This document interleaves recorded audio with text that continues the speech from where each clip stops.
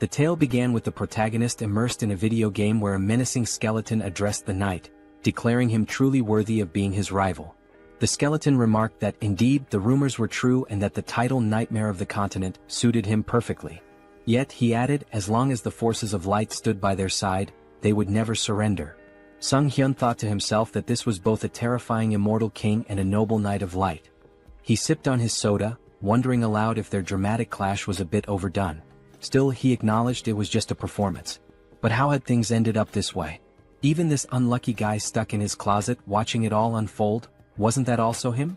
Before long there was a knock at the protagonist's door. A staff member, holding a pen and a piece of paper, introduced himself as being from the Special Ability Control Bureau Relocation and Investigation Department. He asked if Sunghyun was present. The protagonist confirmed with an eager expression. The employee explained that his identity had been verified and requested that, should he awaken, he report it immediately to the Special Abilities Control Bureau. Sunghyun reflected that it was the first time he had spoken to a stranger in half a year. Now that the conversation was over, he figured he wouldn't need to open the door for another 6 months. It had been 2 years since he last stepped outside. Some might call him pathetic. Others might accuse him of lacking willpower. But in truth he saw himself as a casualty of a twisted world. Suddenly the TV news caught his attention. A reporter announced that firefighters were battling a blaze at a shopping mall. The arsonist, it was said, was an awakened individual who had started the fire before transitioning to another world.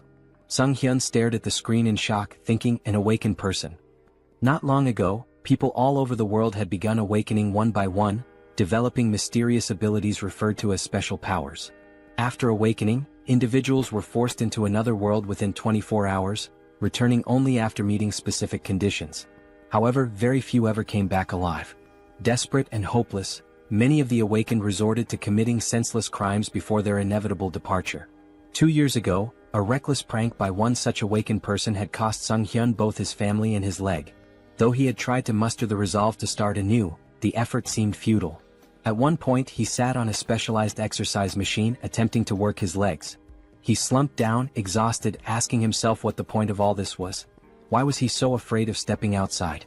Perhaps with just a little more determination, something might change. Maybe he could leave this place and go somewhere, anywhere. Suddenly, a translucent system window materialized above his head. It displayed a message, dimensional distortion detected. Connection to the Akasha system in progress. Awakening of a unique skill. The unique skilled avatar had been awakened, and a countdown began. 24 hours remained before transitioning to another world. Sunghyun cried out in terror, exclaiming that this must be some kind of joke. How could it all happen so abruptly? The system window displayed a warning. Failure to enter the travel portal within the allotted time would result in a forced transition. With a panicked expression, Sunghyun flung open his closet. He recalled hearing that returning to Earth took about a year, and with time in the other world flowing 10 times slower, this meant he'd have to endure 10 long years there to get back. Eventually, the protagonist, now clad in full gear, stood nervously before the glowing portal. The system window informed him that 3 minutes remained until the transition. Gripping his head in distress, Sunghyun thought, I can't even step outside normally, and now there's a portal in front of me. I have no strength, no skills, how am I supposed to survive in another world? Suddenly he remembered his unique skill. Sunghyun shouted, determined, activate the avatar skill. At that moment, a clone materialized before him. He stumbled back in shock, gasping, that's me? Staring at the figure, he realized he was looking at a perfect copy of his own face. The clone saw everything he did as though they shared the same vision. This is dizzying, Sunghyun muttered, trying to move and control the avatar. The realization hit him. It was impossible to act simultaneously with the clone. Then the system window chimed again. 1 minute remained until the transition. Failure to step into the portal would trigger a forced move. In desperation, Sunghyun slumped against the clone's chest. This avatar is useless, he groaned. Just like me. If only someone else could take my place. Acting on a sudden impulse, Sunghyun directed the avatar toward the portal. The system window acknowledged the identity of the awakened individual, confirming the start of the transition. Watching the avatar vanish into the portal, Sunghyun cried out in astonishment. It worked. The move portal had accepted the avatar instead of him. The system window updated. The transition to the Auterica dimension was complete. Moments later, Sunghyun found himself looking at a dense forest. His heart raced with fear. The avatar was supposed to go. Why am I here? But then the system clarified. He could return to Earth via the return option in the karma store. However, karma needed to be earned through adventures and his current karma was at 0. Sunghyun's vision suddenly blurred. Realizing he wasn't physically in the forest but instead seeing through the avatar's eyes, he shouted, "I'm going to be sick." The nausea overwhelmed him and he abruptly woke up at home, sprinting to the sink to throw up. A few moments later, he sighed in relief. "At least I survived the move," he muttered. Gathering himself, Sunghyun added with determination, "Summon the avatar here." A double appeared before him, and as it approached, the protagonist asked in frustration what he was supposed to do with such a useless ability. Suddenly, a system window appeared, announcing that he had achieved something remarkable, returning to Earth without using the karma store. As a bonus, he was granted the ability to teleport back once daily to his previous location using a portal. Additionally, his karma had increased.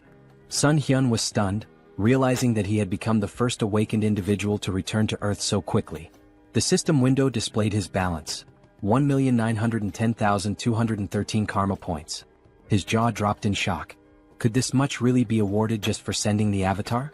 In one move, he had earned points equivalent to 10 years' worth of effort.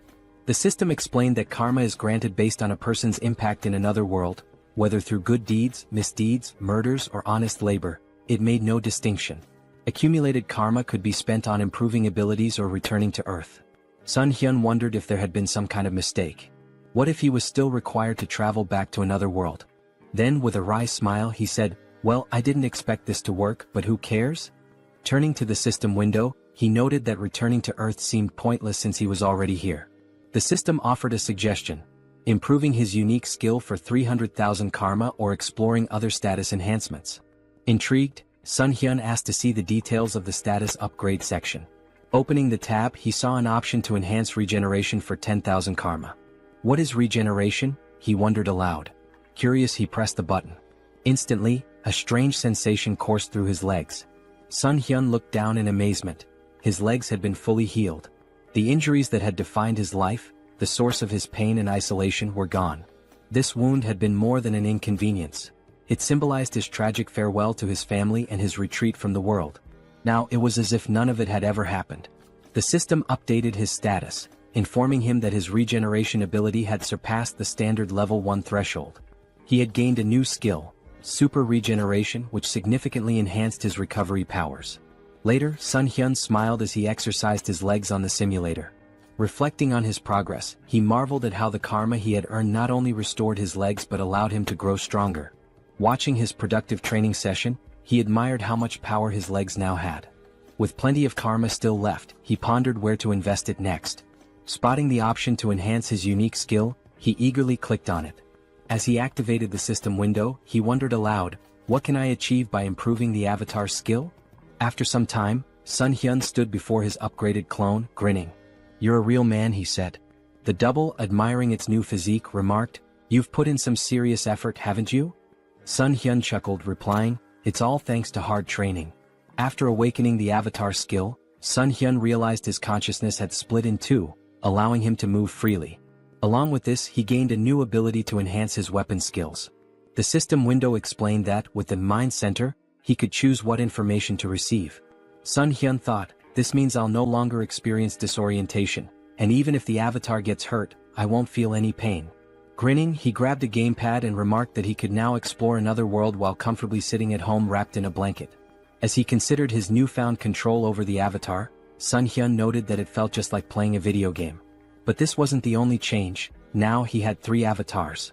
Pondering aloud, he wondered if their numbers would continue to grow as he developed the skill. This could get confusing, he muttered. I can't just keep calling them avatars. I need names. Looking around for inspiration, his gaze landed on a ketchup packet on the table. The first clone, he declared, will be called Hans. The system window updated, showing Hans's abilities: general skills, mind center, super regeneration; individual skills, mana attraction. Note: first avatar is Sunghyun. Turning to the second clone, Sunghyun named him Heinz. The system displayed Heinz's abilities: general skills, mind center, super regeneration; individual skills, survivability. Note: second avatar is Sunghyun. Sunghyun couldn't help but comment, mana attraction and survivability? What kind of bizarre combination is this? Then with a grin he added, Well, it's time to complete my long-awaited quest. Settling on the couch, Sunghyun began controlling his clones. He sent Hans to teleport to another world, while Heinz took a bag of garbage and stepped outside. As Sunghyun switched his attention to Heinz, he saw sunlight streaming down and marveled that he felt no anxiety. The mind center is working perfectly, he thought. Hans must already be in another world by now. Switching control to Hans, Sunghyun observed that it was nighttime in a seemingly tranquil forest. "It's so quiet," he murmured. Just then, a black panther emerged from the dense foliage. Startled, he exclaimed, "How did that thing show up out of nowhere?" The panther lunged, but Hans quickly unsheathed his sword and drove it into the beast's mouth. Sunghyun noted with satisfaction, "Exactly as I expected. No fear or pain. Just like a game." Hans withdrew the sword and finished off the panther. Sitting beside the panther's lifeless body, Hans muttered, "Is it this hard because I haven't leveled up yet? I'll be in big trouble if I run into another monster." Scanning the area, he spotted a small settlement in the distance. A short while later, Hans arrived at the village, where he was greeted by a villager named Glokali. Smiling warmly, Glokali welcomed him, praising his courage for navigating the monster-filled forest at such a late hour. Hans grinned, gesturing to his injured body. "I've got wounds all over me. Elder, do you think I could stay in the village for the night?" Glokali nodded with a kind smile. "Of course," he said. "We should always help each other." Hans exhaled with relief and gratefully thanked the elder. A short time later, they were walking through the village, passing by the houses. The elder commented that it was the first time he had seen such clothing and equipment, asking if Hans had come from far away. Hans chuckled. "I got a little lost. Kept walking and somehow ended up here." The elder smiled warmly. "It's nice to meet someone new after such a long time. How about we share a drink at the tavern?" Later that night, Hans lay on a bed, smiling to himself. "They even gave me a room here," he mused. The longer he stayed, the more he thought about how kind the villagers were. "How long has it been since I felt so happy talking to people? Today really was a good day." Meanwhile, the protagonist sat on his couch, holding a mug of alcohol. "This is great," he said aloud, savoring the feeling. "Eating chicken after a shower, pure bliss.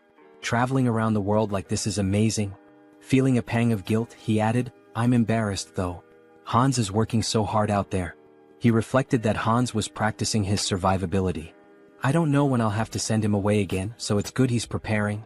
With a smile, Sunghyun concluded, "This is fantastic. But no matter how much my clones accomplish, I need to learn more about the other world. What kind of place is it really?" He opened his laptop, smiling as he thought, "I'll be a great leader." Suddenly, a system window appeared, declaring, "Avatar is dead. All skills and data acquired by the avatar will be reset." Sunghyun froze in horror. Hans died. He pointed at the system window, panicked. He died in that village. Could it have been that old man's doing? Did he slip something into the drink? He shook his head, frustrated. How careless of me. Then a thought struck him. Wait, am I reconnecting to the avatar? At the same time, back in the village, Glokali stood with another man near Hans's lifeless body. "I thought he'd be useful," Glokali said, "but he turned out to be just an empty shell. He managed to get through the forest alone, so I thought he had real potential. But in the end, he's just another elite skeleton." As Sunghyun began to control Hans's body again, he wondered in shock, what's happening here? The system window popped up, stating, "Race changed to undead. New skill acquired, decomposed heart."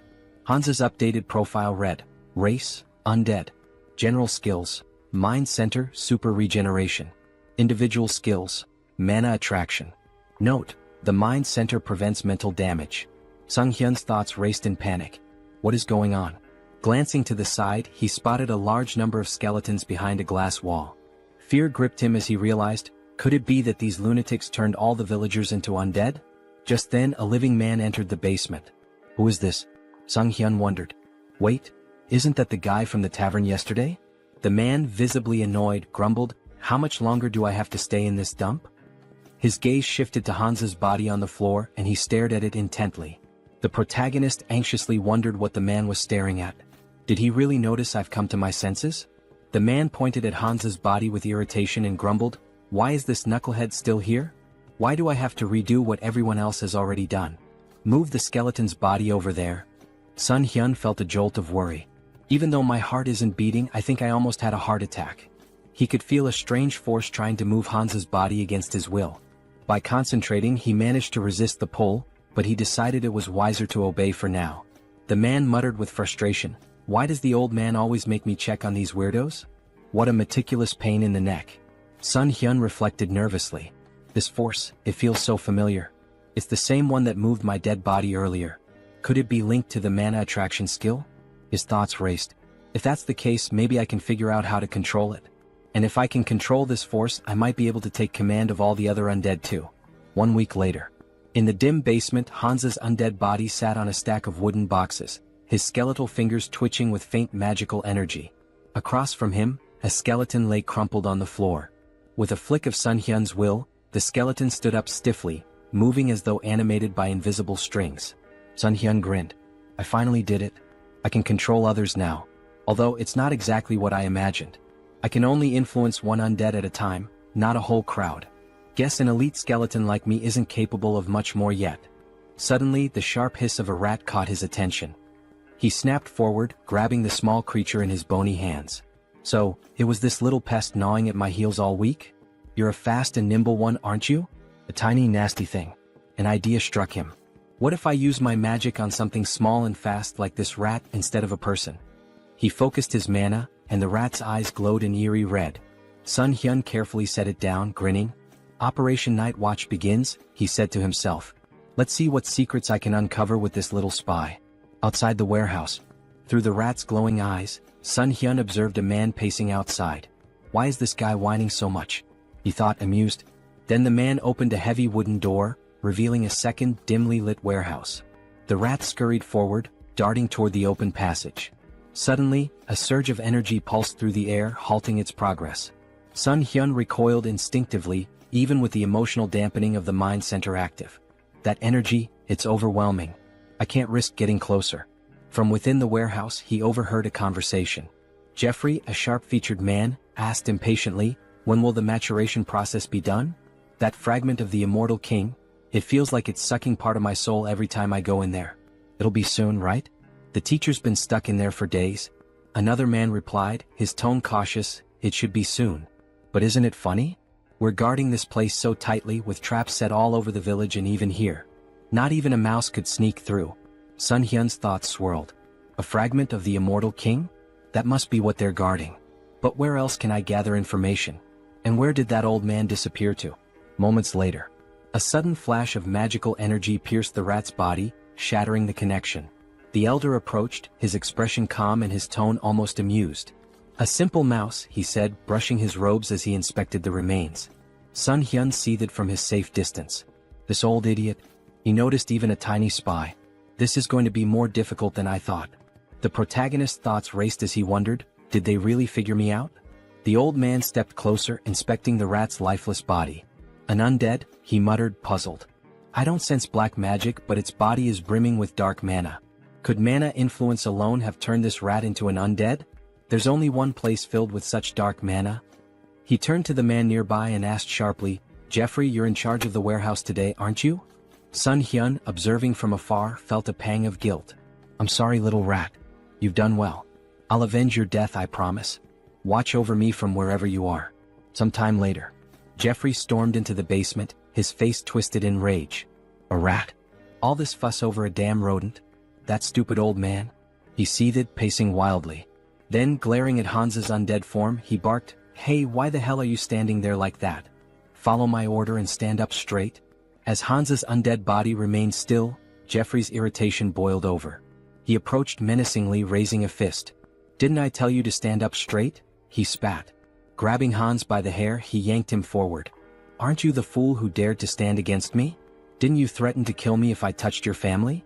Go on, repeat it." His face twisted into a sadistic grin. "Oh, that's right. I ripped out your tongue." Jeffrey sneered, tossing Hans to the floor like a discarded doll. "You should be thankful I let you live, even after we hunted down every idiot in your pathetic village. And your wife, she's here too, isn't she? What about your children? Oh wait, maybe they're with other families now." The tables turn.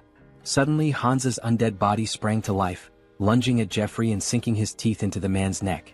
Jeffrey let out a horrified scream as he collapsed to the ground. What's happening to me? Stop," he stammered, his voice trembling with fear. Reaching out desperately, he began casting magic, but before he could finish, another undead figure, the reanimated body of Hansa's wife, pounced on him from behind. Together, the two undead silenced Jeffrey forever. Sunghyun, controlling Hansa's body, felt a grim satisfaction. Their revenge has only just begun. A bold plan. Meanwhile, Sunghyun switched control to Heinz and approached the village guards. "My brother lives in this village," he shouted. The guards frowned. "Your brother? He left not long ago.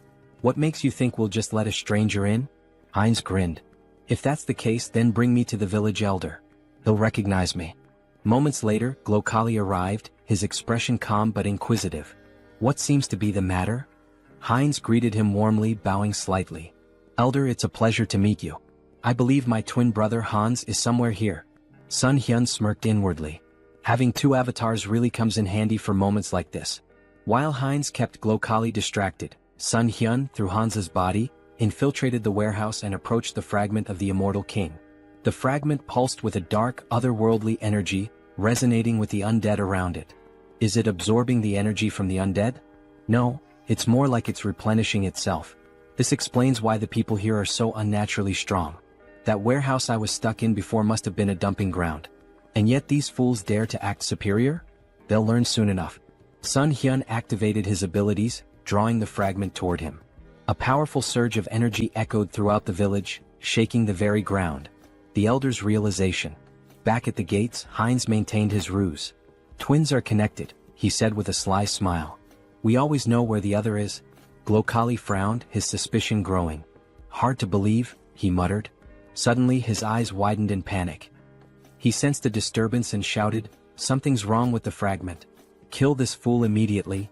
In a blur of movement, Glokali transformed into a monstrous, darkened form and hurtled toward the source of the disturbance, his face twisted with rage.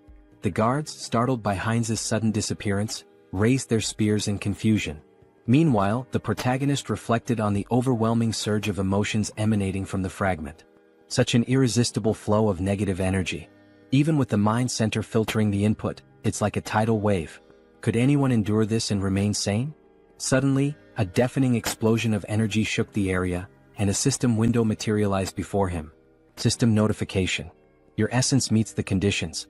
Information unlocked. Immortal magician Demolic. Rank increased due to the power of the fragment of the immortal king. Dark magic hidden in the fragment has assimilated with your essence. New skill acquired, demonic wisdom. This skill grants mastery of dark magic and an innate understanding of its mechanics. Sunghyun marveled at the new power. Demonic wisdom. Just by observing dark magic, I can wield it as if I've known it forever. This changes everything. In the basement, a man stood near the remnants of Jeffrey's last stand, muttering to himself. That idiot couldn't even handle a zombie rat. Now I have to clean up this mess. Before he could proceed, the elder's booming voice rang out. Check the fragment immediately. And find Jeffrey. Grumbling, the man approached the cage containing the fragment. Why is it so quiet? He asked, leaning closer. Suddenly, a mass of undead surged from the shadows, clawing at him. Panicked, the man shouted, "This is impossible. How can they?"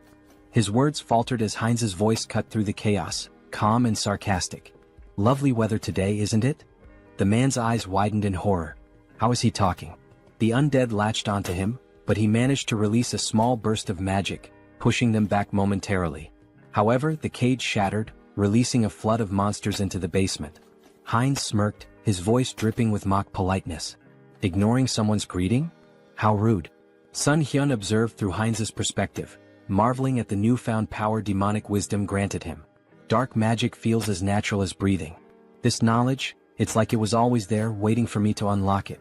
Outside, a massive explosion rocked the village as the undead spilled into the streets.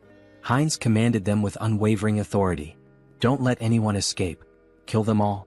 The confrontation with Glokali. A skeleton's body fell before Heinz, and the elder, Glokali, emerged, his expression cold and furious. You should have been an elite skeleton, he growled. What did you do with the fragment of the immortal king? Heinz greeted him with a grin. Glokali, it's been too long. By the way, thanks to you I lost my heart. Fortunately, I found a new one in your warehouse. Glokali's face contorted with rage. You dare to merge a fragment of the immortal king with such a pitiful body? You've gone too far. Raising his hand, he invoked a powerful spell. Finger of Death. A wave of dark energy surged forward, striking Heinz with enough force to sever his arm. Heinz glanced at his dismembered limb, more annoyed than pained. Attacking someone mid-conversation? Really, where are your manners? Silence. Glokali roared. Do you have any idea how much effort and resources I've poured into this fragment? An entire year's worth of preparation, and you've ruined everything. Glokali's eyes blazed with fury. I was so close, he growled, to wielding a power greater than anything in existence. And now you've turned my masterpiece into this? Heinz smirked, wrapped in the swirling energy of dark magic. What's wrong, old man? Can't handle a rookie Demolic? Dark Thorn? Glokali roared, sending tendrils of shadow magic spiraling toward Heinz. Heinz laughed. Using high-ranking magic against a beginner? You must really be desperate. His voice turned cold as he countered effortlessly. I'm the only one who can truly control the fragment, and you know it. Glokali sneered. You may have survived the destruction of your body, but I'll dismantle it and use it for experiments. Let's see how you handle this destructive ectoplasm. Heinz scowled. Stop reciting your skills like an amateur. His voice rose with disdain. And just die already, Alfred. The elder froze for a moment. Alfred? His expression twisted into suspicion. How do you know that name? Did you sneak into this village intentionally? Before Heinz could reply, a surge of dark magic shot toward Glokali from behind. The elder reacted swiftly, deflecting the attack with ease. He narrowed his eyes. You're adapting quickly to dark magic. Is it the fragment's doing? No matter. I have no time to waste. Raising his hand, Glokali activated another spell. Pact of Destruction. The battlefield dimmed as the souls of the fallen black magicians coalesced, swirling around Glokali like a maelstrom. A dark crown materialized on his head, amplifying his power. Heinz watched warily. You're sacrificing the souls of your own allies for this? How fittingly vile of you. Glokali snarled, his voice thunderous. With the full power of this fragment, I would have crushed you. But no matter. Now, flame of souls soaked in darkness.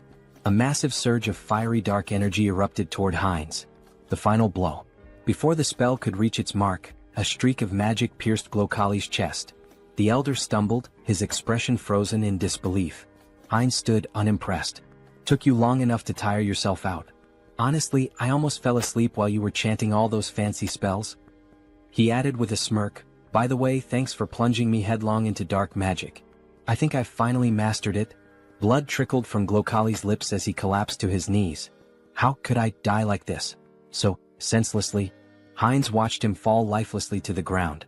Raising his gaze to the sky, he muttered, Alfred, I hope you saw all of this. Your revenge is complete. Rest in peace. Elsewhere. In a grand cathedral, Rista knelt before a massive statue, her hands clasped in prayer. The flickering light of candles illuminated her solemn face. A knock interrupted her meditation. Rising, she opened the door to find Martin, his face pale with urgency. Are you finished praying? He asked. Yes, she replied calmly. What's the matter? Martin hesitated, then blurted, the ghost of the immortal king's resurrection has been detected in the west. Rista's eyes widened slightly, though she maintained her composure. The immortal king? Martin nodded grimly. I'll summon the council immediately. As he left, Rista turned back toward the statue, her expression hardening. The one who brought terror to this continent hundreds of years ago. I won't let it happen again. On the battlefield. Heinz surveyed the wreckage, the remnants of the battle littered around him. Devastation, he muttered. Hundreds of undead destroyed. A grin crept across his face. But losses can always be replenished. There's no need to mourn. He turned, the dark magic emanating from him pulsating with new strength. After all, this is only the beginning. Heinz stood, surveying his work. The most wonderful thing about necromancy, he mused, was the ability to create soldiers from corpses. He glanced at his missing limb, irritated, and muttered to himself. First things first, we'll need to take care of the hand. He had already walked a lot today, moving through the battlefield and observing the aftermath. His thoughts turned to his own body and the need to fix it before going any further. Looking around, Heinz's eyes fell upon a lone skeleton, its bones still fresh from the battle. Without hesitation, he tore off its arm, examining the form. This will do. He attached the arm to his shoulder with practiced ease and placed his other hand over the spot, enveloping it with energy. Super regeneration activated, he muttered under his breath. Clenching his fist, he tested the new limb. Perfect, he said, pleased with the results. The regeneration took a moment, but soon the arm was securely attached, and Heinz's body was as whole as it could be in its current state. Where to start? He wondered. He stepped forward, hands extended as he focused his energy. The skeleton in front of him was about to become his first test. With a commanding tone, he spoke aloud, "You must become my subordinate." The voice of the evil wisdom, the fragment of the immortal king that had fused with his soul, whispered to him in the back of his mind. Its presence filled him with strength, guiding him toward his goal. Return the remaining magical power to your body, cleanse it of the fragments of thoughts. But as he focused, something went wrong. The skeleton suddenly fell apart, crumbling into dust. What? Heinz raised his hands in confusion. Didn't work? A moment of silence followed as Heinz stood before the pile of bones, arms folded, contemplating. He muttered to himself as realization dawned on him. I've been going about this wrong. After a few attempts, it clicked. He turned his gaze toward the village chief's body, still lying in the aftermath of the battle. A dark idea began to form. He pointed his hand toward the body and spoke slowly, "Should I turn you into an undead with a soul to extract information from you?" Grabbing the lifeless form of Makhem by the clothes, Heinz lifted him up for closer inspection. "What?" he exclaimed, his voice tinged with surprise. "The old man doesn't have a soul." Makhem's body had been stripped of any trace of life, except for the magical circle burned into his chest. Heinz examined the symbol and thought for a moment. So this is how they've been controlling things. Throwing Makhem's body aside, Heinz couldn't help but smirk at the oversight. It's strange they didn't think of this little thing, considering the scale of their operations, he muttered. But no matter. I can still use this. With renewed focus, Heinz concentrated energy into his hand. If the soul is gone, I'll have to make do with what's left. He directed the energy straight into Makhem's body, deciding that he would turn the old man into something more useful. A high-level undead with consciousness and combat skills. Heinz's magic spiraled through the corpse, desecrating the remnants of its magical power and cleansing it of any remaining fragment of thought. A few moments later, the body twitched and Makhem rose to his feet, now an obedient death mage. The undead mage stood before Heinz, waiting for orders. His voice was hollow but clear. "I await your command." Heinz looked at him with curiosity. "You're speaking." "I didn't even expect that result," he muttered, impressed. He turned to Makhem, his expression cold. "Your name is Makhem. From now on you will obey me."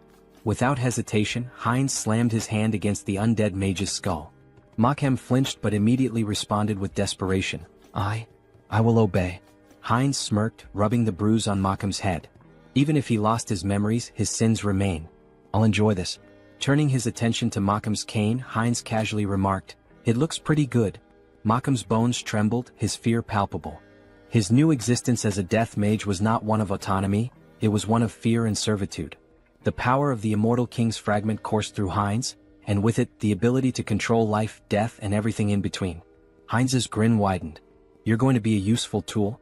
As the protagonist stood, looking over the gold he had gathered, his thoughts shifted to the mountain of corpses he had left behind. Among the undead there was one particularly young zombie, a grim reminder of the recent battle. This young zombie, who killed Jeffy along with him, he thought. He placed his hand on the zombie's head in a strangely respectful gesture.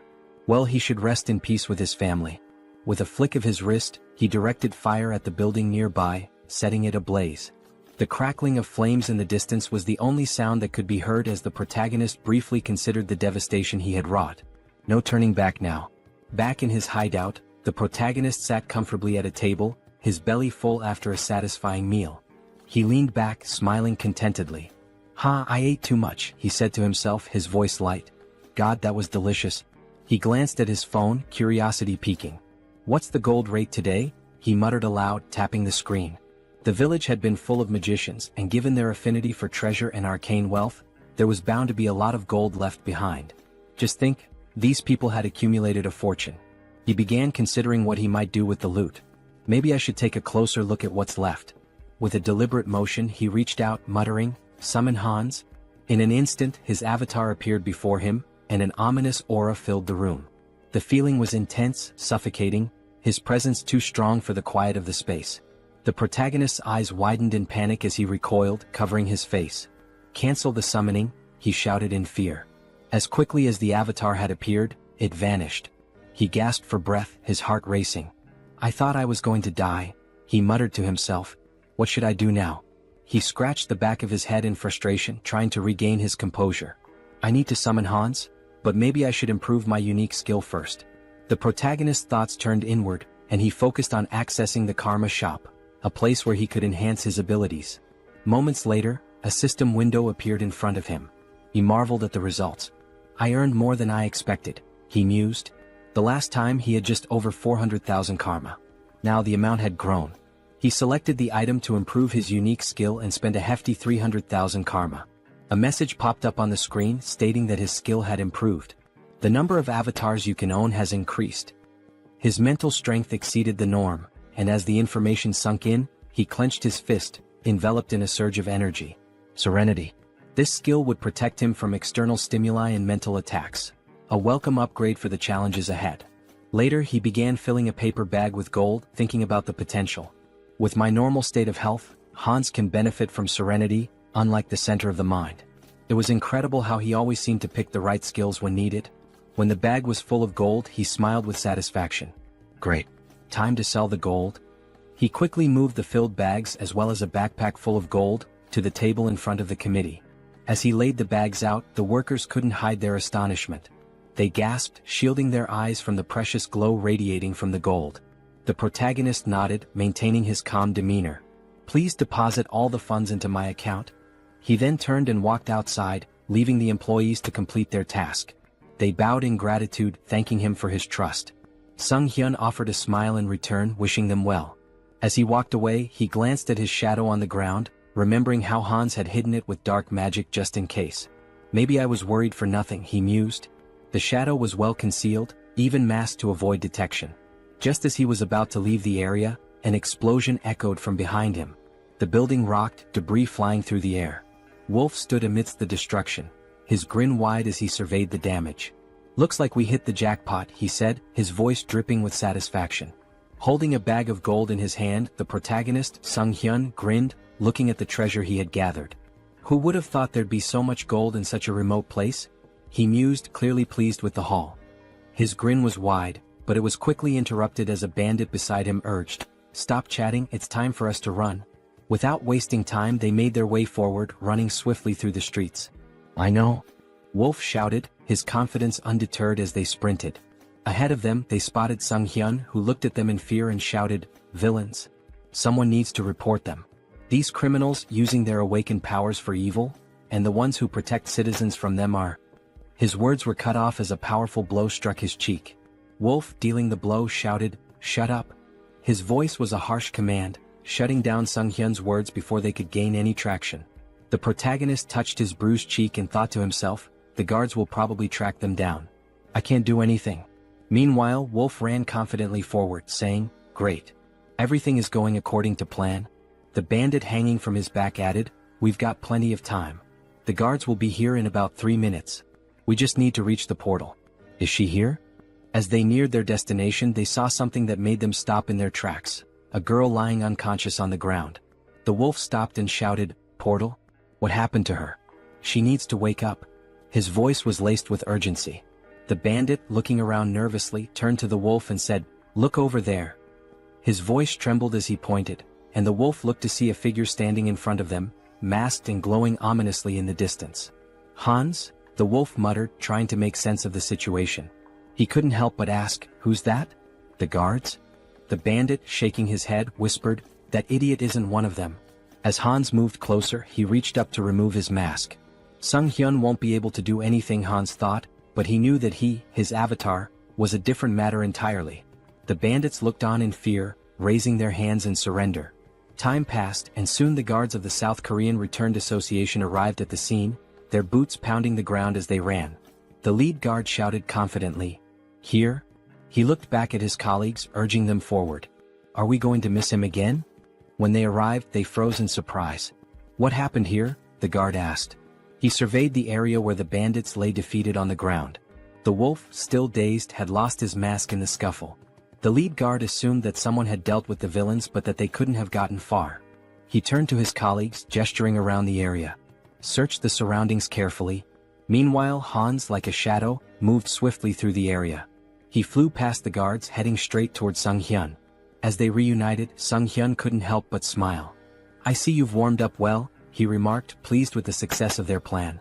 The tension hung in the air as the scene shifted to what would come next, the consequences of their actions and the looming threat of the guards' arrival. Heinz strolled around the parking lot with his hands in his pockets, feeling a sense of satisfaction as he reflected on how relieving stress like this could sometimes be a good idea. His mind was clear for the moment, and the mundane surroundings seemed to offer a rare calm. Meanwhile, Hans, his second avatar who possessed the unique skill Vitality, stood at the entrance to a city on the east side. With a smile on his face, he shielded his eyes from the sun as he looked out at the unfamiliar skyline. "I finally made it here," he said, a hint of excitement in his voice. He remembered Malcolm's words about this city, and after seeing it for himself, he concluded that the old man hadn't lied after all. Stepping into the city, Hans mused aloud, "This is my debut in another world." But even as he admired the bustling surroundings, something didn't feel right. "Although there's still everything ahead," he added, scanning the area. However, as he walked deeper into the city, he realized something. Why was the city so empty? It seemed that the locals weren't paying much attention to newcomers. People went about their business as if strangers were a normal occurrence, not even sparing Hans a glance. Just then, in a nearby alley, a robber turned to his companion Diana and exclaimed, "Was this a joke?" He pointed an accusing finger at her, his expression dark. "I warned you." Diana, trembling, folded her hands in a prayer pose and apologized, pleading for a little more time. The robber's tone grew harsher. "I want 2 silver coins from both of you," he demanded. "And you have 3 days. No money? Then there's no other choice." Hans, who had been casually observing the scene from the corner of his eye, thought to himself, local thugs, and a young girl being manipulated. How cliché. He was about to continue walking, uninterested in getting involved, but fate had other plans. As Diana turned and tried to flee from the robbers, she collided with Hans. She stumbled back, immediately lowering her head in apology. "Sorry," she muttered, not knowing who he was. "Let's talk," Hans said, his tone calm as he sized her up. "How well do you know this city?" It was clear to him that he would need a guide. "Who are you, uncle?" she asked, surprised by the stranger's sudden question. Hans grinned, holding up 2 silver coins in his hand. "I'm a potential employer," he said, his smile widening. "Maybe we can discuss the terms?" Diana's eyes widened as she stared at the silver coins, the promise of money catching her attention. She quickly agreed, and the two of them made their way through the streets toward an inn. When they arrived, Diana pointed to the building. "This inn is one of the best places you'll find here," she said, clearly proud of her choice. "What do you think?" Hans, now understanding a bit more about her situation, nodded thoughtfully. He could tell from the way she spoke that life hadn't been easy for her. Diana had barely been making ends meet, struggling to care for her sick brother after the loss of her parents. She also mentioned how she couldn't pay the local tax. In response, Hans handed her a silver coin, and Diana's eyes sparkled with gratitude. "Okay," Hans said with a smile. "You'll come to me tomorrow as soon as you wake up. We can discuss your pay then." Diana agreed quickly, and with that she became his guide, earning 2 silver coins a day. That night, Hans lay down on the bed at the inn, his hands tucked under his head as he made himself comfortable. "Well," he thought, "I'll pretend I'm doing a good deed even if she just wants to rob me." He chuckled to himself and settled in for the night, his thoughts drifting off as he prepared for whatever the next day might bring. Heinz sat up in bed, scratching his head in frustration. The bed was terribly uncomfortable, and despite his best efforts, he couldn't seem to fall asleep. He tossed and turned for a while, but then a sudden sneeze from outside caught his attention. Curiosity piqued, he got up and walked to the window, pressing his hand to the glass. His eyes widened in surprise as he spotted Diana sitting on the ground outside, leaning her back against a box. "Hey, is that her?" he muttered to himself. Diana looked up at him, her eyes widening, and then smiled, waving in greeting. "Hello," she called up to him. Heinz was indignant. "What are you doing there?" he shouted down, clearly irritated. "Why are you waiting for me?" After a moment they were sitting together at the table eating breakfast. Heinz frowned as he took a bite, his frustration still simmering. "You shouldn't do that again," he said, trying to sound stern. "Next time, wait until closer to lunch." Diana, chewing a piece of food, nodded absent-mindedly. "Yes, uncle," she said. Heinz shot her a glare. "I've already told you not to call me that," he replied, annoyance creeping into his voice. She looked at him, then glanced at the piece of bread on his plate. "Are you full?" she asked. "Yeah, I'm fine," Heinz replied.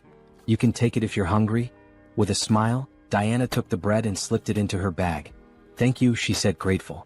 The town they were in was called Ozantu, a small village located on the western edge of the kingdom of Talia. As Heinz and Diana walked through the streets, Heinz noticed something odd. He ran his hand along a drawing on a wall, which reminded him of ordinary medieval towns, but something about the symbol that was repeated throughout the town felt off.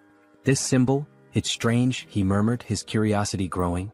Heinz examined it more closely and said, "It looks like paint, but something's not right." Diana leaned in to take a closer look and her face darkened. "It's blood," she replied, her tone serious. Heinz blinked, not believing it at first. He sniffed the symbol and gave a skeptical look. "Is that true?" he asked. Diana, not missing a beat, quipped, "Didn't you eat venison soup yesterday?" Heinz turned to her in surprise, blinking in disbelief. "How did you know?" he asked. With a smile, Diana pointed to her nose and said, "I have a very good sense of smell." Heinz found it fascinating. A good sense of smell? He thought. Is that her special skill? They continued walking through the streets, Heinz still pondering the implications of her statement. He asked, "What does the symbol mean?" Diana hesitated for a moment, then answered, "It's the emblem of the Varkalak Guild, which controls this place." But before she could finish, she froze, her face paling in fear. She began to slowly back away, bumping into Heinz. "What's wrong?" Heinz asked, alarmed by her sudden change in demeanor. Diana's eyes darted around nervously. "That smell," she said, her voice tight. Heinz furrowed his brow. "What smell?" he asked, not sure what she was talking about. Diana inhaled deeply, her eyes closed as she focused on the scent. Then, with a sense of urgency, she turned around, her fists clenched. "Freshly baked bread," she exclaimed. "I have to try it?" Heinz, confused but amused, asked, "Didn't you just eat a minute ago?" Diana pointed ahead, her face lighting up with anticipation. "I'm hungry again," she said, clearly excited by the smell. They followed the scent down an alley which led them to a door. When they peeked inside, Heinz's stomach dropped. Behind the door was a corpse, its lifeless body sprawled on the ground. The smell of bread was still in the air, but the sight of the body made it clear that something sinister was at play. A few days later, Heinz stood against a wall, arms folded, waiting impatiently. "She's never been late before," he muttered. "Something must be wrong." Just then, a bandit approached him, a smirk on his face. "Hey buddy," the bandit called out, drawing Heinz's attention. Heinz looked at the bandit in surprise, unsure of what to make of the situation. The bandit, arms folded and wearing a smug expression, said, "We should talk." Heinz felt a moment of frustration, thinking to himself, has it really come to this? The next instant, he handed the bandits a handful of silver coins, offering them a smile. "Take this," he said, trying to remain calm. "There aren't many, but I hope they help maintain some sense of public order." The bandits exchanged looks, then one of them picked up a silver coin, a grin spreading across his face. "Seems we've quickly found a common language," he remarked, clearly amused. Heinz thought to himself, I brought money just for this kind of situation. But then, his eyes narrowed as he noticed something. The bandit had a symbol on his neck, one that looked strikingly similar to the emblem Heinz had seen on the walls of the city earlier. His thoughts turned grim. Diana had warned me to avoid the alleys. We need to leave this place as soon as possible. Heinz couldn't help but wonder just how terrified the girl must have been, given how deeply afraid she'd seemed of the thugs. The bandits moved away, but one of them turned to the other and asked, "Why did you grab this brat?" His comrade responded dismissively, "How should I know, idiot? We're just following orders." The word struck Heinz like a blow. "Brat?" he thought. "Don't tell me those two bastards grabbed Yen?" Without thinking, he shouted after them, "Wait a minute." The bandits turned around in surprise, eyeing him curiously. Heinz clenched his fist. Damn it, timing is everything in situations like these. If things get dangerous, I can just cancel the call. He forced a smile, trying to stay calm. "There's something I wanted to know." At that moment, Diana's voice suddenly called out to him, and he turned around in shock. "Ah, Diana?" The bandit, now flexing his fist with an irritated expression, remarked, "So, what's your friend interested in?" Heinz gave an awkward smile, trying to keep the conversation light. "Is the silver I gave enough?" A little while later, one of the bandits returned with a bag in his hands. "They took everything," he said nonchalantly, tossing the bag aside before turning toward Heinz. The bandit's expression hardened. "And where's the rest of it? You were supposed to meet us long ago." Heinz shot him a glare. "Did you even know how much I gave you?" In that moment, Diana's face fell and tears began to form in her eyes. "My little brother is missing," she sobbed, her voice trembling. "He was just starting to get better, he could eat again, but now I can't find him anywhere." Heinz's mind raced as he recalled the conversation he'd overheard between the bandits. Could they be talking about Diana's brother? He asked, his voice tinged with suspicion. Could it be Varkalak? Diana looked up at him, her face stricken with terror. "No," she whispered, shaking her head in despair. Heinz frowned and asked gently, "What do you mean?" Tears streamed down Diana's cheeks. They really took him, she choked out. Eren will die if they hurt him. Heinz's heart sank as he watched her crumble in front of him, the weight of her words sinking in. He knelt down beside her, trying to comfort her the best he could. Don't worry so much, he said softly. If they want a ransom, I'll pay it. You won't be alone in this. But Diana, her voice barely above a whisper, whispered in disbelief, they really took him. Eren will die. Heinz's heart pounded in his chest as Diana's words hit him like a cold shock. Blood, she had said. He repeated the word in disbelief. Why blood? He asked, struggling to understand. Diana, still shaking with fear, managed to sit up. This city, she whispered, her voice trembling, is a warehouse for live blood bags. For vampires. Heinz's mind reeled as the weight of her words sank in. Before he could process it further, a voice from above cut through the tension. A vampire stood on the roof, his figure silhouetted against the setting sun. The smell of dark mana is strong, he said with a low, cruel smirk. Did they kill each other over the fragment of the immortal king? How unfortunate. I wanted to destroy it once it fully matured. The vampire folded his arms, his smile widening as he continued. I don't know who stole it, but I know exactly where it's going. So, finding the thief won't be difficult. Heinz, still processing the bizarre situation, looked at Diana, his expression confused. A vampire? Tears streaming down her face, Diana nodded. Yes, vampires. The Varkalax and all the other organizations in this city, they're all run by vampires. Even if you escape the city, none of us will survive. They're all connected and they'll hunt us down. She buried her face in her hands, sobbing. We've been trying our best to hold on, but we're just getting picked off one by one.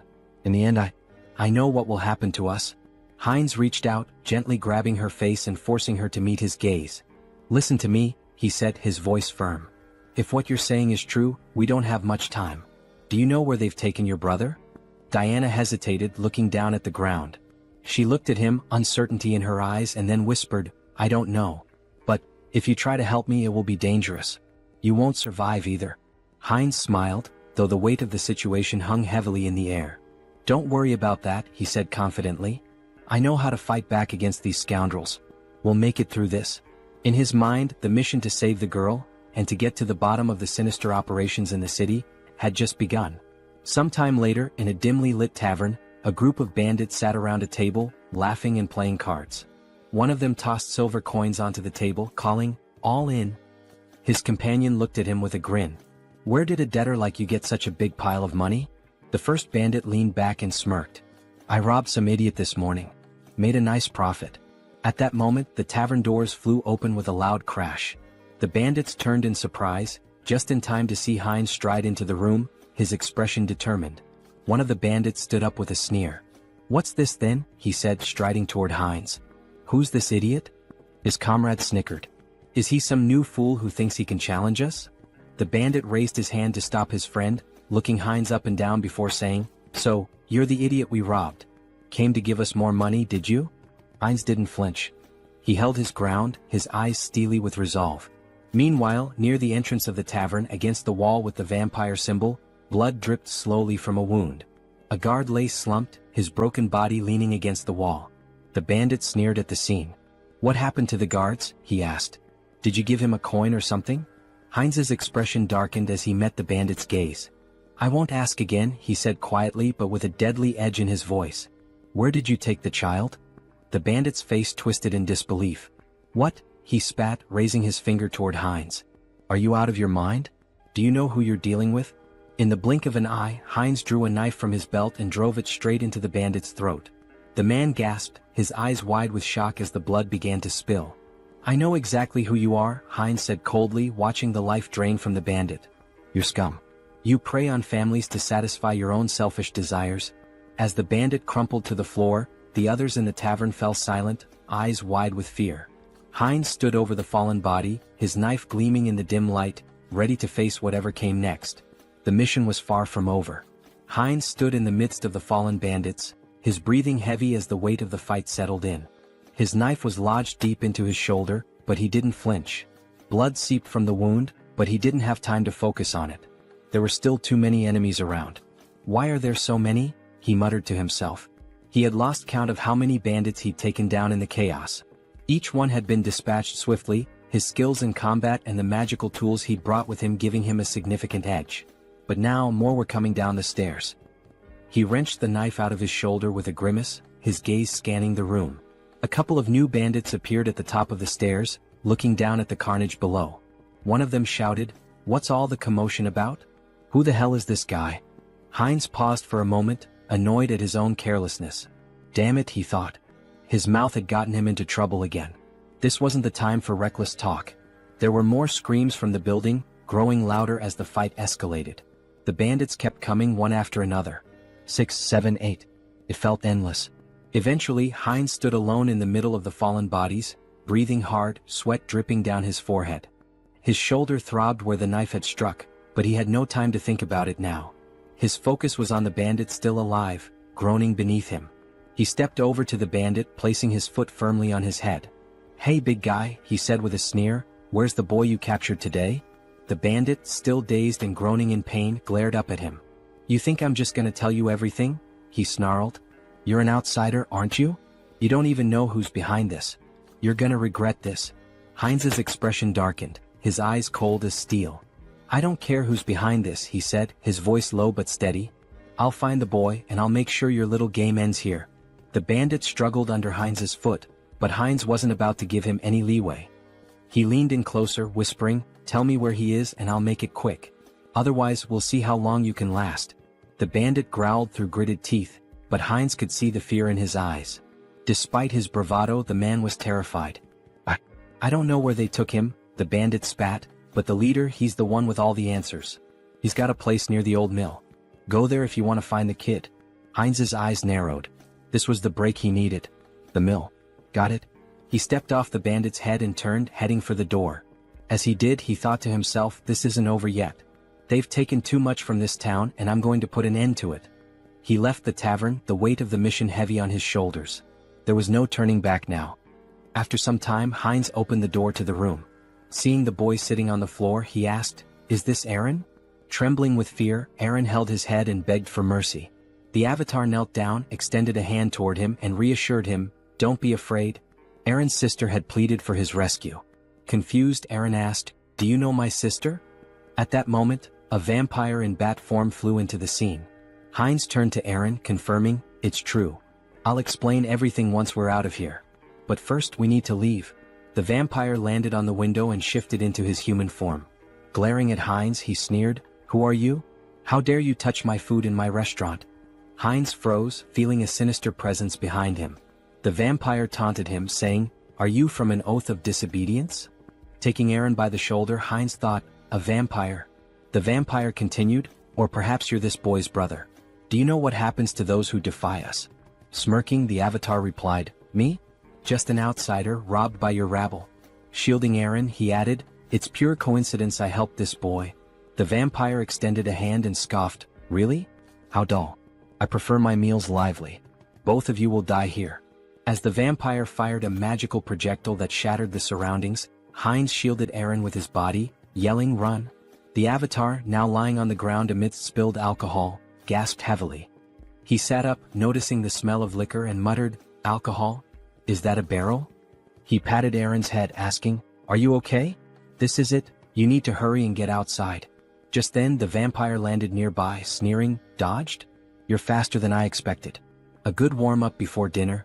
The vampire lunged with claws extended, but the avatar shoved Aaron toward the door, shouting, "Run and don't look back." Wielding his sword, he blocked the attack but noticed the vampire's claws growing longer. They pierced his body as the vampire mockingly praised his regeneration abilities. Heinz clenched his teeth, realizing the power gap was immense. The vampire, licking his lips, remarked, "Unexpected, but you'll make a fine delicacy." Despite the pain, Heinz thought, "If I hesitate, I'll die." He swung his hand, but the vampire severed it effortlessly, laughing, "Oh dear. I'll carve you up before I feast." Lifting Heinz into the air on his claws, the vampire declared, "This is where your resistance ends." As he leaned toward Heinz's neck, Heinz thought, "If strength isn't enough, then we'll both die." From his mouth, he unleashed a hidden fire spell, engulfing the area in flames. Shocked, the vampire shouted, "What is this? A fire magic tool? You were hiding this."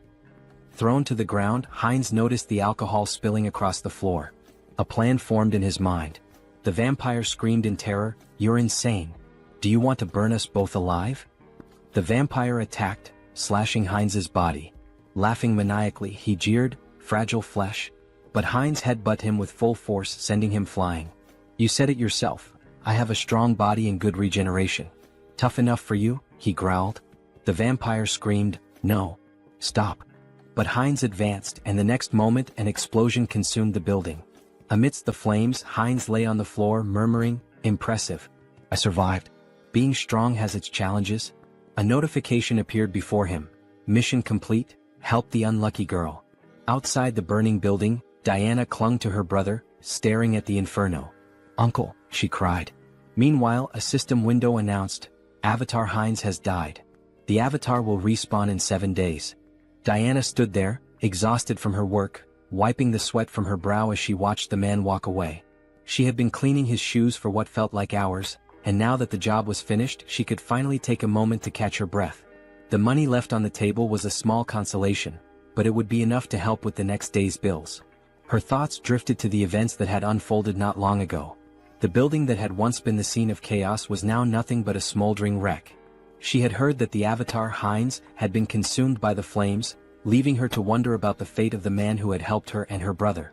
The world around her flickered, and a new, familiar figure stood before her. It was Heinz, alive, standing in the middle of the street as if nothing had happened. His body was covered in bandages, but the intense aura he exuded made it clear he had come back, somehow. Diana stared at him, mouth agape. Her heart skipped a beat. "Uncle?" Heinz's eyes softened, and he smiled faintly despite the pain he was clearly in. "I told you I'd be back," he said, his voice hoarse. It was then that the system window appeared in front of him, announcing that Avatar Heinz had been reborn after 7 days. His rebirth had been completed, and with it came a sense of purpose, a new mission to carry out. The flames from the explosion, the chaos, the danger, they were all behind him now. But Heinz knew this was just the beginning. Whatever had happened, whatever lay ahead, he was ready. And this time he wouldn't fail. Diana slowly approached him, her eyes filled with disbelief and relief. "You're really here? You're alive?" Heinz nodded, offering her a reassuring smile. "I told you I'd keep my promise." He extended his hand, a gesture of both gratitude and solidarity. "Let's move forward together." And with that, they began to walk side by side, ready to face whatever challenge. After some time, Heinz sat on the edge of the bed, staring at the system window deep in thought. It displayed that the interdimensional transfer would take 10 days to complete. "Longer than I expected," he muttered, "but that's fine." Suddenly the wall burst apart and Virik stormed in, grabbing Heinz by the neck. He slammed him against the wall and growled, "This was your doing, wasn't it? The tracks from the forest lead straight here." Heinz, gasping for air, thought, "Vampires. Have they figured it out already?" Virik sneered. "The outsider was under the jurisdiction of my slain kin," he accused. Despite his struggle, Heinz couldn't muster the strength to fight back. "What a monster," he thought, his teeth clenched in frustration. Leaning closer, Virik sniffed the air around Heinz's neck. "I don't sense the aura of dark magic or the blood of my king," he mused aloud. Heinz, barely able to speak, croaked, "What are you talking about? I don't understand. I was just sleeping." Virik grinned menacingly. "Don't understand, huh? Let's see about that." Pulling Heinz closer, he sank his fangs into his neck. "I'll ask again, slowly this time. Lies won't work." Heinz convulsed in pain, thinking, "This is insane. Why is this happening to me again?" The system window flashed a notification. "Entity appearance has changed. Vampire." Virik released him, stepping back as another message appeared. "Special skill acquired. Legacy of lesser blood." Heinz's super regeneration had been replaced with regeneration. Still radiating an overwhelming aura, Virik asked, "So, are you truly uninvolved in the vow of disobedience?" Heinz felt the oppressive authority of the higher vampire, his blood screaming for submission. Swallowing hard, he replied, "No, Lord Virik. I'm just a simple traveler." Despite the instinct to obey, Heinz knew his center of the mind ability blocked the compulsion. Virik turned away, muttering, "Was I mistaken?" Then he commanded, "Follow me. We have important matters to attend to." Heinz smiled faintly. "Fine. I'll go and gather some intel while I'm at it." They soon arrived at the Azanta branch of the Vargalak clan. Inside, vampires greeted Virik with respect, though their eyes narrowed at Heinz. One sneered, "What is this? New blood?" A female vampire covered her mouth, disdainful. "What were you thinking, bringing scum like this?" Before Heinz could react, Rosalicia appeared, a glass of red liquid in hand. Beaming, she grabbed his arm. "Hello, little blood. "Long time no see," she exclaimed. Her cheerful demeanor caught Heinz off guard. Who is this drunkard? He thought. She introduced herself with a bright smile. I'm Rosalicia. And you? He hesitated but answered, Heinz? Rosalicia handed him the glass. Don't be rude. We're both lesser bloods, aren't we? Here, freshly squeezed blood. Drink up. Heinz stared at the glass, debating. If I drink, I might avoid suspicion. Taking a small sip, he felt a surge of thirst, even through his mental filter. Alarmed, he thought drinking this is dangerous. Blocking the taste and smell, he downed the rest in one gulp. Delicious, he said flatly. Rosalicia ran her finger along his cheek with a playful grin. I like you. If you were human, I'd drain you dry, she teased. He laughed awkwardly. You called me lesser blood. What does that mean? Rosalicia tilted her head, placing a finger on her chin. Huh. You don't know about vampire ranks? She asked incredulously.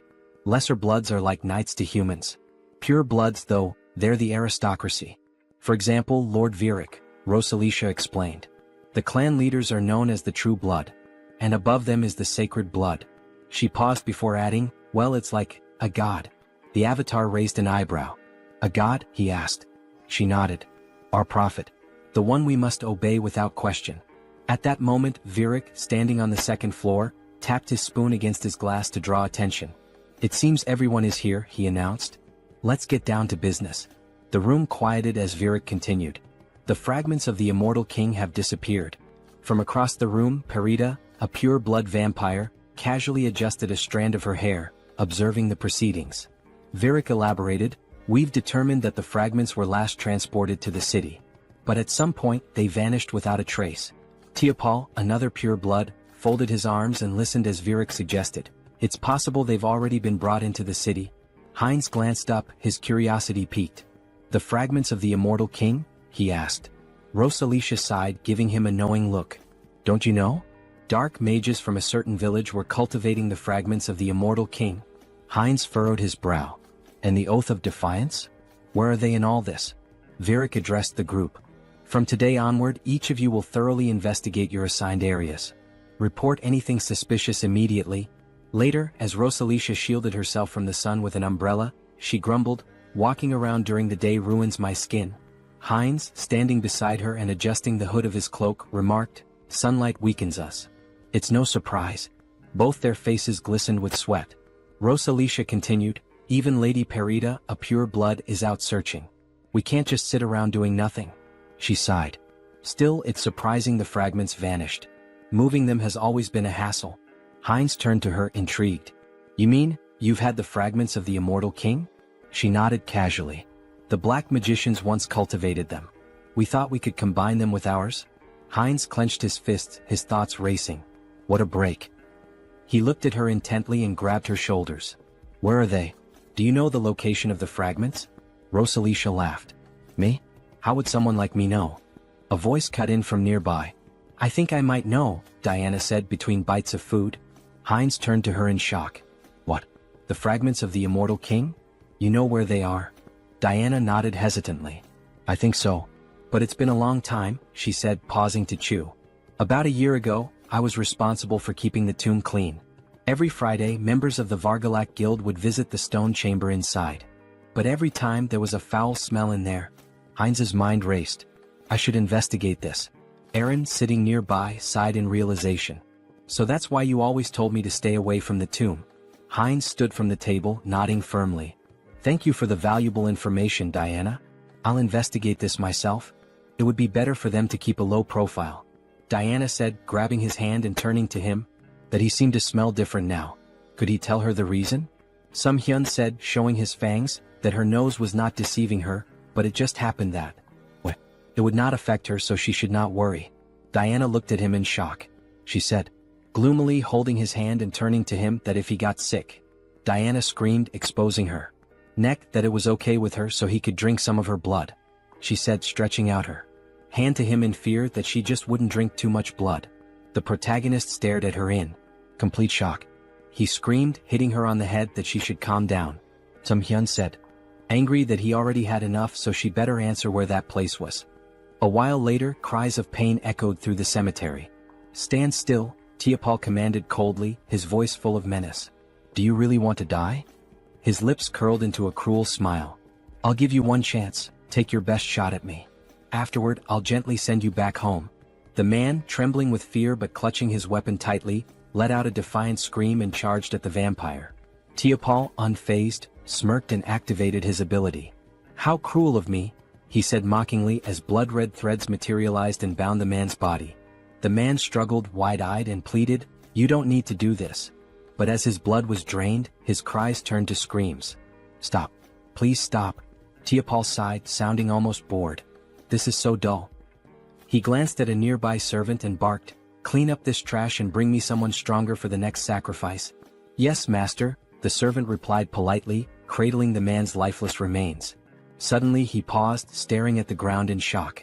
"Wait, what is that?" Without warning, a swarm of skeletons attacked the servant, tearing him apart. Tiapol roared in fury. How did these filthy corpses get here? His anger only grew as more skeletons surged forward. "Servants, destroy these wretched creatures at once." A shadowy figure darted through the chaos, striking down enemies with precision. "Who are you?" Tiapol demanded, glaring at the figure.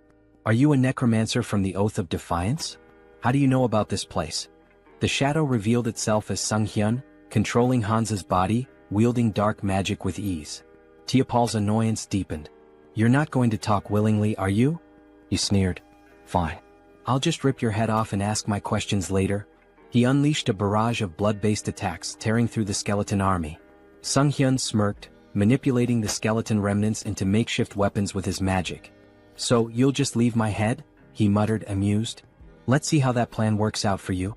Tiapol gritted his teeth. "The spell is too fast. I can't dodge it." At that moment, Sunghyun intercepted one of Tiapol's attacks. Tiapol froze, startled. "Reinforcements?" he asked, his voice laced with surprise. Then, with a sinister grin, he added, "You've arrived just in time. Have you already reported the ambush here?"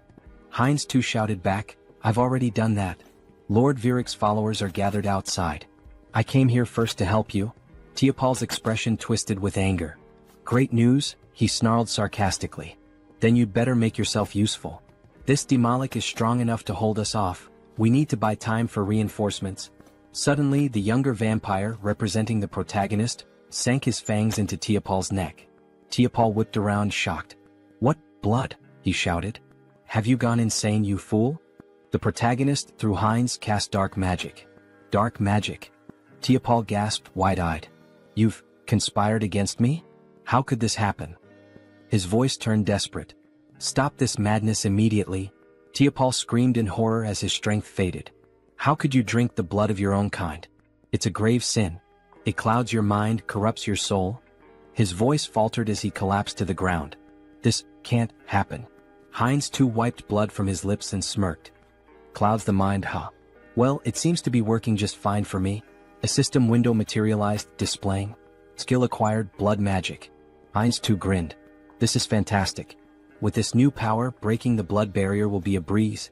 Heinz interjected, "We don't have time for that." "Then I'll smash through it." Heinz too replied with a sly smile. A deafening explosion shattered the tomb's roof. Sunghyun, standing amidst the rubble, smiled confidently. "We found it." Heinz nodded, his eyes narrowing. "This is what we came here for." Heinz too, gesturing to the glowing object before them, said, "The second fragment of the immortal king." Heinz reached for it, his voice filled with awe. "Another fragment. Amazing." As the fragment's power surged through him, he thought, even with the mind center filtering the negative thoughts, this fragment holds too many. He focused the mental power of all the clones on his core personality. Suddenly, a massive pillar of dark energy erupted skyward. Viric, observing from a distance, looked up in astonishment. "What is this fog? Are we too late?" He froze as his gaze locked on the floating skeleton radiating dark energy. "That silhouette, it seems familiar." Viric barked orders to his subordinates. "Attack it." The vampires unleashed a barrage of blood arrows, aiming for the figure. Heinz retaliated with dark magic, striking down one of the attackers with devastating force. A system window appeared. Skill evolution, regeneration, immortality. Skill acquired, forbidden knowledge. Personality status, Heinz Archlich. Meanwhile, the holy paladins arrived at the cemetery's outskirts. "What is this?" one asked, shielding his face. "Smoke? Fire? It seems to be coming from Azanthu." He coughed, overwhelmed by the dark energy. Tuscan dismounted, his face grim as he examined the ashen residue. We're turning back. This isn't ordinary ash. What do we tell the saint? Another asked nervously. Tuscan looked up at the ominous energy pillar. Everything. This changes everything. The ominous energy surged in the air, thick with power and foreboding. System notification. The rebirth of the immortal king is imminent. Heinz stood motionless, overwhelmed by the rush of newfound strength. This is incredible, he thought, his mind racing. I've become 10 times stronger than before. A system window materialized before him, detailing his transformation. New skills acquired. Power of the immortal king fragment. Rapid rank advancement, plus 2/3 rank. Secret dark magic energy amplification. Traits gained. Evil wisdom. Unlocks insight into forbidden knowledge. Unconditional understanding of dark magic. All secrets revealed. As long as my source remains intact, I'll endlessly revive. An unkillable existence, he mused. The dark energy coursed through his body like a tidal wave, and Heinz unleashed it in an explosive attack. Tendrils of shadow surged toward the vampires surrounding him. Varric's eyes widened in alarm. What is this smoke?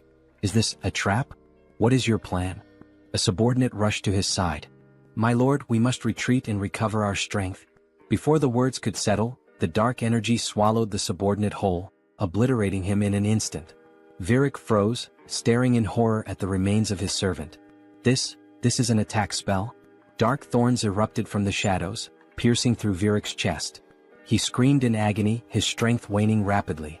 Heinz, through the avatar Hans, stepped forward, his cold gaze fixed on the pure-blooded vampire.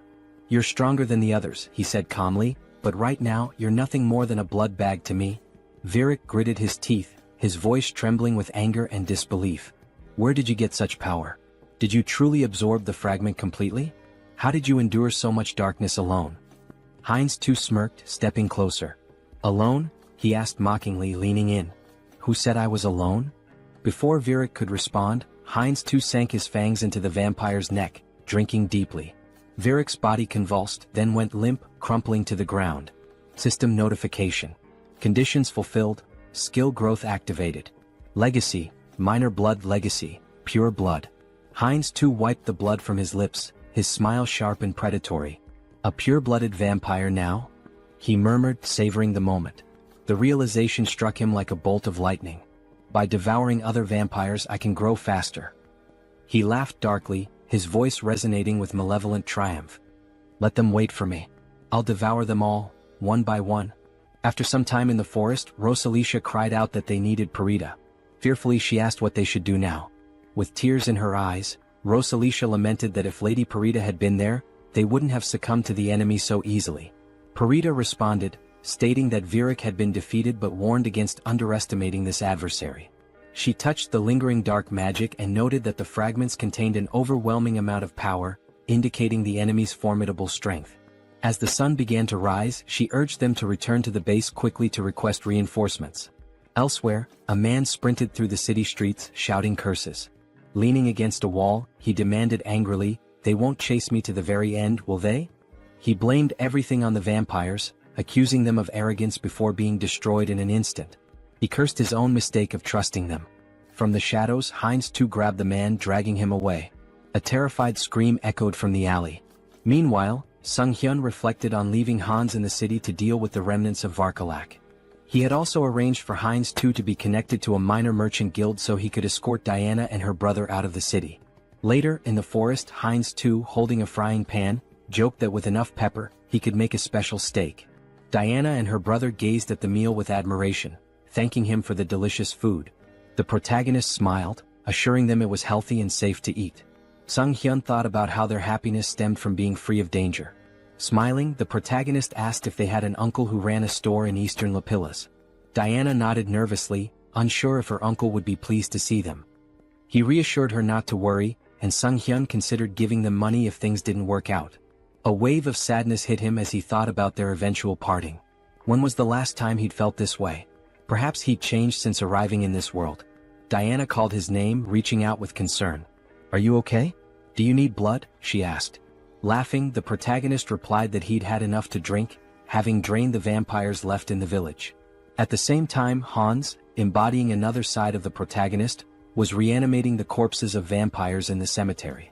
He decided it was time to finish up and retreat to their secure space, marveling at how convenient and boundless it was. He wondered if forbidden knowledge could help him create a similar subspace on Earth. Suddenly, blood magic struck him. Overvarkalak, a purebred vampire, confronted him with fury. "Still lingering in our city? Do you underestimate us so much?" she demanded, using blood magic to challenge his membership in the Oath of Defiance. Hans smirked, introducing himself as an honorary member of the Oath. She accused him of stealing the fragment of the immortal king and destroying their hideout. Holding a weapon forged from her blood, she declared it no longer mattered. He would die. Her attack was swift. Though he narrowly avoided a fatal blow, Hans felt the strength of a purebred vampire firsthand. Crashing into a barrier, he realized it was the work of her clan's blood mages. "Did you think escape would be so easy?" Over taunted. The protagonist analyzed the barrier, recognizing he could break it but would need more time to adapt to his new power.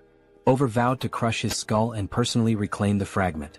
Grinning, the protagonist declared she should remember his name and that he was from the Oath of Defiance. "I am your death," he added dramatically.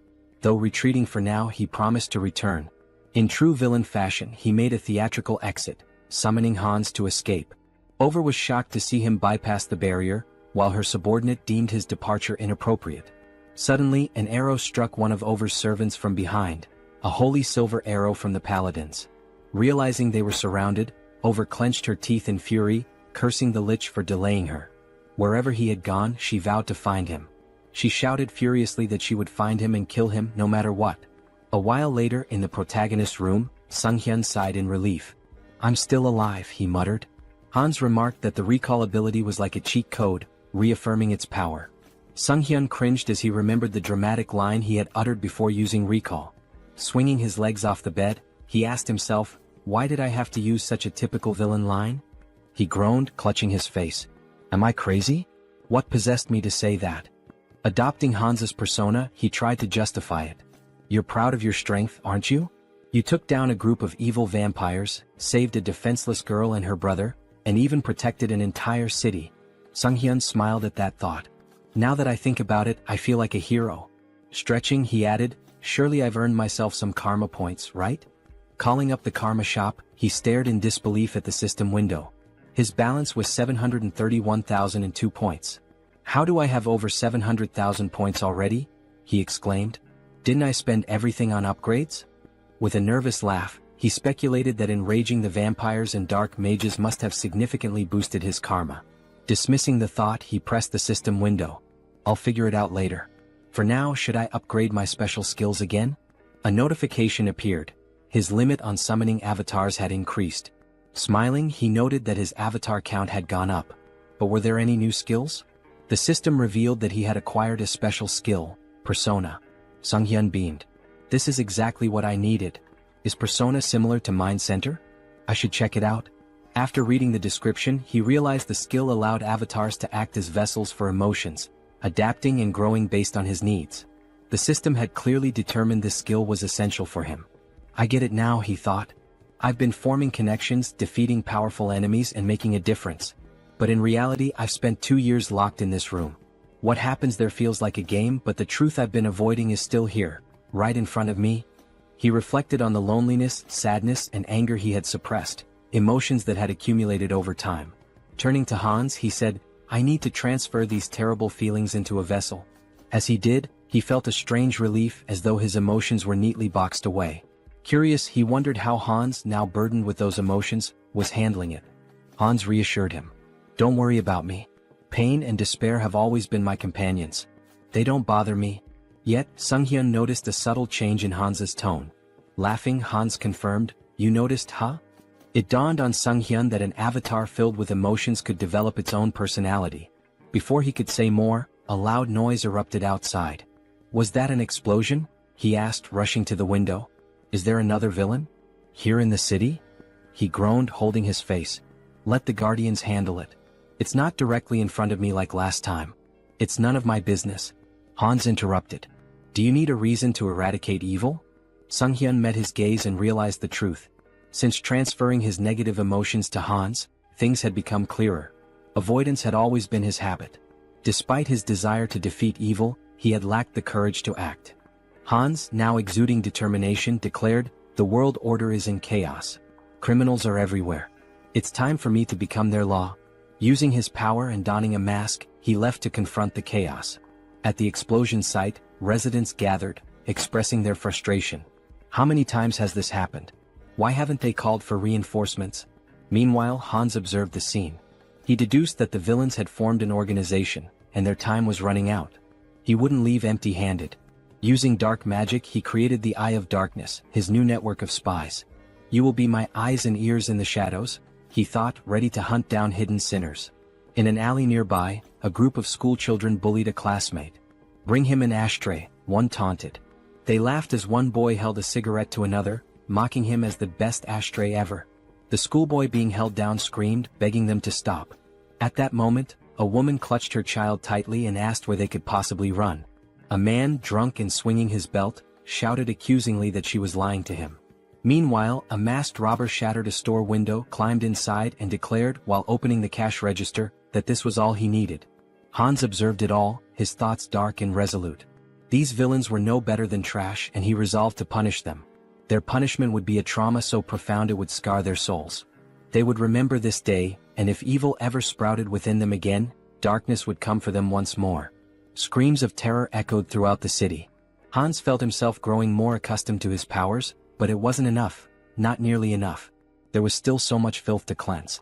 He needed to purify the entire city of evil.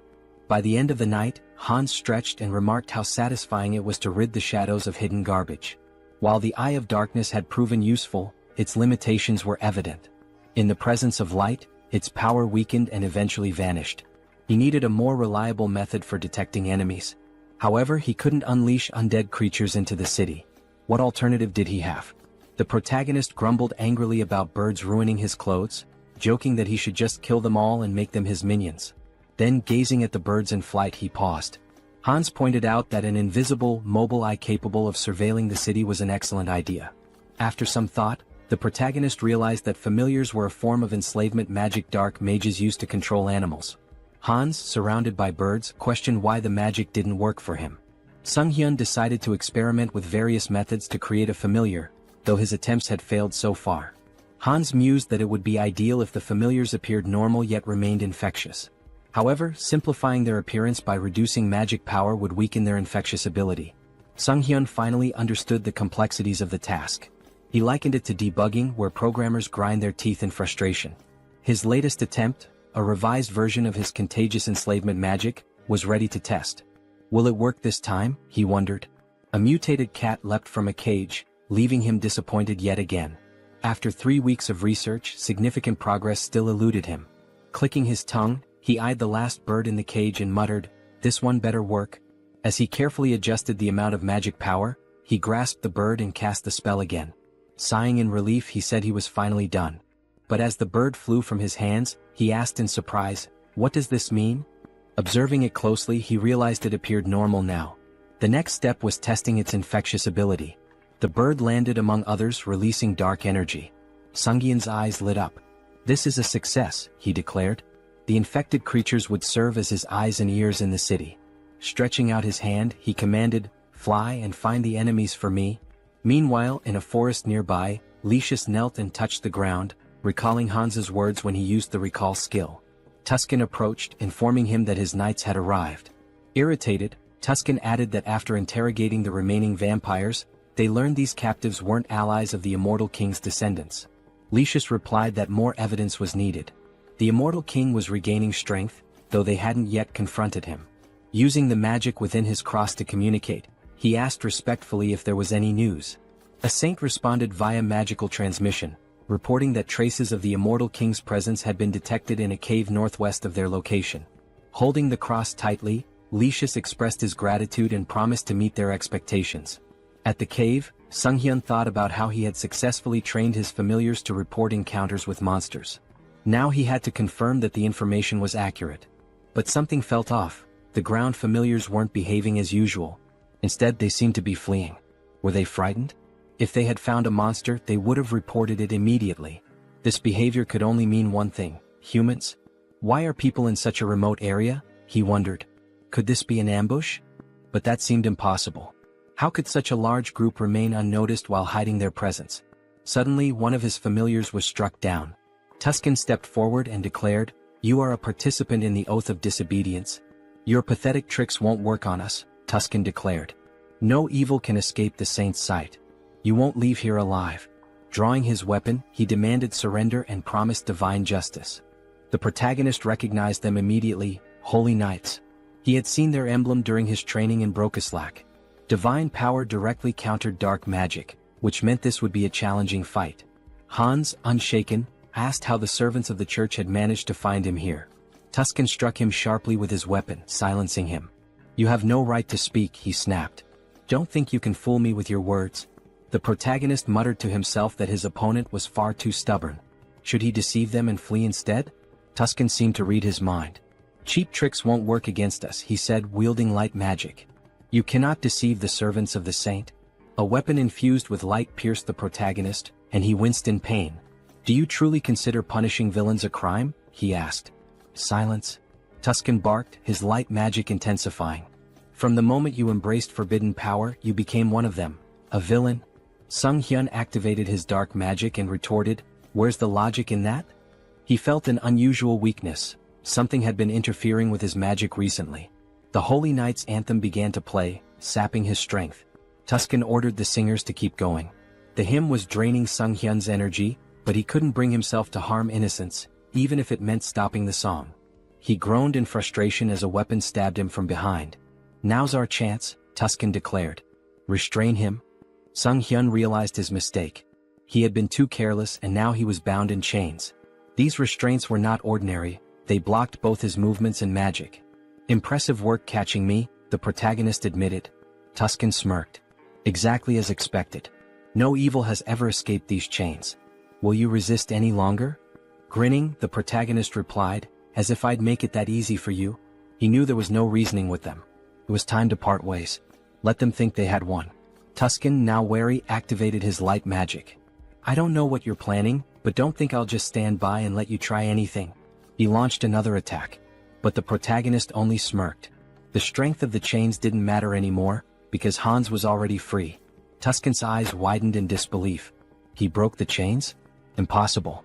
Who is this man? Later, lying exhausted on his bed, Sunghyun sighed. Trouble seemed to follow him wherever he went.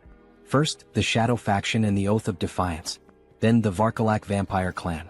And now, the Paladin Order, one of the most powerful forces on the continent, had joined the list of his enemies. He called up the system window, his thoughts racing. There must be a reason for all this karma I've been accumulating. Is it because I keep attracting villains from across the continent? He groaned and decided to focus on his original plan for now. Sometime later, in the city, the protagonist prepared to test the fruits of his research. Controlling the essence of black magic was simple in principle. His familiars could serve as his eyes and ears, even covering a massive area like Seoul with ease. His thoughts were interrupted by a terrified scream. A girl, tears streaming down her face, begged for mercy. "Please, I'll do anything. Just let me go." She spotted a figure in the window and pleaded, "Help me. I'm being held here against my will. Don't just leave me." The man holding her sneered, gripping her hair tightly. "Scream all you want," he said. "No one will hear you except me." He explained that his ability rendered them invisible to others. "Go on, scream louder," he taunted. "You've got such a cute voice." As he raised his weapon to strike her, he boasted, "You'll be among the top 3 in my collection." At that moment, Hans burst through the ceiling, wielding dark magic. The man with the knife asked, bewildered, "How could this happen? My ability is sound suppression and invisibility, isn't it?" The protagonist glared at him, his voice cold. "That won't work on me. Your vile deeds end today." Angered, the man demanded, "Who are you? A guardian? How did you even get here?" Holding the weapon to the woman's throat, he threatened, "Don't come any closer or she dies." Sunghyun activated his dark magic. "Is that so?" he said, snatching the woman away with a surge of power and holding her safely in his arms. "Now what will you do?" The man with the knife gasped in disbelief. "A Ritterney? You dare to steal my prey? Then I'll kill her along with you." He lunged at the protagonist but was suddenly restrained by tendrils of dark energy. Judging by his words, Hans deduced, "This isn't your first victim." Binding the man tightly with dark energy, he pressed his fingers to his forehead. "You won't mind if I confirm that for myself?" Using necromancy, Sunghyun activated the Cry of the Dead skill, peering into the man's memories.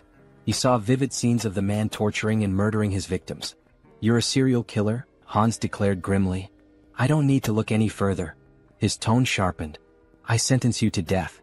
The man screamed in agony as the dark magic overwhelmed him. Sunghyun muttered, "Even death is too merciful for someone like you?" He considered for a moment. "But I need an undead servant for my work." "You'll do just fine." With a cruel smile, he activated a spell that drained the blood from the man's body. The system window appeared, announcing the creation of a new undead, Ghast. Satisfied, the protagonist said, "I'll need to prepare the subspace portal. It'll come in handy later." Looking at the unconscious woman, Hans pondered. What should I do with her? Clean up the mess? Maybe just call emergency services. A short while later, the police arrived, cordoning off the crime scene. Park Han-cheol, leader of the Special Ops Bureau's criminal investigation team, stood outside, observing the scene through the window. A suited officer approached him. "We've reviewed the footage. It's definitely the serial killer we've been after." Han-cheol, irritated, asked, "And the person who stopped him? A returnee?" The officer nodded. "Confirmed. But the killer's body is missing. There's evidence of dark magic and blood at the scene. Someone definitely died here. It's a mess. This case is a nightmare," Han-cheol muttered. "A rogue playing hero. Do they think the law doesn't exist?" Meanwhile, the protagonist stood atop a roof, surveying the city. A passerby on the street pointed upward. "Is that a sleepwalker? Who is he?" Hans petted a cat perched beside him. "I wonder what they'd say if they saw my face," he mused. Elsewhere, at the South Korean Citizens Repatriation Association, Seoul South Branch, a secretary entered Yoon Ji-yoon's office. "Sorry to interrupt, but there's something urgent." Yoon, still recovering from a late night, groaned. "What time is it? What's going on?" The secretary handed her a file. "A request from the Special Ops Bureau. They're investigating the serial killer case and..." Ji-yoon skimmed the file. "So, the dark mage in the long coat and mask strikes again. Public security's already a mess."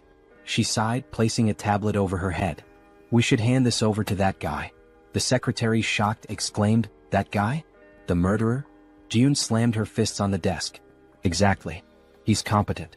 If we tame him, he'll make a great asset." The secretary frowned. "You want him as a guardian? Are you serious?" "Stop complaining and get back to work," Ji-yoon retorted, gesturing at the towering stack of documents. Frustrated, she threw her hands in the air. "I'm going to tear those villains apart myself." Later, Han stood by a window, stretching. With a satisfied smile, he muttered, "Punishing villains feels good." His gaze swept the bustling streets. "Soon I'll have to deal with a few more pests." The villains' organization was wreaking havoc, causing complete chaos. Having pieced together the situation to some extent, Heinz decided it might be time to shift his focus to the other world. When he arrived, Uncle Diana and Aaron were in tears, shouting his name. The children ran to him, embracing him tightly. "You've been through so much," he said warmly. "You've worked so hard." "We're fine," the children exclaimed, their faces glowing with relief and joy. Heinz watched the scene with a smile, thinking how happy he was to see them reunited. He seemed like a genuinely kind person, one whose actions didn't raise suspicion. If he had acted otherwise, Heinz might have resorted to threats, but it didn't seem necessary. Their uncle took Heinz's hand, thanking him profusely for bringing the children back safely. Heinz waved his hand dismissively. "I didn't really do much, it simply had to happen." Diana approached him, gratitude shining in her eyes.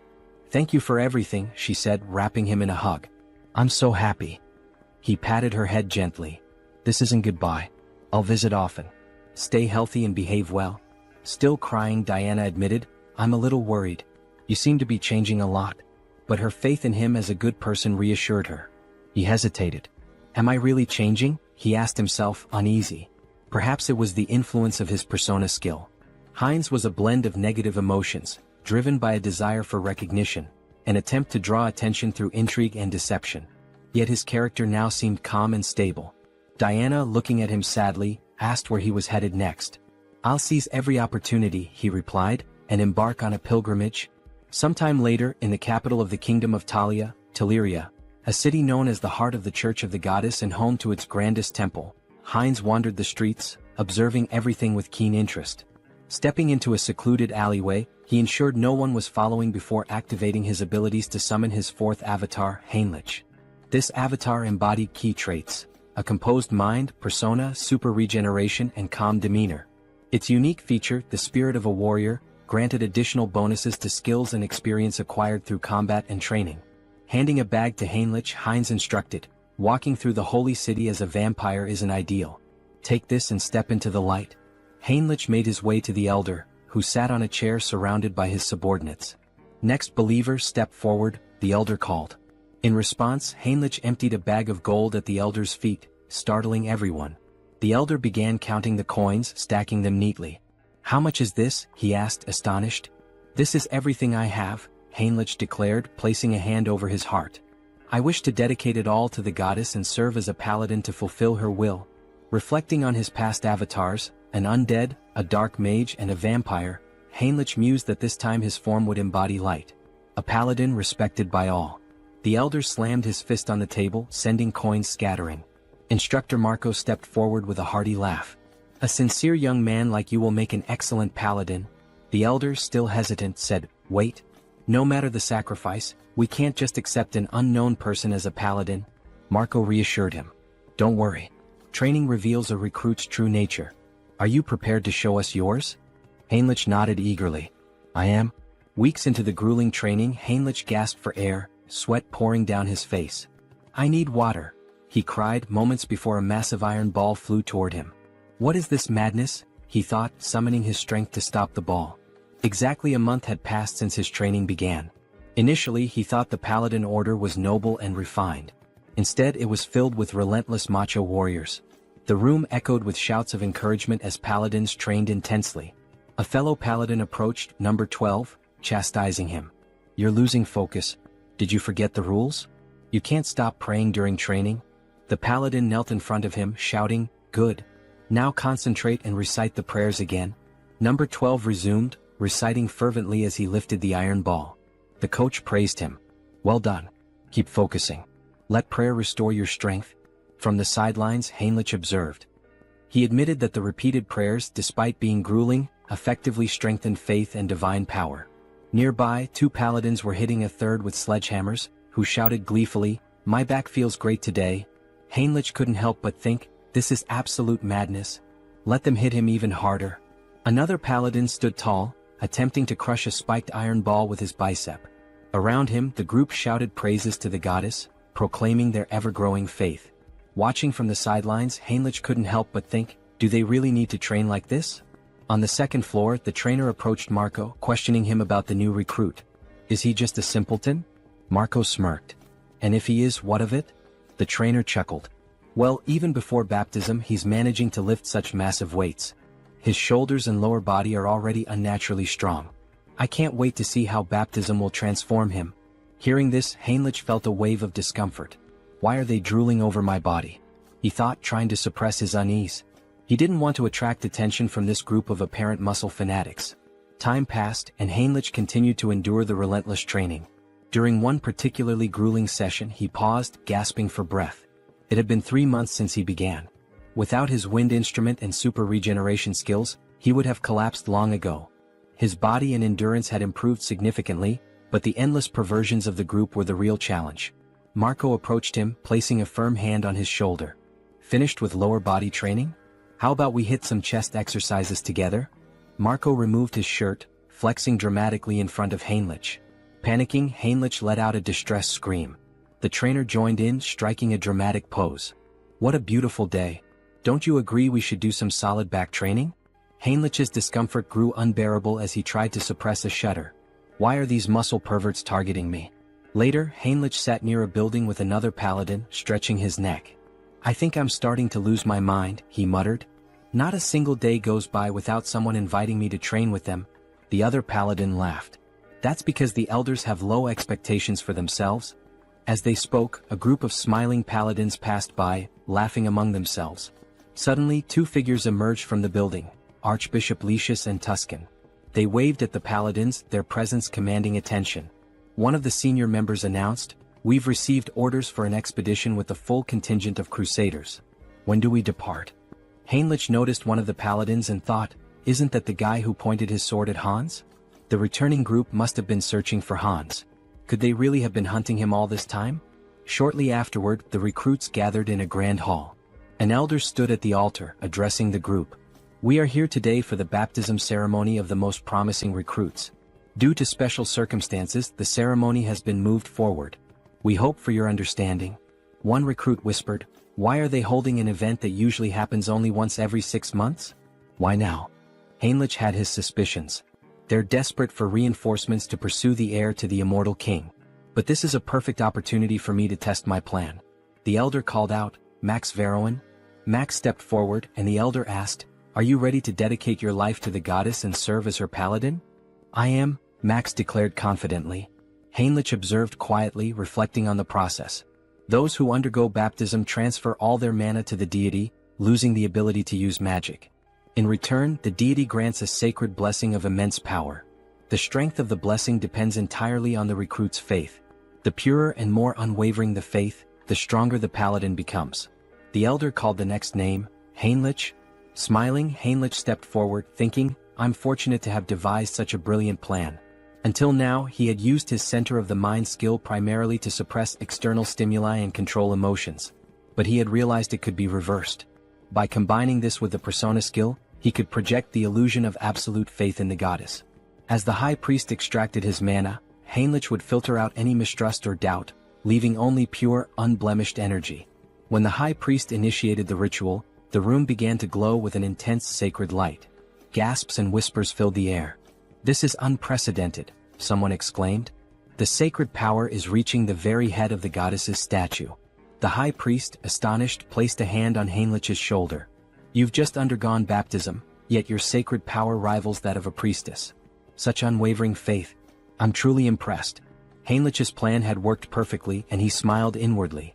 Heinrich continued to train diligently, a smile forming on his face as he thanked those around him. Suddenly, a system window appeared before him, informing him that he had acquired the holy baptism skill. This skill allowed him to distribute spiritual power more effectively among his avatars. As he examined his hand, he pondered, is this the limit of holy power? The thought brought him some relief. He had been skeptical that a false faith built on illusion could yield any results. Still, it seemed the skill hadn't worked to its full potential. He reflected further, the church's deity appears closer to the system, a personal god tied to the individual. When he opened his mind earlier, he felt a peculiar sensation. If he had to describe it, it was akin to curiosity, a distant, watchful presence. Is this what it means to be monitored? He wondered. Such power, he decided, should only ever be used for good. Later, in one of the meeting rooms, Lucius and Tuscan stood before a tactical map, moving pieces around as they discussed their strategy. This is a mess, Tuscan said grimly. We've been searching for a month and haven't found even a single village connected to the heir of the immortal king. Lucius sighed. I have nothing to present to the deity. He glanced at Tuscan and added, and beyond that, I sense the kingdom of Talia's support is waning. The vampire organization hidden within their borders is likely involved. Tuscan moved a few pieces on the board and replied, during the pursuit of Hans, the misunderstandings surrounding the vampire slope and the oath of disobedience have grown too large to ignore.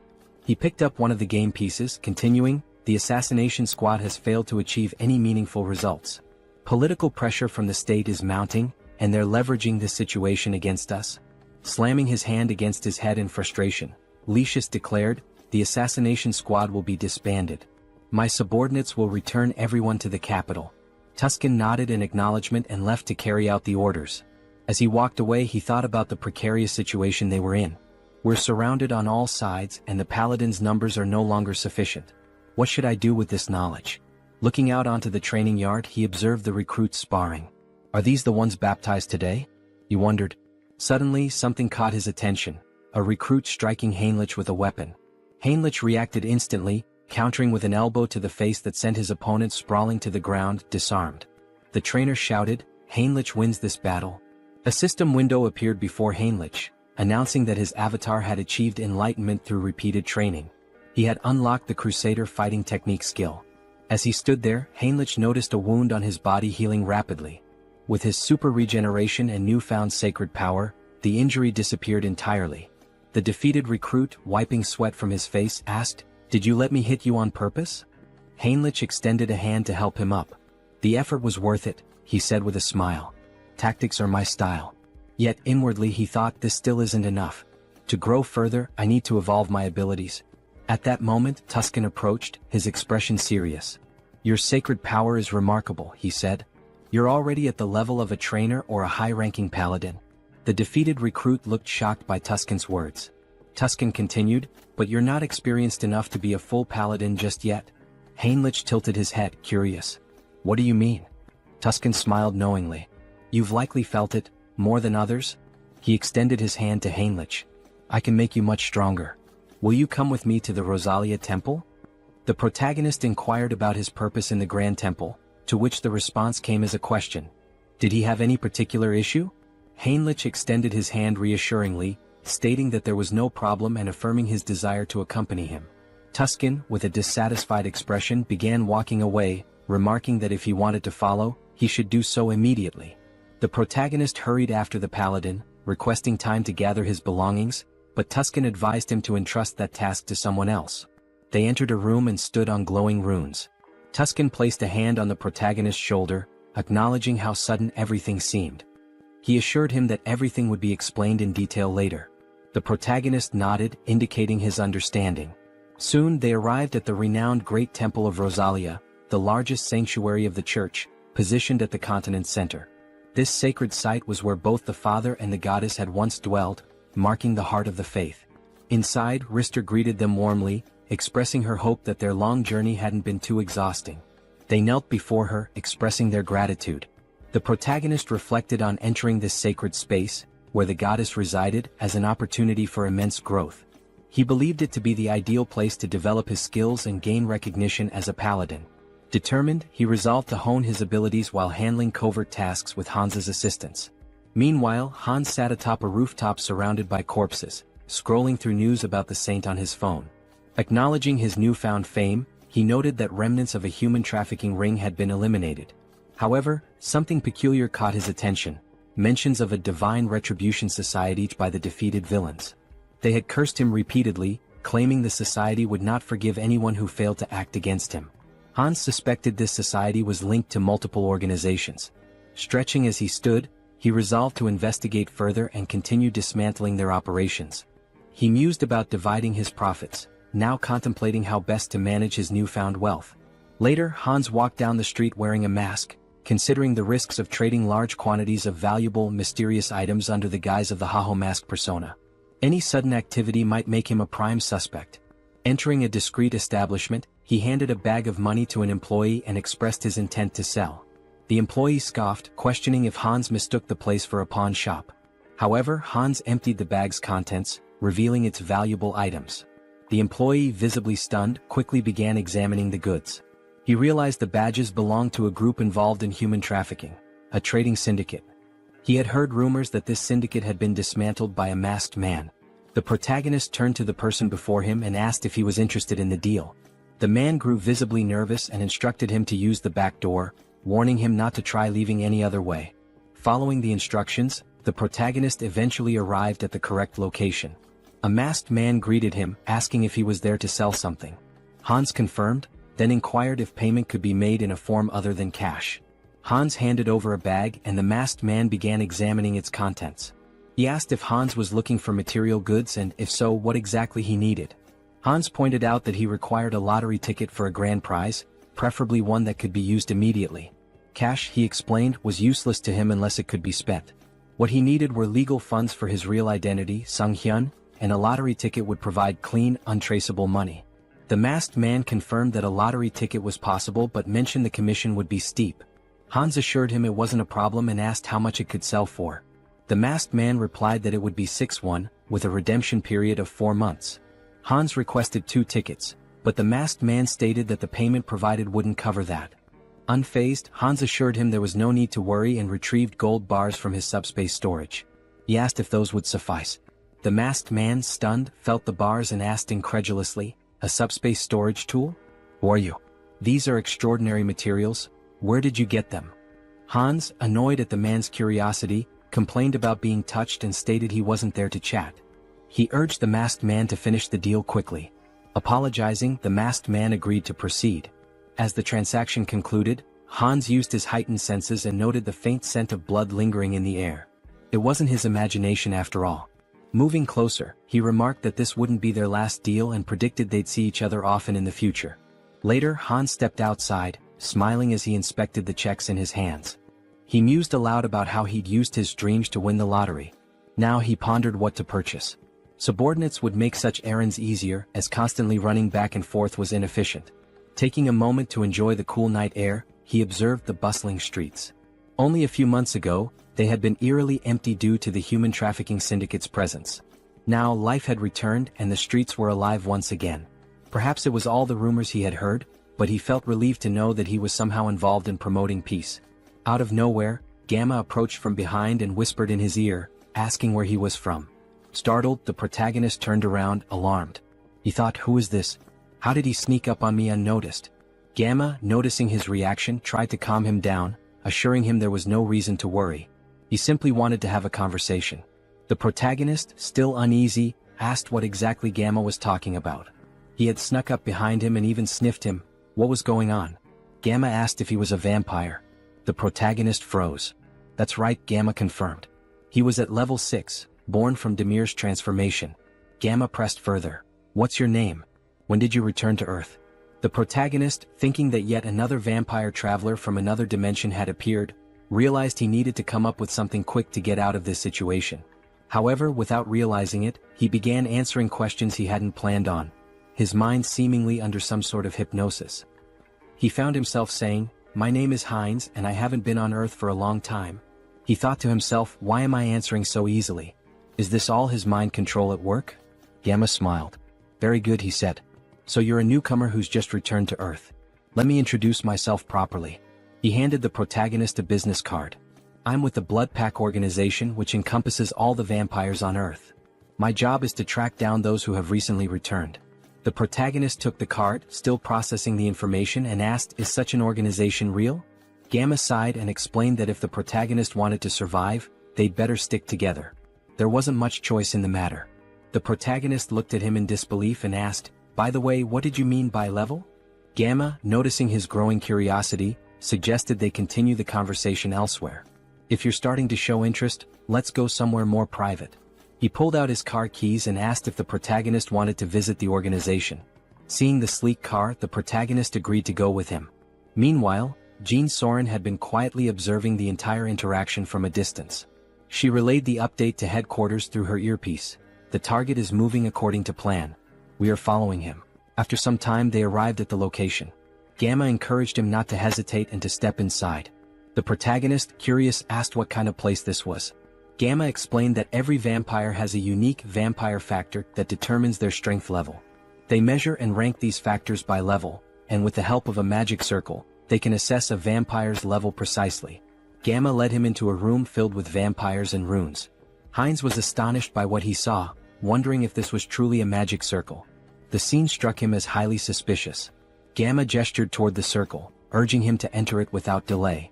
The protagonist hesitated, thinking he could cancel his participation if it turned out to be dangerous. However, the presence of a skull emanating dark magic caught his attention. Examining it more closely, he realized this was no ordinary dark magic. It involved shamanism, curses, alchemy, and various other mystical practices, all fused together. He wondered how such a thing could even exist. Since the returnees began appearing about 20 years ago, magical tools remained rare, and magical technology had not advanced significantly. This was due to the differences in energy laws between abilities and dimensions. Yet, here was an organization capable of merging such disparate powers. The Blood Pack, it seemed, was far more impressive than he had anticipated. One of the vampires asked him to extend his hand. The vampire made a small cut on Heinz's palm, warning him it might sting briefly. To Heinz's surprise, his blood began to levitate, forming 5 orbs. A vampire noted that this indicated he was at level 5. Observing the tight connection between the orbs, they commented on his strong regenerative abilities. The protagonist thought about purebreds from Alterica, estimating their levels to be around 5 or 6. Gamma smiled knowingly, remarking that he was already nervous. Coming from a dimension no one had heard of, Heinz had only reached level 5, a mere waste of time. At this level, amputating limbs wasn't necessary. The vampires in the room all agreed and activated their abilities. Alarmed, Heinz realized there was another motive behind this ritual. It was far too elaborate for a simple level assessment. He urgently needed to summon help. At that moment, A knock at the door startled everyone, making Gamma visibly tense. The door burst open as Rand stormed in, commanding everyone to freeze. She declared her intent to apprehend Gamma, a level 6 vampire from the Blood Pack, for kidnapping and killing other vampires. Gamma appeared unfazed, questioning her rude intrusion. The protagonist found Rand familiar but couldn't place where he had seen her before.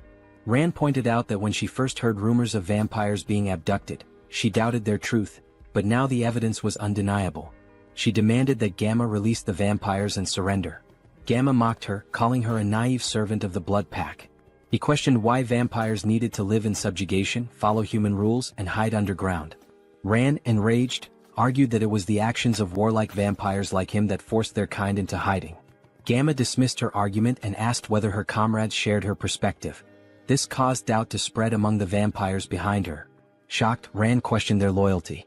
Just then, one of her allies betrayed her, activating his ability and striking her down. As she collapsed, she demanded to know why he had turned against her. The traitor explained that in his dimension he was a powerful lord. Now trapped in this reality, he was reduced to working as a bouncer in a club. Not all vampires could adapt to her way of life. Gamma leaned in and Rand, struggling, asked about his ultimate plan. Was he kidnapping vampires to start a rebellion against the Blood Pack? Gamma smirked and dismissed her as foolish. Such an endeavor would take centuries. Instead, he revealed that they had discovered a way to grow stronger quickly. He demonstrated this by lifting the body of a vampire and alluded to breaking a taboo. Shocked, Rand accused him of creating mad vampires again. Hines, observing, realized she was referring to cannibalism among vampires. While it wasn't practiced on Earth, when vampires from different dimensions consumed one another, their vampire factors merged, increasing their strength but at a severe cost. This act often led to profound mental instability, a grim legacy from their ancestors. If someone fails to control themselves, they become mad vampires, driven insane by an unquenchable thirst. The first appearance of a mad vampire marked them as a global threat. Gamma, however, smiled confidently and assured everyone that this wasn't a concern. After extensive research, they had discovered a way to remove residual bloodlust. Suddenly, Gamma's victim began screaming in agony, exclaiming that they were being used as experimental material. The protagonist observed the situation closely, realizing that the magic circle wasn't merely for separating empirical factors. It was designed to transfer a drug to vampires without causing side effects. Minhyun reminded Gamma of his promise, pointing out the risks he took to follow him secretly. Gamma, keeping his word, tossed him a pill. Minhyun consumed it and his body began to transform, becoming larger and stronger. Smiling, he marveled at his newfound strength, unable to believe the change. Grabbing Rand by the throat, he demanded more pills immediately, threatening violence otherwise. Feigning panic, Gamma urged Minhyun to stop, assuring him that while he was pleased with his strength, he needed to be patient. After all, another guest had arrived before him and was still waiting. Surely it wasn't too much to ask to wait a little longer? The protagonist rose to his feet, calmly stating that there were 2 purebreds and 4 half-breeds, proof that cannibalism worked. Gamma looked at him, stunned. Filled with newfound strength, Hines expressed his eagerness to see just how powerful he could become. As he prepared to absorb the others, chaos erupted. The vampires screamed in confusion and fear. Suddenly, Hines and his army burst into the room. Addressing the group, he mocked their attempt to hide but scolded them for neglecting their safety. From now on, no one would leave this place without his permission. His army launched their attack, causing Minhyun to panic. He turned to Gamma, demanding answers about who their attackers were. Gamma roared for everyone to stay together, warning that separation would mean death. Using his abilities, he charged into battle, targeting Hines directly. Hines observed Minhyun's unusual transformation, noting that vampires from different dimensions often had distinct appearances. Slamming his staff to the ground, Hines summoned magical spikes that pierced through Minhyun's body. Smirking, Hines declared that minimizing casualties was part of his plan. He leaped into the fray, mocking Minhyun's organic transformation, claiming it posed no threat. Biting into Minhyun, Hines thought to himself that there would be more prey ahead. Minhyun screamed in pain and confusion as Hines drank his blood and heard his thoughts. Minhyun lamented his betrayal and his determination to survive, refusing to accept his end. Wiping his face, Hines remarked that insanity was far worse, as he could hear every obsessive thought coursing through Minhyun's mind. To his surprise, his teeth began to fall out, a sign of his empirical factors evolving and merging. A system notification appeared, informing Hines that he had gained a special ability, hybrid evolution. This ability significantly enhanced his physical attributes whenever he absorbed new empirical factors, allowing him to steal traits from the target's bloodline. Turning to Gamma, Heinz remarked that this power was quite impressive. If he were to lose control, he could become exceptionally dangerous. Now he needed an organization to enforce his will. The Blood Pack could serve his purpose, or they would face the alternative of joining his undead army. As the battle continued, Heinz devoured the remaining vampires. Another system notification informed him that he had acquired a new vampire trait, Insight. This skill allowed him to assess the physical condition and stats of his enemies. Heinz dismissed it as relatively useless but realized that vampires possessed a supernatural ability called heritage, tied to their origins. Using hybrid evolution, he could master this ability and steal all their powers. Gamma, now crucified, demanded to know how Heinz had managed to remain sane while devouring his own kind. Approaching him with a grin, Heinz taunted Gamma, asking if he was curious about how to resist corruption. The secret, he teased, was to ignore the whispers that accompanied the act. Gamma, panicked and disbelieving, screamed in protest. His cries turned into agony as another system notification revealed that Heinz had gained a new skill, camouflage, which allowed him to conceal his presence. Observing Gamma's transformed state, Heinz smiled slyly, commenting that Gamma must have been using camouflage all along. Not bad, he remarked, relishing his growing power. There were many ways he could use this ability. Should he dive into this bastard's thoughts? Gamma reflected on research, collaboration, support, and the public retribution technology. He also recalled a promise he had made to Mr. Beta. The protagonist panicked, wondering who the hell is this? Was this person Gamma's patron? And once again the Public Retribution Society was mentioned. It seemed like this intricate ritual was also their doing. What were these people planning, aiding the Blood Pack like this? Later that night, Heinz and So-Ran were driving through the city together. Heinz glanced at her and asked if she was finally coming to her senses. Startled, she yelled at him, calling him trash for selling his life and demanding to know where he was taking her. Grabbing him by the throat, she shouted furiously. Heinz gasped, pleading for her to stop and look around. They had captured him too, and if she didn't let go, they'd crash. Reluctantly, So-Ran released him and apologized, asking for an explanation of what had happened. Heinz asked if she had heard of Ho-Ho's mask. He mentioned that the masked figure had escaped during the chaos when a group of vigilantes burst in. Placing her hand over her heart, So-Ran expressed her gratitude, saying that even amidst the chaos, Heinz had gone out of his way to save her. As Heinz observed her closely, her face and voice felt oddly familiar. Yet no matter how much he tried to place her, he couldn't shake the feeling that he'd seen her somewhere before. He asked why members of the Blood Pack were fighting one another. So-Ran explained that the group was divided between radicals and moderates. She and her team had discovered evidence that the radicals had kidnapped one of their own, so they infiltrated the radicals' territory. She expressed relief that they had escaped in one piece and even managed to learn the radicals' plans. She intended to inform the higher-ups and put an end to it. Heinz, skeptical, thought to himself that resolving this wouldn't be so simple. It was likely that even the highest-ranking members of the radicals were involved. So-Ran cheerfully asked about Heinz's identity. Who was he as her savior? He seemed incredibly strong. Heinz replied that she could call him whatever she wanted, as she felt comfortable. She asked if she could call him up for convenience, to which he nodded, mentioning he'd recently returned to Earth and hadn't formed any bonds yet. Heinz explained he had followed Gamma out of curiosity about the Blood Pack. So-Ran smiled and suggested that he join the group, mentioning that most vampires were part of it. She assured him that moderate vampires didn't engage in shady activities and had steady blood supplies through partnerships with blood banks. Heinz expressed interest and So-Ran promised to show him more.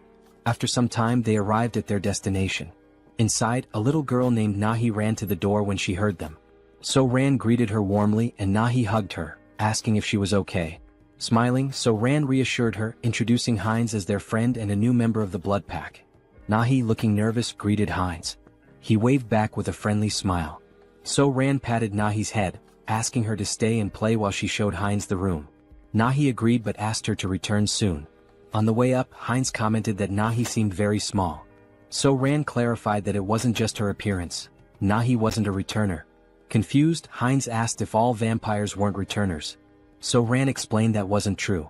Nahi had been born and raised on Earth, but her father, a returner, had turned her into a vampire to save her from a chronic illness.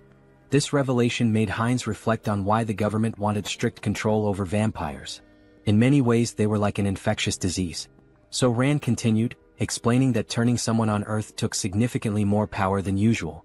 Nahi's father had reached his limit but wanted her to live confidently, even under the sun. Eventually they reached a room. So Ran let Heinz in, telling him to call her if he needed anything. Since it was late, she suggested he rest.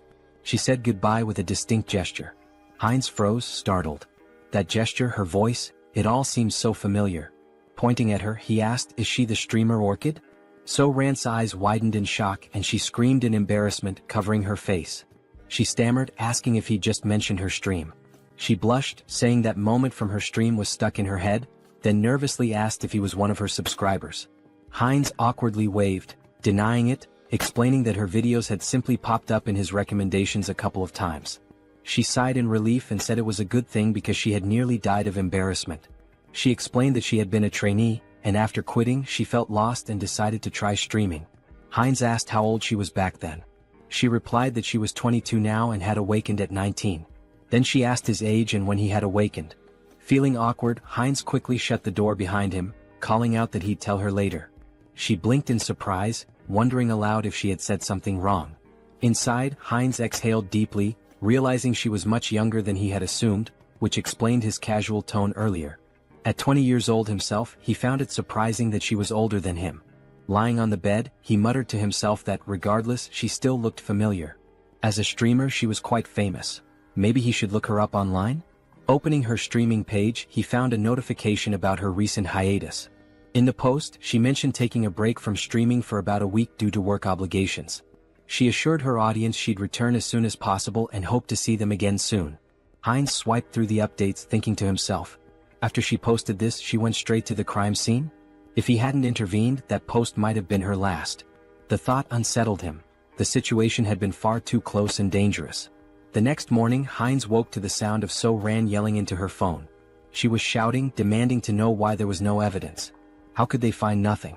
Groaning from his headache, Heinz got out of bed, wondering what the commotion was about so early in the morning. Heading downstairs, he heard her shouting again. He says there's no proof of this. How is that even possible? Noticing Heinz, So Ran paused her argument and asked if he was awake. Holding the phone away, she explained that her colleagues had gone to the crime scene yesterday, but everything had been burned.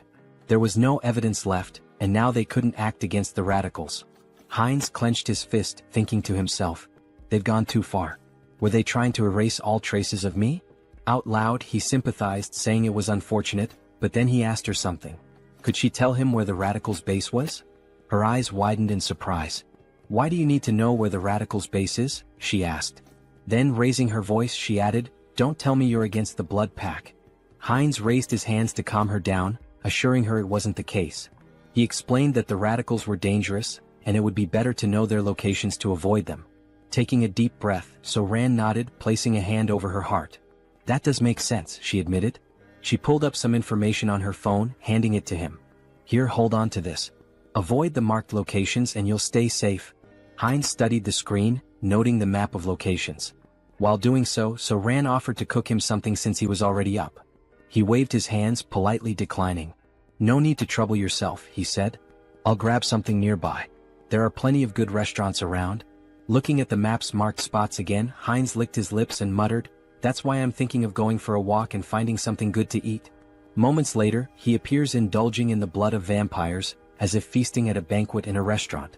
Suddenly, a still-living vampire calls him a bastard, warning that he cannot leave peacefully because the clan leader will hunt him down, leaving not a single bone marrow behind. The protagonist asks if they know who he is and thanks them, mentioning that after stealing the concealment skill from these vampires, they are now worse than blind fools. So, he won't have any trouble for now. He then demands they reveal where their other friends are. By touching the vampire's head, he accesses their memories and discovers that the next day, there will be a gathering in a secret location, and their leader will also be present. The protagonist sees this as a perfect opportunity to eliminate all of them and feed. After finishing off the last living vampire, he says it's time to clean up. Using the Blood Bloom skill, he spreads blood to create a burning flower that won't extinguish unless the caster wishes and burns only the target. This new technique, which he acquired after stealing from the vampires, is perfect for erasing his traces. As for magical traces, he'll use his concealment skill to hide them. With these two skills, no one will be able to track him. Suddenly, the protagonist's heart starts pounding. This feeling, his body was beginning to evolve again. While spitting blood and groaning in pain, he acquired new abilities. The special skill, Bloodline, Pure Blood, evolves into Bloodline, True Blood.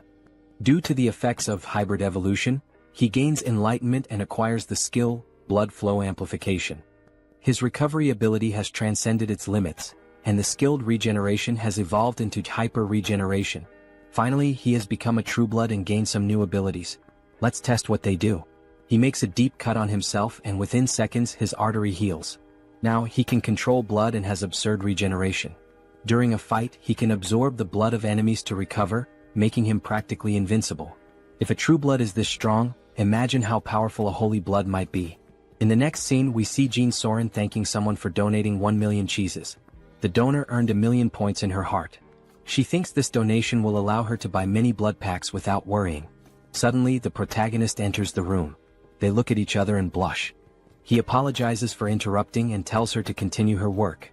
Soren, embarrassed, shouts at him to knock before entering and punches him. Soren then asks what happened. He tells her they received a letter in her name. The letter contains images and information about a group of criminal vampires. Someone mysterious sent this dossier with such valuable information. She has no idea who it could be. Perhaps the famous masked figure people keep talking about? But the only person she had discussed this with was Mr. Hines. These details came after she gave the location to Mr. Hines. Could these two be working together, or is it just a coincidence? The next day, Hines observes a house from a rooftop where a secret meeting will take place to discuss measures against the masked figure and the recent attacks. Hines uses a skill to peer inside the house but notices a blood magic barrier. On the first floor, he sees several high-level vampires emanating intense energy. Alright, let's go in. Hans will use the shadows and I'll go from above. Let's enter together and wipe them all out. Hines enters through the window like a scene from an action movie. Prepare yourselves, you criminal bastards. But when he looks, there are no vampires on the first floor. Suddenly, the wall begins to crack and a voice claims, "I would have loved to capture the masked one, but only some random vampire appeared. No problem, we'll hunt down this mosquito." Beta 1 Beta Shin, do you recognize this vampire? We don't know him. He seems to be level 7, but he's entirely unfamiliar. It looks like this vampire came from somewhere unknown. Hines recalls the name Beta from the vampire memories he absorbed. Their leader is called Alpha, while the others are Betas and Gammas. Both Betas are here today. The big problem is the masked members. Perhaps they belong to the secret divine society I've been searching for. I can't sense their energy, they're using a strong skill to conceal it. For now, get this bastard out of my sight, and, of course, the one hiding in the shadows. They point toward Hans. Hines is surprised they know about the shadow. Since you're so eager, I'll end you right now, Hines says, irritated, with veins pulsing.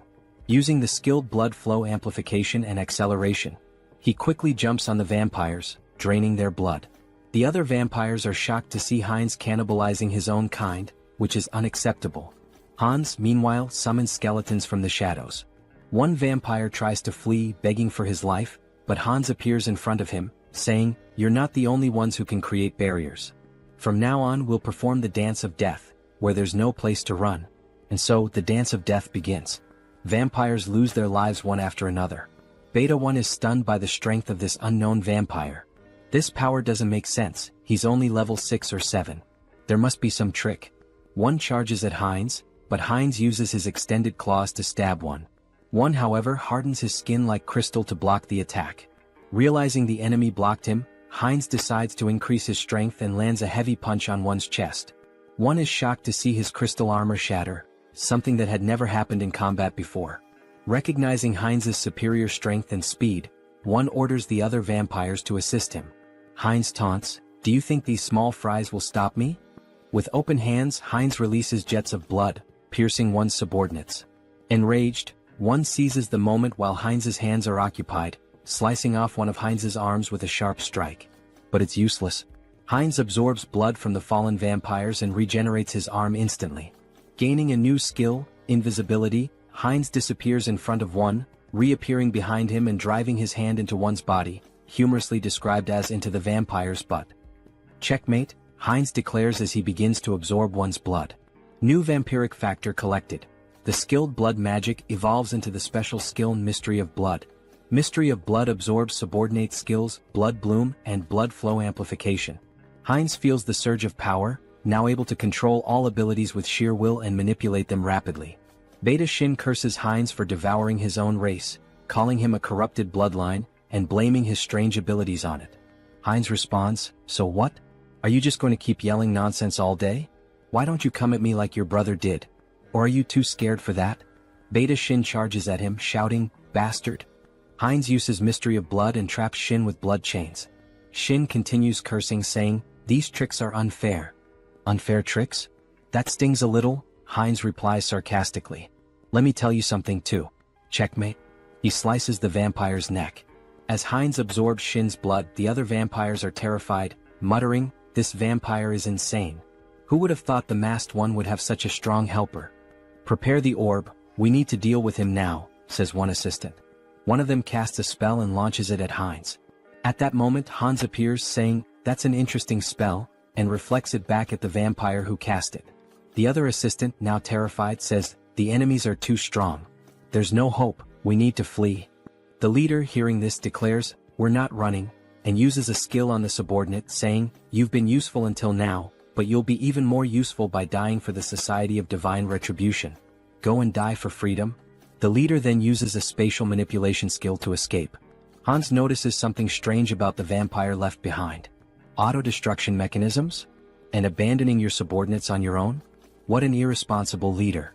He thought this spell would force me to leave the battlefield. What a pity. It's nothing, Hans says.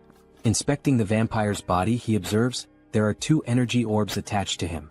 If they are removed, Hans continues, "I control the rules of death here. Do you think you can escape death in my presence?" Meanwhile, the leader is teleported to an unknown location. It was tough escaping such a strong barrier, and the magic didn't work properly. But it was enough to survive, he says. Suddenly Hans appears behind him. "So, you were here, leader?" Hans contemplates playing with the leader for a while but decides it's better to act decisively to prevent another escape. Hans places his thumb on the leader's forehead to access his memories about the Society of Divine Retribution. However, a defense mechanism activates, an unknown memory technology from the Society. Hans is transported to the mental realm. A mysterious voice echoes, saying it didn't expect Hans to reach the realm. Hans questions, "So you've been watching this whole show from inside your own mind?" He realizes this is the leader of the Society of Divine Retribution. "That's correct, Haho Mask. Why don't you join us?" the entity asks. Hans considers and asks, "What's the Society's goal?" The mysterious entity replies, "It's simple. Freedom for the returned and creating a world led by them." Hans questions, "An organization formed so recently already has such ambitious goals?" "Recently," the entity retorts. "We've existed for a long time. We've been fighting for our freedom endlessly." Hans presses further, "So you've been committing acts of terror for ages, haven't you? Answer me." A system alert activates. Warning, Mind Hub is regulating emotions. Repeatedly it states, Mind Hub is regulating emotions. Hans' heartbeat quickens. The entity asks, "Does that even matter? I hope you make the sensible choice, Masked One." Hans tries to punch the entity but hits an invisible wall. "So that's your choice?" the entity responds. "Here, in the mental realm, mental strength surpasses magical power. You'll never defeat me here." Hans laughs, saying, "Is mental strength really the deciding factor here? In that case, combining all of our consciousnesses, you're the one who can't defeat us here." Meanwhile, Heinrich trains intensely. 1,021. 1,022, he mutters while lifting a gargoyle statue. Finally, a system message appears. The entity has achieved the conditions and acquired the special skill, Blessing, Sturdy Body. The entity gains the skill, Out Erica Sacred Art, through repeated training, achieving a power level equivalent to a high priest. Heinrich reflects that he didn't expect to surpass his limits with mere physical training. "With these new abilities, I've earned the qualifications to be a holy knight. Maybe it's time to discuss the next step." Suddenly he hears a feminine voice. It's the saint in the flower garden. Despite being the saint with the greatest divine power, she appears like an ordinary girl. "Hello, Sir Heinrich," she says with a smile. Her radiant aura of divine power betrays her otherwise ordinary appearance. Heinrich greets her and asks, "Why are you alone in a place like this?" The saint replies, "I was just watching a ladybug in this field of flowers. The little creature was so cute I lost track of time." Heinrich had thought she was admiring the flowers, only to find out it was the ladybug. The saint notices something different. "Sir Heinrich, you've finally received the blessing. Congratulations." The saint's perceptiveness amazes him. "Blessing, Sturdy Body is not something achieved with outside help," she remarks, praising his accomplishment. "Thank you, saint," he replies. Well, it's time to work. Shall we go to the chapel together, Sir Heinrich? Of course, Saint, he answers. Through his studies of history, Heinrich learned why the Saint is so obsessed with Hans. In the distant past, the first immortal king turned half the continent into a land of death. Multiple nations united to defeat him. However, his heart was stolen by an ally, a black mage. He reincarnated as the second immortal king, causing the fall of the Great Western Empire. Although the Chosen of the Order managed to destroy his heart, it was split into 3 parts and scattered across the continent. Every time an immortal king crisis arose, the Great Divine Order was always at the forefront. They knew the heavy toll it took, with countless lives lost along the way. For the Saint, who sees her followers as family, her intense hostility and obsession with the immortal king are natural. For now, though, Heinrich reflects, there's no need to worry much about that. The current immortal king is surprisingly gentle and kind-hearted. Alright, back to the main topic. Let's focus my mental strength on Hans. Upon changing the scene, we see a vampire spitting blood. Your Excellency the Arbiter, are you alright? Get out of my way, you're disrupting my focus. This can't be happening, I'm being pushed back. Me? In a battle in the mental realm? How is this possible? Hans begins punching the mysterious entity. At first, Hans had complete control of the battle, but now the entity is growing exponentially stronger to an uncontrollable degree, as if it were channeling the strength of multiple individuals. How did I lose? This isn't just a difference in the mental realm, it's a difference in skill? There's no way my mental abilities are inferior. This is no time to waste on this. An urgent directive is issued to the Soul Branch. Immediately cease all operations, erase all information and go into hiding. Especially for the Korean branch, this is the top priority right now. Inform the commander, a monster is in Korea. Even with Mind Hub and Serenity, Hans wasn't a weak opponent. His resilience would require further study. However, it was regrettable to lose sight of him. The system emits a new notification. The entity absorbs someone else's karma, transforming the skill black magic into the special skill path of sorcery. Thus, this fragment is the remnant of something scattered across the mental realm. Absorbing its karma means my growth comes at the cost of its reduction in power. That's fine. By reading the memories left behind in this fragment, I'll track the hidden members of the Society of Divine Retribution. So this is the Korean branch of the Divine Society, hidden deep in the forest. I won't give them any chance to escape, says Hans, blending into the shadows. I'll uncover all your secrets now. Suddenly, a scientist appears. They told me to evacuate as quickly as possible, but they didn't mention that a monster like this was coming. So the evacuation order had already been issued? At least my effort wasn't completely wasted. Look at you, trying to save a piece of paper with some data, only to hand everything over to me. Let's see what you've been up to for so long. Wait, this incident. I will never forgive you, Society of Divine Retribution. You're the ones who stole my life. I'll hunt down and kill every one of you without exception. Heinz refines excess blood stored in his body into blood crystals, which he plans to use to enhance other vampires' vampiric factors. This refined blood connects these vampires to Heinz, creating a hybrid clan loyal to him. Those who resist will be crushed. The next day, Jean Soren is stunned to learn that Heinz has eliminated all vampires in the region and intends to meet with the leader of the moderate faction. Wait a minute, this is a lot to process. I need to verify these facts, Soren says. Verify? What do you think of this as proof? Heinz interrupts, demonstrating his overwhelming power. Soren is terrified by such a display of power. She knew he was strong but not at this level. He must be at least level 7 or higher. I can't even gauge his strength. Very well, I will contact them now. To think that you eliminated all the vampires with your own hands and now intend to absorb the rest. This is quite an unusual proposal, almost bordering on unsettling. I have no intention of giving absurd orders. The goal is simply to maintain peace and order, to track connections of the Divine Retribution Society, and eradicate every member. Don't you think these two objectives are contradictory? That depends on where you set the standard. It seems she won't be easily persuaded. If she refuses, then we'll have to use force. Fine deal. What are you relying on to accept so quickly? What am I relying on? Of course, I'm relying on myself. I will help you absorb all the remaining vampires, Mr. Heinz. You can start with Soren. She will be the bridge between us. Very well, that's exactly what I wanted. But I don't think that will be the case for them. Alright, then we should begin sharing the details of the discussion, how to absorb the vampires and about the new faction you mentioned. Let's start with absorbing the remaining vampires and becoming the leader of a new faction. That will be the first step toward taking control of the Blood Pact. Stay still. If you move, you might get hurt. Now let's begin.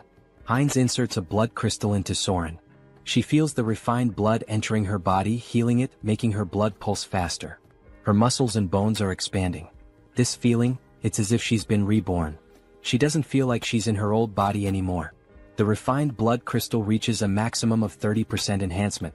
That's not a small number, but it continues. Soren then asks what they should do next. Lord? Heinz asks. Yes, Lord. You're creating a new clan now. Now that a lineage has been stabilized on this land, we'll need to find a new name for our clan. Do you have something in mind, Lord? A name? I'd like something that stands out, something different. Vampires who accept the blood crystals are renamed Heterosis, embodying the hybrid vigor of Heinz's blood. He declares, beware remaining vampires. I will hunt you down and make you the strongest within the blood pact. Returning to the original avatar, Heinz's issues are being addressed, but it's still not enough to bring down the Divine Retribution Society. They've vanished from Korea, but they are a global organization. More preparation will be necessary, enough to eliminate them all at once when they reveal themselves. For now, it will be necessary to expand influence in the other world as well and accumulate karma. For example, events like wars and terrorism. Wait, what the hell am I thinking? If I do that, I'll be killing innocent people. Is there any way to create accidents without anyone getting hurt? Maybe I should give up. As the protagonist glances at a book, an idea emerges. The Demon King Hans wants to destroy humanity, and the hero Heinrich will defend it. Hans will use corrupt nobles to expand his forces of evil, while Heinrich defends against malevolent organizations and becomes a hero. This is a perfect story, gaining karma points from both bad people and good people. It's a win-win game. Alright, let's take this one step at a time. Harley, it's time to act. A system message appears. Harley is the fifth avatar of Han Seong-gyeon's adaptation. He can adapt quickly and efficiently to extreme conditions. I intended to strengthen him appropriately after creating him as a new avatar with an extended limit. In the meantime, I'd like to further develop his adaptation. There might be a way. Yes, this is the right path. After exterminating the remaining members of the Divine Retribution Society, experiments were being conducted underground. They were transplanting demon bodies into humans, something akin to chimeras. Among the samples, the item I was searching for was this. Something that would contribute to stronger absorption, more powerful traits, and evolution. Dragon blood. If Harley can adapt to this process and I manipulate some discoveries I've made, he will become a living weapon, a biological creature. Days later, under rainy skies, the saint is seen gazing at the overcast heavens as though troubled by something. What is worrying the saint? Ah, Sir Heinrich. Why do you wear such a worried expression even in the rain? I'm not entirely sure, Sir Heinrich. Perhaps it's because of this somber rainy weather. I just feel suffocated, as though my instincts are trying to warn me of something, as if there's a weight pressing on my chest. Even so, Saint, if you catch a cold, it would be a major problem. Please come inside the temple. Alright, the saint said. In the next scene, as expected of the saint, how impressive. Even in the middle of these remote mountains, surrounded by double barriers reinforced with dark magic, she can still sense that something is amiss in this hidden refuge. Fortunately, it doesn't seem she has uncovered what is truly happening. With this dose, we can continue to the maximum scale of the experiment. The dragon's blood evolves continuously, acquiring traits from its consumed prey. Combined with the research data from those bastards in the Divine Retribution Society, my forbidden knowledge, and finally, the perfect test subject. Let's begin, shouts Harley, exhilarated by the idea. Sir Heinrich, you are the sword and shield that will protect the righteous. Do you swear to be a holy warrior of the great divine order and defend the innocent? Yes, your grace. Then, from this day forth, I hereby name Heinrich Landgard a holy warrior of the great divine order. The system emits a notification. The Blessed One has fulfilled the conditions and attained enlightenment, acquiring the special ability Blessing Leap. Meanwhile, Sir Heinrich's necklace radiates a brilliant light. Oh, such grace, exclaimed the bishop, astonished by the strong glow. To receive a divine blessing during the ceremony, this is proof that God, our deity, is watching over us and praying for us. May God protect us. Once again it happened. For just an instant, something touched Heinrich's shoulder. A divine sensation resonated within his body, akin to what he felt during his first baptism, as if the divine were watching him directly. Why is this happening? Could it be because I came from another world? It doesn't feel like a human emotion, like curiosity. Well, anyway, let's focus on what's important. What is this new ability the divine has granted me? Blessing Leap, it allows me to transcend space? What? Transcend space? Isn't that basically a teleportation skill? It doesn't mention any limits on usage or distance traveled. This ability is top tier. As expected of a god, they are so generous, casually granting such a powerful skill. Thank you, God, for your generosity to this sinner. I am moved by your grace and offer you my prayers. Thank you for continuing to watch over me. Meanwhile, the other devotees wept with joy at seeing Heinrich's devotion to God. A young man like this, he's truly devout. That's true. I couldn't agree more, said another man. From now on, it would be necessary to decide which knighthood order Heinrich would join. Congratulations on being officially recognized as a holy knight, Heinrich. For now, you will be temporarily assigned to various holy knight orders. Here are the representatives of each order, here to invite you to join them. Each order specializes in different weapons and techniques, so choose carefully which one appeals to you most. Nice to meet you. I'm from the Order of the Sky Shield.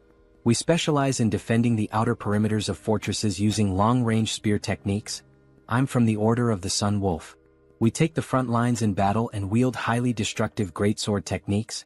I am a veteran of the Order of the Thunder Claw. Here, we handle the internal security of the fortress and master balanced combat techniques using sword and shield. So, which of these orders would you like to apprentice under? I don't think there's a need to choose. I'll train with all the knight orders. What? With my warrior spirit and growth acceleration abilities, there are no limits to my body. I will absorb all the sacred warrior's combat techniques. However, that person in the corner, isn't he also part of a knight order? Why hasn't he introduced himself or said anything yet? Over there, well, obviously. Suddenly, the man was interrupted. Our order only selects the best of the best to join us. But looking closer, you're not too bad.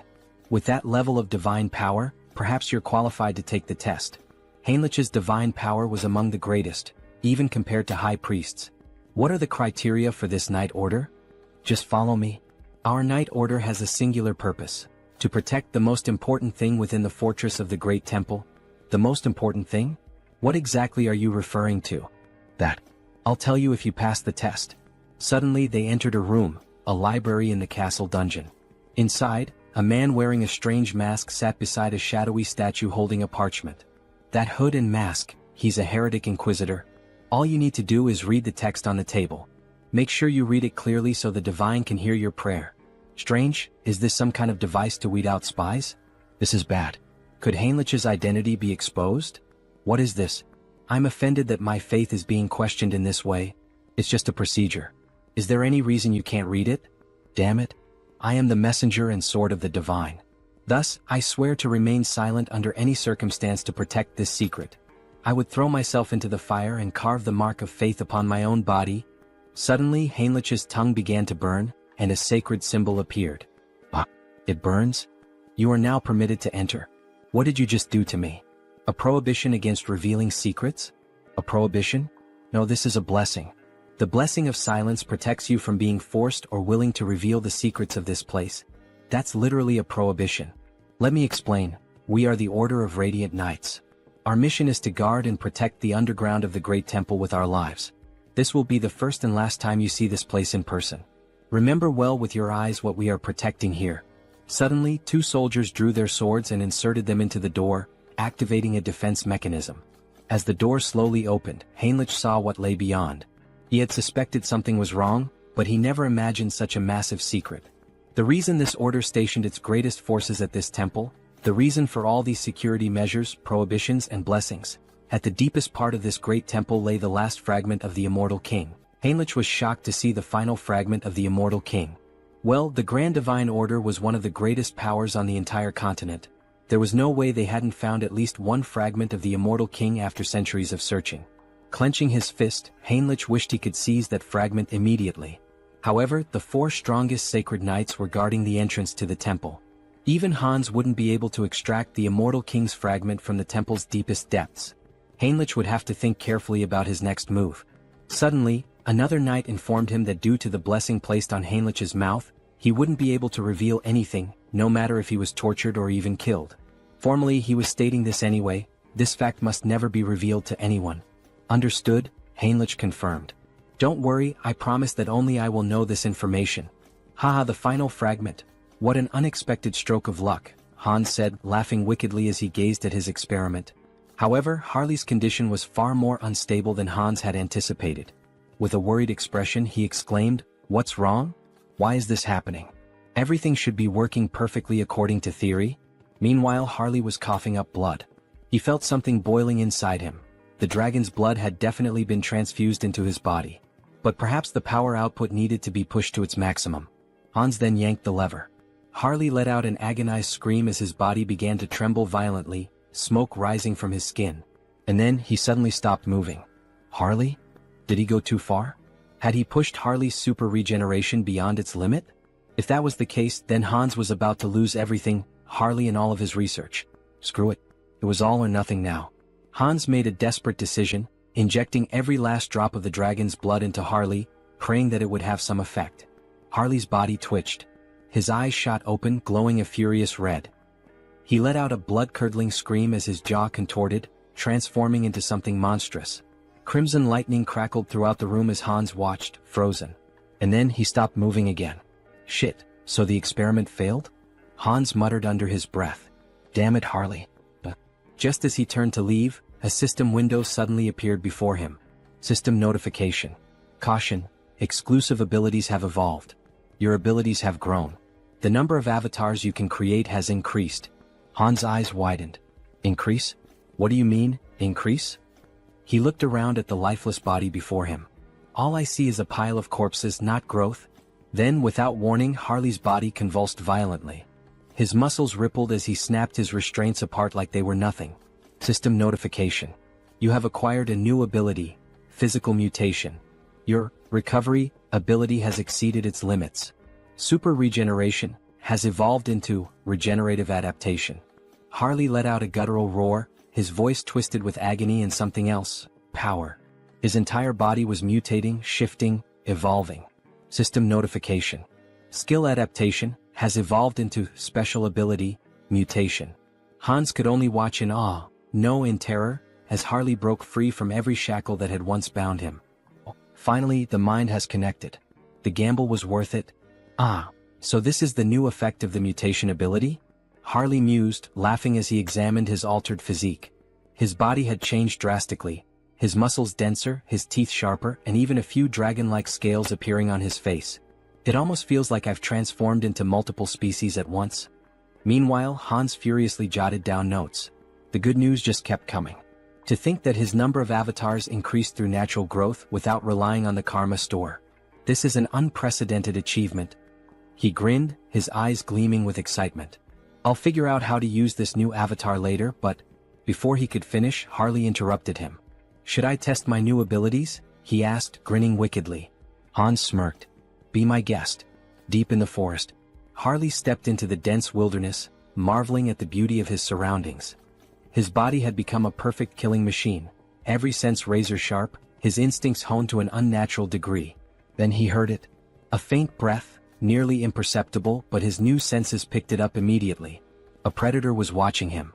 A black panther lurked in the shadows, muscles tensed, eyes locked onto its prey. It pounced, a blur of muscle and claws, but Harley didn't move. Instead, as the beast drew closer, his eyes widened. Wait a damn second. Recognition struck him like a bolt of lightning. You're the same species that attacked me the moment I arrived in this world, aren't you? His lips curled into a smirk. Well then, it's nice to see you again. Crack. Before the panther could react, Harley's hand shot out, clamping around its throat with a terrifying grip. The creature thrashed wildly, but it was useless. Forgive me, but... With a single motion, he slammed the beast into the ground with monstrous force, shaking the earth beneath them. The impact alone was enough to cripple the creature, but Harley wasn't finished. His blood boiled. His strength surged. With nothing but his bare hands, he drove his fingers straight into the panther's belly, tearing through flesh with horrifying brutality. The beast let out a final, pitiful gasp, before everything went silent. To enhance the efficiency of the mutation ability, he needed to find monster crystals. More specifically, he had to consume their cores, commonly known as magic stones. It was the fastest and most efficient way to evolve. As he bit into the monster core, his body immediately began to undergo minor transformations again. A system window appeared before him. The entity has achieved enlightenment through repeated actions. Let us further solidify its concept with physical mutation. At that moment, his body visibly evolved. His muscle mass expanded, his height surged, and within moments he stood close to 2 meters tall, his physique now overwhelming and powerful. Having a large and muscular body is undeniably an advantage in battle, isn't it? Another system alert followed. You have acquired the ability, Gluttonous Feast, a new skill that allowed him to consume and digest anything with ease, ensuring that he could always eat more. But using his mutation ability had drained him, leaving him starving. Without hesitation, he tore a chunk of flesh from the dead beast with his bare hands. With this new Gluttonous Feast ability, there shouldn't be any issues if I eat this meat, right? Harley thought, drooling at the sight of it. The moment he took a bite, his body shivered. The meat was incredibly tender, and the blood coating his lips sent a strange, refreshing sensation through him. Is this because of the mutation? He couldn't suppress his laughter, or his growing urges. At this point, anyone watching would think he had lost his mind. His behavior was completely primal. Primal, huh? That word stuck in his mind. He recalled rumors of an isolated barbarian tribe in the southern regions of this land. In that case, Harley smirked, licking the blood from his fingers. Perhaps it's time for a class change. The country of Tulek Kingdom, Tarak. The scene opens to the entrance of the guild in this city. What the hell? A barbarian from the south? What's he doing here in the west? The tension in the air is palpable. Welcome. Everyone seems completely on edge. Well, of course they are. This body is stylish and intimidating. Harley figured it might be too much, but in the end it suited him just fine. But he wasn't here to make an impression just yet. His goal was far greater, to become a hero capable of shaping the entire continent, leaving behind a legacy so unforgettable that no one would ever erase his name. So, what does the esteemed guest require? The guild receptionist asks hesitantly. Harley leans in, smirking. Isn't it obvious? He says, slamming his hand down on the counter. I'm here to exterminate the monsters in the northern mountains, near the steel fortress. Isn't that what this city is for? The guild worker flinches but quickly composes himself. Oh, of course. I'll register you immediately for deployment, rookie mercenary. Harley grins. Good. Let's get this started. Meanwhile, at the temple, a grand duel reaches its climax. Heinrich stands victorious, wiping his blade clean. Damn that tenacious bastard. One onlooker mutters. Heinrich had done it. He had mastered every combat technique and weapon style of the Sacred Knights. The entity has achieved enlightenment through training. You have acquired the skill, comprehensive weapon mastery. It was finally over. Now Heinrich could wield any weapon to absolute perfection.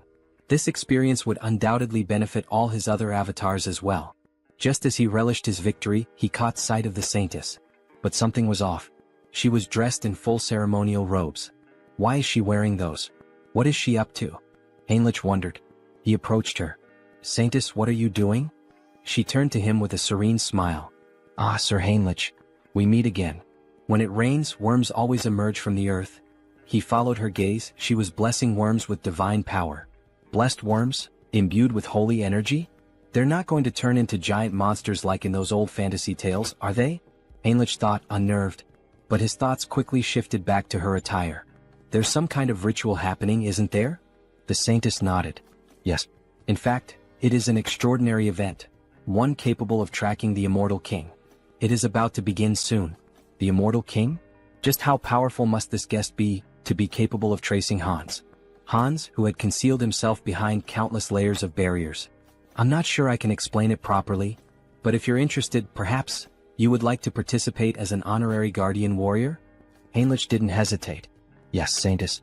Please let me participate. Inside the temple, a voice rang out. Lord Granwood is entering. A noble figure strode inside, surrounded by an entourage. Heinrich's sharp eyes scanned the unfamiliar formation. Someone powerful enough to track Hans? I need to confirm this myself. Then more guests arrived and the room fell silent. A formal greeting echoed through the hall. Salutations to the Saintess. But then Heinrich noticed something. Those ears. A high elf. His heart pounded. The guest they had all been waiting for was none other than Rayfiery Granwood, a high elf from the Elven Kingdom. In the next scene, we see a luxurious shop filled with magical items, trinkets, and jewelry. Oh, so this is made of bronze? The texture is quite interesting, an old man muses. A shopkeeper approaches, his tone polite but firm. Sir, it's perfectly fine to browse and admire our goods, but it's been 2 hours. Are you planning to buy something, or will you just keep looking? My sincerest apologies, shopkeeper. My knowledge is still lacking, the old man replies. At this moment we are introduced to the protagonist's 6th avatar, Hubert. Hubert, the sixth avatar obtained thanks to Harley's progress in previous scenes, possesses the initial ability of appraisal. This skill grants him the power to see detailed information about items. Material, ruby. Weight, 12 grams. Material, bronze. Weight, 480 grams. However, his proficiency is still low. For now, he can only view basic details about objects. But if he continues to hone this ability, he could become the merchant who dominates the entire continent's market. Of course, before that can happen, he must navigate the opposition of existing merchants. To ensure his success, Harley's heroic influence must continue to grow, so that, in the future, they can support each other. Shifting scenes, we now find ourselves in a vast landscape of towering ice-covered mountains. Harley has finally reached his destination. So, it's you? The biggest threat lurking in this mountain? Before he can react further, a massive bear lunges at him, wasting no time in launching a ferocious attack. Harley grips his axe tightly, bracing himself as he counters with powerful swings, wounding the beast and forcing it to retreat. Seeing an opening, he leaps above the bear, ready to deliver a devastating strike to its head. However, just as his attack lands, his axe shatters in two. Before he can even curse the bear, a massive paw strikes him with full force, sending him flying several meters through the trees. Damn it! The axe didn't work. As the bear charges at him once more, Harley quickly decides to activate his body mutation ability. His arm becomes covered in dragon scales, reinforcing his strength. He clenches his fist and, as if standing in a boxing ring, delivers a full-force punch straight into the bear's mouth. The impact is immense. The bear is sent flying. Tisk, fighting barehanded is more effective than using weapons. But with power like this, I'll never be recognized as a hero. He begins to wonder, could he harness the vitality of monsters without physically altering his body? If so, it might be the key to controlling his own evolution. Determined to test his theory, he focuses on extracting only the energy from the beast, not its physical traits. At that moment, a system notification appears. The entity has met the conditions and achieved enlightenment. A special ability has been acquired, Aura. It worked. A fiery orange aura begins radiating from Harley's arm. Finally, an ability that lets him grow stronger while remaining human. But before he can fully grasp his newfound power, something approaches. A colossal monster emerges from the icy mist. Without hesitation, the creature kicks Harley, sending him skidding across the frozen ground. As expected from the northern mountains. First a bear and now an ogre? Harley smirks, cracking his knuckles. Well then, maybe this is the perfect time to test my new ability, he says, letting out a wicked laugh. The ogre stomped down on Harley, letting out a deep, guttural laugh, convinced it had finished him off. But then a firm grip. Harley was still there, clutching the monster's foot. You think this is funny? You really want to see something funny? With a smirk, Harley began lifting the ogre's leg as if he were simply doing strength training. Let me show you something amusing. With one final push, he sent the ogre off balance, then used the momentum to leap onto its back. In his hands was a new weapon, gleaming with power. As if invoking the might of a god of war, he roared, "The slumbering ogre of the forest, awaken!" And with that, he tore into the beast, carving deep, brutal gashes into its flesh. Blow after blow, he cut it apart, reducing it to nothing but lifeless remains. As he stood victorious, his gaze shifted toward his new axe. With this, I will become a hero. But then, a foul stench filled the air. A scent both revolting and strangely nostalgic, like the rotten musk of a neglected wound. Harley turned toward the source, deep within the forest. From the shadows, two armored legs stepped into view. So, it was you all along. Oath of rebellion. Harley's voice was cold, calculating. I don't know what you're scheming in a place as remote as this, but it's obvious who you are. His grip tightened around his weapon. And I'll make sure to tear out the roots of this corruption before it spreads. With a burst of immense speed, he lunged forward. Meanwhile, in a distant, more refined setting. Exquisite. This tea is truly exquisite, said the elf, his tone filled with satisfaction. We are deeply grateful for your warm hospitality, Saintess. The woman smiled, honored to hear such words. It pleases me to know the tea suits your taste. Our great divine church also sincerely appreciates your presence here. The newest ally of the church was not just any elf. He was a high elf. Hailing from the kingdom of elves on the continent of Enamel, a land where the elves revere the world tree. Though their faiths differed, the great church of the supreme god and the elven kingdom had long recognized one another, maintaining a steady exchange of knowledge and culture. For in the grand scheme of existence, acknowledging another's presence and choosing an object of worship were two entirely different things. The high elves stand at the pinnacle of elven society, the highest class within their kingdom. If one has come all this way, could it mean they intend to use the World Tree's power to find Hans? Regardless, this is incredible. Their pupils, shaped like stars. Ah, so my eyes have caught your attention? The High Elf remarks with a knowing smile. The Saintess, flustered, quickly averts her gaze. Oh, was I staring that much? My apologies, I didn't realize. It's quite alright. In the end, it's an interesting topic to discuss. These eyes are the mark of a High Elf. Elves born with these celestial eyes serve as priests, bridging the connection between the World Tree and their people. However, such a birth is exceedingly rare. Only 2 or 3 are born per generation at most. And even then, most of them have been elderly in recent times. That is why the birth of a new High Elf is an event of great urgency and hope. So, this urgent request for aid, is it related to that situation? Correct, the High Elf affirms. A divine revelation was received not long ago. A child of great potential was born on the continent of Ion. However, before she could be protected, she was captured by slave hunters and sold as a sacrifice to a dark sorcerer. That is why we sought the aid of the great Church of the Supreme God. We need assistance in locating her before it's too late. This is terrible. Do you have any clues about her whereabouts? She was last tracked to the northern mountains. We've pinpointed them somewhere deep within that treacherous region. The northern mountains? That's a remote and perilous place. Do you have a description of the child?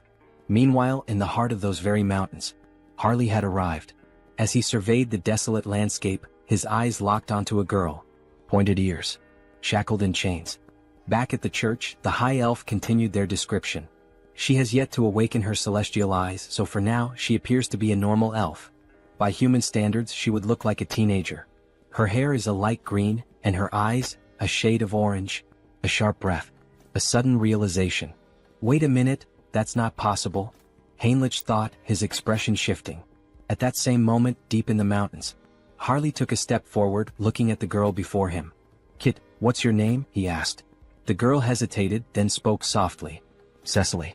My name is Cecily. In the next scene, screams echo through the frozen forest. Harley is running with the girl tied to his back, while lifeless bodies are scattered across the ground. 2 desperate men shout. Damn it. Keep them away from the storage room. I know, but how are we supposed to defeat a monster like him? Harley keeps running, plowing through the men in black hoods. So, this is the storage room you mentioned? Yes, the girl responds, her eyes trembling, possibly dizzy. Hey, snap out of it. You said there was something we absolutely had to find before escaping. Yes, sir, she nods. There it is, the branch from the World Tree. Ah, that branch? That's right. Hold on to it with all your strength. Things are going to get tough from here on out. Understood. Thank you. All right then. Here we go. Okay, but before that, I have a request. Please slow down. Before the elf can even finish her sentence, Harley takes off at full speed, nearly losing his grip on the girl as she clings to him, tears streaming down her face. Slow down. Please. Meanwhile, back at the church, Heinrich has a suggestion. The High Elf decides to listen. This is about that child, Cecily. I think I know where she is. What? The elf shouts. Is that true? Do you know some kind of blessing that allows you to track specific individuals? No, not exactly like that, but I can sense her presence. Sir Heinrich, another guard exclaims. In such a critical situation, relying on something so uncertain. Before he can finish, the saint raises a hand, signaling for a moment of silence.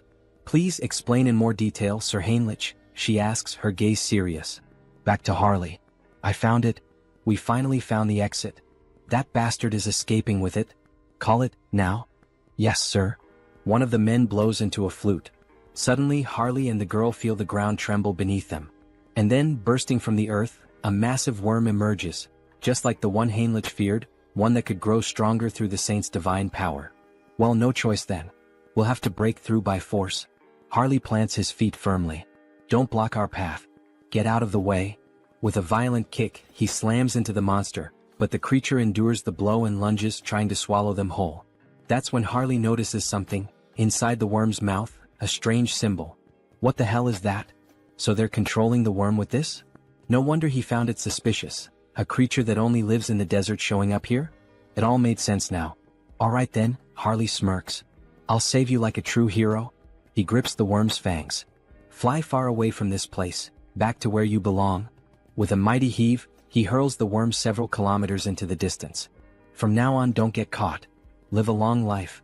He grins while the girl, still on his back, struggles with nausea. Suddenly wolves appear, surrounding them. The number of monsters is insane. These bastards keep throwing challenges his way. What the hell are they plotting now? Whatever it is, doesn't matter. I'll just kill them all. As Harley prepares for battle, a group watches from above, whispering among themselves. Who the hell is that man? Tomorrow I was supposed to offer that half-elf as a candidate and the World Tree's branch as a sacrifice. Even though I used a sealing artifact to hide their location, how did he find them and make it here? But this is the end. At that moment we are introduced to Vow of Defiance, the elder Nurabe. There's no way he can defeat that many monsters. That bastard is finished now. Just as a wolf lunges at Harley, he transforms his arm. Scales erupt along his skin, shattering the wolf's teeth upon impact. Their numbers are overwhelming, sure, but Harley crushes one of the wolves with his bare hands, extracting its magic stone. As he consumes the crystal, his stamina becomes limitless. Then his body begins to change. Fascinating. Even though he has perfect control over his body, it still feels as if he's moving on instinct. His form shifts, he transforms into a werewolf-like beast. Fighting alone. Feasting alone. And with a deafening roar, he asserts his dominance. The entity has fulfilled the conditions and attained enlightenment. The skilled wild instinct has been acquired. This can't be happening. That thing is a monster, the men whisper as Harley tears through the wolves. What do we do, Elder Nurabe? At this rate, they'll break through our siege with sheer force. Activate all summoning circles. What? Are you serious? Yes. It's shameful to reveal this to the world so soon, but we have no choice. Either we do it now or we die. Release those two. Ah, I really like this kind of wild fight. Harley grins. Shall we end this battle now? Just as he's about to land the finishing blow on the last wolf, whack! Two piercing objects strike his arm. What the hell? He looks down. Crystal arrows? Then the arrows dislodge themselves from his body and return, floating back into the hands of a figure gripping them tightly. The hell is that? Harley narrows his eyes. A precious individual? He can feel an immense telekinetic power emanating from the gemstone embedded in the figure's body. Before he can react, another monster descends from the sky. Sir. Above us, be careful, the girl shouts. The beast crashes into the ground with immense force. You won't take another step, you filthy half-breed? It grips a sword engulfed in flames. Harley scoffs. So now we even have demons in the mix? But brute strength alone won't be enough to defeat me. As Harley roars and prepares to strike back, another crystal arrow is fired. This time it pierces his ribcage. And before he can react, bam! The demon lands a brutal punch to his face. Give up, half-breed. You can't win. The girl cries out, Sir, are you alright? The demon raises his flaming sword. You're dead now. The blade comes down. Yeah, this really is over, Harley mutters. Even a demon is capable of speaking the truth. Then, a blinding light bursts forth from the heavens. It shines intensely between Harley and the demon. What? Where is this overwhelming holy power coming from? Harley smirks through the pain. You got here just in time, Heinrich? Going back to the past, my lady. Are you really going to believe in a theory and an uncertain feeling in such an important situation? How can you say something like that? Sir Heinrich is someone the church can trust wholeheartedly, but he has never been blessed with divine favor for exploration. Since the divine has shown interest in him multiple times, he must have received some kind of revelation from our own God. The elf becomes irritated, standing up abruptly and slamming the table. It doesn't matter whether this is a revelation or just another guess. That's irrelevant. If it leads us to the child, I will follow any decision. Show the way, Sir Heinrich. Returning to the present, a great battle is taking place in the mountains. Sir Heinrich is facing the demon of the flaming sword. They clash blades, but when Heinrich imbues his sword with divine power, he delivers a clean and flawless strike, slicing the demon in two. Before dying, the demon himself mutters, so strong, both this divine power and his swordsmanship. This paladin is not normal. The gem-covered creature sees its fallen companion on the ground. However, before it can react, Harley suddenly appears, ready to land a punch on the monster. Where do you think you're looking? He taunts. Yet, before Harley can strike, the monster covers its entire body with crystal arrows, striking multiple points on Harley's body at once, including his eye. Not a bad attack, Harley remarks, gripping the monster's head. He then smirks. I'll be taking your eyeball as payment, for the one I just lost. Then he begins pressing the monster's head with all his strength. Cracks start forming, spreading slowly until, finally, the gem-like head shatters completely. Gritting his teeth and groaning in pain, He carefully and quickly removes the arrow still lodged in his eye. "Since you were the one who took and destroyed one of my eyes," he mutters, "I'll replace it with yours." With that, he implants the gem into his empty socket. A system notification suddenly appears. A new body part has been transplanted. Ability acquired, Jewel Eye, Psychokinesis unlocked. Ha. Ha ha ha ha. He bursts into laughter. Now he can attack from a distance. As the gem fully assimilates into his eye socket, it gleams with power. I can't believe it. Those two were actually defeated? But who the hell is that paladin who suddenly showed up? Don't act recklessly, a voice warns. They are just one man and a child, nothing more. Begin the ritual, prepare the other monsters, and get ready to withdraw. But then, a noise. Elder Nurabe? A sickening thud echoes through the air. One of the cultists is suddenly struck by an iron club, his body crumpling to the ground. I'll crush your skulls, you bastard heretics. Paladins charge in on horseback, roaring their battle cries. The Holy Knight order. Damn it, one of the cultists panics. Elder Nurabe, what should we do? Should we start preparing the teleportation spell to escape? Screw that, Nurabe growls. There's no turning back now. Gripping the arm of one of his devoted followers, he begins the ritual. One by one, their souls are drained, their lifeless bodies collapsing to the ground. With a wicked smile, Elder Nurabe offers up every last soul as a sacrifice. Descend upon us. Incarnation of greed. Then, a massive pentagram begins to form. Burn them all, the elder commands as he completes the ritual, his voice laced with eerie finality. Slowly, something monstrous begins to emerge. Reduce them to ashes. But before the creature can be fully summoned, a radiant light pierces through the darkness. A divine force, so overwhelming, so absolute, strikes directly at the demon, annihilating it before it can even materialize completely. Forgive me, but the only thing burning today will be you, heretic. With those words, the paladin invokes the light once more, this time beneath the elder's feet. A massive explosion erupts at the mountain's peak, so powerful that even those far below hear its devastating impact. Looks like things are just about wrapped up here, a voice calls out. Hey kid, you can stop hiding now. Come on out. Shaky footsteps. A hesitant voice. That was terrifying. Suffocating. I feel like I'm about to throw up. Ah, that just means you're healthy, Harley chuckles. As long as you're not hurt, that's all that matters. The girl lets out a small, relieved laugh. Sir Heinrich, it seems we arrived at just the right time, all thanks to you. Thank you. Sir Paladin Tuscan, Heinrich greets in return. But the high elf standing nearby seems troubled. You were absolutely right about the location, Heinrich. But, how did you know the girl would be here? I'm not sure, Heinrich admits. I just knew. Then, suddenly the elf calls out. Lady Cecily. For the first time he lays eyes on her, his voice filled with emotion. It is an honor to meet you at last, Lady Cecily. He kneels before her, his expression solemn. I am Rayfury of the Elven Kingdom. Cecily looks at him, confused by the formal greeting. Harley watches closely, analyzing the situation. So this is the gaze of a high elf. Ah, I'm truly glad you were able to reunite safely with your kin, Harley says. It was an honor to help you as a warrior, Cecily. Cecily smiles warmly. All right. Thank you so much, warrior. The elf then turns to Harley. How could I possibly repay you for protecting Cecily? No, Harley waves him off. I didn't do this for a reward.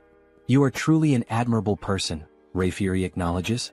However, since I have received your aid, I must express my gratitude properly. That is the way of my people. Harley grins. Well then, if that's how it is, I'd be honored to accept. All right, Sir Harley, could you lower yourself a little for a moment? The elf looked clearly uncomfortable with the situation. Cecily then leaned forward and placed a soft kiss on Harley's forehead. May nature's blessings be with you. A glowing symbol appeared on Harley's forehead, and an overwhelming energy surged through him. It felt like the very presence of the world tree itself. This is a blessing that only high elves can bestow, Rayfury explained.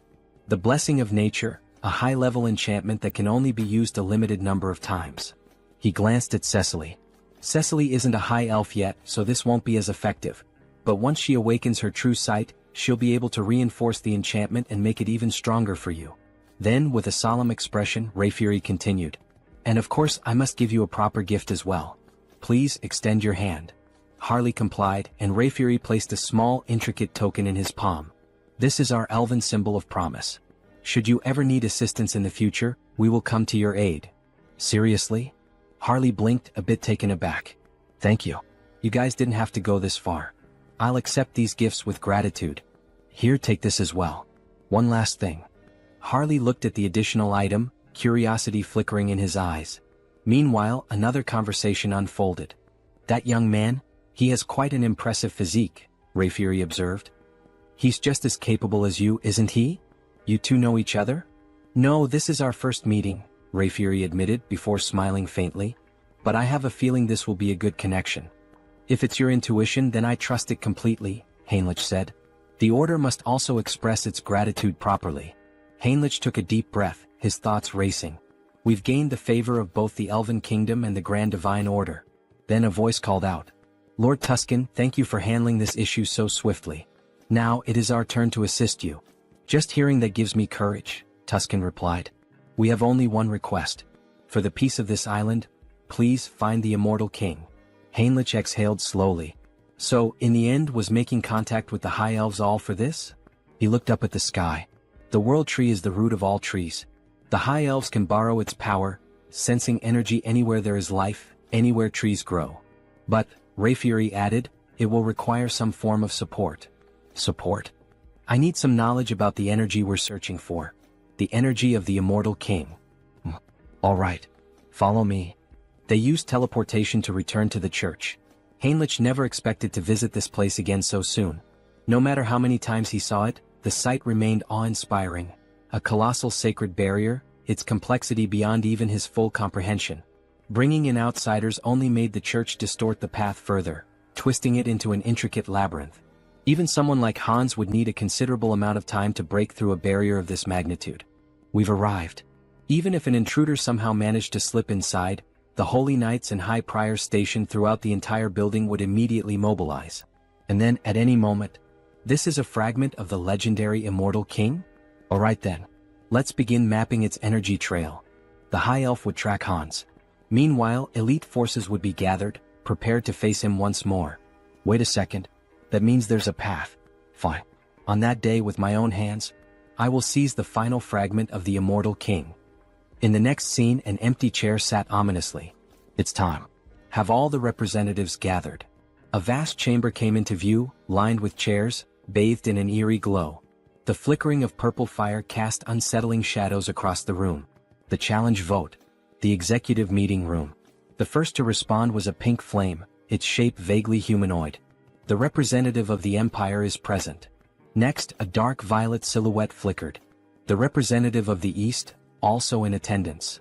And finally, as for Nurabe, he is dead. He will not be joining us. A heavy silence hung in the air. You've all heard the latest news? A voice finally spoke. We still don't know how the Order or the High Elves managed to track and eliminate Nurabe. First, Marcos, who was cultivating a fragment, and now Nurabe, who had gone into hiding, yet was still found and killed. Aren't we all getting a little too careless? Another shadow stirred. The resurgence of the Order must be tied to the appearance of the Immortal King's heir. Another voice mused. This heir of the Immortal King. Could we not use him to our advantage? You're suggesting we ally ourselves with the very fraud that's been backing us into a corner? A pause, then a low chuckle. Now that is an interesting idea. No matter how many layers of barriers I erected, no matter how deep into the mountains I hid, they still managed to track my location. It seems the Saint used my fragment to trace me. In that case, all I need to do is hide the fragment in the subspace I created. But the moment I tried to send it in, it was repelled back. Damn it. Did I fail? It seems this fragment won't enter a normal subspace. But if that's the case, then what if I store it inside Han's body instead? Would that be enough to contain it? Would that allow me to transport it without being detected? Then Hans himself would become one with the fragment. As he absorbed the fragment into his own body, it worked. Now, he could draw upon its full power while perfectly concealing any trace of its energy. Perfect. With that problem solved, I've eliminated my greatest headache. Now the only thing left to do is erase the crime scene. Let's burn everything in this room to ash. With a mere snap of his fingers, flames erupted all around, consuming the space as if he had just opened the gates of hell. Now, everything is ready for the show. I'll release all the barriers. My scent will spread across the land. Come find me. I'm right here. Great divine order, come to me now. Hans exhaled a massive surge of dark energy into the sky. I will seize the last fragment of the Immortal King with my own hands. As his overwhelming power spread, the sacred tree finally located him. The high elf had followed the trail. The immortal king is in the monster forest, west of the continent. Summon all available paladins immediately. We begin the hunt now. Bring every archbishop we have at our disposal. Suddenly, a mysterious paladin stepped forward. Well, I must say I feel a bit offended. You didn't even think to invite me to such an important event? I've already heard the essentials. Paladin Pyrii from the Great Temple of Geron will be joining you. Cardinal Pyrii, one of the most powerful figures of the Great Temple of Geron. His presence was reassuring. This expedition was composed only of the strongest. Archbishop. This time, I will go, the saint declared firmly. That won't be necessary, saint. But even the cardinal is going. Saint, you are the pillar of the great divine order. You must remain here. Sir Landguard. Yes, Archbishop? This time, you will stay behind and protect the great temple alongside the saint. Understood. If anything happens to me during this mission, the saint will be in your care. Understood. Don't worry. While you're all away, I'll take good care of everything here. I'll make sure the saint remains safe. However, only the saint will be safe. Soon we will once again face the nightmare of our continent. But in the end, a nightmare is nothing more than a dream. For the divine watches over us and protects us. For the peace and salvation of all. For the peace and salvation of all. The troops began to march toward the church's teleportation gate. As they departed, the protagonist and the saint stood in silence, watching them go. Don't worry so much, saint. I'm sure everyone will return home safely. Really? Did the divine grant you some great revelation? Not exactly. But for some reason, I just feel that's how it will be. Meanwhile, Hans appears. His dark mana was on high alert, sensing everything around him. Standing in front of the church, he could not see through the divine barriers, but he could feel them, woven into the very walls like chains binding the structure. Even if he used a skill to bypass them, the internal barriers would still remain. In that case, I'll force them out of my location. And buy some time. Raising both hands, Hans unleashed several spells into the night sky. They burst into the air like fireworks, a midnight display of destruction. The hell is that in the sky? A guard shouted. Another turned eyes wide. Look down there. We're under attack. Sound the alarm. Call everyone. From the shadows, an undead legion began to swarm toward the church. Meanwhile, deep in the forest, under the cover of night, this is getting complicated. We've searched every inch of where his presence was detected, but there's nothing here. The high elf refused to believe it. He was certain this was the place. If Hans had moved, the world tree would have warned him. But wait, could he have realized he was being tracked? Did he set this up to mislead us? Everyone returned to the great temple immediately. That's an order. This is his trap. It was all a distraction. By the time they returned to the church, it was in ruins. Bodies of soldiers, skeletons, and undead littered the ground. And standing there, waiting for them, Hans.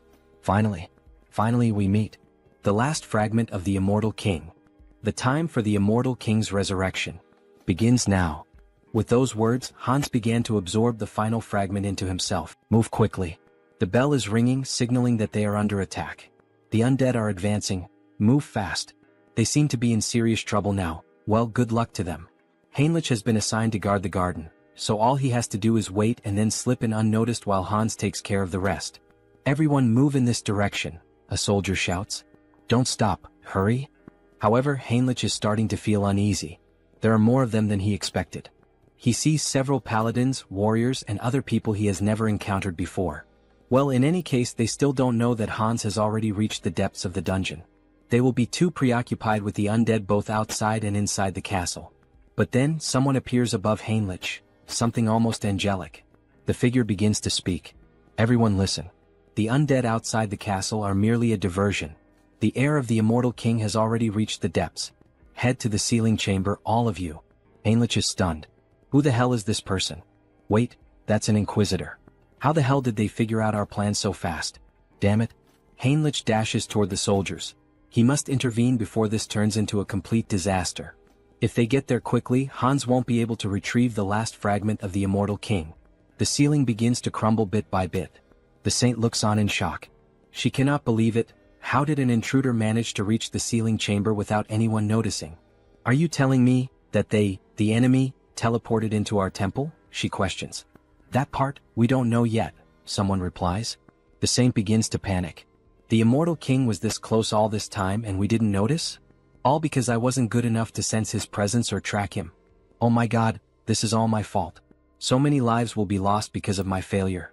If the immortal king truly comes back to life once all the fragments are reunited, what the hell can we do? Nothing. Tears stream down her face as she cries. Any apology we give will be too late after so many lives are lost. Then a soldier speaks to her. The road was too crowded, but Sir Heinrich is here. From now on he will take command. The saint, who had been crying in despair just moments ago, now cries for a different reason. A radiant smile appears on her face. Sir Heinrich, you have no idea how relieved I am to see you here. Please, lead us with your strength to fight against this evil. Back to Hans, thinking about how many undead they have managed to eliminate from the army, they are proving to be more resilient than he initially thought. Countless skeletons lie scattered on the ground, including an inquisitor. One of them has an especially angelic face.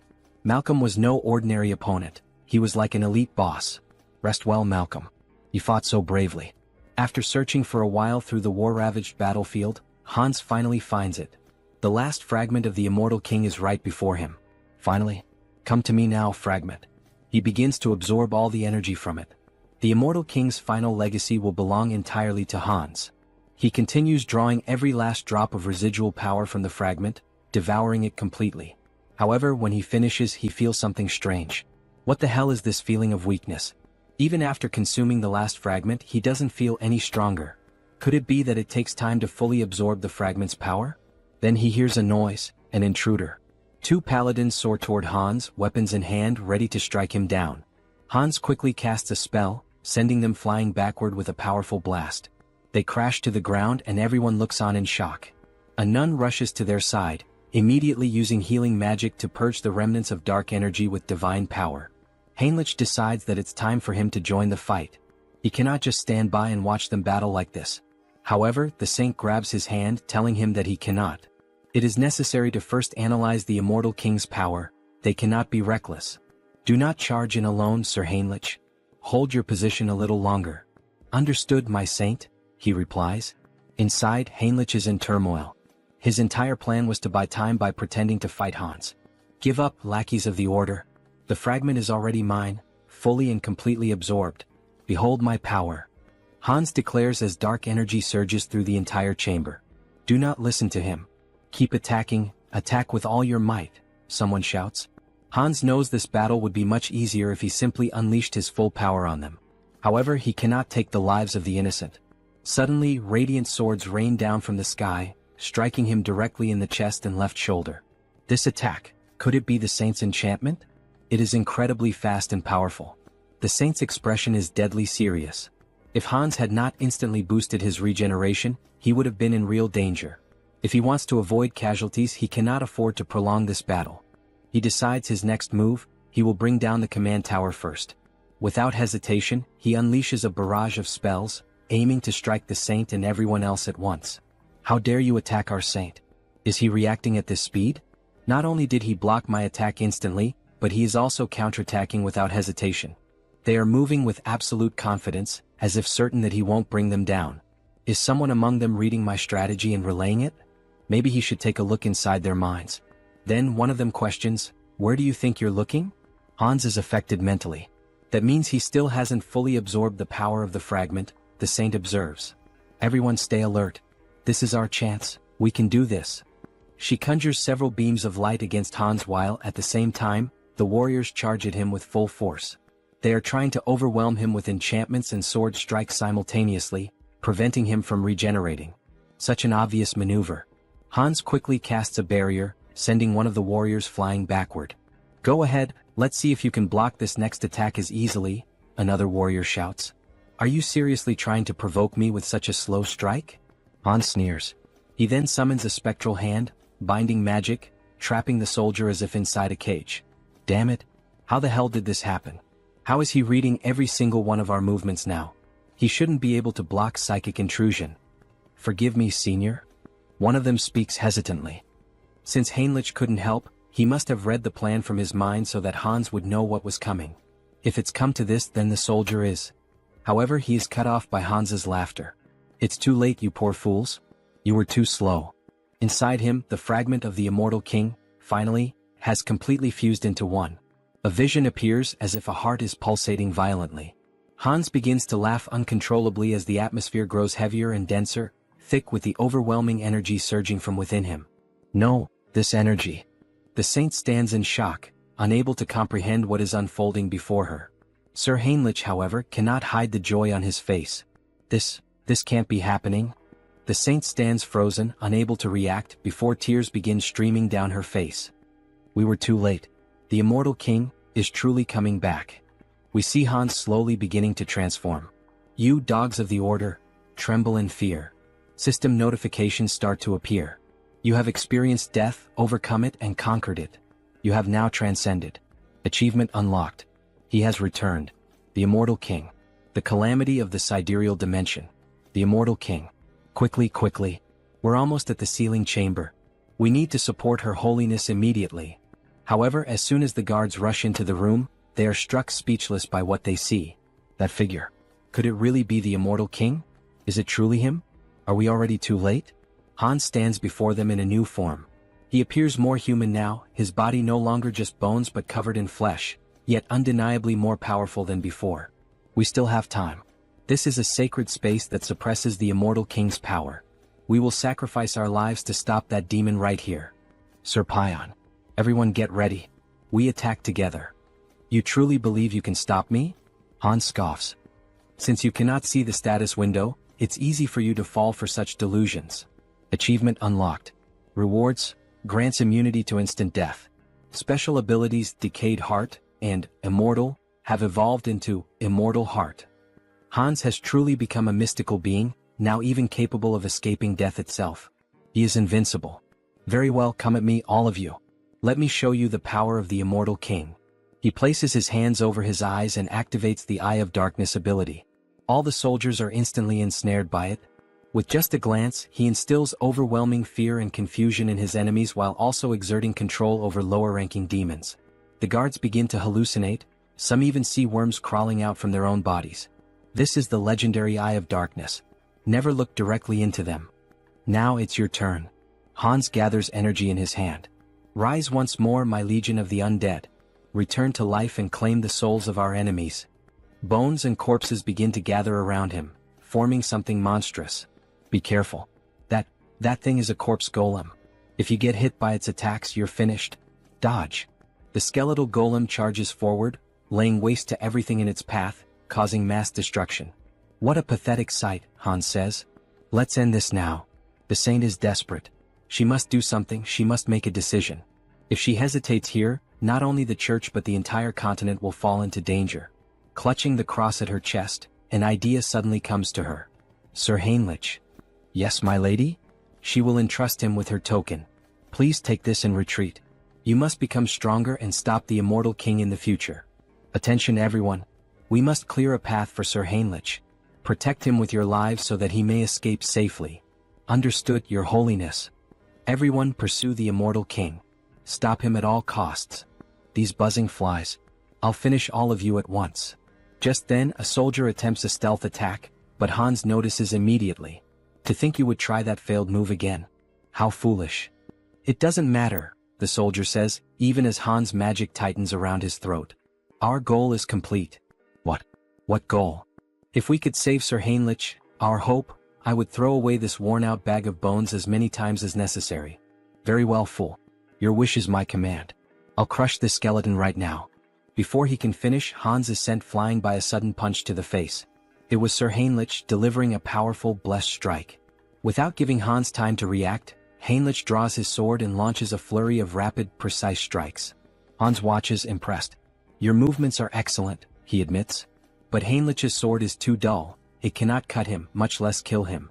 Hans retaliates, launching several black energy spears straight at Heinrich, piercing through his chest.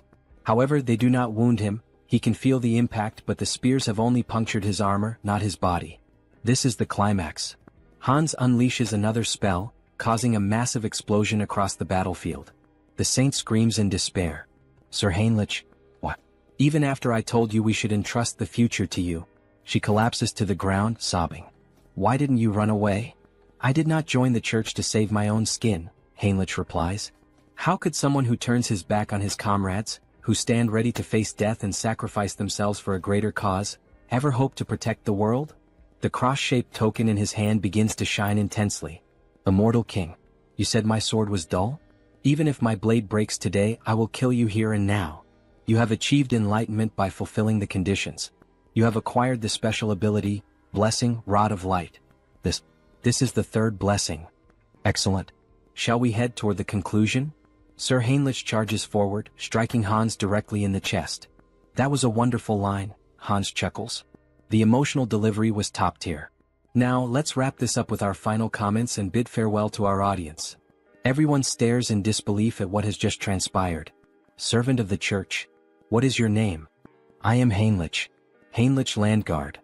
How dare you wound me? The ability, immunity to instant death, has been activated upon receiving a fatal attack. I will remember that name. Then before their eyes, Hans vanishes. Damn it. So in the end he just ran away. Suddenly, Heinrich loses consciousness. Before he can collapse, another paladin catches him. To think, he actually managed to strike the heart of the immortal king, even in a situation like this. This is it. The resurrection of the chosen one. A heroic tale that brings tears to the eyes.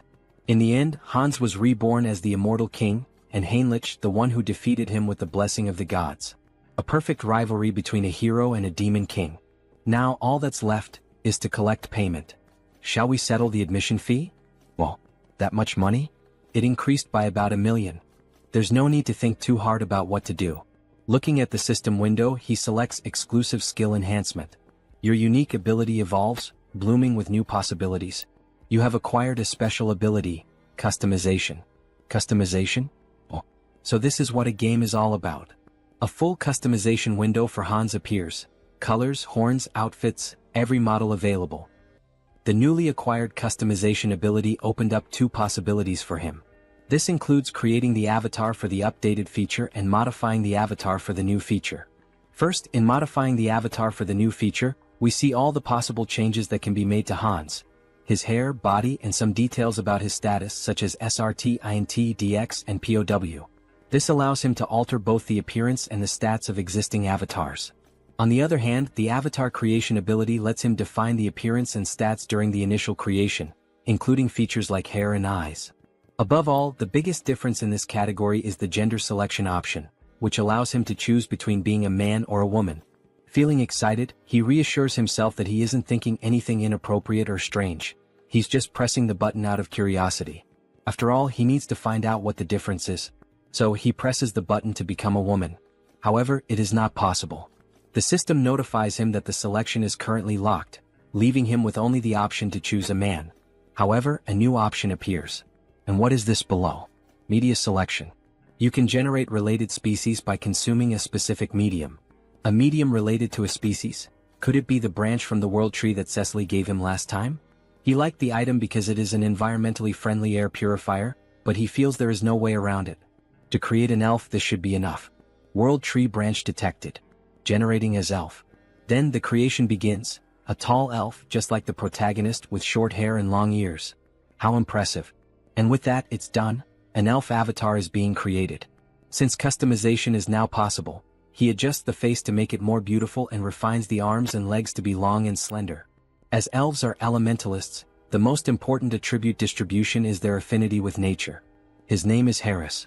Harris species, ELF. Individual trait, child of the world tree. Then we see a beautiful elf with long golden hair, tall and with the posture of royalty. Special notes. Born as an elf using the branch of the world tree as a medium. The growth rate of nature affinity is significantly increased due to the child of the world tree effect. That well-toned body and that beautiful face, haha, just as expected from an elf. But then the new avatar reacts. How unpleasant, he says before making a face as if he's about to vomit. But what's happening? Hansa's dark magic makes him feel as if Harris is being completely destroyed, as though the dark magic is killing a delicate young plant. Oh shit, why didn't he think of that? He had already gotten used to Hans, so it never even crossed his mind to worry about it. Hans, cancel your summoning. Since the mental center isn't functioning, could it be due to the elf's affinity with nature? He nearly lost the new avatar without even realizing it. For now, he decides to save Harris for later. Then he walks over to the shelf and picks up a book titled Conan the Baba. Maybe it was time for him to start writing the story of the mercenary king this time. Meanwhile, back to Harley, we see him looking quite excited. He really enjoyed that ear-floating feature. The young woman laughs, saying that it's a relief and that it suits him well. Thanks for your support. Hubert had found just the right item for him. Turok truly is the city of artisans. On the streets, we see a few people going about their day, making it feel like an ordinary town. Speaking of which, he had heard that some guys had been causing trouble at Hubert's shop. Maybe he should head over there and teach them a little lesson. Then, a group of 3 people starts making comments. What's with those tattered clothes and tattoos? No wonder the South is mocked as a den of savages, it's the Southerners' fault. Harley tries to ignore the spiteful remarks, but he just can't. Hey, what the hell are you guys even talking about? Which bastards just insulted the Southerners? Was it you? Or maybe you? You bastards better watch yourselves. I'll knock some sense into you. But when one of them swings at Harley, the wooden club shatters the moment it makes contact with his arm. That idiot, he just broke his own weapon against nothing but Harley's body in bare hands? Harley starts thinking. He would say that's pretty rare for this avatar. Ha. All these guys must be true Southern warriors. Tattoos, strong bodies, fierce gazes. That just means he needs to live among them and start building relationships. The great hero of the South and his closest companions who support him. In other words, he might actually become a true Southern warrior. Anyway, hurry up and dress properly. That kind of outfit should only be worn during traditional festivals. People don't wear things like that nowadays, do they? Harley asks. The other man becomes extremely irritated. That bastard, he can't stand hearing another word from him. He then challenges Harley to a traditional Southern duel, striking a culturally significant stance. Oh, a duel in the Southern style. Their tradition is to fight with bare hands, right? Sounds good, but there's one condition. All 3 of you come at me at once. They don't seem to believe what they just heard. You want all 3 of us to attack you? Are you insulting our honor? Fine, then 2 of you can come at me. The third should help the 2 who'll end up on the ground. As he makes this threat, his eyes take on a psychotic gleam, as if he's about to beat the 2 of them half to death. Alright, come at me now, you cowards. Try to take me down. Then, the sounds of impact echo through the city, leaving a trail of destruction. 2 of them are lying unconscious on the ground, while the last one, still standing, mutters, "That bastard is insane, unbelievably strong. He's not a Southerner. With that level of skill, how is it possible that you don't have a single warrior's mark?" Alright, those marks were a thing among Southern warriors, weren't they? How should he make this up? Brothers, I am a Southern warrior. But there's a story behind why I have no marks. What do you mean? It all started 20 years ago. A duel was held to determine the next chief of their tribe. The scene shifts to an arena, where 2 warriors battle while the rest watch from the sidelines. Harley's father, the strongest warrior in the tribe, won the championship, earning the admiration and praise of every member present. "Congratulations," said the king. "As per tribal tradition, you will be granted one wish. Speak, what is your desire?"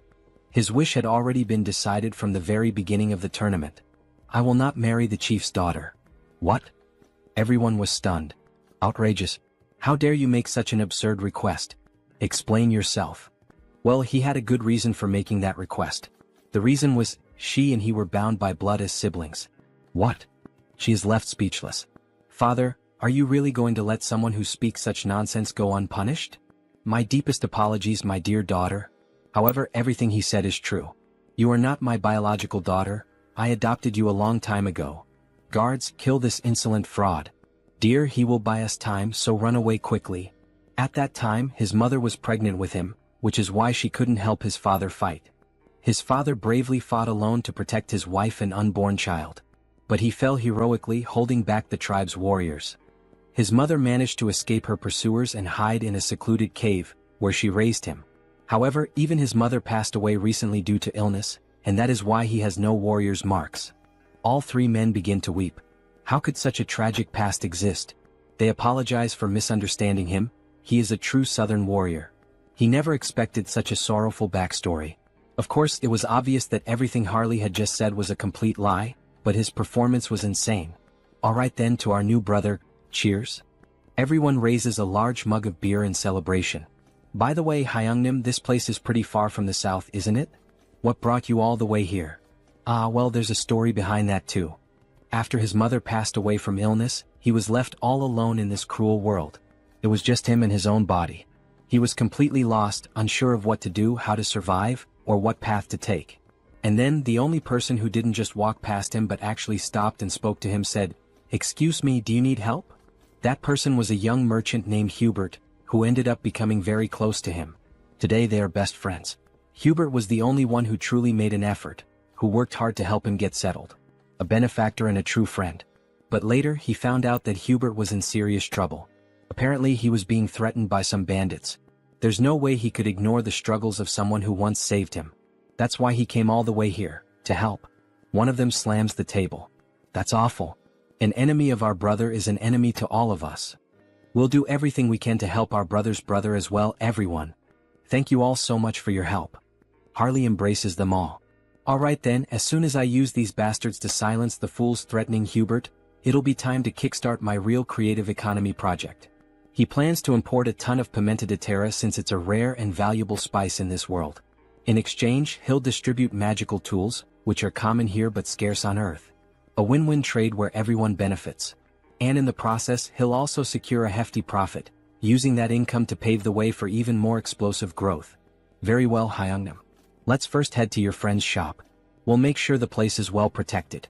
You can count on us. Alright then, I'm counting on you all, guys. Having reliable subordinates really makes life much easier. Now that Hubert's problem is being taken care of by them, it's time for him to move forward and begin his debut as an elf. Then, in front of a castle, we see someone standing. Good morning. This is the Great Temple of Rosalia, correct? I am Harris, a skilled mercenary and close friend of Harley, who in turn is a close friend of the Holy Knights Order. I've come here after hearing that the elf envoys are present at the moment. Would you be willing to grant me an audience? Of course, he also brought a proper letter of introduction. Then we see a piece of paper with a message written on it. This elf is definitely my friend. He would appreciate it if you allowed him to enter. That ridiculously sloppy, no freely expressive, handwriting, and even the scribble on it, leaves no doubt that this is a handwritten letter of introduction from Sir Harley. Please come in. They will guide the elf to the accommodations for the elf envoys. Here we are. We've already informed Lord Rayfury, so just wait for him to arrive. Alright, thank you. Excuse me, it's a pleasure to meet you. I am Rayfury Grandwood, a high elf from the Elf Kingdom. Please have a seat.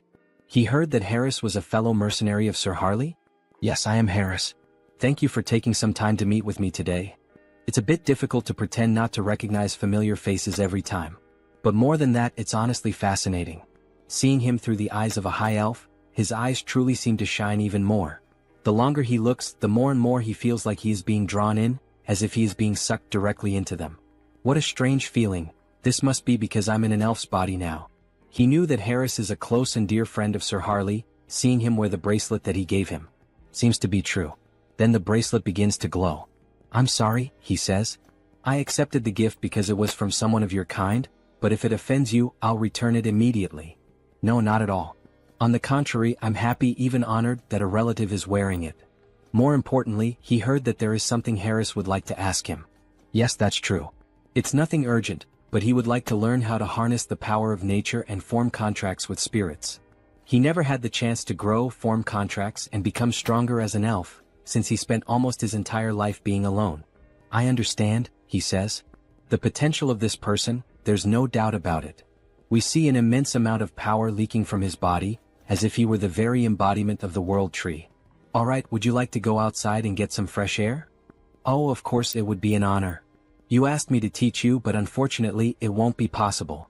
He is leaving this place soon, so he wouldn't have time to help. However, would you consider coming with us to the Elf Kingdom? Pardon? The Elf Kingdom, the land of the elves, located on the Enchanted Continent. It's where the Institution for High Elves is located.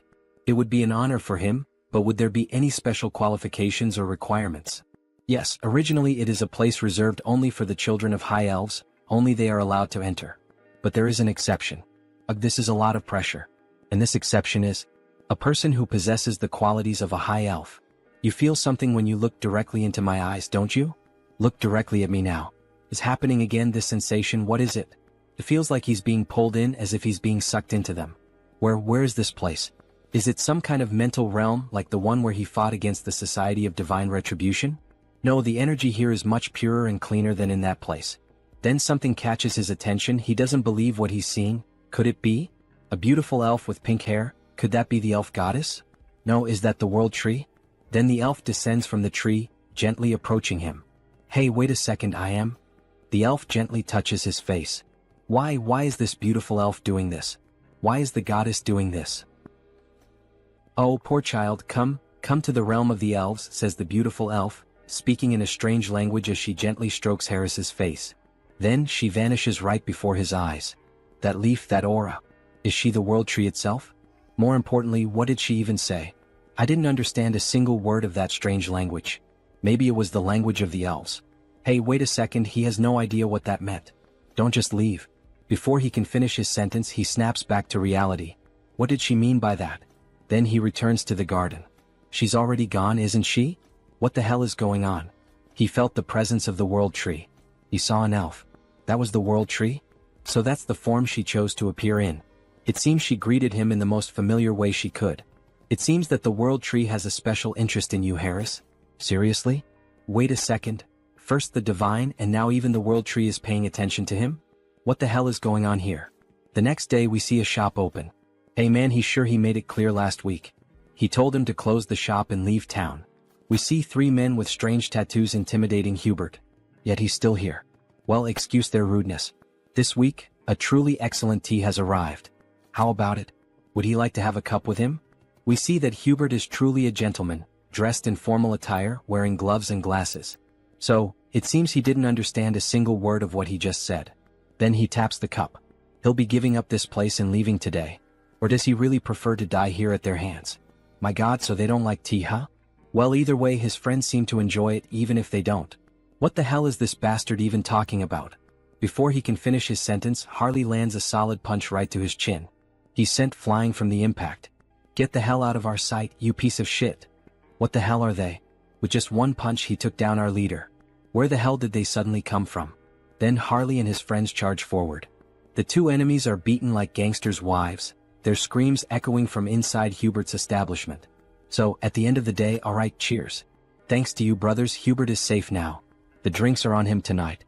Eat up, don't hold back. We see a feast laid out on the table: meat, barbecue, beer, bread. That was way too easy, don't you think?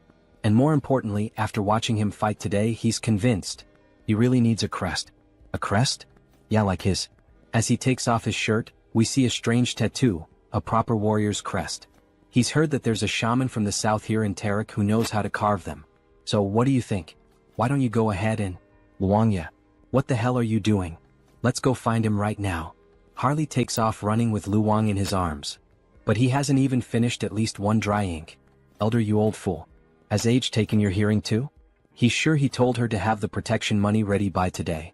We see the same 3 idiots from before demanding money from an old woman who apparently sells some kind of magical potions. Didn't she tell him that amount was too high? Where the hell does he think she's supposed to get that kind of money? She really doesn't understand the situation she's gotten herself into, this old woman. As he grabs her by the blouse, does she see this face? He's already had enough problems today, really a rough day. And now what? She doesn't have the money? Then go find a way to get his damn money. He doesn't care how this useless old hag does it. Just get him his damn money. Otherwise he swears to God that. But something catches his attention. Hey, what the hell is that coming this way? It's that son of a bitch again. What the hell is he doing here? Then Harley charges toward them, nearly trampling them with his overwhelming force. Greetings, madam. He's here to have a crest carved. Meanwhile, Luang is feeling sick from Harley's sheer speed. What is she going to do about those thugs? Well, them? They'll wake up and crawl back on their own. It doesn't matter. What a damn mess this is. Anyway, come inside for now. So, he said he came looking for her to get a warrior's crest? Yes. Can she do it right away? She hopes he knows that while a crest grants great power, it also drains a significant amount of one's life force. Of course he knows. That guy already explained all of that to him. It's been a long time since she's seen someone with such monstrous life force. With his endurance, he might even be capable of handling the supreme crest, the warlord's mark. Warlord? Hell yeah, carve it into his skin right now. Harley shouts, startling the poor old woman. That's impossible. She doesn't know how to do it. It's a technique no one has been able to carve in hundreds of years. And at this rate, her ears are going to fall off from all this yelling. Ah, come on, don't kill the mood like that. Well, if that's not possible, then he guesses she could carve the great warrior crest that Luang mentioned. That's a problem too. What the hell? She's low on materials, it's been ages since she last carved a crest and, more importantly, she simply can't do it. To receive a crest, you need the most crucial thing, a warrior's achievement. In other words, a feat like slaying a dragon or saving a kingdom. If he wants the great warrior crest, then at the very least, yes, beyond the Iron Fortress in the northern mountains, he would have to defeat the ogre that rules over that place alone, killing it with his own hands. An ogre? Does she even have any idea what kind of monster that is? No one would dare face that thing. Is she trying to get his brother killed right now? Just the head of that beast is as big as his brother's entire body. How the hell is he supposed to deal with that alone? However, while they were talking, Harley started rummaging through something at the portal. Did she mean this? Then a massive skull appears. That's the ogre's skull? Don't tell her he hunted this thing by himself. Aha, of course he did. An ogre is nothing to him. Alright, she can see that he's an impressive warrior, but even so, come back in a few days. Lately, she's been low on energy and her body isn't in the best condition. She needs strength to carve a crest, but she hasn't even been eating properly. Food. Leave that to him. Restoring vitality is his specialty. What does he mean by that? Then, before she even realizes it, he's already vanished from in front of her. He really just left. So, she just hopes he doesn't cause any trouble. You little shit, it's him again? We sure are running into each other a lot today, huh? You again? Then he throws another punch at the thug, making him groan in pain. What the hell is he? Who sent him? Why is he doing this to them? You messed with the wrong people. You're the ones who laid hands on our shaman. Huh? Shaman? That old witch is the southern shaman. Sorry, we didn't know. We thought she was just some random village healer or something. Harley raises his fist, threatening another punch, but this time he slams it into the ground instead. Alright. We won't do it again. Please stop. Yeah, you better not. Keep that promise. Hyungnim, I've wrapped things up on my end too. So now what? He knew that a bandit hideout like this would have stuff like this lying around. Luang, get over here and help carry these crates. We're having a barbecue feast tonight with that old lady. As they return home, we see the old woman sweeping the street. Grandma, they're back. She is surprised by their sudden return. My God, what the hell is all that in their hands? What did she mean by all that? It's all meat and alcoholic drinks, to eat and drink together. So what did she think? Isn't that enough for Grandma to eat, recharge and stay healthy? Then we see a flashback as if Harley were another young man. What a shame. If her son were alive, he would be the same age Harley is now. At her age, meat? Seriously? She can barely chew. What? So you're not going to eat it? Maybe she'll try a little, since he went through all the trouble. Then we see the old woman biting into a piece of meat and downing a bottle of wine by herself. They knew that women from the south had big appetites, but still, she ate everything by herself and didn't leave anything for them. Ah, that was so good. The food and the drinks were delicious. Alright then, now that our stomachs are full, shall we begin the engraving on Harley's skin? The engraving process is painful, you know. So she lays Harley down on the bed and starts getting ready with the needle to pierce his body. Is Harley mentally prepared? Aha, of course he is. Don't worry, old lady, he was used to going through procedures like this on a bed, a reference to when Hans used to perform experiments on his body. However, before he could finish that thought, the old woman put a stuffed bear in his mouth. Her son bit down on that toy when he had the engraving done on his own skin. So she knows it's going to hurt, so keep it in his mouth because she's about to start. Alright, here we go. When she presses the needle against his body, the needle snaps. Damn it, his skin is so tough that the needle broke and she can't pierce through it. Wow, I can't believe it. Isn't there another way to do the engraving on his skin? He knew that Hyungnim was exceptionally tough, but this is insane. There's no way we're going to use another technique. Don't worry about that. She shifts the angle of the needle, and the markings on her arms start to grow stronger. She's going to make sure that all that meat and alcohol she ate and drank will be paid for, in full. Activating all the markings on her body, she begins to pierce and carve the engraving into his flesh. It's time to show what a first-rate tribal shaman chief from the past is capable of. Then we see the mark that was made, a fiery sun, resembling the symbol of the Sun Pirates from One Piece. Captain Fisher Tiger. System notifications. The entity has fulfilled the conditions and attained enlightenment. He has acquired the skill, Chaco-style combat symbol. Current symbol, Great Warrior. We see a large marking on the right side of his chest. This is truly impressive. It's far more efficient than enhancement through bio-aura. At this level, even without using the body mutation ability, he could defeat an ogre in a bare-handed fistfight to the death. This is perfect. We see the old woman, completely exhausted and worn out. Harley is even concerned about her condition. What's the matter? Is she alright? Is she feeling anything? Don't worry about her. It's just that it's been a long time since she used that kind of strength and those engraving techniques. She's just out of shape. She'll be fine after resting a bit. Lock it in, brother. We've just found more work to do. And what would that be, Brother Harley? Meat. He shakes the old woman, shouting in desperation. We need to find more meat. She can't be in pain if we're going to finish the other crests. We need to keep her alive and well. That damn stubborn bastard. Let her rest a bit before continuing. In the next scene we see Heinrich lying in bed, his body completely wrapped in bandages. Meanwhile, someone is standing in front of his body, praying and speaking divine words. A paladin approaches from behind and asks if she's still praying for him. Cardinal Pion, if she continues praying and using divine power without resting, it will certainly have serious consequences on her body. So please go easy. Yes, she knows the consequences. But her heart won't let her rest. She can't forget what happened, the last vision she had of him. In that moment he stood firm against the immortal king, refusing to back down until the very end. Yes, it was like witnessing the birth of a new hero. Wait, Sir Heinrich, a new hero? The saint's face turned slightly red. Oh, your eminence flatters me by speaking that way.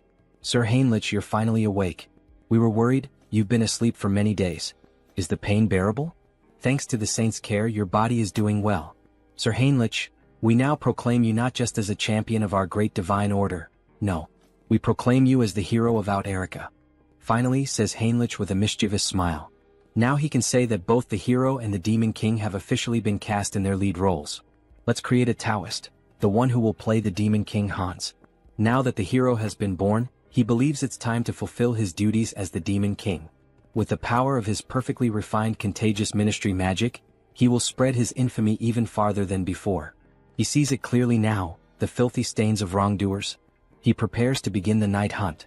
He will drag every one of them into hell. Quick, move and keep going. This patient came first, get out of the way. Damn it, what the hell is going on this time? Looks like that bastard with the Haho mask showed up again. Well, any idea what's happening? One thing is certain, they got involved with someone extremely dangerous. On Sunghyun, a dark mage sent by the skill management department. They ended up messing with the wrong person, got on the wrong path and ended up dead like this. That freak with the Haho mask or whatever it is a completely insane monster. This level of pure dark magic is beyond human comprehension. That person's body is basically just an empty shell now. He'd bet their soul has already been enslaved. If he were caught by a monster like that, if it were him, he would choose that option without a second thought. As if that would help, says the so-called best dark mage in Korea. He's nowhere near that level. Having a dark mage of that caliber as an enemy, well, that's what it really means. No way. He said the culprit was the Haho mask, right? In that case, let me take a closer look at the curse. He then uses dark magic on the dead man's head. However, he suddenly feels a devastating force as if something is watching him. That feeling, he collapses to the ground in shock. Hey, what the hell just happened? What's wrong? Did he find something? Team leader, he feels like he's about to die right now. What the hell are you talking about?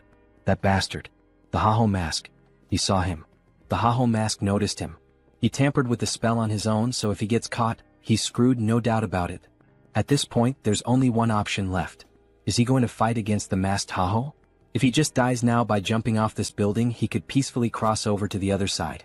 Hey, stop doing something stupid, you lunatic. The masked Haho only hunts and kills villains. You'll be fine since you're innocent. So calm down and breathe. Alright. Hearing those words like that made him feel a little better. Thank you very much. After all, he is innocent. Is this bastard stupid or something? And somehow he starts to feel his body slowly relax, until he passes out and collapses to the ground. Hey Sunghyun, what the hell just happened? Nurse. Please help us, he passed out. Meanwhile, Hans watches the entire situation from afar. Interesting, that man seems to have the ability to use dark magic even if only in a light form. He doesn't sense any evil aura from him, so there shouldn't be any problem with meeting that guy again in the future. The next day we see a blog filled with various posts and information about the masked Haho. Hans's popularity has grown so wildly that it's now out of control. What could Haho's abilities be? A vigilante of justice, the dark hero. Some people are even calling him the shadow hero. But it's not like he's actually happy with all this attention surrounding Hans. This could end up becoming a real problem down the line. Oh, what a headache. How the hell is he supposed to start operating from now on? However, someone interrupts his thoughts by knocking on his door. Who could it be? Your fried chicken delivery has arrived. Wait, what? Kang Tae-san. It's been so long since he last saw him. How has he been all this time? Hey, but look at this guy, damn. It's been years since this Hyung showed up and this is how he reacts to a guest? Ah. What do you mean by the way he reacted? Well, even though he's my friend right now, he's the last person I'd want to see or talk to tonight. Skill Management Bureau. Criminal Investigation Division. Kang Tae-san. Still, Tae-san is the only friend he made during his childhood. Even after all these years, while he was reclusive in his room, Tae-san was the only one who came looking for him and tried to help. He's truly a valuable friend. But seriously now, Hyun seems different. It's like he's not exactly sure, but it seems like Hyun has found a purpose to live for again? Well, I mean, he can't stay stuck in the past forever, right? Those who live in the past are museums. And he suspects that his parents wouldn't have wanted him to live this reclusive way. Yeah, damn, he's right. He spoke well just now. Do you have any idea how long he's been worried about Hyun all this time? It's not healthy to stay reclusive for so long without talking to people. Ah, come on, it wasn't that bad. He even went out a few times in the past few days. Really? Says Tae-san with a surprised look on his face. Thank you, my friend. Going back to the past when he was grieving and struggling with depression, Tae-san always visited him and tried to help in every way possible. He then opens a can of beer, seeing how well things are going for him now. He feels like he can finally reveal a secret. What does that mean? He knows, right? The reason Tae-san joined the Criminal Investigation Division. Of course, he was like family to Hyun's parents, like an actual son to them. And after they died in that accident, Tae-san enlisted in this division. Yes, back to that case then. Everyone thinks it was just a random attack by someone who had awakened. That's what everyone believes. Well, at least until recently. But he doesn't think that's the reason for this case anymore. There's a group that has been operating in the shadows for a long time, calling themselves the Society of Divine Retribution. They are a group of bastards who are very meticulous. So far, they haven't been able to link anything or even catch a scent of them. But you've been following the news, right? That masked figure known as Haho has given us a lead. They've given us the first clue. Haha, even dropping hints for the skill management department? Did he go overboard? Anyway, he'll keep him updated as soon as he knows anything new. But don't go around talking about it. Do you want me to end up in a cage? Haha, as if he had anyone to tell. Still, from what he's heard, the masked Haho has been quite impressive. So why is the Bureau trying to hunt him down? Exactly. That's what's bothering him. Why the hell are they going after someone who's actually doing a good job? Yes, exactly. The protagonist is happy to see Tae-san on the side of the masked Haho. After all, it's his clone who is doing all this investigative work. Anyway, let's drink until we pass out tonight. A celebration for Han Sunghyun's new beginning. Then, after several drinks and chickens, they start talking about other things. Just give up on being a writer. What's wrong with that? A hero and a demon king? Well, that's so cliché. And giving the demon king the name of Hans? Haha, Tae-san laughs a lot. That's so boring. It doesn't even sound like a name you made up over coffee or something. What does that mean? This is a classic, there's nothing wrong with the description of this story. This isn't a classic, this is what we call cringe. If it's something that's been done to death, how about pretending it's an abbreviation? Hans, short for something like Hannibal Strauss. Oh, that was actually a good suggestion. Right? If he becomes a writer, remember he can always ask for help from his Hyung here. So while they were talking, Tae-san's phone started ringing. Oh, look at the time. He needs to leave. Seriously? It's still so early. The leader of the Dawn team said he has to show up today. He's leaving. Alright then, Tae-san. We'll talk later. I forgot to ask something before. Your grandmother is doing alright, right? Tae-san pauses for a moment at the door as if feeling uncomfortable. To be honest, her condition has worsened quite a bit recently, and there are no signs of improvement. Maybe it's already time to start preparing emotionally in case the worst happens. Wait, is Grandma that bad? Is there anything he can help with? Anything at all? Hey dear writer, just focus on writing your material. Don't worry, he'll take care of things somehow. The protagonist really felt the weight of those words, and we see a flashback of someone holding his hand. Is this okay? If you feel like eating something more, tell your grandma, alright? Tae-san's friend is no different from his real grandson. He knows, yes, grandma. Tae-san's grandmother. When he used to go out with Tae-san, she always took care of him, looking after the little things. These are some of the few warm memories he has. And now, knowing that she is seriously ill, he feels very sad. A friend who has always been by his side is going through something so hard, and yet, he is completely helpless. Hey, wait a second, how could he be so stupid? He had a brilliant idea, something he can do. Kang Tae-san, you owe me an apology for mocking my sense of sampling. Because these characters who sound like they're shrinking are the ones who will help you. Then we see the protagonist invoking Heinrich, a paladin who would be perfect for this situation. Then we see a system window showing the paladin Heinrich. To heal someone, a healer is needed, like a priest. But he has one who fits that description perfectly, doesn't he? A familiar with faith recognized by the archbishops and overwhelming divine power. We see that Heinrich truly became someone special in the other world, being regarded as one of the greatest figures of faith. Heinrich really can heal Tayson's grandmother. But wait, how is he going to make Heinrich disappear for a while?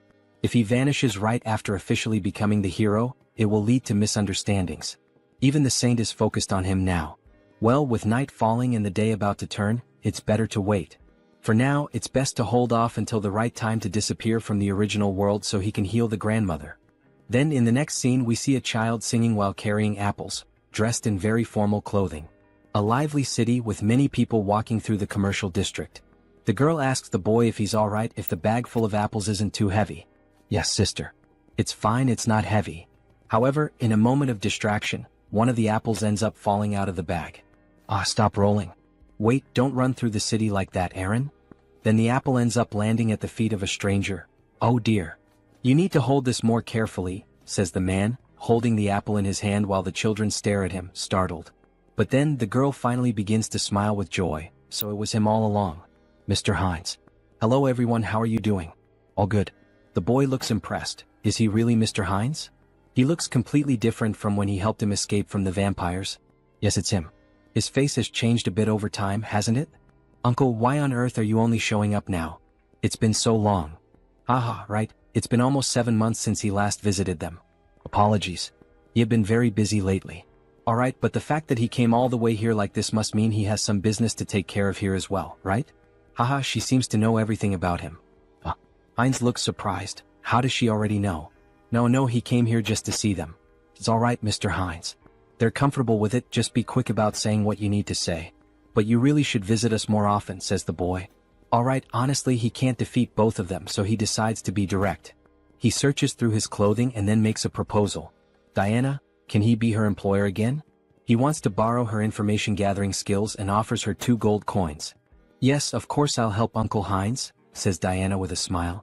A moment later, near the end of the afternoon, we see a house and its garden, someone shouting out Soren's name. Also look for places that sell these magical tools. We see various luxurious items, jewelry and magical tools spread out on a table. Wow, Lord, where did he manage to get all these high-quality items? Haha, there's always a way to get certain things. Thanks to Diana, he not only obtained high-quality magical tools from the shop in Talia, but also got information from Brokaslack, who had been silent for a while. The pepper he requested is stacked up in the storage room. Great, her friend is going to sell it. And the purge is over. The purge? What does that mean? The people who pretended to surrender or tried to hide. He identified every one of them and executed them, he says with a sinister laugh while throwing cards with his dead targets onto the table. Finally, now our clan will be normalized and secure. Alright. From now on, they just need to exchange magical tools and pepper periodically. So, he's counting on her to take care of the administration of Heteros from now on. Soren is confused by the information she's just received. What the hell did he just say? She's never done anything like this before, she's not sure if it's a good idea. Can she really manage the clan well on her own? Jean Soren, she's a capable person he trusts. If it's her, he's certain she will do just fine. Oh, the master trusts her. She blushes at his trust and promises to live up to his expectations. How easy it is to deceive this girl and gain her trust. He's using dramatic lines everywhere. If he thinks about it, we're not much different from a small or medium-sized company now that trade between the 2 worlds has been established. Let's get to the point. Shall we start the conquest of the clan in earnest? Then back to the original world. It's already nighttime and the city seems quite lively. There are lots of people walking around, enjoying the moonlight, listening to music and chatting with one another. Based on the information he and Diana managed to gather, he personally investigated and was able to find it. This is the source of his blood, and he's convinced that this is the base of the Brokaslack clan, where those 2 soldiers are standing guard. Then he throws something near the guards to draw their attention and quickly slips in through the back door like a shadow. Why did this one fall on its own? Was it the wind or something? Then we see a beautiful lady holding a glass, drinking it all in one go. This is so good, such refreshing blood. The young vampire lady seems quite satisfied with her drink. But how much longer will she have to keep living like this? Drinking alone is so lonely. Looks like it's still the same as always, a drunk Rosilica. Who's there? There are a lot of familiar faces showing up today. Conceal skill release. Forgive me, but who the hell are you again? Ah, he's Heinz, a vampire she met some time ago. She's sorry, her memory is a bit poor. Who are you again? Then she starts pouring more blood into her glass. Still, now that a guest has arrived, she must show her hospitality. However, while pouring blood into the glass, she cuts her fingers slightly to infuse the drink with her own blood. Here, freshly squeezed blood. Please have a sip. No, it's fine. Upon having her offer refused, she becomes uneasy and slightly furious. This is high-level blood magic. How dare he invade the sanctuary of Brokaslak? Then, throwing the blood-filled glass, she begins to manipulate the blood to launch an attack at Heinz. She doesn't know who the hell he is, but she won't let him get away with this. So she goes all in, attacking him with everything she has. However, Heinz only laughs at the situation. Then he counterattacks by controlling her own blood. How is her blood being turned against her? To freely manipulate another person's blood. That's at least in the realm of true blood. He then forms a rope out of blood and leaves her immobilized. This is Brokaslak territory. The intrusion of an outsider is a violation of the treaty. This girl really doesn't seem to recognize him, does she? Well, instead of clearing things up, should he take advantage of that? What violation of the treaty? He is also part of Brokaslak's indirect bloodline. Please don't lie, you coward. Imprisoning a girl like this, there's no way that could be true, is there? Now that she thinks about it, she recalls hearing something about a clan that was persecuted in the past. Could that be true? Yes, he is from that very clan that was mentioned. Now she will cooperate willingly and he will grant her power. Even if he's from a branch family, she has no reason to listen to him. Sorry, maybe I misunderstood, she says, then he grabs her mouth firmly. She has no choice but to obey and will do exactly as he commands. Then, holding a crystal in his hand, he pushes it into her, making her moan in pain, so much so that people near the house found it strange. Then back inside. She is in ecstasy. What is this sensation? It's overwhelming. The crystal is taking hold of her body and flooding her with more energy and power. And at the same time, it feels as if her master has changed. Now, let's see if she can reveal everything she knows. Damn it, she can't disobey his command. The true blood that oversees this region of Thalaria is Lady Frisia. If she had to describe her defining trait without a doubt, it would be as a user of demonic eyes. Then we see a beautiful woman with very pale skin, blue eyes and slightly pointed ears reminiscent of an elf, sipping a cup of coffee. The butler then offers her another cup of tea and asks, Lady Frisia, are you also enjoying the human world today? Yes, it's always interesting to observe it. The way they struggle to live with such humble bodies. Then we see that they are well above the houses and buildings high up in the mountains. However, he has heard that the recent Protestant denomination is expanding its influence in Rafalashi. Don't worry. This kingdom already belongs to Brokaslak, disguised as human nobility. A simple pressure on the kingdom will resolve this quickly. However, before she could finish her sentence, the butler's head is ripped off, and a jet of blood sprays out. Alright, so you are Frisia? Her expression changes, now she begins to question. She has never seen this vampire's face before. He is a complete stranger. Pure blood. He doesn't seem to be of true blood. Meanwhile, Heinz savors the butler's blood. Let's assume he's from a branch bloodline.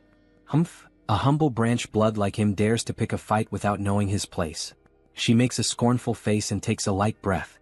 She's going to make him realize the mistake he just made, so she activates the demonic eye, which turns completely dark. However, the protagonist quickly repels the attack with ease. That's impossible. How did he dodge her demonic eye? He already knew how her ability worked. The fact that it doesn't work against him. She knows what that means, doesn't she? Now, who is the one that doesn't know their place? Oh, so he is a true blood after all. Attacking them right in the heart of Brokaslak territory, what is his goal? She asks angrily. His goal? Isn't that obvious? He says with a laugh. Everything you have in Brokaslak. He will be the one to take it all and become the new king of the vampires and the cities. She bursts into wild laughter, unable to believe what she just heard. I don't know if he's stupid or just bold. Alright, I get it loud and clear. But he should have one thing in mind, she is also of true blood. Then she awakens both of her eyes, increasing her speed.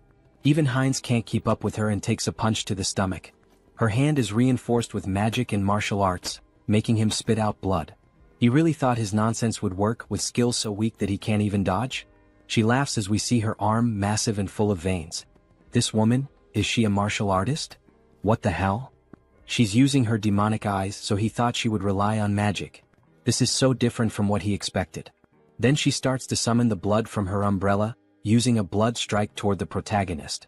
It lands squarely on him. So, she's a physical fighter, huh? He's under pressure, spitting blood. Impressive, he can still stand. Let's see if he can block this too. Then she charges at him full force, wielding an umbrella. She even handles a sword with flawless technique. That umbrella wasn't just for show, huh? He tries to dodge the quick attacks. The dodges won't help him forever, especially since he's being injured little by little. Alright, this next blow will definitely crush him. It will leave him with nowhere to escape. Then she summons a sea of blood against the protagonist. Is this an AoE ability? If that's the case, he'll cut his way through this blood tsunami. However, something feels off.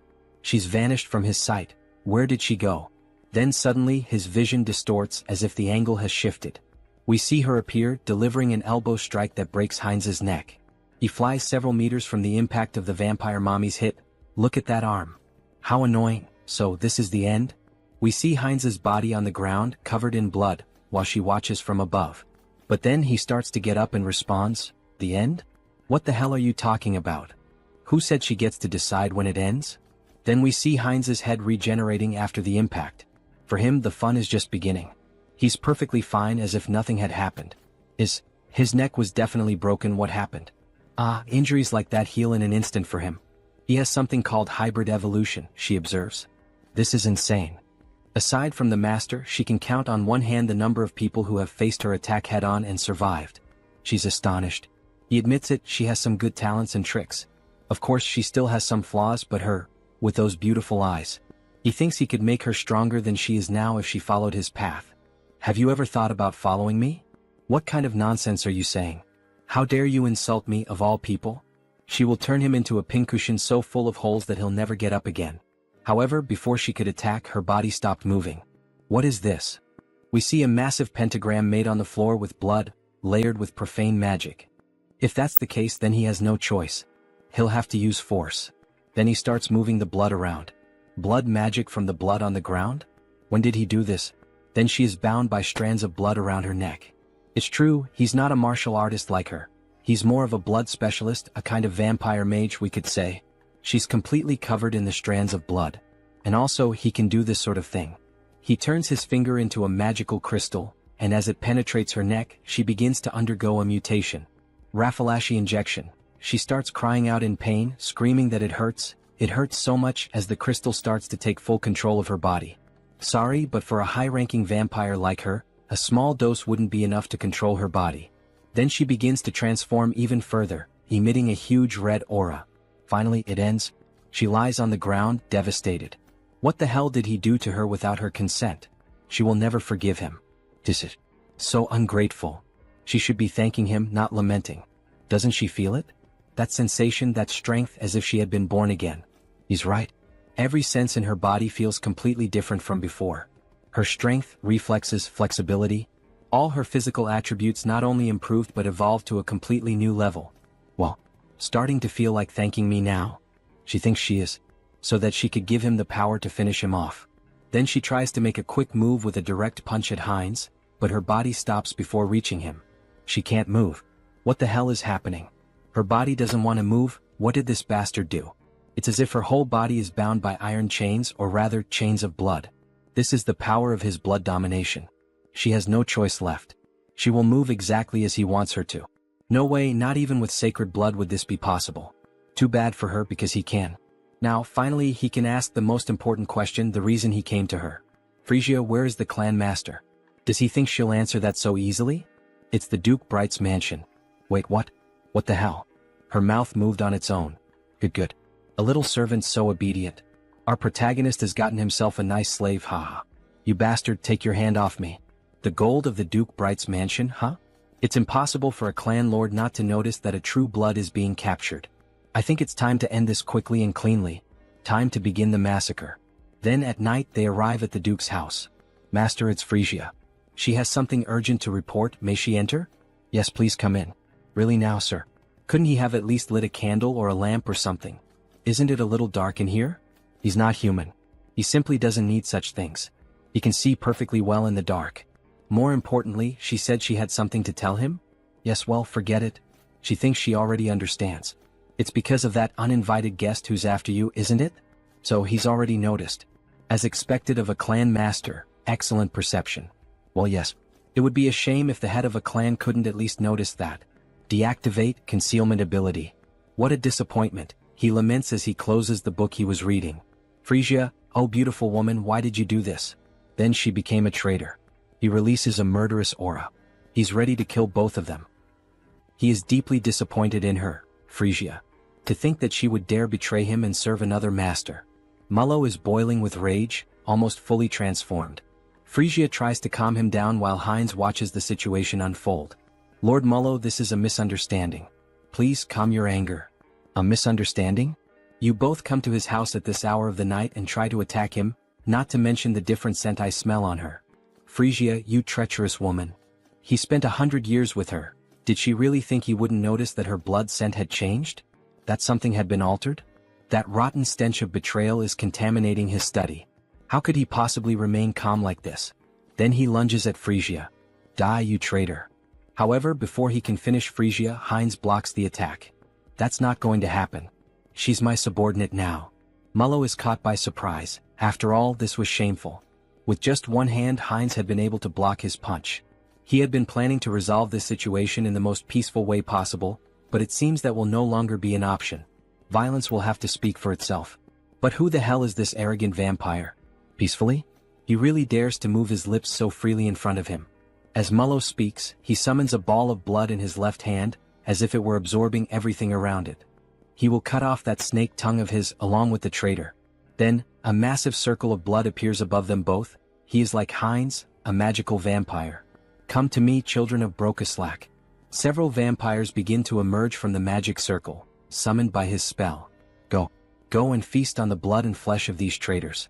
Kill them for him. Offer the blood of the traitors to Lord Mullo. How dare they? This is no place for people like them. They're nothing but a bunch of puppets who think they're vampires. Then she begins killing them one by one using the umbrella. Something's not right. There are only about a dozen people summoned here. And yet, he has hundreds of vampires spread across the entire capital. Are you telling him this is all that's left of his subordinates in the capital? Mullo is stunned by the weight of that information. Meanwhile, Frisia continues slaughtering the weak vampires. Frisia, what the hell did she do in the capital? What happened to all of his subordinates there? Frisia remains silent. After all, she has a new master now. I'm sorry, Lord Mullo. And as a sign of respect, leaning on the umbrella, she informs him. Most of them are now subordinates of Lord Heinz, to whom they have sworn eternal loyalty as their new lord. He doesn't understand. She's saying that his subordinates accepted a new bloodline so easily, without even trying to resist? That's no different from cannibalism within their own kind. With his hands hidden behind his back, he begins to cast a new spell. With both hands brought together, a black sphere made of blood starts to form. This will drive him insane if it continues like this. Is she really sure she wants to follow a man like that? One who will soon lose his mind? Well, all of this is only possible because Lord Heinz is from a collateral bloodline of Brokaslak. He's from a collateral bloodline of Brokaslak? As if, don't be ridiculous. Did they really expect him to believe all this crap? As if he were stupid. Brokaslak, magical blood technique. Blood mist. Bear witness. He is visibly shaken by the fact that he's lost all of his subordinates in the capital. So this is the infamous barrier of a blood sorcerer representing Brokaslak. What is this pressure? Is this Mullo's domain? Feels like his head is being crushed and his body is twice as heavy as normal. It's far too early to be this surprised, Heinz. No matter when or where, they will always answer the call of their master. Then, by sacrificing a bit of blood into the magical seal on the ground, a vampire wielding a scythe begins to emerge from beneath it. Serve your master, Obeyer. Ah, what a headache being woken up so suddenly. Then we see that it's actually just a vampire child holding a massive scythe in their hands. Why did you summon him so suddenly to this place, Lord? Even though he can see a lot of blood scattered across the floor along with some vampire corpses, what the hell is going on here? Why was a child summoned alone this time? Damn it, Obeyer is already realizing this is a complete mess. No time for chit-chat. Obeyer, kill those two bastards right now. Leave no trace of them behind, wipe out their very existence. Alright. Understood, just give him a moment. He's still waking up from the deep sleep he was in, but he quickly comes to and suddenly appears behind Frisia and Heinz, both of whom are caught off guard by his sheer speed. So this is Obeyer, right? Heinz had noticed how fast he was, so he must be some kind of pure-blood vampire assassin. Obeyer tries to strike Frisia first, but she dodges the sudden attack. However, he can't afford to be held up here, so he activates his ability, Acceleration. Now it's Heinz who appears behind Obeyer, who is taken aback by his speed. Heinz grabs him using a blood claw. What is this? A binding spell? How are you using blood magic inside the Lord's domain? Meanwhile, Heinz charges toward Mullo, who is also caught off guard by his acceleration ability. However, Obeyer manages to break free from the claw and shouts, asking where the hell he thinks he's going. Their fight isn't over yet. He then quickly attempts to strike Heinz again, but Heinz narrowly manages to dodge the furious swing of the scythe. Holy shit, he was right in front of him. He could have killed Mullo if it weren't for that damn kid. Looks like he has no choice now, he'll have to deal with that bastard first. So he uses the acceleration ability again, and the two begin fighting all around the area. All that can be seen are flashes of light moving rapidly. Not even Mullo can clearly follow what's happening. Unbelievable. Obeyer's agility is simply the highest ever recorded, not just in Brokeslack, but compared to any vampire they've ever known. And even so, that other vampire is keeping up with his speed? Seriously, who the hell is that guy? In the heat of the moment, while the two were locked in combat, Frisia took the opportunity and attempted a surprise attack on Obeyer, which ends up being successful, allowing her to completely overpower Obeyer. That damn child, she never liked his irreverent attitude, not even back then. Now is a perfect moment to settle this. He shouldn't overstep his limits. Why doesn't he have some fun with her instead? She's dying to kill him with her own hands. Wait, something's wrong again. Even Frisia is managing to keep up with Obeyer's speed? That's not possible. After all, the Lord knew both of them perfectly and was aware of every trait his subordinates had. What the hell is going on here? And she's even taking down other subordinates on her own? Where the hell did she get that kind of power? Does he really think he has time to let his guard down? Heinz seizes the moment and launches a surprise attack from above. Mullo is caught off guard, but in truth all of this was part of his plan. After all, did Heinz really think he entered this barrier of his own free will? What foolishness. He'll never be able to dodge his attacks here. Then, forming symbols with his hands, he summons a powerful strike. But Heinz was laughing. Dodge. He never planned to do that in the first place. Then his arm is brutally torn off, yet he keeps advancing straight toward Lord Mullo. And finally he manages to press 3 fingers right into Mullo's chest. That bastard, he actually dared to sacrifice his own arm just to win this battle and get close to him. As if he knew how frugal he truly is. But Heinz's arm regenerates quickly. He wouldn't be foolish enough to actually lose a limb. What do you mean his arm regenerated instantly? Even among vampires, very few possess the ability to heal that quickly. Don't worry, Lord Mullo. He's not planning to kill him. Not planning to kill him? What's that supposed to mean? What the hell is he trying to do? What do you think? He's inheriting his lordship. Then he begins to drink the blood of the former lord. In the next scene we see a spiraling staircase that leads down to a coffin at the bottom. A fairly typical setting with 2 statues of guards standing watch. However, the coffin slowly begins to open, and we see a girl emerging from within. A beautiful vampire with long dark hair and ears resembling those of an elf. Her arms are held close together, and she wears an extremely elegant dress, with a crown of thorns resting on her head. She lets out a yawn but finally rises. She's so tired, she wishes she could sleep a little longer. We get a better look at the coffin, wide and large. But she thinks that can no longer be allowed. After all, something happened, something changed while she slept. Her gaze is shown, completely red and unlike anything seen before. This vampire clearly appears to be someone powerful. Something has happened to her son. It's time to act. Then back at Lord Mullo's castle, we see a commotion unfolding. Step forward. Don't move yet, stay still. We see him summoning more magical crystals. Raffalashi injection. Both Mullo and Frisia watched the process they had both gone through, but now it was time to do the same for the remaining subordinates. Those who have finished, step back, there's still much work to be done. Next. Finally it's over. He took an eternity to finish marking all the remaining subordinates.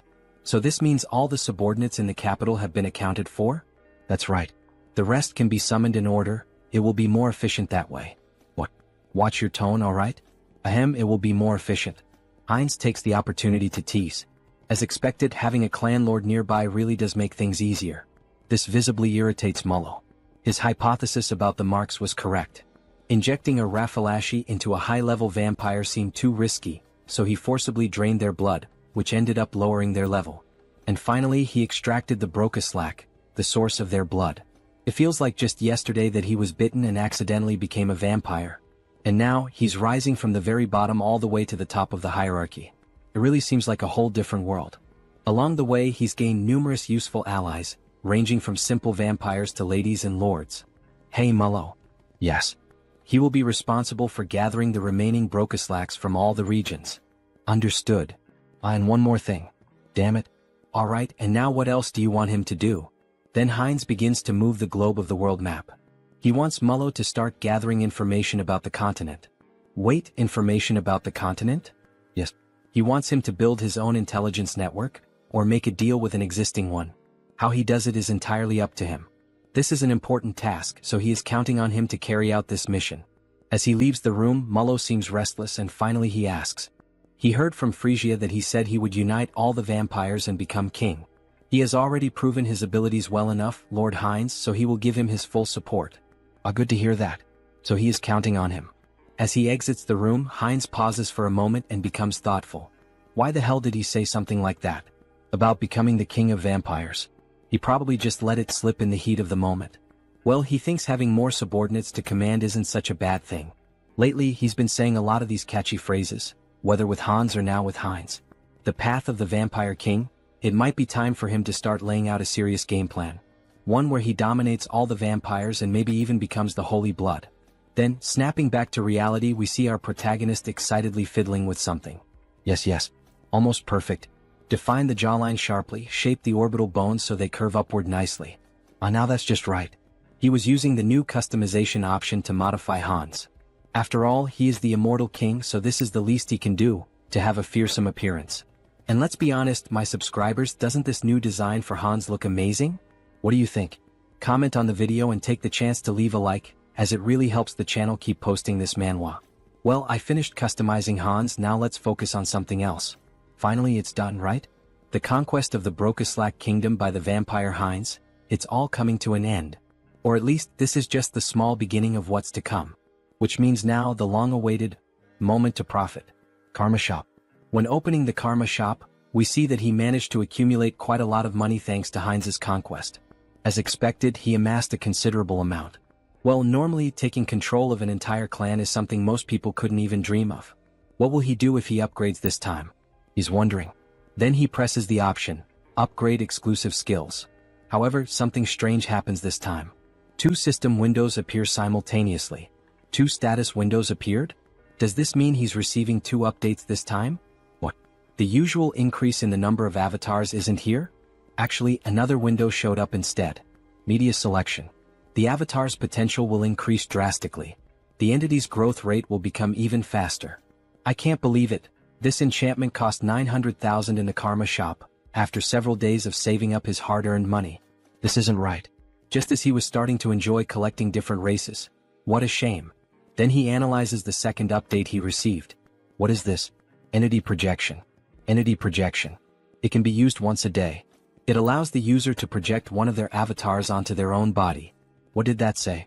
Does this mean he can use the power of all the clones he's created so far directly with this body? Right? Surprised by this new update, which allows him to become one of his clones through a specific power, he begins to look through all the information about his clones.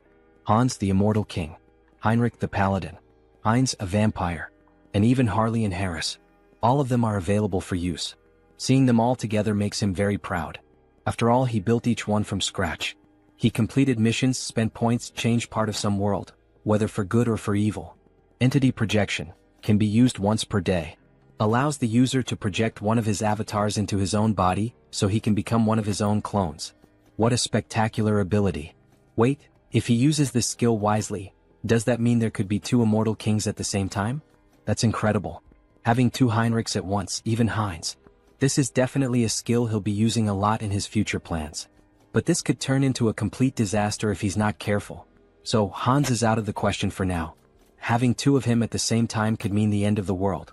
Well, as expected, the first one to use this ability will be him. He will transform into Heinrich. Then he taps on his notification window. His body begins to undergo a transformation. Even the armor and weapon are exactly the same. The hair, the voice. This is incredible. However, not everything is perfect. The divine power is about half of what it was in Out Erica. Is this what it feels like when an awakened one returns to Earth? Then a notification appears on the screen. Duration time, 9 minutes. It's a shame he can only use it for 10 minutes. Well, I'll head out for a bit. That should be more than enough. In the next scene we see a hospital at night. The classic shadow of Hans appears inside a room. Then we see Hans and Hyun emerging from the darkness. So, shall we begin the work? Before Hans leaves, he gives a like. Just like you, subscribers of the channel, make sure to subscribe, like the video, and comment if you want us to keep making videos about this manhwa. Then we see the hand of an elderly woman. Grandma, he's finally here. We see how weak she is, needing machines to help her keep breathing. He holds her hand tightly, almost in tears. She remembers him, right? He's Sunghyun, the one who used to play, go out, and party a lot with Tae-san, her grandson. He had wanted to visit her a bit earlier, but he was only able to get out and come here now. Starting today, he'll begin visiting more often, so she'd better not get tired of seeing his face. Then we see him beginning to use identity projection. Target selected, Heinrich. So please just hold on a little longer, Grandma. Let's activate the Uterican divine technique. He holds her hand as he takes on the form of Heinrich and begins to pray for her. The divine power starts to flow from his hand and moves toward her heart. Pour out all the divine power to restore energy, boost resilience, and cleanse the body. May God save this poor soul. As he says these words, the room begins to shine even brighter, as if a miracle is unfolding through Heinrich's hands. After the light fades, we see that the grandmother is still unconscious, but her skin already appears more radiant. It looks like the 10-minute time limit has ended, and he begins to lose the transformation. Even with divine power, there is still a limit to how much can be done to treat age-related illnesses. He seems exhausted. After all, taking on one of his powerful clones with just his ordinary body can't be easy. But this should help improve her condition. Now he can only rely on his grandmother's willpower. Grandma, she needs to stay strong. We see the sunrise. He stayed the whole night watching over her, and makes a promise. He will come with Tae-san next time. Then, back in the world of Out Erica, we see images of a forest. We see the elves within the forest. So, is Harris one of Harley's friends? Yes, that's right. We see Cecily quite curious about the relationship between the two.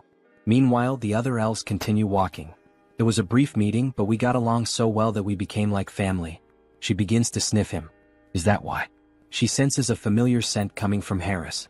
Harris is caught off guard. She's saying the same thing Diana says to Heinz. They're not going to figure out we're the same person, right? It's a scent similar to what she smelled on the branch of the world tree. She knows that scent well since she spent the whole day with it. Ah, I see. Phew, at least it's not because of being the same person. It's just because the body is made from the same material. After all, it was created from the world tree. In any case, we'll get along well. He's a friend of Harley, so she's going to take good care of him. Yes, thank you very much. Granwood watches all the commotion from a distance, and he lets out a soft smile, as if he were watching two children playing and interacting. Alright, let's take a break and rest here. He said he still hasn't formed a contract with a spirit, right? Shall we practice some spiritual techniques? Miss Cecily is clearly very excited to have a new friend. So they move a bit farther away to begin training. Cecily starts trying to summon a spirit with great effort, and eventually it works. She manages to summon a water spirit. Cecily is overjoyed, as it's one of the first times she's been able to perform the technique on her own. Harris, look at this water spirit, look how cute it is. But he doesn't respond. He has a depressed expression. What happened? What's wrong, Harris? What? Why doesn't it work for him? We only see wind and a leaf moving around him. Even after reaching the maximum value of his affinity stat, it still didn't work. Is something wrong? Is it because he's a false elf? Spirit mages and spirits are companions who grow together. Rayfury, he's going to help us. Before summoning them, it's important to form a bond with them first. Reveal the power of nature that exists within you and show it to the spirit. He had tried to form a bond after summoning the spirit, but it seems he got the order wrong.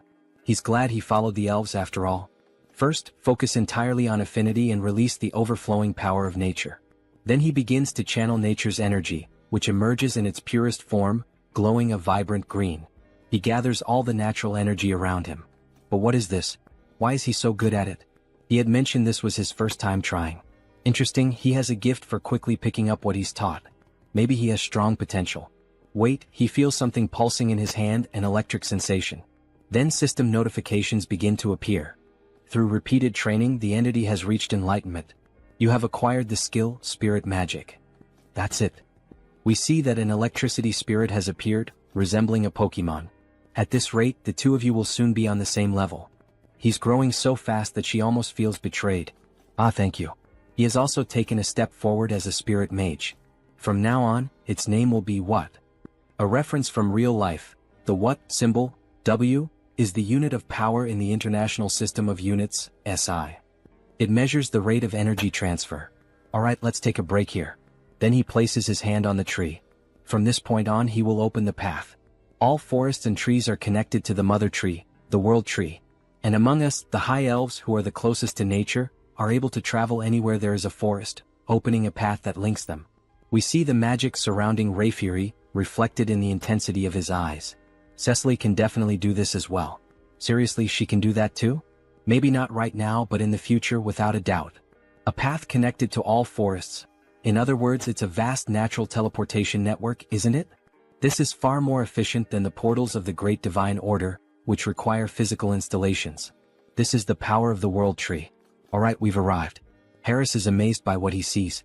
There's no way this place is Real World 3. We see a massive tree with a structure built around it and a bridge leading directly to it. There are several houses and other buildings nearby. It's much larger than I imagined. It's your first time seeing the world tree too, right? But Cecily doesn't respond to him. Upon coming into contact with the true tree, she enters a deep trance. Then, with no control over her body, she begins to float toward the tree, while Harris and Rayfury watch in silence. She moves toward the tree, which radiates natural magic. This must be the first time you've seen this as well, Mr. Harris. Watch closely and admire. This is the eye-opening ceremony of a high elf, an event that even other elves rarely witness. Cecily is awakening as a high elf. Her new eyes are beginning to appear. The eye-opening ceremony, what a spectacular sight. Everything is being reborn, an overwhelming force of nature converging in one place. Then some elf spirits begin to appear. Wait a moment, what is that? The fruit of the world tree. It is handed directly into her hands by the elves. Then she takes a bite of the golden fruit, which resembles an apple. Cecily is truly becoming a genuine high elf. Wait, this is not the time for him to just stand there admiring. He can't let this kind of pure natural energy go to waste. So he begins to channel and meditate. Absorb as much as possible into your body, make it mine. Then something catches Rayfury's attention. His energy flow, something strange. New system notifications appear. The individual has met the conditions and reached enlightenment. You have acquired the skill, affinity with nature. There it is. Now he can grow stronger simply by absorbing natural energy just like the other elves. Mr. Harris. Sir Rayfury, he wasn't just relaxing or anything. Don't worry about that. Look to your side. Then we see a plant floating nearby him. It seems the world tree is quite interested in you, Mr. Harris. Wait, is that for him? Yes, it's a gift from the tree.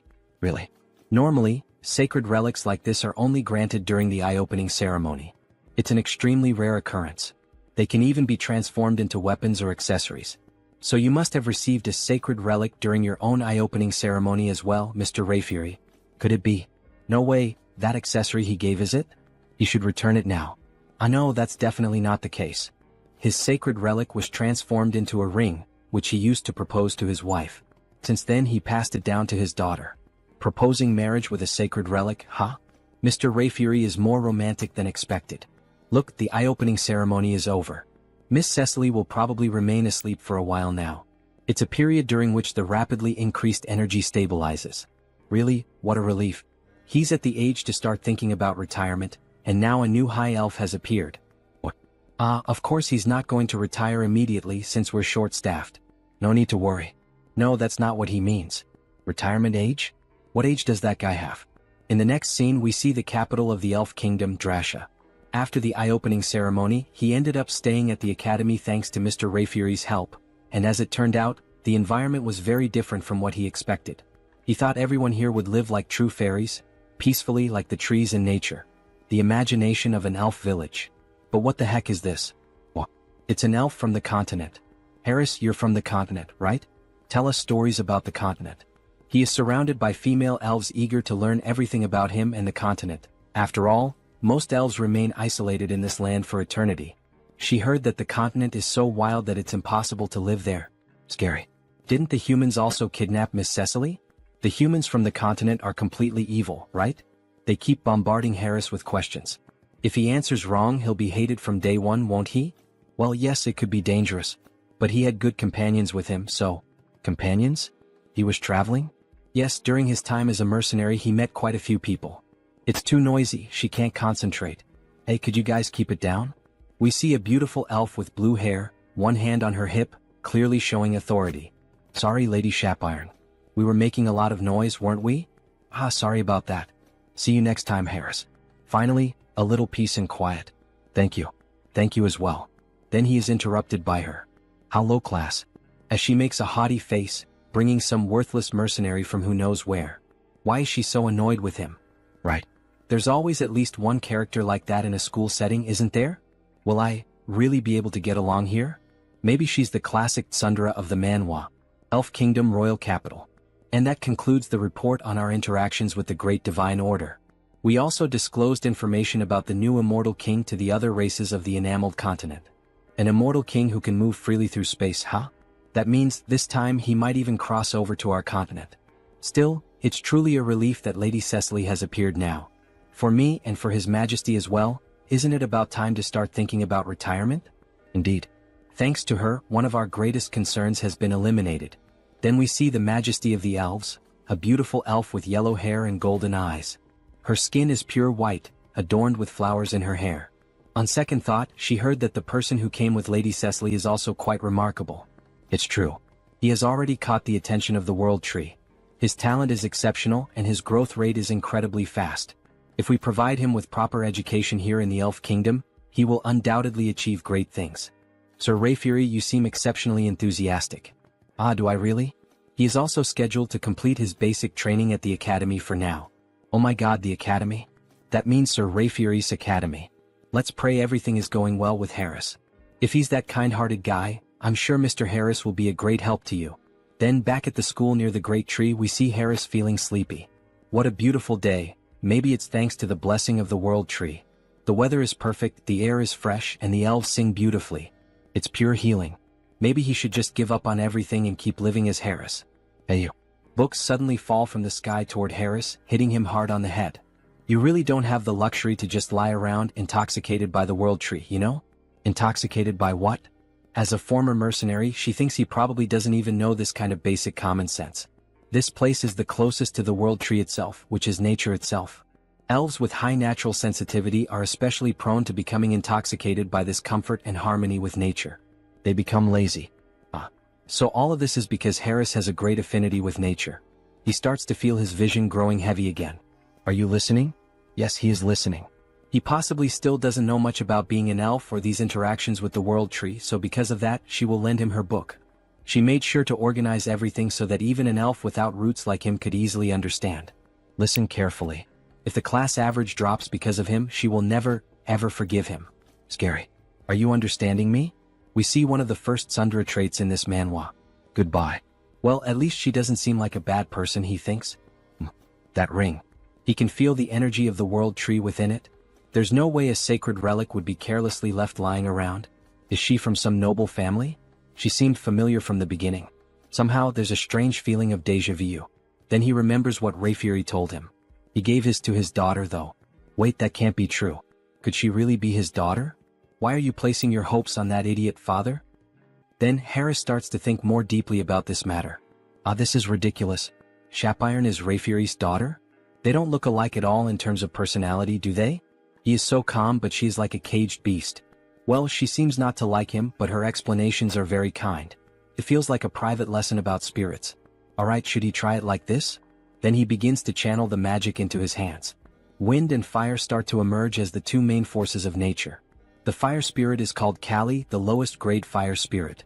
The wind spirit is called Pascal, the lowest grade wind spirit. Now that he knows the trick, this is not so hard. Even the one he summoned last time, has already been promoted to a lower rank. Low-grade lightning spirit, what? To think they could grow this fast. Coming to the elven realm was definitely the right choice. Alright, he just has to keep his head down and adjust properly without causing any trouble. Well, as long as he doesn't get involved with Shapiron, there shouldn't be any problem. Or at least that's what he thought, until he ended up having to sit right next to her like they were two stubborn kids. Somehow, he got himself tangled up in this situation. We see a flashback. 10 minutes ago, the teacher started to explain the lesson's content. Let me repeat, forming bonds with spirits is extremely important. And traditionally, there is a secret to maximizing this connection. It is done through dance and song. Just like our ancestors used to do in the old days. Dance and song? That is an interesting theory. Soon, There will be a festival for the new High Elf, Lady Cecily, right? On that day, we will rent one of the main stages in the capital for the evaluations. It will be a performance that Cecily herself will be able to watch. It has been a while since he has done something like this, so wouldn't it be better to show his coolest side?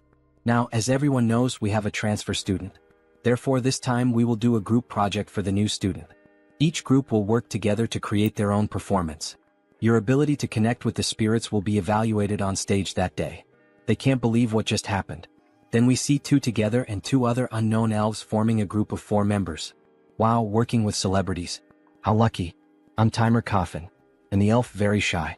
Nice to meet you. Curie. Well, things have come to this point, so there's nothing to be done. So do you know how to dance or sing anything? If not, we will adjust to match you. He has no idea what to do, so I'm in. Me too. They are being so blatantly dismissive that now he is starting to get annoyed. From what he heard in class earlier, as long as it helps build bonds with the spirits, it doesn't have to be traditional elf music or dance. In that case, thank you for your consideration.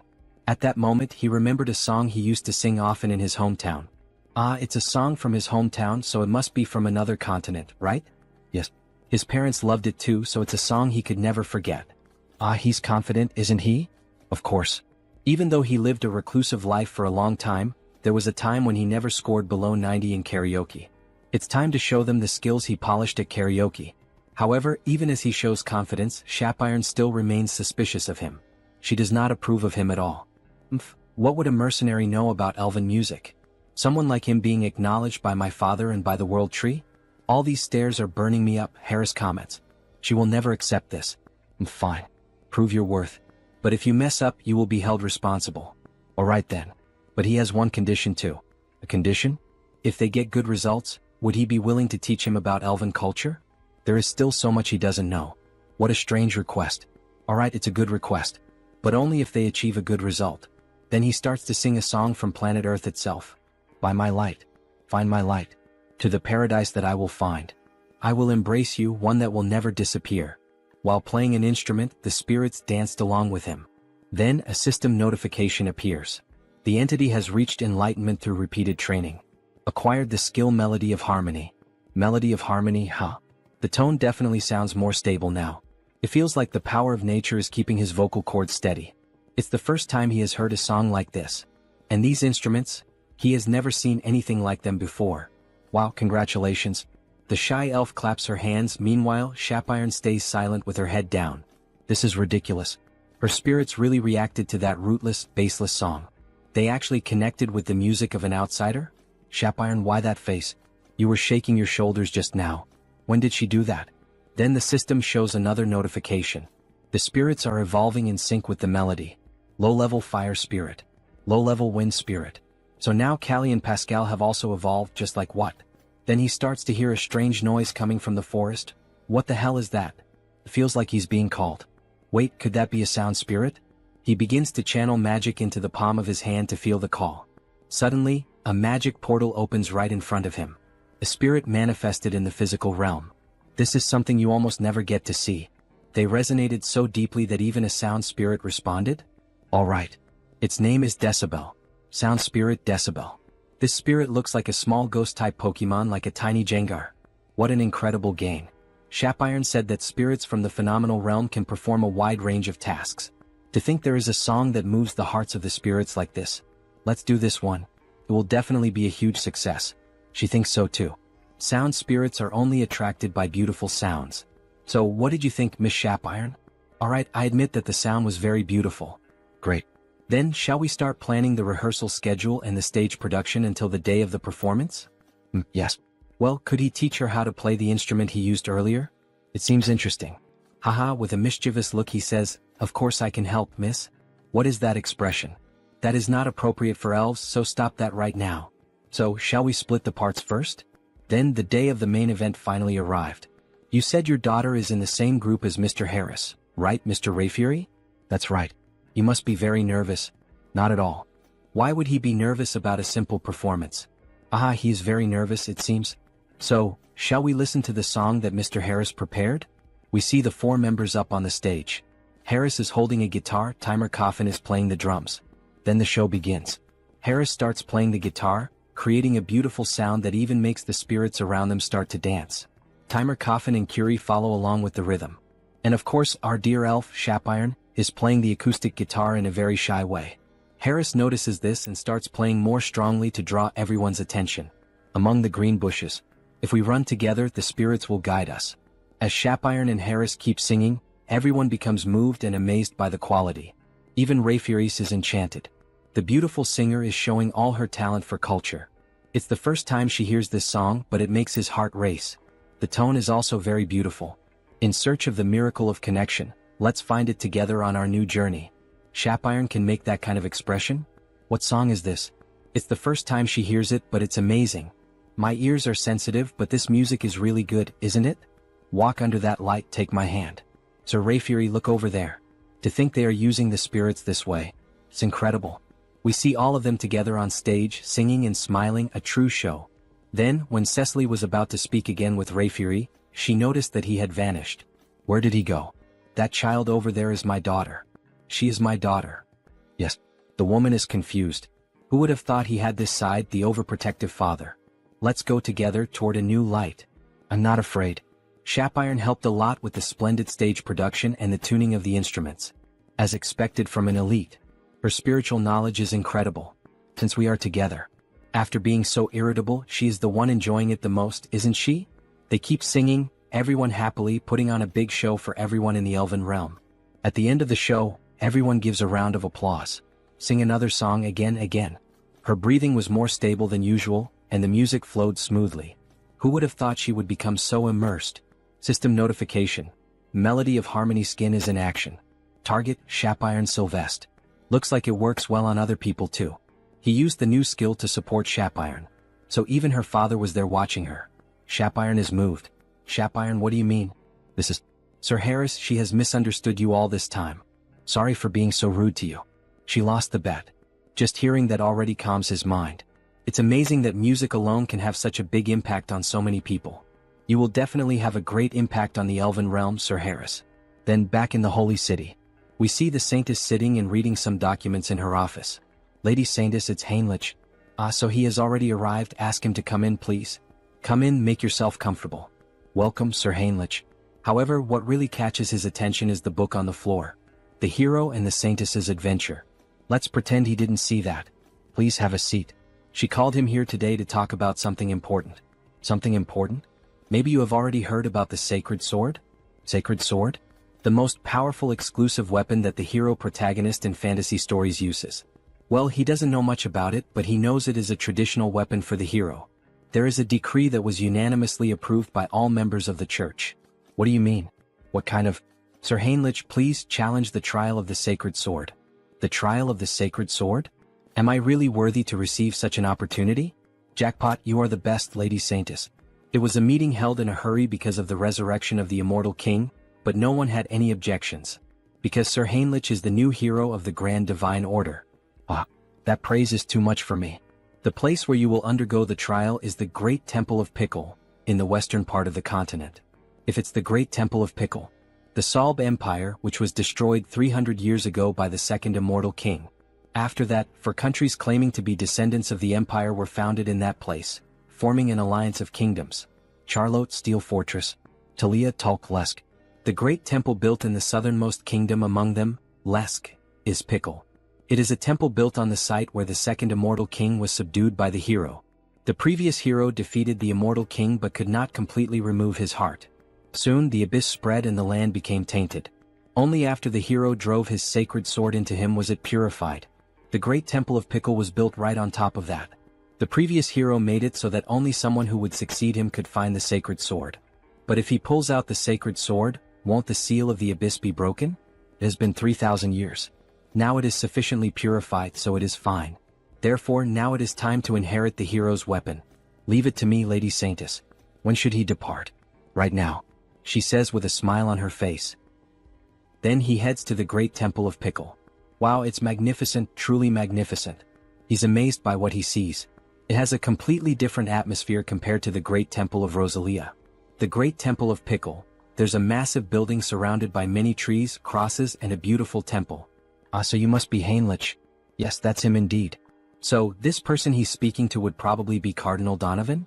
Wait a second, what kind of body is this? He looks like a wall. Yes, that's Donovan. He's the one challenging the sacred sword, right? Ah, yes. He knows you're busy, so thank you for meeting him in person. Then we see that this priest is at least 6'7". Besides having a muscular build, his face is covered with scars. No. Aren't you the new hero recommended by the saint? Of course he had to come in person. Just like the rumors said, he's very trustworthy. They say he used to be a paladin and you can tell. His physique, even the strength of his handshake are no joke. If he had known he wouldn't get to see the saint again after his appointment, he would never have accepted the position of cardinal. Donovan, you look like a worm. We see that the saint has admired worms since her childhood. And of course she has a fondness or some kind of special bond with Donovan. Sir Heinrich, he's going to be honest with him. He was genuinely worried that some random brat might try to hit on her. Can he understand the heart of an old man like him? If someone like that shows up, he will personally take responsibility and deal with him. Yes. Alright, but before that, what about the sacred sword? Ah yes, pardon him, he completely forgot about that matter. Then he puts Heinrich back down on the ground as if he were holding a toy. Before that, there is something he needs to tell him. The trial for the sacred sword can only be held once a year. Countless paladins have already challenged it and failed. Does he truly believe he is up to this task? Don't worry. He will face it with the faith that the divine is always watching over him. To think that there's still a young man out there with faith this deep. Indeed, he has everything it takes to be the next hero. O Divine One, you will help him this time too, right? He believes in you. We see the image of the angel, uncertain about what to do with this request. Then they start descending into a sort of labyrinth. Donovan uses the sacred light to guide Heinrich. It's deeper than he thought. Could it be because it was built for sealing purposes? Now that he thinks about it, Sir Heinrich, does he know what the trial consists of? Yes, he heard from the saint. She said the trial changes for each challenger. That's right. Some finish in just a few hours, others take weeks. Since each trial is different, there is no advice he can give him. Finally, they arrive at the destination. If he wants to turn his back and run away, now is his only chance. So this is it. It's the Gate of Trials. So huge and mysterious, he can definitely feel some sort of power behind the door. Then, with a smile on his face, he makes his decision. Without fail, he will retrieve the sacred sword. So that's your answer, Sir Heinrich? May God help you. The moment you step inside, the trial will begin. His hand starts to shine even brighter. May luck be with you. Then the door opens and Heinrich walks toward it. He prays for the new hero's success. Then a system notification appears. The first trial of the Holy Sword. They say the trials are different for each person, but even so, the system notification shows up. Reach the destination within the time limit. That's already a problem right from the start. The door he entered through has vanished, and there are paths both ahead and behind him. So it's telling him to choose, huh? He's literally inside a labyrinth like a minotaur's maze. So he does some light stretches before starting. Alright, for now. Blessing, leap. It's a battle of speed. He starts moving at the speed of light. Leap. He rushes forward through walls, secret passages, and doors inside the maze. However, he notices something odd. Something feels strange. At this pace, he must have already leaped over several cities, but he still can't see the end. The goal of the trial is also vague. Reach the destination within the time limit. But exactly where is he supposed to reach? Could there be another solution for this? Then he has a flashback of the saint. They say the trial of the Holy Sword is different for everyone. She believes this truly reflects the will of the divine. Really? It's written in the scriptures, you know? The divine is always watching over us and gives us trials that we are capable of overcoming on our own. Trials that we can overcome on our own. Right, this is a trial given by the divine. It's not just about reaching the end within the time limit. It's a trial that truly pushes him to his limits. In that case, leaping is not efficient. The fastest way to drain his energy and reach his limit is, he thinks he'll try bunny hopping. It's like he was recruited into the military or something like that. And then, after some time, a system notification appears. Having cleared the first trial, proceed to the next. Even so, even after that, Heinrich took exactly 40 days to finally find the door. That's insane. Heinrich is lying on the ground as if he were dead. He pushed himself beyond the limit of his own limits. 40 days? Don't you think that's a bit too much? He realized it about halfway through, but there's a time dilation here compared to the outside world. In Out Erica, it's 10-1, and on Earth, it's 100-1. He only knew this because his avatars let him track the difference, but he's going to abandon the trial. For the paladins who had no way to sense the flow of time, this must have been one of the hardest ordeals. From the halfway point on, it also started testing his mental strength. Various phrases began to pop up in his mind. Give up, you won't make it, weak. Just quit, you're not worthy. If it weren't for Mind Hub, even he might have lost his sanity. Alright then, he thinks he'll move on to the next stage. So the moment he touches the doorknob, a golden light begins to emerge from his hand. Everything has been restored. He's perfectly recovered from everything. Maybe it's because he pushed himself past his limit and then recovered, but he can feel it, he's tougher than before. Wait a second, if there's a 10 times time difference from the outside world, that means it's basically a training bonus event with 10 times more time, isn't it? Hell yeah. It's basically the Dragon Ball Z training room. He's going to do 10 more days of bunny hops before moving on. Then the scene cuts and we see blood and someone screaming. Hey, is that ready? Almost finished. We see two men of unknown identities talking while they kill a man over a circle of black magic. Very soon, this continent will be swallowed by darkness and will walk its own path toward ruin. Now that the immortal king has been resurrected, just a little push is enough. The rest he will handle on his own. The abyss. If the abyss opens again on this land, we can finally bring this world to its knees. All of this is for the oath that defies the heavens. We see the two of them casting a spell together, and a hand made of shadows emerges. Back to Heinrich. He moves forward toward the location of the second trial. Entering the site of the second test, he begins to look around and is taken aback. Is this a chapel? If the trial is taking place inside a chapel, then the second trial of the Holy Sword, pray to the deity. Pray? Well, if that's what the system says, he just has to follow it. So he begins to kneel down in a prayer position. This trial is based on questions from previous exams taken by veterans. It's a test of faith and divine power directed toward the deity. Well, with his divine power being somewhere between that of a bishop and an archbishop, this is basically a free pass, isn't it? He'll pass as long as he perfectly fills the divine symbol with divine power. How about this? Even while praying, he wasn't able to meet the requirements. Unbelievable, even using all his faith wasn't enough. So he begins to pray again, but this time using the skills, Mind Hub and Persona. With those, he merges all of his personas and alter egos into a single mind to enhance the focus of his prayer. Use all mental strength and convert it into faith. Still not enough. Then, as the final step, he's going to add the power of his main body. His body begins to glow as if it were turning into gold. His faith level rises significantly. Then a system notification appears. You have fulfilled the conditions and attained enlightenment. You have acquired the special ability, blessing, amplification. The divine power that had been overflowing has now settled. The maximum amount of divine power he can withstand has increased. With this, he could almost rival an archbishop, huh? You have passed the second trial. Proceeding to the next stage. Great, everything is going smoothly, isn't it? The trial continues. He then enters the next door. The next trial setting is a dark and ominous environment, with crows and everything around in ruins. The system states, eliminate the enemy. Are we just going to do this out of nowhere? He then notices something strange in the sky, a mysterious cloaked figure. This feels familiar. Where has he seen that figure before? Then it descends to the ground. A subordinate of the former immortal king. An archlich. A hunter from the church, huh? How did you make it this far? He looks like Hans before his awakening.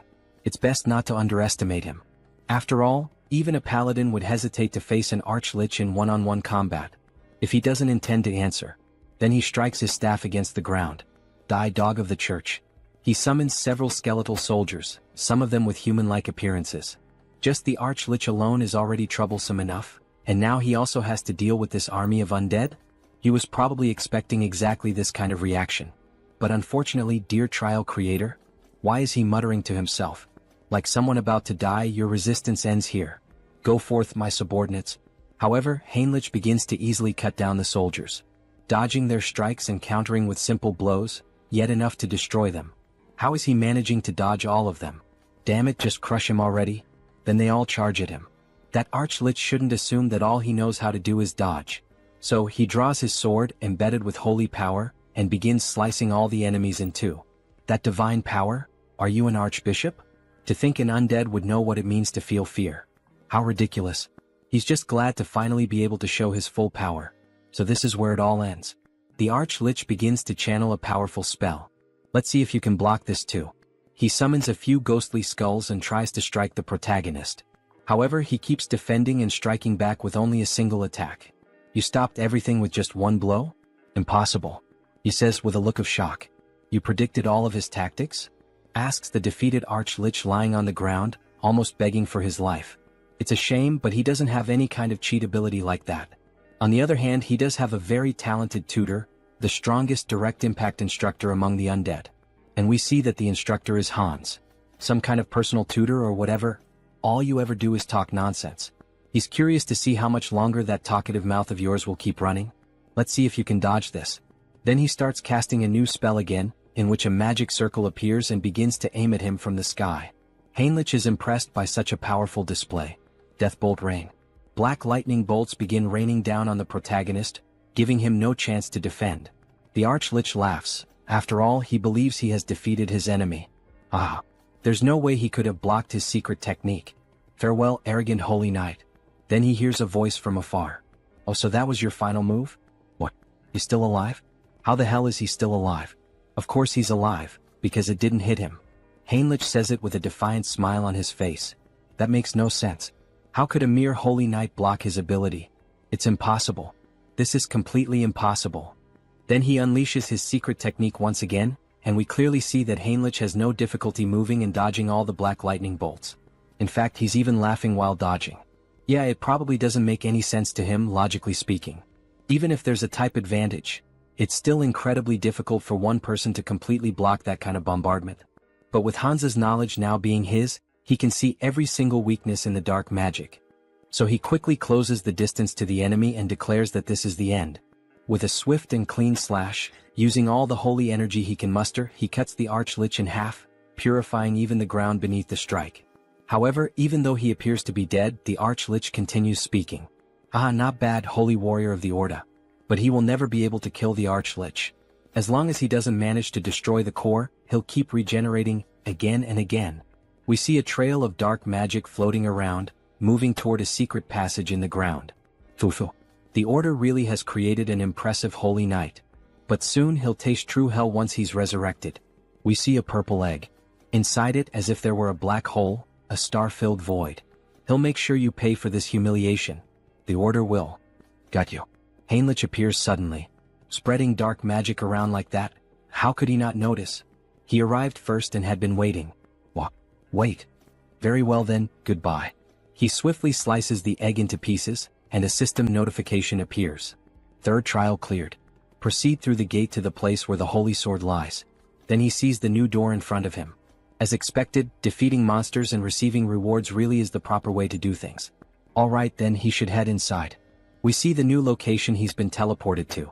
Several statues stand around, with a sword embedded in the ground, surrounded by 7 tombstones. Heinrich is struck by the sight. So this is the famous holy sword. A beautiful weapon with golden inscriptions running from the hilt to the blade. The spot where the sword is embedded is the abyss created by the immortal king. Remove the holy sword and be recognized as its master. Alright, let's do this. As he begins to pull the sword, all the sacred energy in the area starts to become distorted. Something is endlessly pouring out. Are these the battle records of the previous heroes? The techniques for wielding the holy sword, the tricks for manipulating energy, even methods for dealing with special monsters. This is the accumulated knowledge of all the past wielders of the holy sword. Everything begins to flood into his mind, as if he were inheriting all the wisdom of his predecessors. Even so, their emotions are also flooding into his thoughts, so it's best to stop here. He activates the Mind Hub skill. Other holy knights might succumb, but not him. This is already enough, so he begins to apply more force to pull the sword. Come out quietly. Partner. You have achieved the condition and gained enlightenment. Great. Acquired special skill, blessing, holy sword. A stigmata on his palm? In the shape of a cross. Then the sword begins to shine intensely and vanishes. So he can use it like a subspace, huh? That'll be useful for drawing the holy sword. You have achieved the condition and gained enlightenment. Skill, Paladin's combat techniques, and comprehensive weapon arts, have merged and evolved into special skill, Logia's holy warfare. Then he summons the sword from the subspace and begins to train. This is incredible. To think he has acquired the perfected battle technique of the holy sword's past wielders. With just enlightenment, his power grows stronger and his movements become sharper. Finally, as he gazes at his reflection in the blade, we have reclaimed the holy sword, my lady. Then the scene shifts.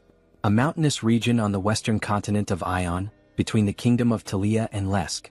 We see an abandoned house in the middle of the forest. Inside it, there are scrolls and skulls. Dark Mage of the Mountains, what is your name? We see Hans with his new appearance. His name is Victor Nolan, sir. He is kneeling, trembling with fear. Victor, this is Hannibal Strauss. He does know who that is, doesn't he? Yes, of course he would know, Sir Immortal King. He will follow every command given, so please spare his life. He came to recruit talents, so why all the nervousness? He even spoke quite kindly. But he forgot he still had the Eyes of Darkness skill active. While talking to Victor, he sensed something strange like a sixth sense. But what was that? Victor, confused, asks, what happened, my king? Someone openly conducted sacrificial rituals. And on top of that, they occurred simultaneously in both the western and southern regions of the Kingdom of Lesk. To think those reckless fools would dare make plans without consulting the Immortal King. What does he intend to do? Well, dark energy begins to radiate from his entire body. He needs to hear their reasons in person, of course. The secret organization continues the ritual, now involving even more people. The pentagram grows more colorful, more intense, and begins to emit an even greater amount of dark power. Everything is proceeding smoothly. It seems there are no issues anywhere else either. 30 years. They spend an unbelievable 30 years preparing for this. This is the moment when all their hardships are finally being rewarded. However, the elder with an aged appearance suddenly begins coughing up blood. What is happening? The magic circle is vanishing. Even after everything, he still hasn't been able to complete the grand spell. But he cannot stop now. If things have reached this point, he grabs hold of a necklace bearing a purple gemstone. Then he will offer himself as a sacrifice. The necklace is shattered and black flames begin to corrode his body. He becomes one with the pentagram, dedicating the remainder of his life to completing the spell. Another sect member watches, pleased by such a profound display of loyalty. So, he has finally embraced even the seed of madness within his own body. He will remember this moment. He was the greatest bearer of vows he had ever acknowledged. He was truly a madman in both body and soul. But that madness will be rewarded. Very soon, exactly as he wished, this world will fall into ruin. Outside, Hans watches this overwhelming display of power, one that reaches even the clouds. Something unbelievable has occurred. The Abyss, the entity said to hold power capable of destroying the entire world. That Abyss, for the first time in 1,000 years since the first Immortal King, is opening once again. He had never even considered a variable like this. By the time they managed to track them down, it was already too late. The vow of defiance. It's time to settle the score with those bastards. But before he can finish that thought, he feels a sharp pain in his heart. Whispers begin to echo in his mind. Death to the world. Vengeance. Let this continent drown in death. Erase every living being from this land. March silently toward destruction and sleep forever. The voices of the former immortal kings. Are these the remnants of thought left behind by the immortal kings who once rested within the abyss? But what the hell is he doing? Suddenly, the former immortal king appears before him. Come and join him. They must shroud the world in death. You think some ghost from the past has the right to give me orders? He's stunned. What the hell did he just say?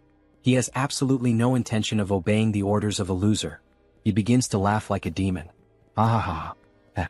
So, you broke free from the will of death, didn't you? Even after becoming an immortal king, you managed to keep your consciousness intact. This junior of yours truly turned out to be a prodigy. That makes their blood boil with rage and envy. We are still chained by death. Chain, he says. Now he thinks he understands.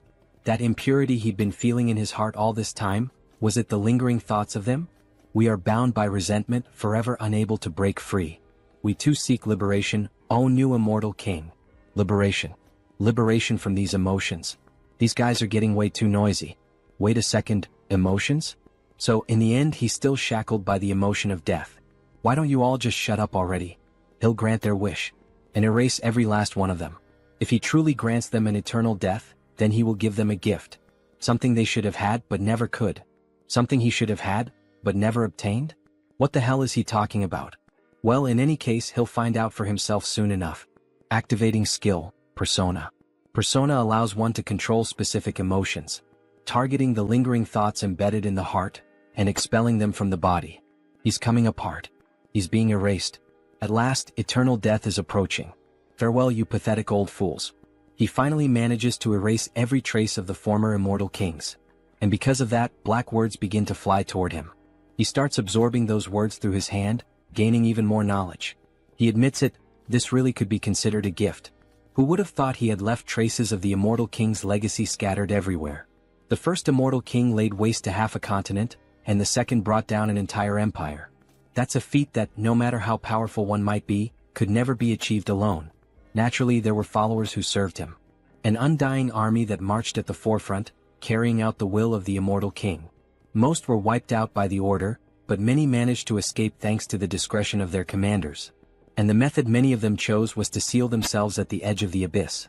And now, it seems the first of those legacies has begun to crawl back out. Back to Heinrich. He had just obtained the holy sword, and the moment he was leaving, he felt a strange energy. The ground began to crack. The abyss was opening once again. Royal Guard of the Immortal King. Dwellmachane, Archlich, the very same enemy he had just faced, emerged from the abyss. Those filthy bastards from the Order. He can't let it end like this. Not now that he's returned to the world of the living. And when he looks up, he sees the same knight who had recently defeated him. We've met before, haven't we? That stinks. Sorry, it's just, he only just returned to the world of the living. Talk about bad luck, coming back to life at a time like this. So he kills the Archlich again, who ends up dropping the same stone that had appeared in the other world. So the source was trapped between the holy sword and the abyss, huh? Normally he'd be destroying that source right about now, but he'll be merciful and hand it over to Hans. Make sure to serve him well as your new master. After all, he's a very good boy. Then Hans finally arrives at the location where the explosion occurred. However, he doesn't find anyone there. The ones known as the Vow of Defiance have already fled, huh? This must be the source of the abyss that shot up into the sky. He's sure of it, since the energy is definitely most concentrated right here. To open an abyss so immense that it could pierce the sky. But as he looks down at the ground, he notices a fragment of a strange object lying there. Upon inspecting it more closely, it turns out to be nothing more than a piece of metal. Did those bastards drop this? The energy is unstable, so he can't track where it came from, but he'll keep it for now. The flow of leaked energy from the abyss continues to increase. The madness seeping from the abyss is resonating. Even though it's an unstable gate, that alone will already have a huge impact on the continent. He activates the skill, Eye of Darkness. Well, so this is the origin of the dark magic contained within the heart of the Immortal King. If he does this properly, he might be able to control it. He then begins to gather and concentrate all the abyssal energy into his hand, just like when he absorbed the ancient knowledge of the Immortal Kings. He's going to focus all his power into a single point, and absorb it. He merges with all the energy present at the location. He can feel it. The abyssal energy clinging to his heart and bones. It feels like his power has been greatly amplified. Those bastards from the Vow of Defiance have done him quite a favor. Should he add them to the list of villains? As he was thinking about it, a presence startled him. Something began to emerge from the floor of the abyss. Wait, could that be? A dragon made of bone begins to burst through and tear apart the ground. Yes, is that the bone dragon in Trejo? He bursts out of the ground in grand fashion, breathing fire from his mouth. Or at least, something like fire seems to be leaking out of it. Excellent. This is truly magnificent. However, he doesn't recognize Hans as his new master. What's this? You don't recognize your master in Trejo? Then, staring straight into the dragon's eyes and overflowing with dark energy, the dragon finally acknowledges him. Ah yes. He's finally recognized his new master. Now that he gets a good look at him, he's actually kind of cute. It's like having a pet. This isn't the end of the Immortal King's legacy. He's excited for what comes next. And again he senses something as if it were a sixth sense. You felt it too, didn't you? Some people are envious of our little meeting and are heading this way. The timing isn't ideal. He still hasn't learned enough about the abyss. Running into the great divine order under these conditions is a bit... No, even in real life when you buy a new car you call a friend and go out for a test drive. The abyss that was opened after 1,000 years, and the appearance of the bone dragon. This is a chance to gather a massive amount of karma. He endured so many hardships in such a confined place. Then the dragon begins to flap its wings. Now fly as much as you want. Show them what kind of being you truly are, Hans shouts. Meanwhile, the paladins approach on horseback. Let's hurry. The energy of evil still lingers in the abyss. Yes. Even though we are an elite force, we departed too quickly, so our numbers are few. If the enemy is capable of releasing this kind of energy, we may need to prepare ourselves. The sky has darkened. Could it be because of the abyss? However, one of the paladins watches the sky closely. No, that's not it. Everyone prepare for battle. It's the bone dragon. Look above it. It's the Immortal King. What brings the henchmen of the Order all the way here? Immortal King. We came upon hearing that the abyss had been opened. I see. And what do you intend to do about it? Are you serious? Even after the disaster that unfolded across the continent just to open the abyss? Tens of thousands were sacrificed in a ritual. Tens of thousands. He knew rituals were happening all over the continent. Those bastards from the Vow of Defiance are even more insane than he thought. And that's not all. The damage the continent will suffer due to the abyss's influence is beyond imagination. Of course, all of this is your fault. No, it wasn't. He's curious about that too. But he must play his role as the villain here. That's a question not even worth answering. Who else but him could accomplish something like this? As expected. He will bring judgment upon you this very moment. Don't get carried away, dogs of the Order. Today he intends only to give you a warning. A warning? What nonsense. Let's shut that mouth of yours. Everyone stand down. Archbishop Latius. What do you mean by this? None of you have noticed? He's maintaining a constant distance in the sky. The immortal king wouldn't simply want to have a peaceful conversation with us. This is clearly a trap meant to kill us. Wait, what the hell is this lunatic talking about? What kind of warning could the master of the abyss be giving us? The holy knight Heinrich Landguard, the one who pierced his heart. This is a warning for him. What? A warning? What does that mean? What kind of warning does the immortal king want to give? Perhaps it's because of their faith in Heinrich that the heavens are lending me their aid. It's so easy to get into character. This is his victory. A warning for Sir Heinrich? Yes. I, Hannibal Strauss, acknowledge his power. Next time we meet, he will take your life and make you his subordinate. You dare to defile the hero of the gods like that. This is intolerable. For the climax, he needs to emphasize Heinrich's name. And his own name as well, Hannibal Strauss. Perhaps he should wrap things up for now. Enough of this commotion. All of you have your roles to play too. Intrasio, show them your strength. Prepare your defenses. All the paladins begin to pray and invoke divine power. Faith will overcome all evil. Bone Dragon's unique skill, Breath of Death. He releases a black beam toward the paladins. Latius steps forward, trying to absorb as much of the damage as possible. Endure it, Knights of the Gods. Sir Latius, any more than this and... Suddenly the black beam is halted. We managed to stop it. We're alive. We survived. Don't lower your guard. Immediately return to battle formation. Sir, the immortal king, he's gone. What? Damn it. Did he really think that the elite of our great divine order would be defeated by a single breath?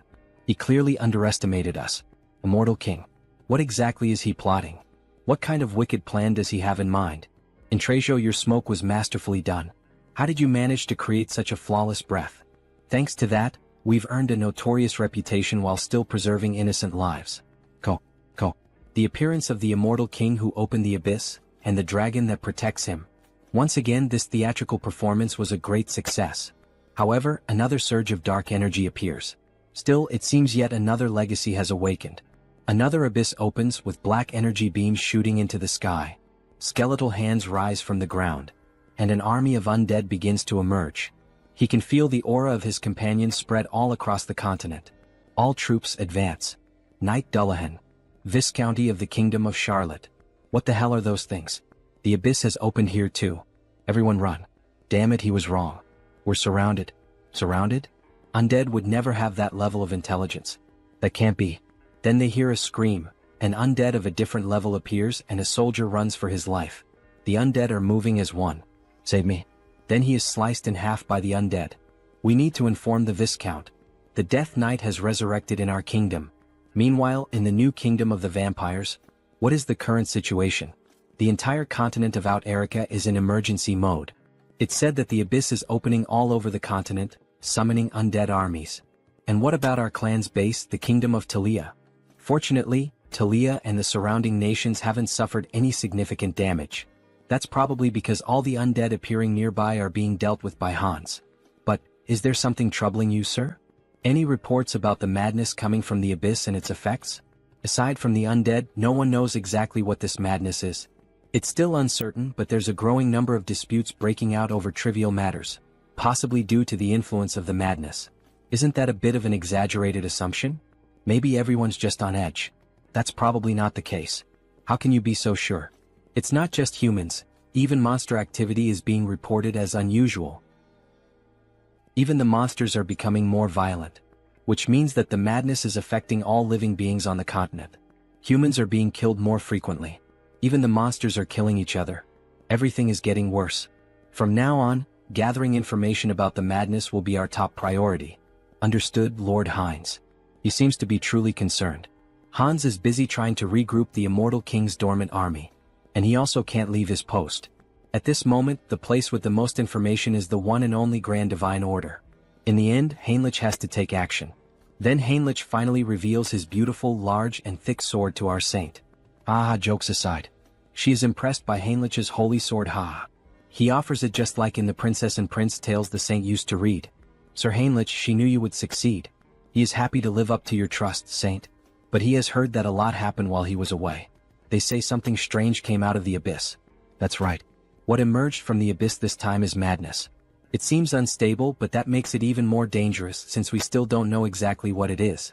So, should he investigate it himself? It's the perfect opportunity to put the Grand Divine Order's information network to good use. He has just gone through a trial, he should rest a little. Now that he has received the blessing of the Holy Sword, he wants to fulfill his duty. Heinrich's eyes shine brightly, showing complete confidence, and he would be able to gather information about the madness.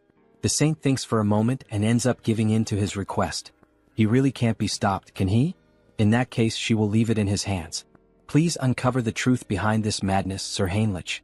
Yes, saint, he will. Before that, there is a ritual you must perform now that he has obtained the holy sword. Then he is taken to a place of consecration, where the saint, priests, and a few guards are present.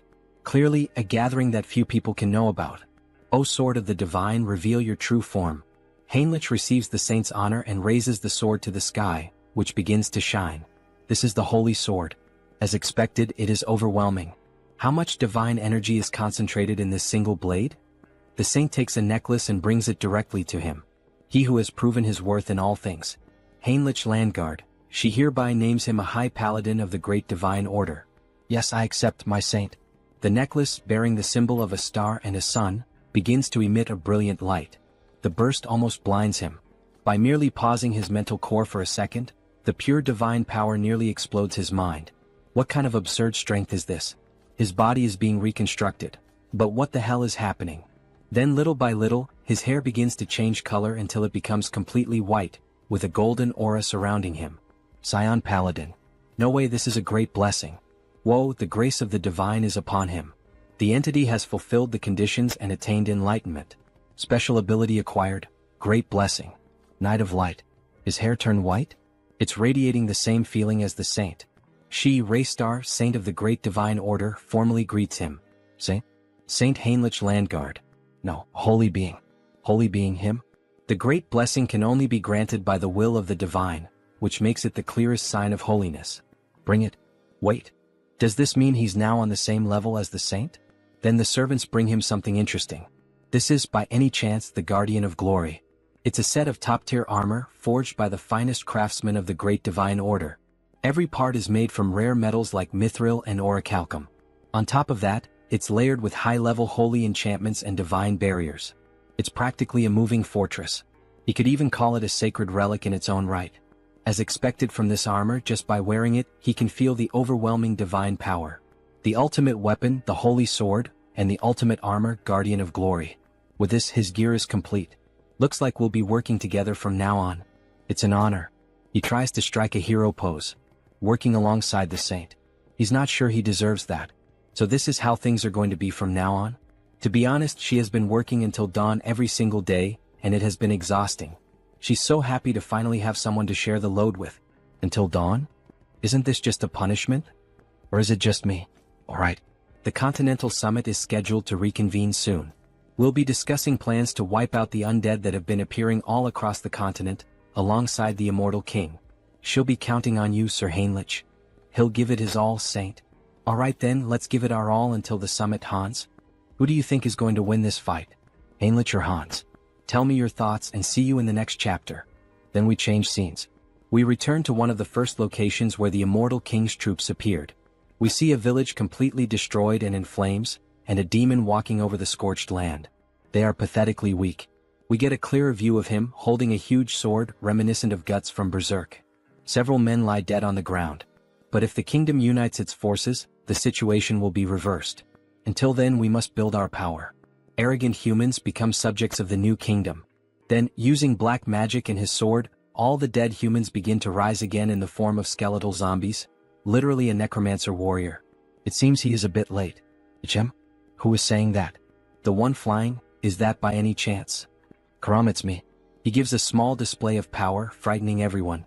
Ah, that power running through his veins. The new immortal king. All kneel before Hans. Hail our king. He has finally returned. The new immortal king. Karam.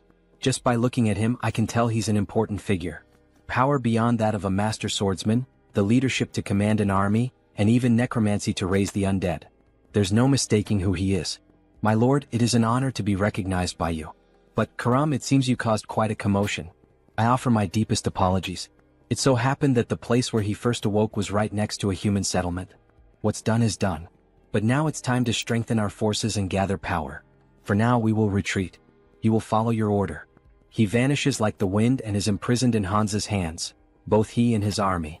Hans begins to assess the situation around the village. The damage is quite severe. This entire area was completely devastated. He cannot leave it like this. And soon we will be eliminated one by one. A continental summit is scheduled to be held again soon, said the saint. But our forces are so scattered that it will not be easy to gather everyone in time. In that case, he begins to focus the dark energy in his hands, forming a sort of black hole. He wanted to avoid this method because of its strong side effects, but there's no other choice. By channeling black magic into the ground, he manages to connect with everyone in the army of the former immortal king. Hear me, my children. Your lord, the immortal king. He is here in the flesh. This will inevitably reveal his location, but the order will need time to analyze this dark magic. As long as we gather quickly and disappear, that is enough. Now, hurry and answer him. All present begin to respond to the call, creating a screen of dark magic. We obey the command of the Absolute One. We stand before the true Lord of the Undying. O new king, your servant shall depart there at once. He will march immediately with the troops stationed in the southwest. He will march immediately with the troops stationed in the southwest. Yes, my loyal and devoted army. He shall lead you to a new future unlike anything that has ever existed. Ah, he laughs like a true villain. Changing scenes, we see two adventurers walking through the forest at night. Hey Mike, are you sure this is safe? He's heard that undead have been appearing all over the place lately. Come on, they're just rumors, just rumors. Let's just focus on transporting the supplies. What was that? Sigh, you coward. What kind of undead sneaks around quietly? Obviously it's just a wild animal or something like that. Hey, look behind you, this time I'm serious. What is it now? Must be another animal. Could there really be something behind him? Before he could finish, a sword slices through his neck. A fierce ogre annihilates him. Hey, what the hell was that? Monsters are nearby. What the hell are these things? They're supposed to live deep in the mountains. Why are they here? He's never heard of anything like this before. Monsters joining forces? Meanwhile, in another region involving another clone of the protagonist, Hubert the Merchant, Hubert Trading Company. What is this? Monsters from the northern mountains attacked a caravan in a group? This is also an effect of the madness. If this continues, even Tarak, which is nearby, will be in danger. We secured food and war supplies in advance, but this is not the time for business. Small merchants chase after coins, great merchants chase after hearts. Times like these call for providing help. He begins to analyze the map of the kingdom and nearby cities. Aeonia County. Fortress of Steel. But still, specifically where? The Fortress of Steel is recruiting mercenaries on a large scale? Just the news we needed. Recruitment of mercenaries? It seems that the Fortress of Steel is also in trouble. The monsters from the northern mountains are showing signs of moving south, right? And the gossip in the tavern continues. They are not ordinary monsters. They are advancing as if they were enraged, making Harley's group hear the news. Everyone heard that, right? What do we do? Harley, and you? Well, of course he's going to join the fight. You can't miss an opportunity like this, right? That's Harley. So when are we leaving? Why do you ask? Harley, don't tell me. Of course right now. Aha, he runs off excited for finally having a fight. But his companions realize that something is missing. Did he pay for the drinks? No. Grab Harley now. Make that bastard pay for the drinks today. Tarak Mercenary Guild. Finally, Harley arrived at the place. Hello Harley, welcome. Meanwhile, the members on the floor exhausted after trying to force him to pay for the drinks. That guy who looks like a monster. Oh, so this simple guy knows Harley? Of course. If you don't know Harley in this field, you must be from another continent. Then this will be quick. He and these three are signing up for the mercenary recruitment. Process this quickly. Sorry, but Harley's request is difficult to process. What do you mean? What does that mean? Does it make sense for a mercenary guild not to give work to mercenaries? Does he perhaps want to get beaten up by us? No, that's not it. Harley, he has a special nomination request. Then he receives a letter, quite a beautiful one at that, showing its importance. Nomination request? He was planning to go to the Fortress of Steel, so he hadn't thought about that. He's going to refuse this request. That's Harley. Decisive. Cool. Jim, he thinks he can't refuse this one. The client is Lord Talmine Aeonia. Wait, Taloasis? Who is that? No, it's Lord Talmine Aeonia. Right here, the Lord of the Aeonia territory. Office of the Lord of Aeonia. He is waiting in this room. The Lord is here? He then suddenly bursts through the door, wanting to draw attention. The Lord is here and Harley has just entered the scene. However, he ends up seeing a different sight than usual. A knight at the window? Possibly not the Lord. The Lord wouldn't talk to a mere mercenary. He is Knight Robin, authorized for this mission. They've heard of him, but he is quite large. And very unique. As he stares at the wolf ears, the female version of girls with cat ears. He understands the matter. So, what does a knight want with a mere mercenary? There is only one reason we have nominated you. We need someone to lead the attack on the Northern Mountains. Northern Mountains? Isn't that the place overrun by monsters now? The mission is to rescue a VIP. The target's name is Jaonic Steelstone. He is a blacksmith from our territory and his race is dwarf. We have images of him in some mine, mining some kind of bluish crystal. Switching scenes, we see a hospital in Seoul. We should go now, Grandma. Ah, she's fine, so don't worry, go ahead. He is happy that she is feeling better. Right? The doctors were also surprised. It seems she may be discharged soon. But there is something strange. Strange. According to the doctor, it is as if a high-ranking priest had poured divine power for days. Where would someone humble like him have such incredible connections? It was him, a pity he can't reveal that information, at least not now. Grandma must have overcome this on her own. She is strong. Right? Wow, our grandma who spent her life serving others was finally rewarded? Ah yes. How is your moving plan going? He found a house in the suburbs for a quieter life. Oh, a private house. Hang Sunghyun is successful now. But isn't it hard to be far from Seoul? It is a sacrifice he is willing to make. Apologies to Taesan for worrying, but now that the duration of his projection has increased, he can easily travel long distances. He won't sell his old house and will use it as a base. The main reason he managed to get a bigger house is, he doesn't know how many clones will appear in the future.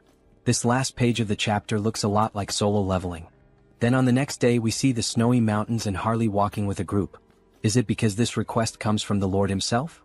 Everyone is being very proactive. And that knight over there is really impressive. He is not just delivering the request, he is actually participating personally. A little further and we will reach the last area where Jaonic left a transmission. He sent a transmission? Yes. The moment he noticed the monsters acting strangely, he hid in a safe cave and contacted us with a magic device. Did Jaonic really need to climb the mountain at a time like this? Well, he couldn't have known things would turn out this way. Dwarves chasing rare minerals is nothing new. I see these are all well-known mercenaries from Turok. Using such elite people as guides. How incredible Jaonic Steelstone is as a blacksmith. Careful, monsters. Some ice ogres appear in front of the group. Leave this to us. The two combine crossbow arrows and fire magic to form a strong combo. They fire directly at the monsters point blank. However, to their surprise, after the smoke of the explosion clears, the monsters remain unmoved and without apparent injuries. The further we advance, the tougher they become. Their vitality and defense also seem unusually high. Looks like he'll have to intervene. He activates the marks on his body to increase his base strength and using all his power, leaps directly at the monsters. Grabbing both their heads and smashing them together, making an instant double kill. Two others try to advance against Harley, who with 2 punches smashes the monsters' heads. Harley, watch your back. 3 of them at once? Bare fists might not be enough. If he used wild instinct he could finish this easily. But they might mistake him for a monster disguised as a human. In that case he puts strength into his legs and jumps directly at the enemies. Charging power into his hands, he pierces one of the monsters with his bare hands. The other ends up making a huge cut on his chest, and the last monster using both hands together. He's going to finish this before even landing. Invisible hand operation. What? He just punched 3 of them at once? Now they don't know who's really the monster here. Is something like that even possible? He's already seen this several times just today but still can't get used to it. Harley starts consuming the magic stones. Wait, Harley? What are you doing? Sorry, he was so hungry that he did it out of habit. Out of habit? You can't believe it? It's the secret magic of our tribe. We absorb energy by eating magic stones. She has never heard of anyone capable of doing that. There's no way eating something like that wouldn't harm you. Nah, he's fine. He's used to these crystals. However, something strange happened this time. Blood starts coming out of his mouth. No, he's not fine. Ah, what is this nausea? Annoying. It feels disgusting. He wants to crush everything. Should he just annihilate everything? Yes, let's kill them. Such violent emotions. Thanks to the mental link, he is holding himself back, but that's not all. Every muscle and sense is becoming more active. Could it be? He starts to see a red smoke coming out of the monsters as if it were some kind of aura. Madness spreading throughout the whole forest. Switching scenes, we see Hans. Quite a sight, isn't it? Several ghost soldiers and a lady in black kneeling before the immortal king. She pledged her loyalty to the king. Banshee Queen Olivia. A high-ranking officer of the undead army, a Banshee Queen with a ghost unit. What an incredible achievement. A lineup worthy of the history books like in Trejo or Karam. Well done, Olivia. She has gathered far more strength than he expected. As the king commanded, she minimized clashes with humans and gathered the children. Olivia, there is something he needs you to do. Command it and it shall be done. That people's organization. Extract every fragment of information you can from the oath of reversing heaven. Her ability is perfectly suited for this. It is an honor. Olivia will do her utmost. What is it he most desires from them? Why, of course, absolute obedience. Hear me, my children. Hunt down every last remnant of them and drain their souls, and dedicate everything to the king. I would like to thank the support of our subscribers and say that our latest video of this manhwa is close to 100,000 views. Thank you very much to everyone. Keep subscribing and commenting and I will keep releasing this manhwa. See you in the next video. Meanwhile, their vampire analyzes the latest news. Hans managed to unearth this kind of information about the Banshee Queen, obtaining details that most would not even dare to search for. Information about the state of the nation coming from the Brokaslak clan, about the underworld coming from the Banshees, and he can count on Harley for anything related to madness. But why does he have this feeling of fear? As if he were having a migraine. Suddenly his subordinate enters the office. Lord Hines. What happened? A short while ago in the demon forest, a report arrived that the monsters started attacking. He sent 2 of the purebloods there, so it should be all right. That is not all. Jem? The monsters in the northern mountains started descending to the south with full force. This spreads in all directions in an instant. This is madness. Something that cannot be seen, as if it mixed with the air. Everyone is being corrupted by madness just by breathing. Wait, what about his companions? The effect is small, but they are not completely immune. It seems the effect is lighter on humans at least. We are about to reach our destination, so let's hurry. Just a little more. Even so, this is really dangerous, isn't it? His body keeps having spasms. His physical abilities are becoming explosively stronger, but in exchange, it seems he is losing control of his own body. Then a system notification appears. Controlling the physical transformation with the skill body mutation. If it were not for this skill, he would have become a lunatic like the orcs. Everyone stop. What, there are more monsters? At least he is dressed like a monster. It suits me quite well, don't you think? Some plants start moving. They are already here. He was waiting. Blacksmith, Zaonic Steelstone and another unknown. He dug a cave there. He will escort you to it. He is curious but he cannot.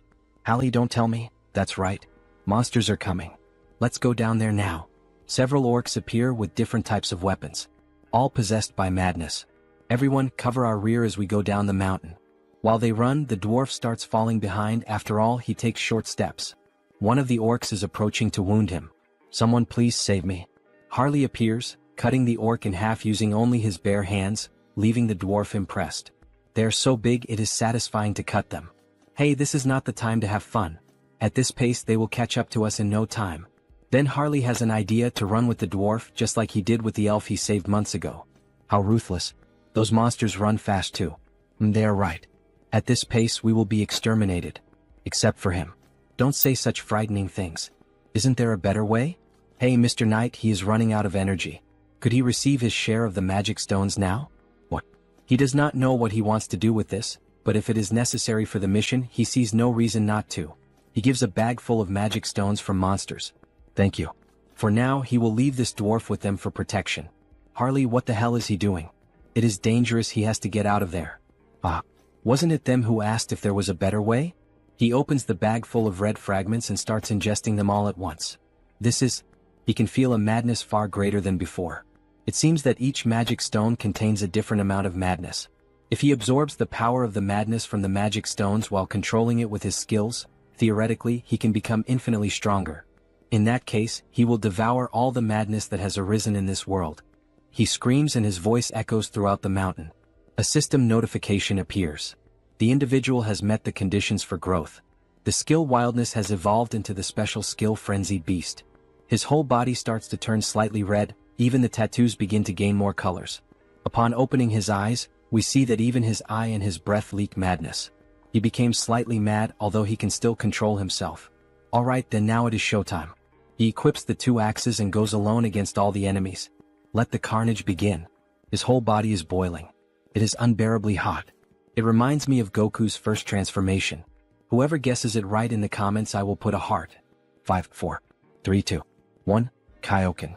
He charges directly at the monsters, simply destroying them all without them even being able to react. Die all of you, looking like a true barbarian. In the end, from all that crowd, not a single monster was left to tell the tale. This is the power of the frenzied beast. She can barely see his movements. How can he be like this? The rumors that he was the strongest mercenary of Turok were not an exaggeration. Not the strongest of Turok. The strongest of the whole continent. Other monsters keep coming, however, nothing is capable of stopping Harley's carnage. He toys with his opponents, using the axe in incredible ways. This basically settles the matter. Skill Jewel I, Severe Winter. That was amazing, Harley. Is he alright? Everyone runs off seeking to obtain information about him. He has the bravery of a dwarf. After begging for his life and running away. Suddenly, Harley feels some kind of strange energy. His whole body is screaming for him to flee. This is the first time he feels so tense. Harley, what is that face? Don't tell me more enemies are coming? Kah. This is really bad. If we encounter the monster that is coming now, it will be a total extermination. Well, except for him. We have come too far to give up now. Do something, muscle friend. Old man. When he saw them before, he dug a burrow to hide, right? That's right. He very bravely dug that burrow. So can he hide all of us now? Within 10 minutes. 10 minutes? 5 minutes are enough. With your beautiful tool, Ellen. A radiant pickaxe looking like diamonds. Ellen? Just by looking at it, it shines? Is this a magical tool? Now everyone get ready. Get ready? Yes. With a simple strike of the pickaxe on the ground, everything starts to shake. The ground is shaking? Several cracks begin to appear. He strikes again with the pickaxe, making the ground collapse and everyone scream in despair. And then what do you think? Quite cozy, isn't it? They make a bonfire while hiding from the monsters. He made a place like this with just a few blows of his pickaxe. He really is an incredible dwarf. The system issues a new announcement. A usable medium for skill customization has been discovered. A medium? An item here is on the same level as the branch of the world tree that created Harris? Medium name, Alan. A pickaxe reborn as a magical tool, imbued with the secret soul of the dwarf craftsman Zadnik, refined over 20 years. This thing is much more incredible than it looks. It carries 20 years of Zaonic's history, the master craftsman. If that is the case, he will devour it one way or another. The dwarf can feel Harley's malice from meters away. Some stones start falling on the team. Something noisy coming from above. Is it the monster he mentioned before? Judging by the presence, it just sat above us. Probably trying to eat the bodies of the monsters we killed. Maybe we should escape while it is distracted. Not a good idea. It would probably catch up to us quickly. Ah, Harley? He had a good idea. The biggest problem is that thing sitting right above us, right? Then what if he lures it far away? This time it may really cost him his life, and even so he would try. Yes. Harley, are you really sure about this? Of course. As long as he has this. What? Why his Ellen? Just an insurance, he knows. It will be very useful in a dangerous situation. But this is a magical tool with limited uses. What are you hesitating for, Zaonic, you fool? No matter how precious it is, life comes first. Alright, you can take it. Thank you. However, he does not want to give away this pickaxe at all, but it is foolishness to try to contend with Harley. Drop it. He said he would give it to him. With his big hands, he can only use it like a mason's trowel anyway. He finally lost the battle. Ah. He will use it well and return it. Probably. Ellen. Sorry, but he does not think he will return it. But he also saved his life, so let's consider it settled. With this, he acquired Ellen safely. No, he acquired a dwarf. Soon we will have a dwarf clone. Harley emerges from the ground. As he expected, the air outside is so refreshing. Now then, how about making the monsters introduce themselves to each other? It seems someone even more incredible than he thought has appeared. Even a superior species like a two-headed ogre can succumb to madness. Judging by its belly, it must have devoured a terrifying number of magic stones. The monster notices Harley from afar. What is he doing? Don't tell me it came following the scent of the magic stones he ate? Well, that is not a bad thing. If he wants to send the dwarf friend back safely, he has to escape this place with you. Follow me. Here should already be far enough. No one should be able to see us here. Very well then, skill mutation. Skill physical transformation. Let's have a real monster versus monster fight. He transforms his fingers into super sharp claws and goes toward the enemy, making deep cuts in them. Yes, this is the taste. The taste of tearing apart with his own hands. He must have thought he became stronger being intoxicated by madness. But here is the problem. He was not the only one who devoured the madness. The monster starts running in fear of Harley. He was the first one who started attacking and now is the first one trying to run? Harley grabs one of its heads and rips it off. By any chance, don't you think you don't need to walk around with two heads? And he throws it violently to the ground. He stands up laughing and even speaking. That arrogance of yours will only last for now. His subordinates will certainly arrive here as reinforcements. However, when he looks around, they are already lying lifeless on the ground. How the hell did this happen? Thanks to him, he was able to relax a little. He was here just completing a task, and it was already becoming boring. He starts gathering blood on his finger and releases it like a laser beam, thus destroying the monster's last head. Now without the two heads, the monster finally falls lifeless. As expected, it is more comfortable with two instead of one. Good thing he called Heinz.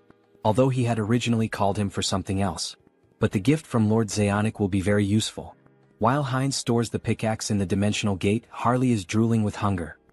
How strong will he become if he eats this? He will finish you off before the madness evaporates. Very well then, how about he also tastes the blood tainted with madness? However, before they could enjoy the banquet, something catches their attention. What is this feeling? A volcano on top of the mountain begins to erupt. It is the same energy he felt from Intrasio. Then from the fire, a dragon begins to emerge. Red Dragon Heratos. He will devour everything. Hunger, he is starving, he is going insane. This is a real living dragon. Depending on the era, they can even be revered as sacred beings. But that one was completely devoured by madness. There is no point in expecting a rational conversation. A half-breed human and a vampire? What fine snacks. They might be enough to sate his hunger. Who should he eat first? No, it is better to devour you both at once. They prepare for battle. Harley and Heinz pierce the dragon's eyes at the same time. However, the dragon only laughs. As expected of a dragon. Already healed. With such thick skin and on top of that this regeneration ability? That is totally unbalanced. Inferior beings. In his eternal life he was only defeated once. Well yeah, who did you lose to? The King of Death. The King of Immortality. The one who sentenced him to death. The Immortal King? That's right. But he perished and his curse was broken. They are laughing? What kind of reaction is that? Sorry, but we called a friend over in the meantime. Since the two of us might not be enough. We apologize in advance for the trauma. The dragon does not understand what they mean, but in just a few seconds, something appeared in front of him. A dragon tainted by madness, he will be an excellent subject for experiments. The third immortal king Hans. Then, the monster knows the monster. The dragon becomes terrified upon realizing that the one standing in front of him was the new immortal king. A dragon consumed by madness, what an excellent test subject he will be. What? The immortal king has returned here. He can see him through the memories of the previous immortal king. If even you could awaken from that corpse-like slumber, then who can say he cannot return from death itself? The dragon truly felt the pressure and little by little tries to move away. However, it ends up striking its tail against some kind of barrier. Don't even think about running or flying away from here. Inside this barrier, your wings will not take you anywhere. After realizing that he had been trapped, the dragon begins to go insane. Kill him, kill him. The immortal king. Kill him. Avenge us. Then Heratos begins to accumulate power. Incredible, he is absorbing all the madness in the air. Not even he would be able to accomplish this. An overwhelming power is emerging. Yes, that strange power is the will of nature, commanding vengeance. He will erase you, immortal king. This hinders your plans. So the so-called immortal king flees in terror. He was going to kill him cleanly even if it meant a small loss, but releasing so much condensed madness would be a waste. That bastard, what nonsense is he telling himself? So that is an option. If we are not on the same level, he should enter his own game. The immortal king begins to summon something from his gate. Come forth. Intracio. That's right, now we will have a war of dragons. He mounts the dragon of pure bone and commands it to attack.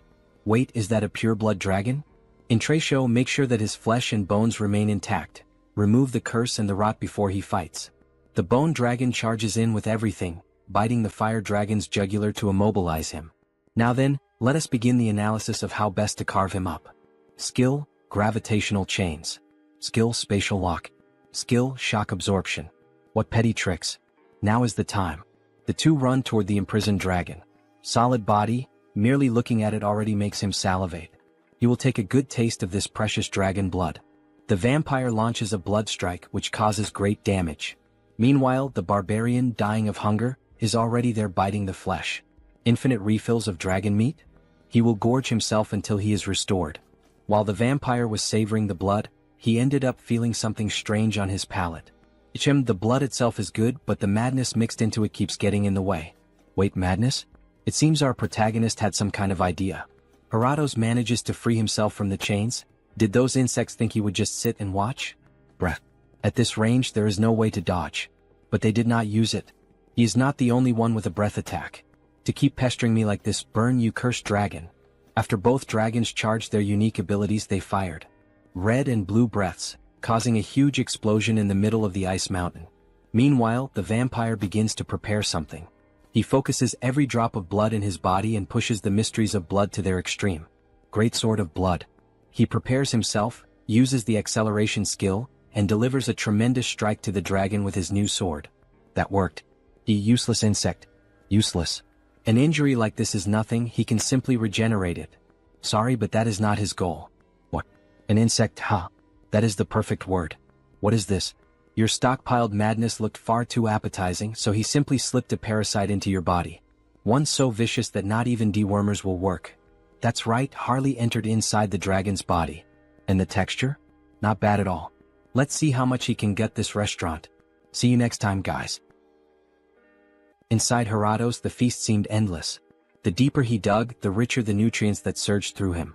The dragon's body reacted violently, muscles convulsed, straining to crush the parasite gnawing within. The pressure threatened to shatter bones and rupture organs, yet retreat was not an option. He would keep devouring until the beast's body refused to move. As the consumption continued, notifications flared in his mind. The creature's regeneration had surpassed its natural limits. The skill had advanced into something far more dreadful. Ultra regeneration. Lost vitality surged back with overwhelming force, and its meaning became clear. This was the dragon's true gift, a power that could restore the impossible, even without feeding on a magic stone. For Heratos, the wound was nothing more than a scratch. For the invader, it was proof that every effort seemed worthless against flesh that endlessly rebuilt itself, while the dragon dismissed all resistance as the pathetic tricks of an insect. Once again the notifications surged before him. The creature had fulfilled the conditions to evolve. The skill Devour transformed into the special ability known as Gluttony. Gluttony, just like the 7 deadly sins. A shiver rippled through his body as the change took hold. Scales suddenly began to form across his skin, undeniably dragon scales. The realization struck hard. From now on, through consumption alone, he could absorb traits. Every single one of them would be his to claim. The dragon grew restless, its rage boiling as the parasite dug deeper inside. If the intruder refused to leave on his own, Heratos would rip him out piece by piece. Yet the fight shifted before he could act. The immortal king and the vampire launched a coordinated strike alongside Horacio, who tore into the beast's neck, while Heinz's blade carved through with relentless force. That was the effect of gluttony. With Harley suppressing the madness, even the dragon's bloodline fell silent. Just one taste, and a torrent of power erupted within, flooding him like an unstoppable tide. And at last, the notification appeared for the vampire. The special skill Clan of Blood, True Blood, had advanced to a far greater stage. As expected, to ascend into sacred blood, the condition was clear. He had to drink from an opponent far superior to himself. Heinz seemed to realize something, hesitating, but Harley confirmed it. The discovery was undeniable. They had finally located it. Heratos' heart. Checkmate. The ultimate magic stone, the dragon heart. Bon appetit. The first bite tore through, and the dragon convulsed in agony, the pain erupting straight from the core of its being. Moments later, the mighty body collapsed, lifeless upon the ground. The battle had ended. Intrasho's efforts had carried them this far. His task was complete and he could now rest. Laughter followed, triumphant and raw. From the twin-headed ogre to the dragon raid, every challenge had been cleared. A final image lingered, a symbolic snapshot of the three victors standing together, their silhouettes marked by the hunt of a dragon now fallen. The dragon's eyes snapped open for one final breath. This time, the immortal king carried no desire to destroy the world. If he chose to take a few bones, there would be no need for resentment, he would put them to good use. The blood too. And the horns. In the end, every piece had value. None of them wasted anything. The trio moved like a flawless cleaning crew, each collecting a share of the fallen beast. The corpse of a dragon truly was a treasure vault. Prime ingredients for rare sorcery gathered all at once. The scene resembled that old meme of a robot staring at an empty plate. Oh my god, nothing left. Even the blood, overflowing with the power of dragon lineage, had been secured, certain to prove useful later. Yet the greatest beneficiary of the raid was not the immortal king or Heinz, it was Harley. On the ground, Harley writhed in agony. His body twisted and shifted as something unnatural surged within him. This time the transformation was not smooth. Perhaps he had gone too far even for his limits. Absorbing all the madness of those monsters, his insides felt as though they were tearing apart. Control slipped with every second. Only the method inscribed within the dragon heart could save him. The madness flooding his body had to be woven together with the dragon's essence. As he forced the chaos into alignment, strange markings spread across his skin. A heavy feeling swelled inside him, followed by new notifications. The creature's race has changed to Dragonkin Hybrid. Special skill, Heart of the Mad Dragon has been acquired. Harley's body no longer felt the same. On the surface, his anatomy still resembled that of a human, yet something deep inside had shifted. The change was undeniable. His very essence had risen beyond its former limits. His being had ascended. See you next time, guys. So we see Harley's hand covered in scales. For the entire race itself to change, this is the power of the dragon's heart. Alley. Race, Dragonkin Hybrid. Then a notification appears. Special notes. Absorb the heart of the light dragon and gain the power of a dragon. Controls the madness within the body and continuously absorbs the surrounding madness. The jeweled eyes have merged with the dragon eye, becoming even more effective.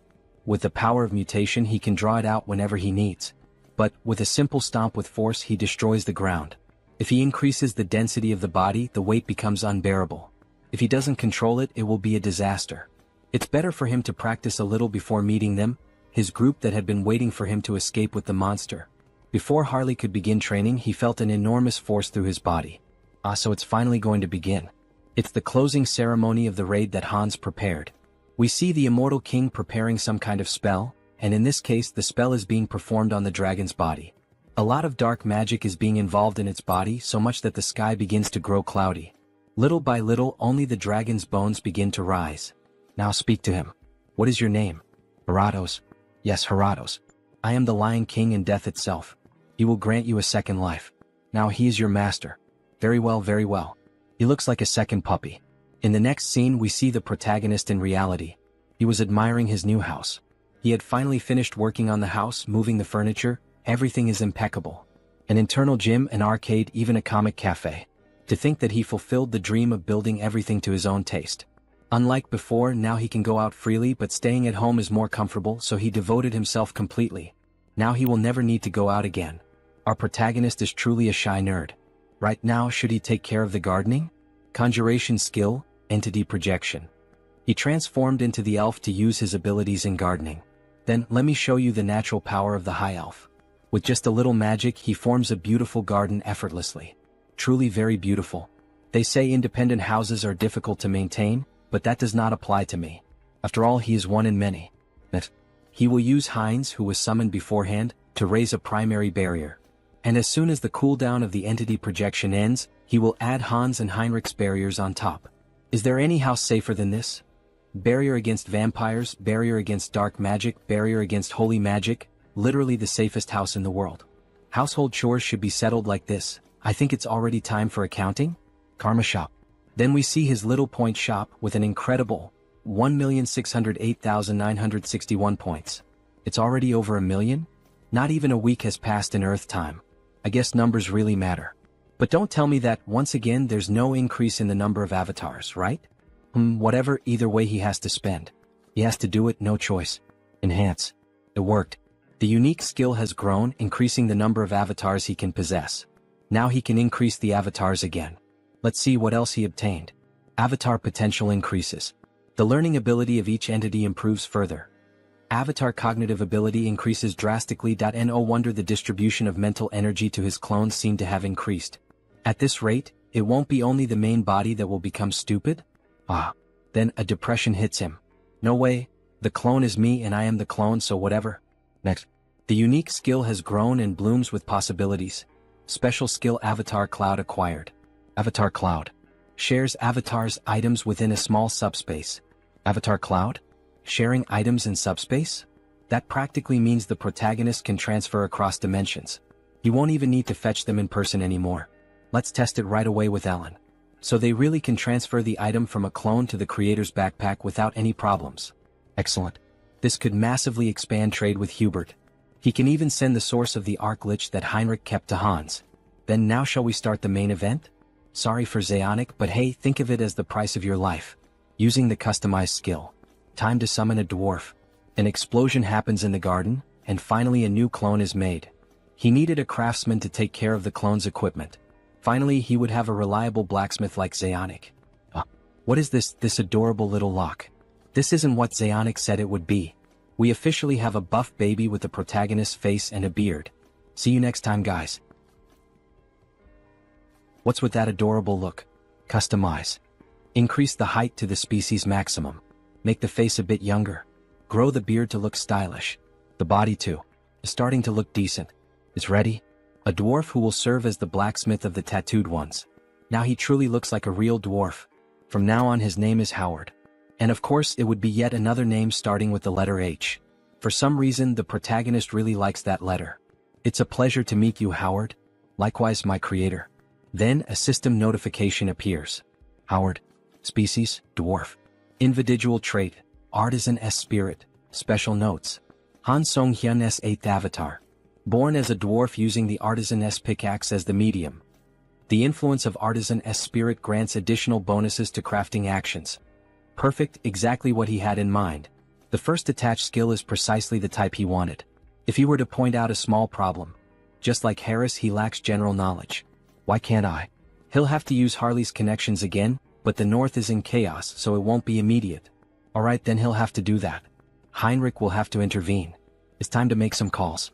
It's been a while, how have you been? Lord Heinrich, did something happen? He has an urgent favor to ask. A favor? Just ask and give the orders and she will carry out everything. Prepare materials on materials engineering, especially metallurgy, which deals with metals. He doesn't care how much you bring, whether it's articles, videos of craftsmen, or anything else. Yes, sir. Forging techniques can be pre-trained using information from Earth. He will need to set up a workshop in Turok. Practical training will be more efficient in Euterica. In the next scene we return to the second planet. Some kind of material is coming out of the new system acquired by the protagonist. The Avatar Cloud is really useful. He can't believe he could receive Heinrich's gift so easily. Finally, he'll be able to make good use of the source. Now rise. There's something he needs you to do. Then from that crystal, we see that it was actually the necromancer, who awakens from his deep slumber after being defeated by Heinrich. Who are you, daring to summon McCain? It's me. Oh, immortal king. He was sure the hero had defeated me, sniff. He's truly incredible. Dwell McCain. He called your name. The necromancer swears loyalty to the immortal king. From the memories of the former immortal king, he was quite a skilled strategist. The more capable the one he can use, the better. Though with that slightly cute face resembling a dog, he doesn't really seem that strategic. However, their conversation is interrupted. The girl Olivia. She pays homage to the king. So, what happened all of a sudden? He came to report on the order the king issued. Report. Speak. He ordered Olivia to pursue the Oath of Reversal. Extract every piece of information she can from the Oath of Reversal. Her ability should suit that task perfectly. In that case, they expanded their investigation westward across the continent and extended it into parts of the Central Empire. And she discovered a location suspected to be a key fortress. So she finally found the place. Very well, Olivia. The girl, she will devote herself completely to the king. However, the necromancer seems confused. Olivia has no bones, how can she devote body and soul? That kind of reminds me of Brooke from One Piece, haha. Obviously, she becomes very nervous and shoots him a deadly glare. Olivia has no bones, how can she devote body and soul? Well, there's something he needs you to do immediately. Help Olivia. What? He really got nervous about going out with Olivia. After all, she is bloodthirsty. Yes, immortal king. He will follow your order. Olivia. Make sure to force them into submission. If necessary, you may bring Karam. Yes. Everything according to the king's will. The trail of the oath of reversal was finally detected. Just a bit, wait just a little while. He will come find you soon. In the next scene we see several souls in a city. Tabishi, Agirian Empire, Central Continent. In one of those houses we see a woman with pink hair. For a moment she thought she smelled Olivia's scent. Well, that was probably just her imagination. There's no way to find me now. Current leader of the Oath of Reversal. Immortal King. She will never live as your slave again, not twice. Former succubus of the Undying Army. See you in the next chapter. Don't forget to like and subscribe. Then, that beautiful succubus hears someone arriving at her house and decides to return to her standard human form. Please come in. Hello, Sienna. We see a drunk man introduced as Pledge of Defiance, Andrew Weaver. Oh, you look as gorgeous as ever, my queen perfect. Enough talk, Andrew. Have you already identified the new leader of the Brokosla clan? Of course. The target is a pure-blood vampire, his name is Heinz. Even if he is pure-blooded, how could he take control of a vampire clan? He's still not sure. What? She gets irritated by the empty answer, however, something funny happens. Sienna. Her horns are showing. He has already explained it several times. His skill trajectory is approaching clairvoyance, but to see in more detail he needs to refine it with karma. And this information is very important, my listeners. Could this Andrew also be a human from planet Earth like our protagonist, since he mentioned using the shop upgraded with karma? It seems the story is getting even more interesting. Enough. She doesn't need to hear his excuses. She could at least provide some data.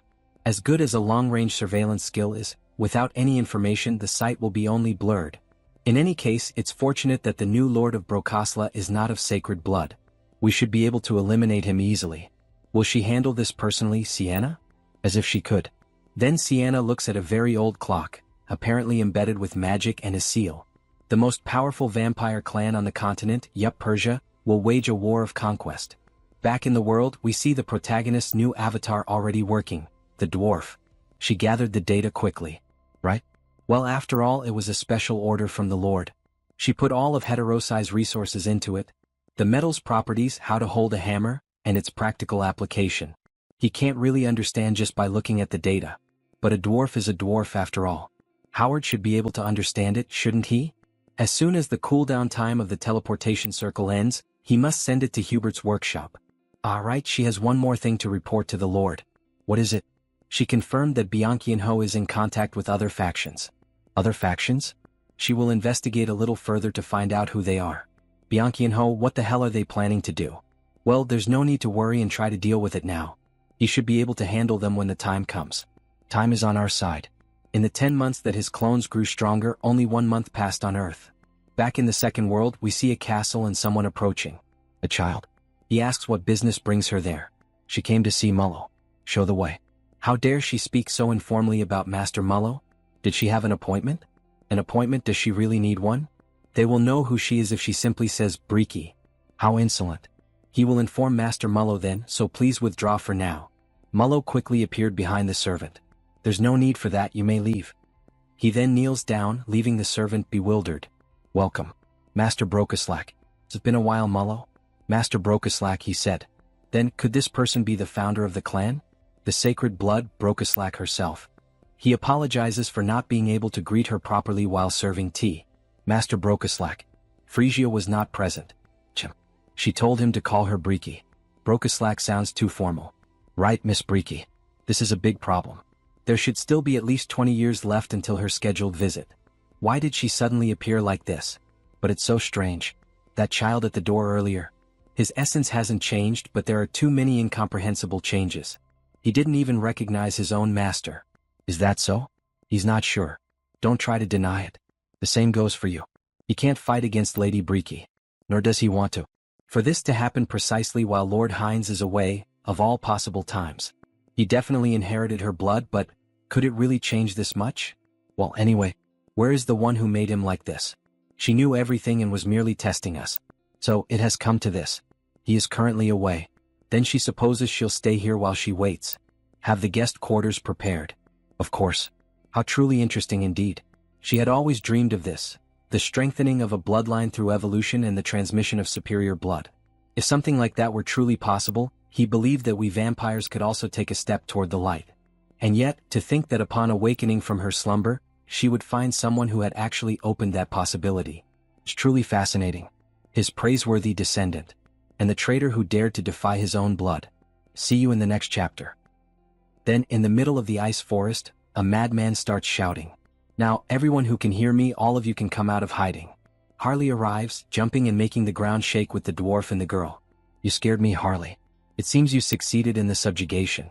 Are you okay? Ah, it was a tough battle. But somehow he seems even more energetic than before. Harley, did you just get scales on your body? Or did I? I hadn't noticed, huh? Well, anyway, we don't know when another monster might appear, so let's hurry back to the Iron Fortress. They start running toward the city as fast as possible. However, the dwarf being carried by the protagonist begins to ask, So Harley, you really are a very strong warrior, and even though you went alone to fight that monster, you came back even stronger. That's right, isn't it?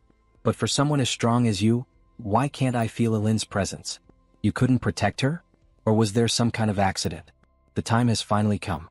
He's planning to leave Jaonic in charge of Howard's education, so he can't let this get complicated.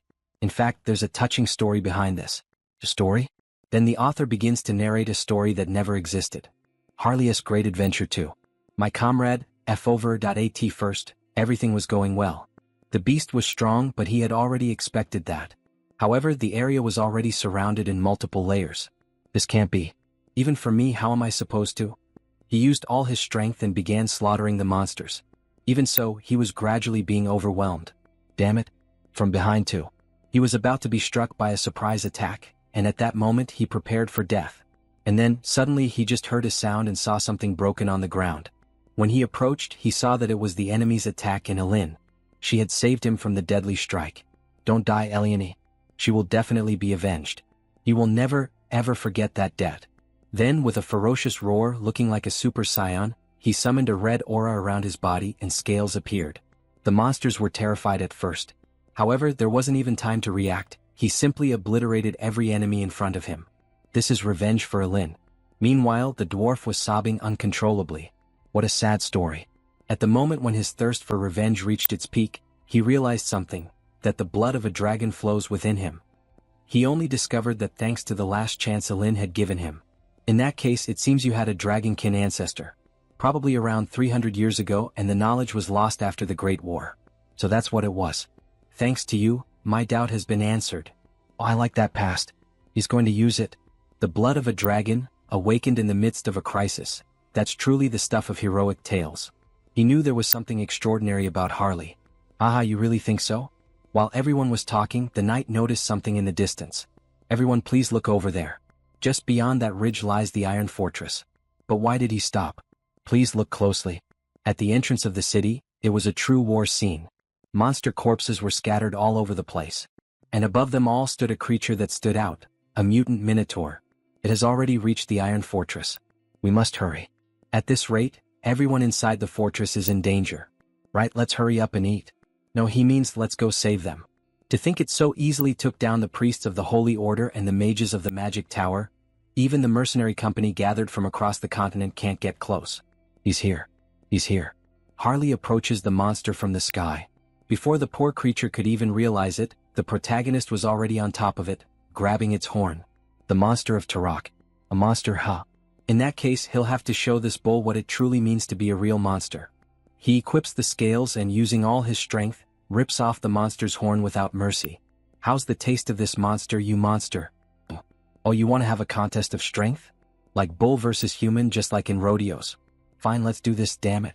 The two charge at each other at a speed beyond normal. Only blood can be seen flying, with a guard watching everything. In the end, the bull is seen standing.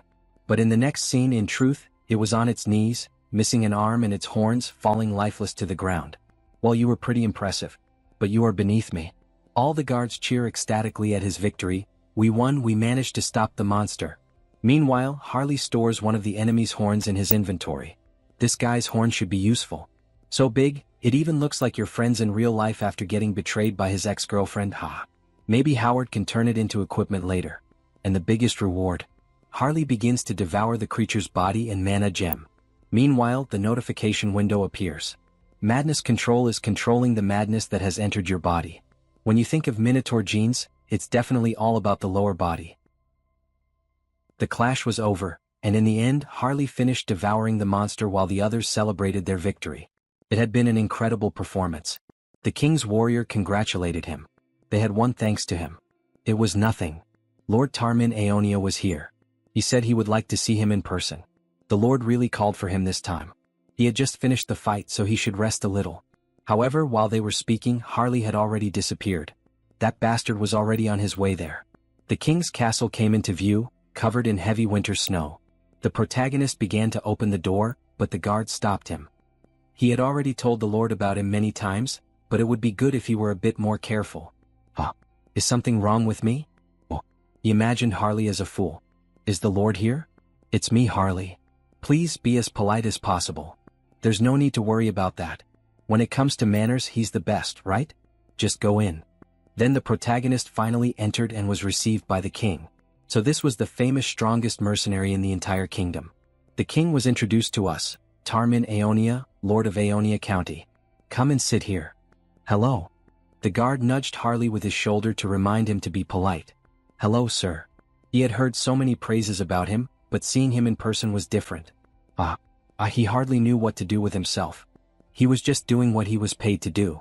As he shouted, his saliva flew toward the king. Even so, the king thought he was quite impressive. Did he think that just speaking formally was enough? Anyway, besides the request, he also played a big part this time, so he should be rewarded. A reward? There's no need for that. The king's tone grew more serious. He offered him a position as an official knight of the county. He refused. Everyone in the room was surprised, even the Lord himself. You bastard. How dare you refuse the Lord's offer? And what's with that stupid look on your face? That's enough. Everyone calm down. He waved off such grand gestures. He only wanted a cool axe he could use. Right, an axe. He would have one custom made for him through Jaonic. Thank you, my lord. He was quite generous, just as one would expect from someone ruling over a great territory. That's right. I'm not stingy when it comes to giving. Refusing once is fine.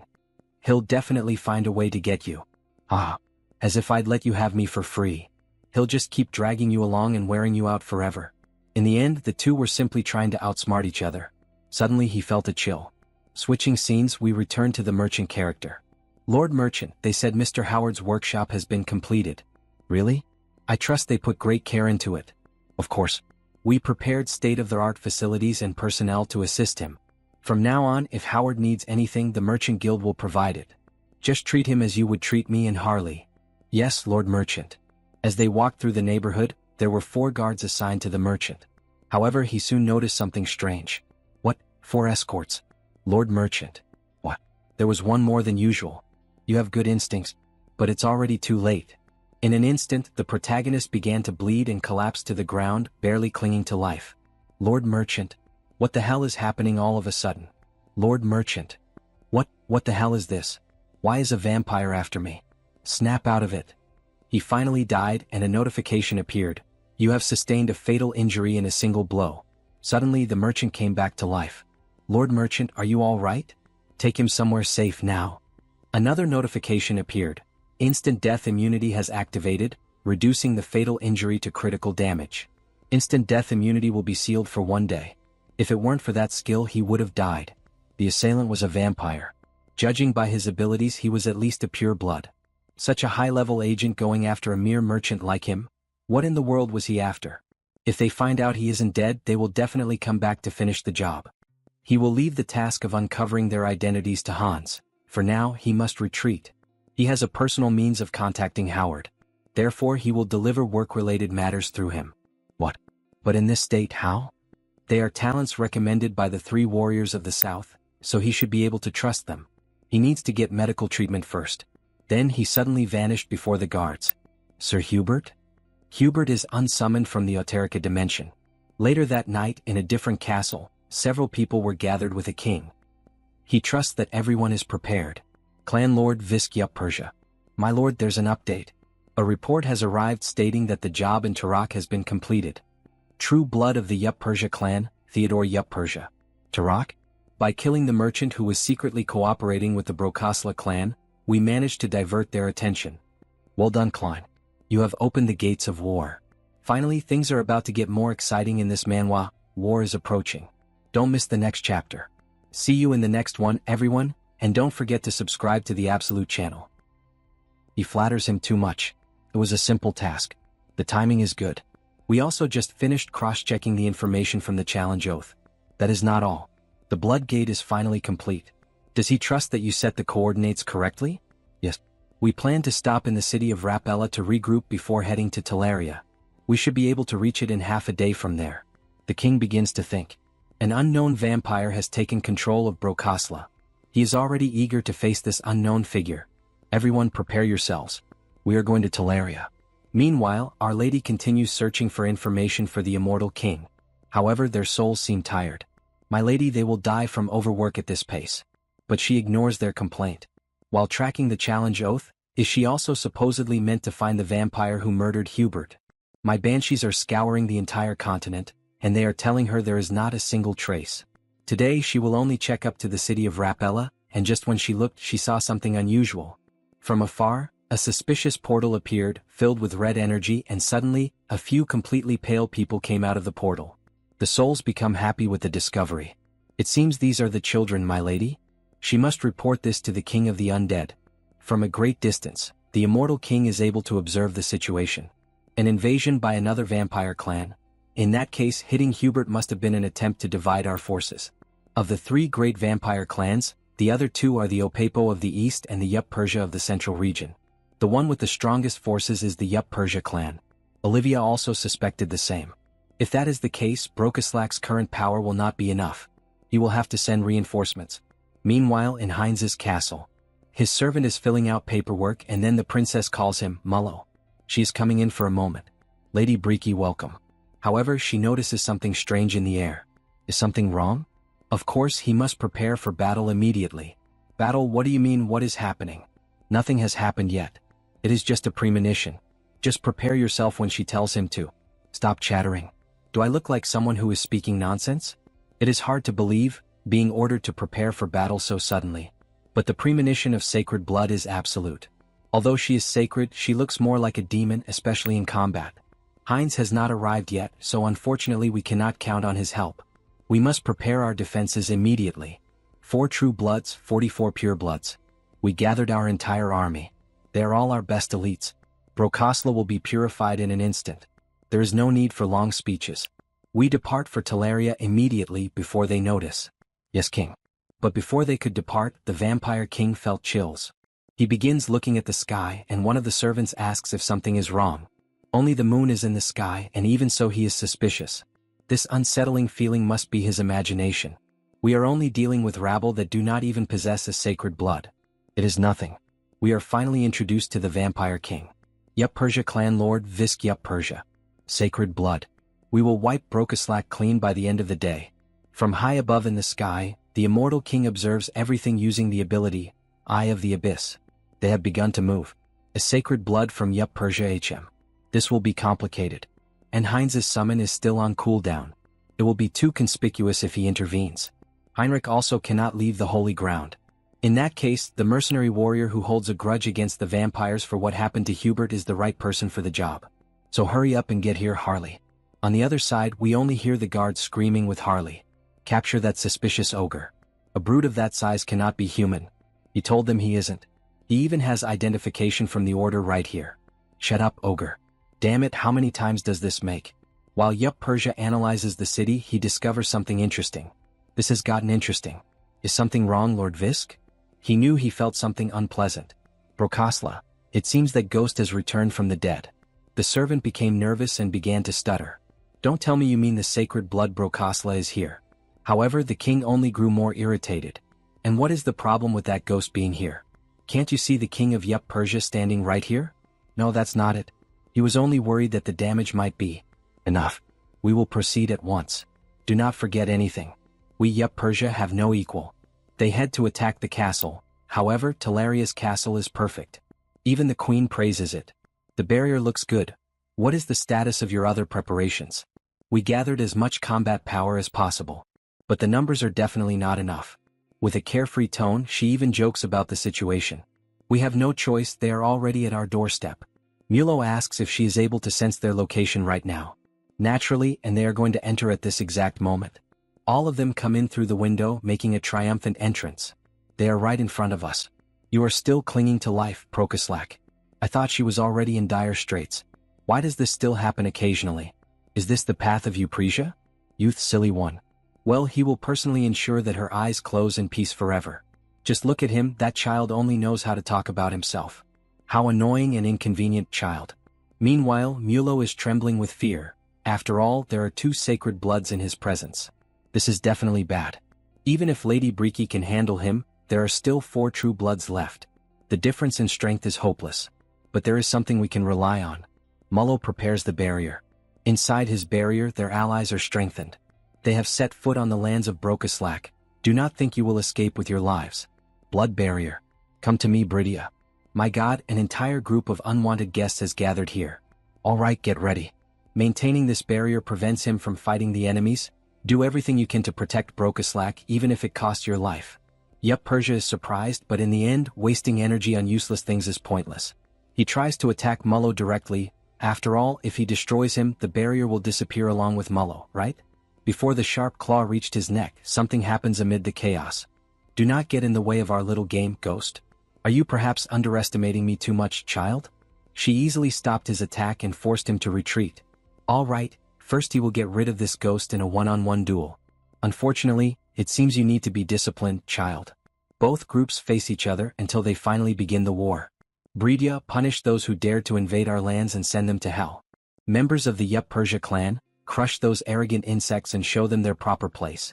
The war quickly escalates, but in the midst of all that chaos, we see a clawed hand piercing through the barrier.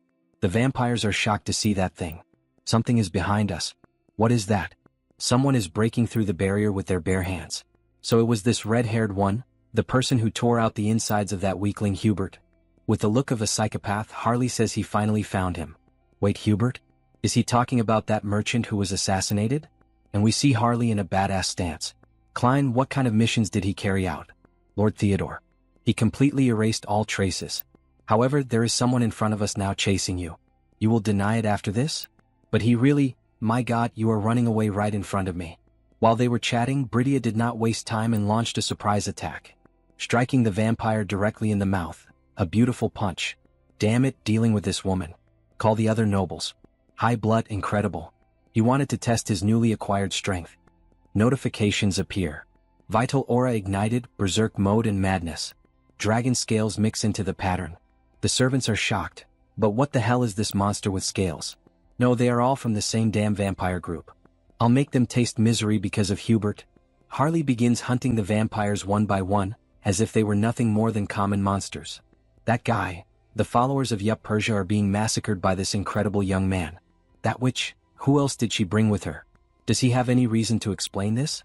Why does she also not know why that monster appeared? Alright, this won't take long anyway.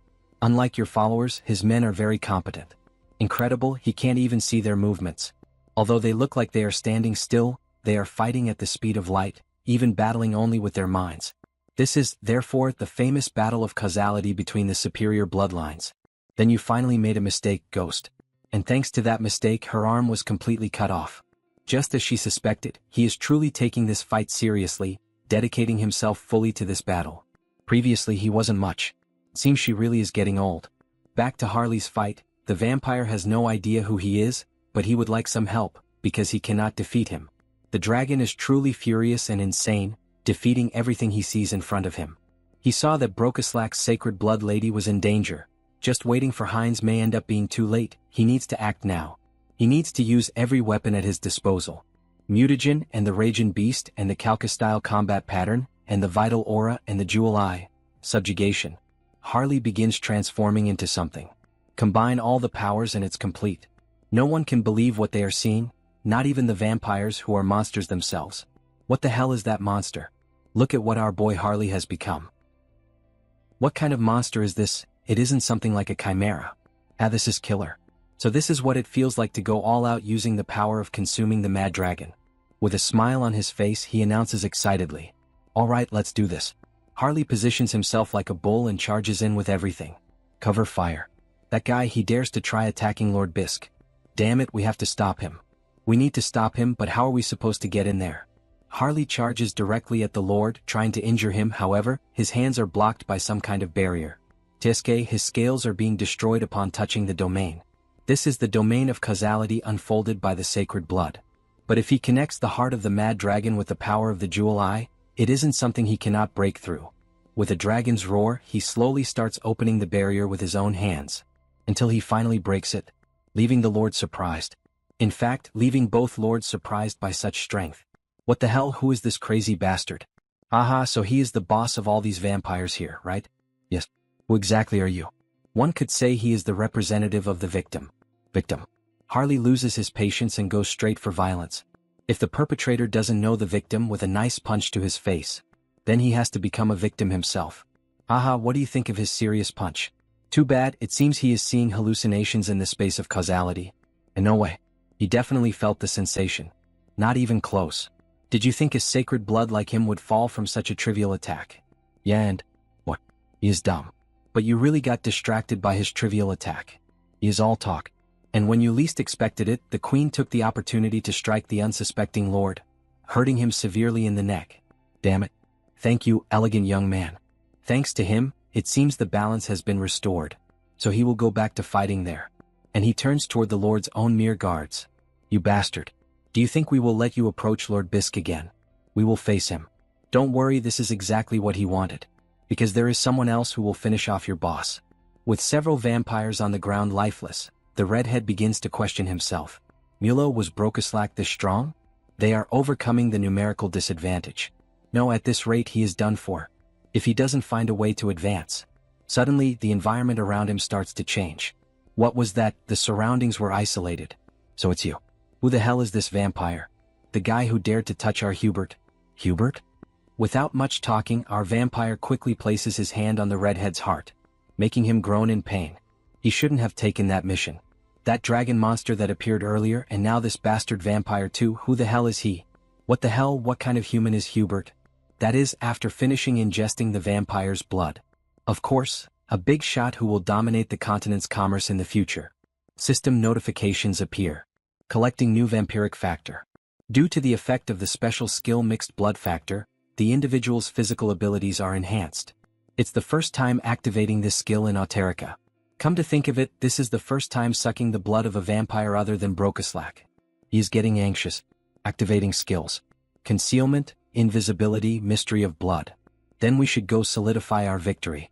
Meanwhile, the bespectacled vampire is suffering pressure from our maiden. It is very annoying how his expression changes from moment to moment.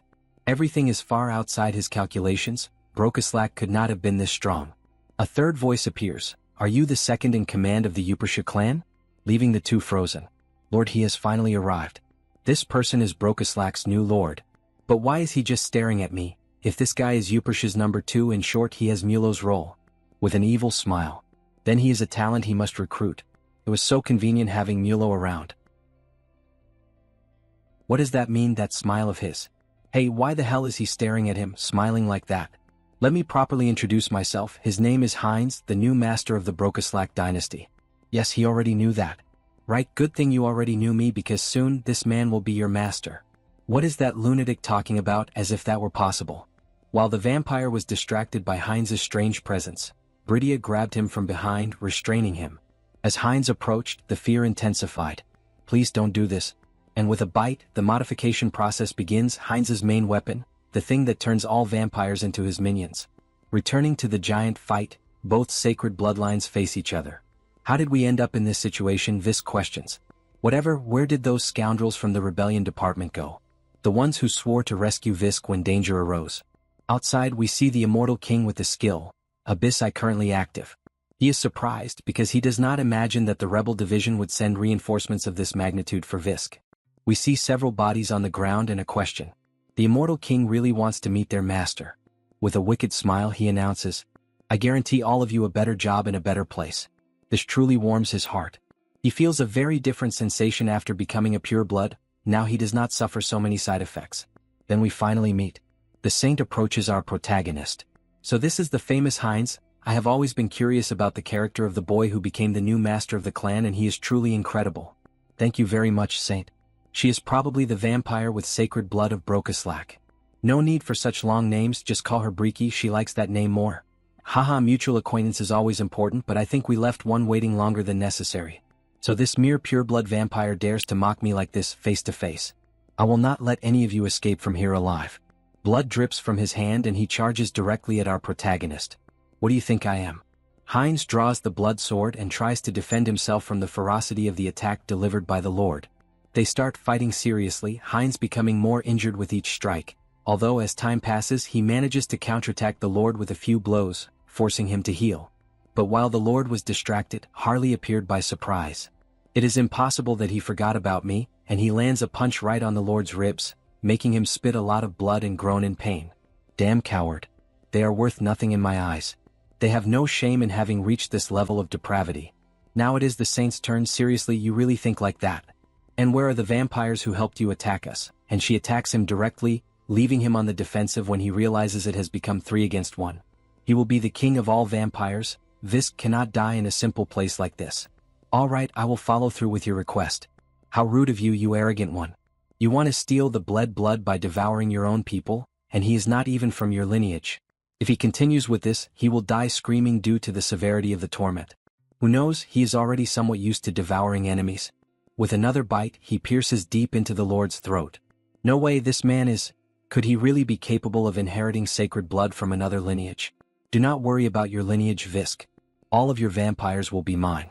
Also understand, under my command they will continue your legacy. He finally realized the end had arrived. He always had a dream. It was the unification of all vampire lineages under one banner, the one who leads them toward the light. The one who will bring all vampire kind to glory. At least that was what he thought, until he met this vampire. The only king. I am in a far from enviable position, so why am I laughing? I long to achieve this, to dream this much. After the Lord's death, our protagonist begins to undergo a transformation. Red blood begins to form an aura around his body. Here in Eureka, a new sacred blood was born. System notifications begin to appear. I fulfilled the requirements and I began to grow. Special skill. Blood relation, the true one. Blood evolves into blood ties, sacred blood. At the same time, the shape of his face begins to change. He fulfilled the requirements and began to evolve. The two skills, concealment and invisibility, they merge and develop into a specialized skill. Erase existence. Heinz 2. Race, vampire with sacred blood. Details. He used the mixed blood skill to inherit and force the sacred blood and evolve, thus being able to control the Yupersha lineage, even if only slightly, and control part of causality. The capacity for transcendental perception reached a level that resembles an overlap of the senses, surpassing the limits. I consider the place and time easily reachable. I feel the flow of causality. Could this be the power of the bled blood? If it were not for her, he would not have won the battle. She becomes confused by the sudden look. Maybe he wants to eat her too. Ha ha ha, double-meaning joke he could not resist. Haha, thanks to you, Harley saw something rare. Now that I got my revenge, I will return. I quit my job to come here, haha. Thank you, Harley, he helped a lot. There is no need to thank me. They understood who hurt my friend first. We are not on Hubert's company's side. So I will return to Tarak. And we see Harley flying back to his city. She looks at him suspiciously. Can we really let him go like that? He introduced himself as a suspicious young man. It is fine, he already researched this before. Then it is all right, whatever you say. Upon noticing those vampires on the ground, still breathing, Heinz becomes happy. After all, we gain new members for the family. Moments later, an explosion is seen occurring in an unknown location. Tulku Kingdom, the hideout of the Pledge of Challenge. 3 apostles are shocked by what appeared before them. Karam. Why is a legion commander of the undead army here? With more branches losing contact, he thought it was the work of the holy orders. Does that mean it was the undead army's doing? One of the skeletons laughs. They are only realizing that now. How foolish. Until the message from the immortal king arrives. Dwell and Karam, do not let a single one escape. We shall obey the king's command. Meanwhile, the protagonist is reviewing and searching for something in the hideout, until the queen appears. My king, you called for us? These are the scum from the Pledge of Challenge who tried to infiltrate Teleria this time. A quick glance tells me there is an executive among them. interrogate them and uncover the location of their mastermind. We shall obey the king's command. Hey, stay away you ghost, do not come near us. No, get away. In another moment, a peaceful view is shown and the sound of swords being made can be heard. Good, this is just right. As expected, the sensation is completely different from a human's. Truly the race of artisans. On Earth, even Hubert joins in to gather information. And in Oterica we practice with 10 times the efficiency of Earth. Slow and steady at first, then burning hot later. Pump air from below to strengthen the flames. He will grow and become the greatest artisan. Recovery is faster than he thought. The synergy between Oterica's holy law and hyper-recovery is beyond his expectations. He could send him back when the next teleportation circle arrives. Wait, send him back? If Hubert goes, he is the one who will have to study metallurgy knowledge. He thinks hard and reaches the conclusion that this simply will not do. Then he summons the system panel. Karma shop. Karma possessed. 1,120,122. Thanks to Heinz devouring the sacred blood, it's piled up again. The enhancement cost has gone up in the meantime, but the only one who can save him is himself. The system notifications appeared. Avatar's potential increased. You can now select limited basic traits for the created avatar. Basic traits, it means he gets to choose initial skills. Alright then, create avatar. He has to pick one of these. He gets clairvoyance and ice resistance but bond of connection. Then the system explains, bond of connection, grants additional bonuses upon contracting. That'd be good for Harris, the spirit elementalist. Since it would only be valid if there's a contract target to summon. Wait, it means a summoner? Huh. That sounds fun. Conversion to a mage is also possible. Good, he has decided on this one. Then the new avatar begins to be created. Let's see, this handsome guy's name will be Hesperon. He's destined to become the greatest summoner, so he's counting on you. Again, the environment shifts, now focusing on the Saintus. Saintus, they say not a single group is missing from today's continental summit. Only after the madness intensified across the continent do they all gather. Until now, everyone was so passive. Still, after today much will change. The saint remains thoughtful for a while. May this land's future move toward the right path. Meanwhile, there is a commotion in the church at the back. We're short on food. Is the lodging tidied up? Meanwhile, all the important members of the church wait for something in front of the gate. Finally, the Continental Summit is opening. A gathering of all the heroes protecting this land, in particular the Central Assyrian Empire and the Rohan Duchy. Expressed active intent to participate only after suffering direct hits from the madness. It won't be an easy meeting, that's for sure. After the portal is opened, we finally see who is arriving. They are finally here. Elven Kingdom. Capital of the continent of Ainamil, Drasha. We have a vision of the past, of our elf relaxing in the forest. Ah, how gentle this breeze is and how delicate the sunlight is. This is relaxing for the body as well as for the mind and soul. Then come here. Ah, this is so good, my new treasure, a beautiful bough. Wow, how wonderful. For him, it is enough to embrace his poetic reverence in the embrace of nature. The name of this bough is Themis. It is a bough under a branch that the world tree gave with its own hand, then strengthen it with the power of the spirits and fairy fire, and we have a beautiful weapon for all situations. He became extremely skilled and handsome. It is a treasure that only the most demanding can possess. How wonderful. He even kisses the bough. While he was admiring the bough, system notifications appear. He fulfilled the growth requirements. Developed the skill familiarity with nature into the special skill integration with nature. Hey, the simple act of relaxing already impresses him deeply with the power of nature. He would like to be able to stay there, forever admiring the beauty of the world tree, but he will have to leave. Before he realized it, he ended up dozing off for a bit and was awakened by his spirit. Hey, Decibel, someone is approaching. Remove the soundproof barrier. Medium sonic spirit, decibels. Ever since this spirit was promoted to the medium level, its isolation ability has become very useful. Hello, Harris, what is keeping you from sleeping at this hour? Savron, the daughter of the current king. She is getting more beautiful with each passing day. It seems our elf is falling in love. The situation is slightly different from how it was. Look at those beautiful eyes of hers. What the hell are you staring at so much? He sees her differently today. Ah yes, because today we will participate in the Continental Summit. So, she tried to prepare herself based on stories. The stories that he told her about the continent of Ion Harris. Do you perhaps think that I exaggerated? Wait, she prepared herself based on his stories. Could it be that she prepared like this, influenced by what I told her? Sapphire also changed a lot. She started asking about him constantly. She greets me kindly whenever we meet. she does not even seem like the same elf who mistreated him at the beginning of the school. So what is your opinion? I brought a bit of everything, including your share, Harris. We do not need all of this, besides we are not going to travel. Right, what should we do?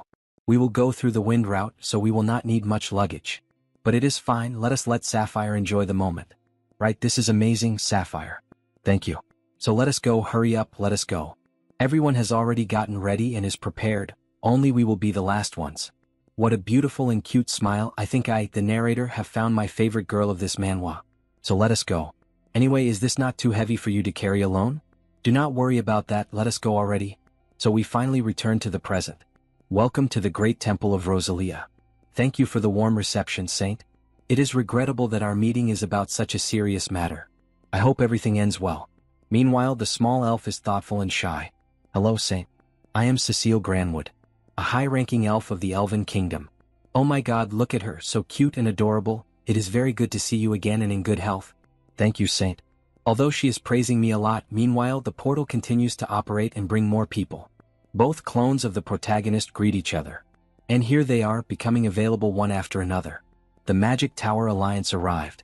The Assyrian Empire arrived. The Mercenary Guild arrived. And here it is, all the leaders of Eureka gathered in a single place. This means that I am. If they make a good impression on them, this could be my chance to obtain a treasure with karma. Aha, both of them are happy.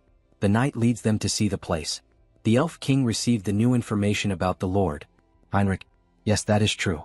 The Supreme Ruler granted me his grace. This is truly comforting news. They are eager to work with him. They can count on me. Right, this is the place where you will rest. Thank you for being so kind. The meeting will begin soon, just arrive at the specified time. What is it?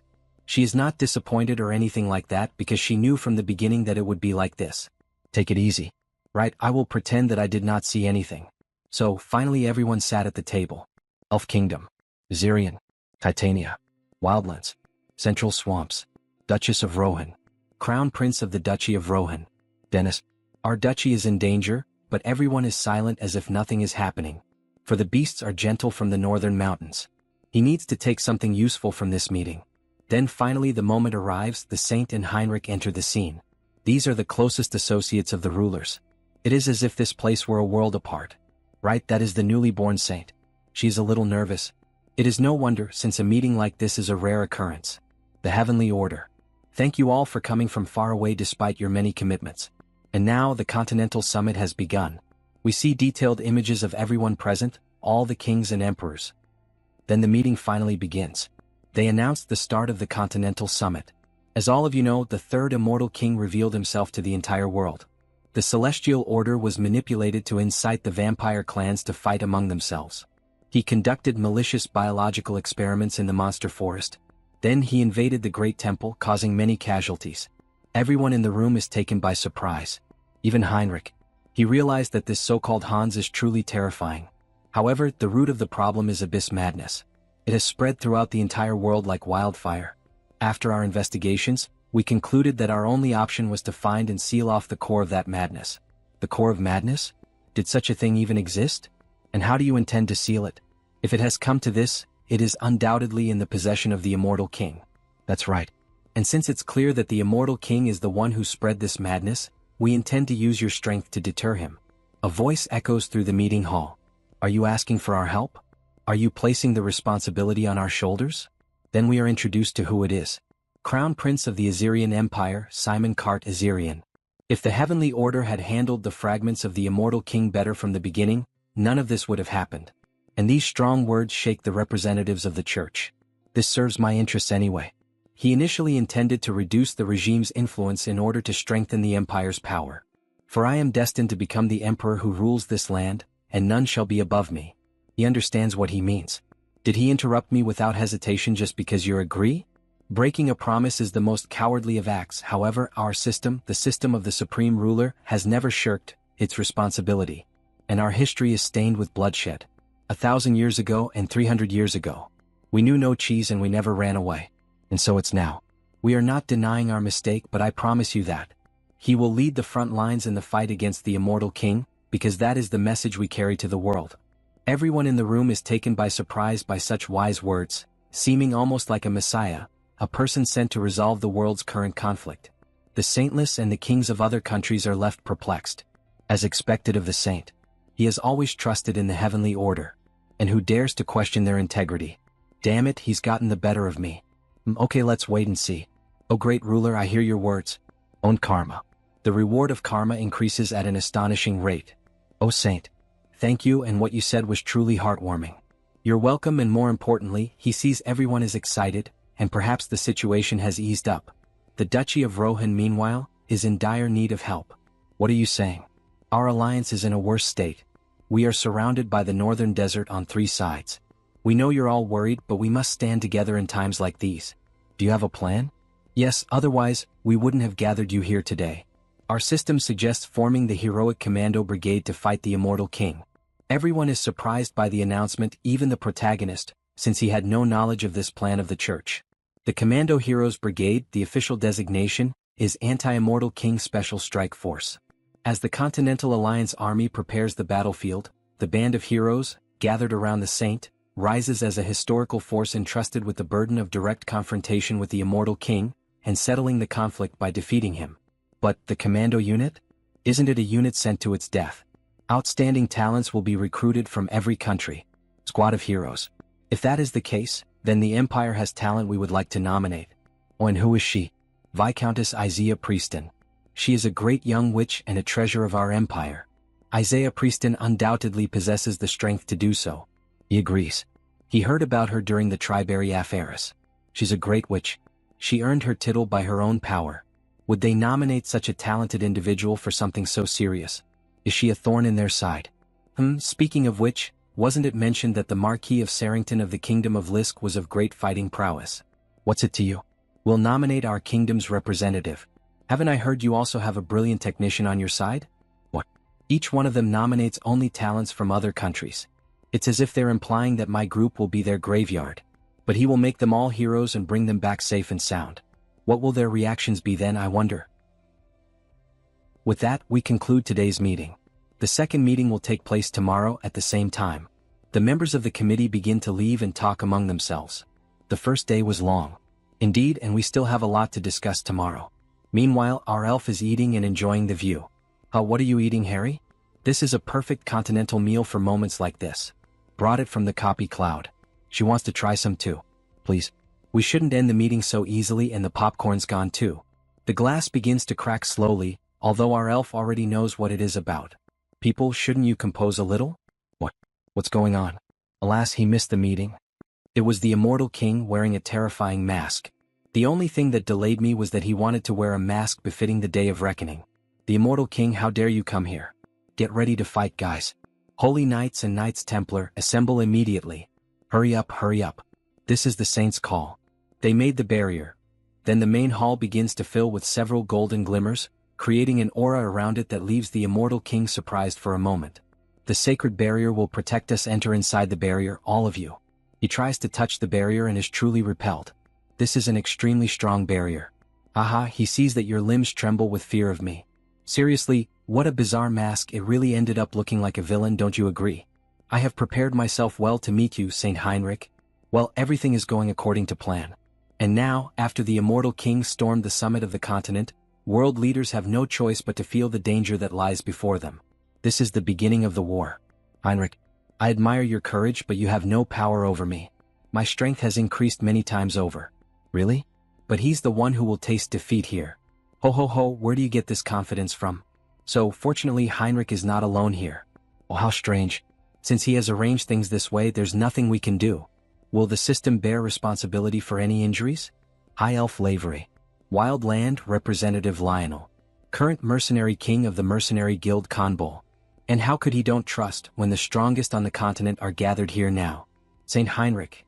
However, the immortal king continues laughing like a madman. Those bastards are good for nothing. How incredible. What's so funny about it? Let him first correct your misunderstanding. You are not the only ones gathered here. Impossible. Resemble what's under your feet, all of you. Exquisite. He was looking for an opportunity to see his new followers performing their duty. Lady Ghoul's Fiona. The terrifying Ghost Bagoose. Death Knight Karam. Go. Fight, my subordinates, and bring glory to the immortal king, the king of death, your king. The elf king makes the first move. Purify evil spirits. causing a great explosion against the skeletons. How dare such vile souls stand in my way? Then we have the first clash initiated. The terrifying Ghost Bagoos versus Elf Kingdom. Zirian. Destroy the Immortal King's army.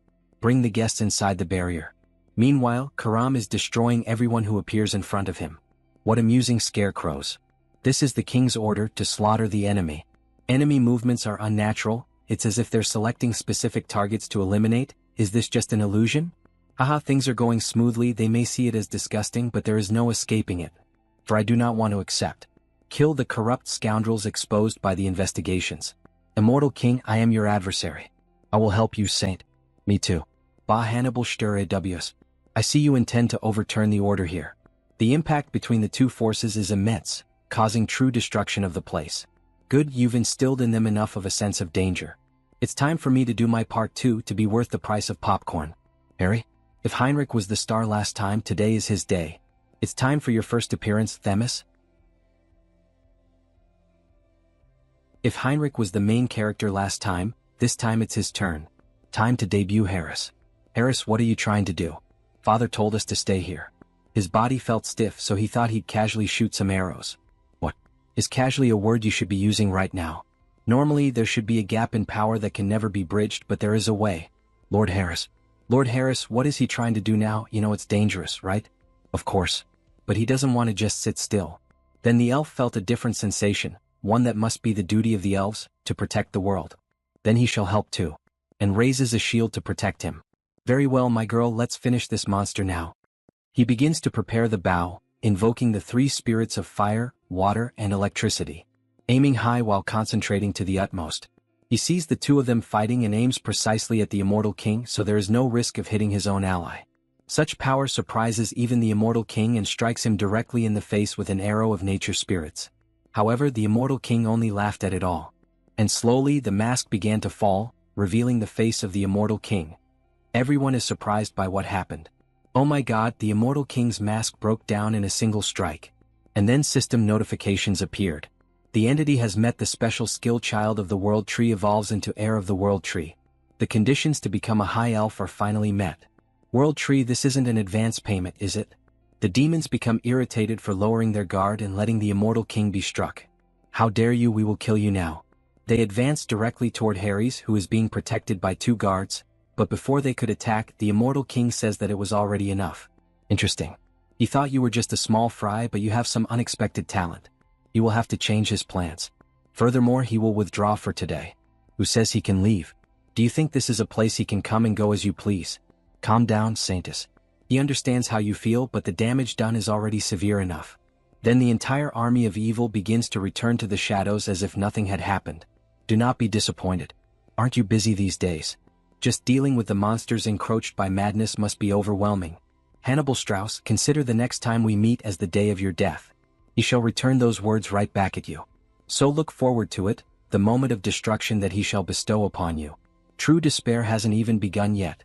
He leaves in a mysterious manner. Isn't the acting getting more natural? Even the protagonist is somewhat euphoric because of such a performance. Move the injured to the healing room immediately. Escort the envoys first. What on earth did those last words mean to say that true despair hasn't even begun yet? It seems he has some other scheme up his sleeve. We must be careful. When things finally calmed down, the elves came to congratulate Harris. He is truly amazing, Harris. He never imagined you would display such power. That's right, we weren't the only surprised. The envoys were keeping an eye on you too, Mr. Harris.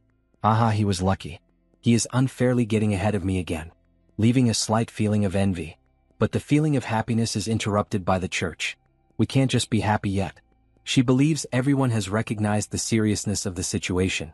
Shamefully, we failed to stop the Immortal King's intrusion. Everyone's cooperation is desperately needed. He agrees. It has now been revealed that there is no safe sanctuary anymore. Therefore we must help each other right now. Right.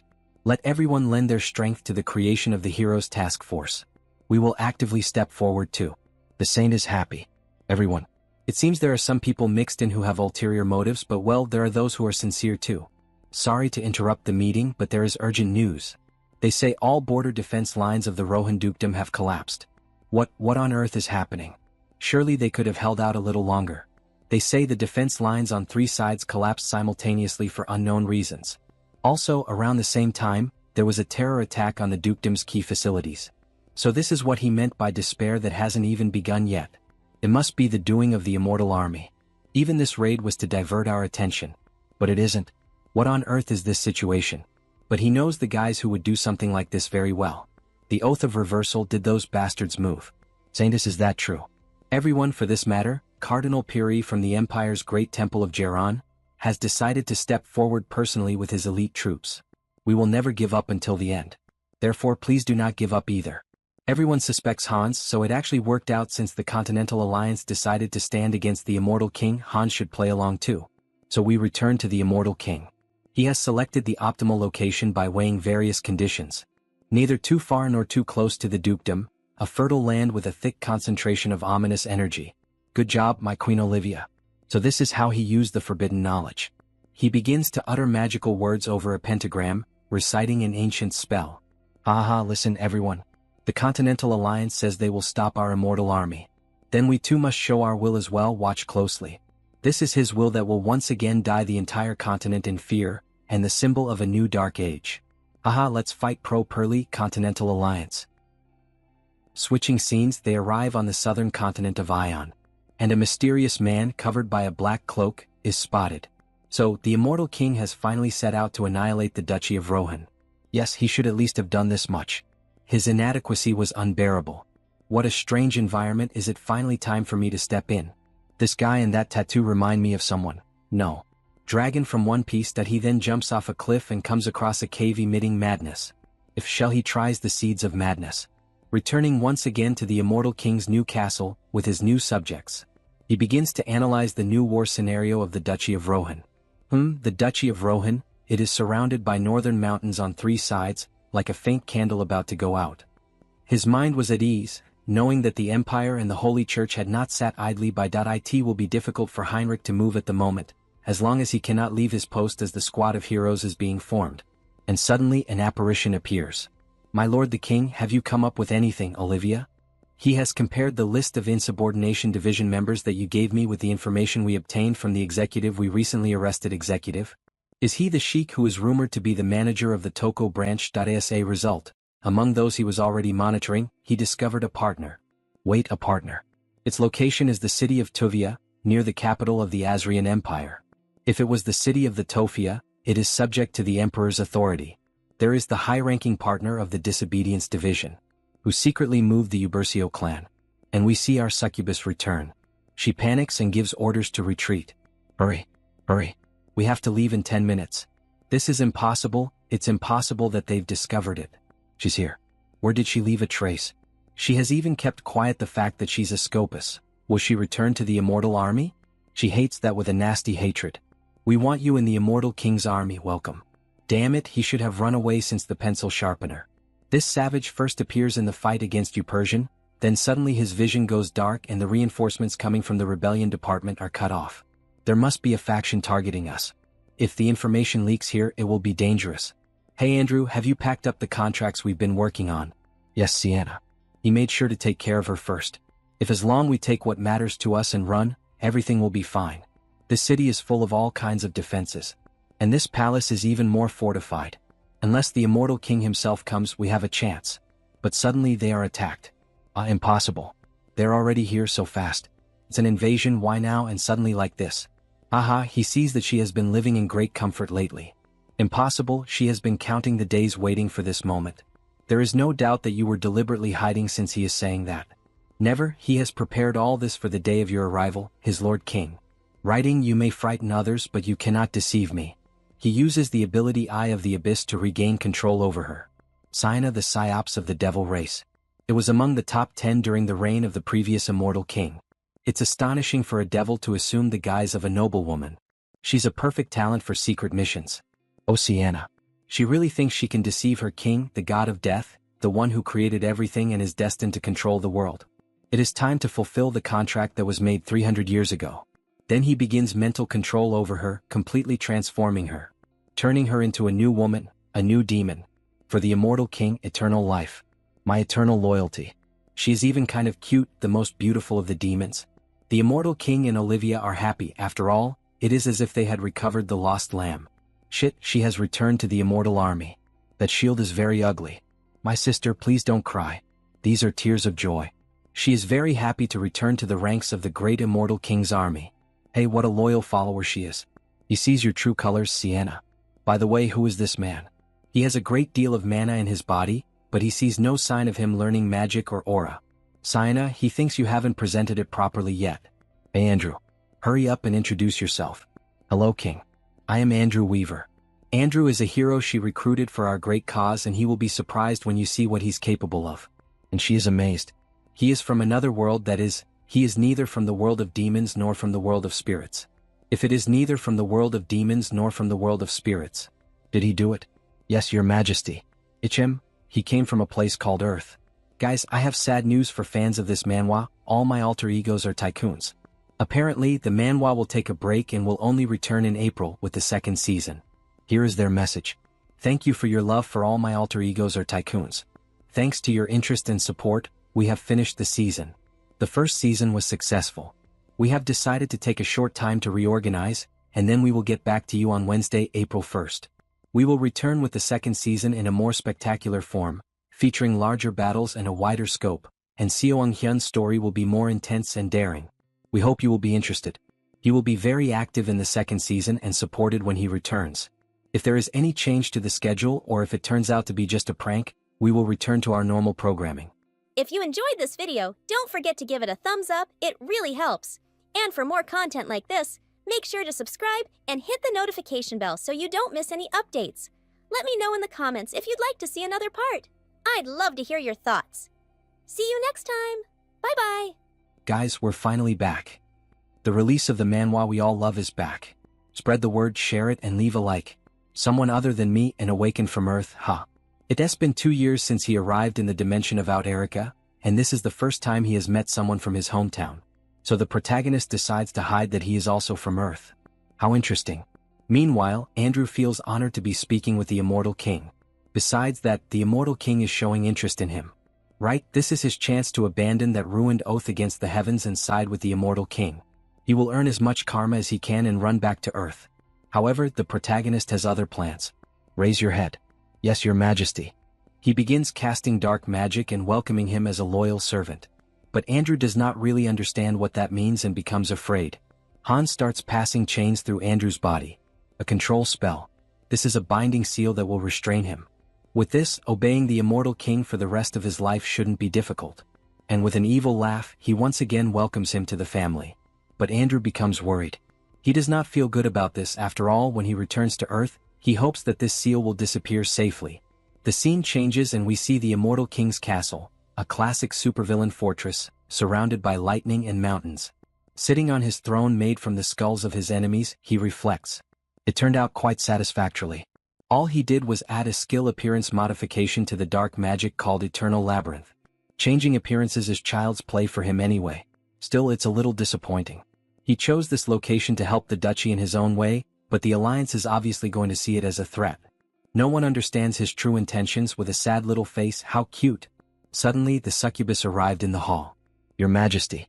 She has brought the information she gathered from the Empire. Look at the information on this paper. Disguising yourself as a noble really is useful. She is useful in ways Olivia isn't. Which makes her happy. After all, Olivia is her archenemy. You flatter me, Your Majesty. The only one who can rival Crown Prince Simon for imperial authority is the 5th princess.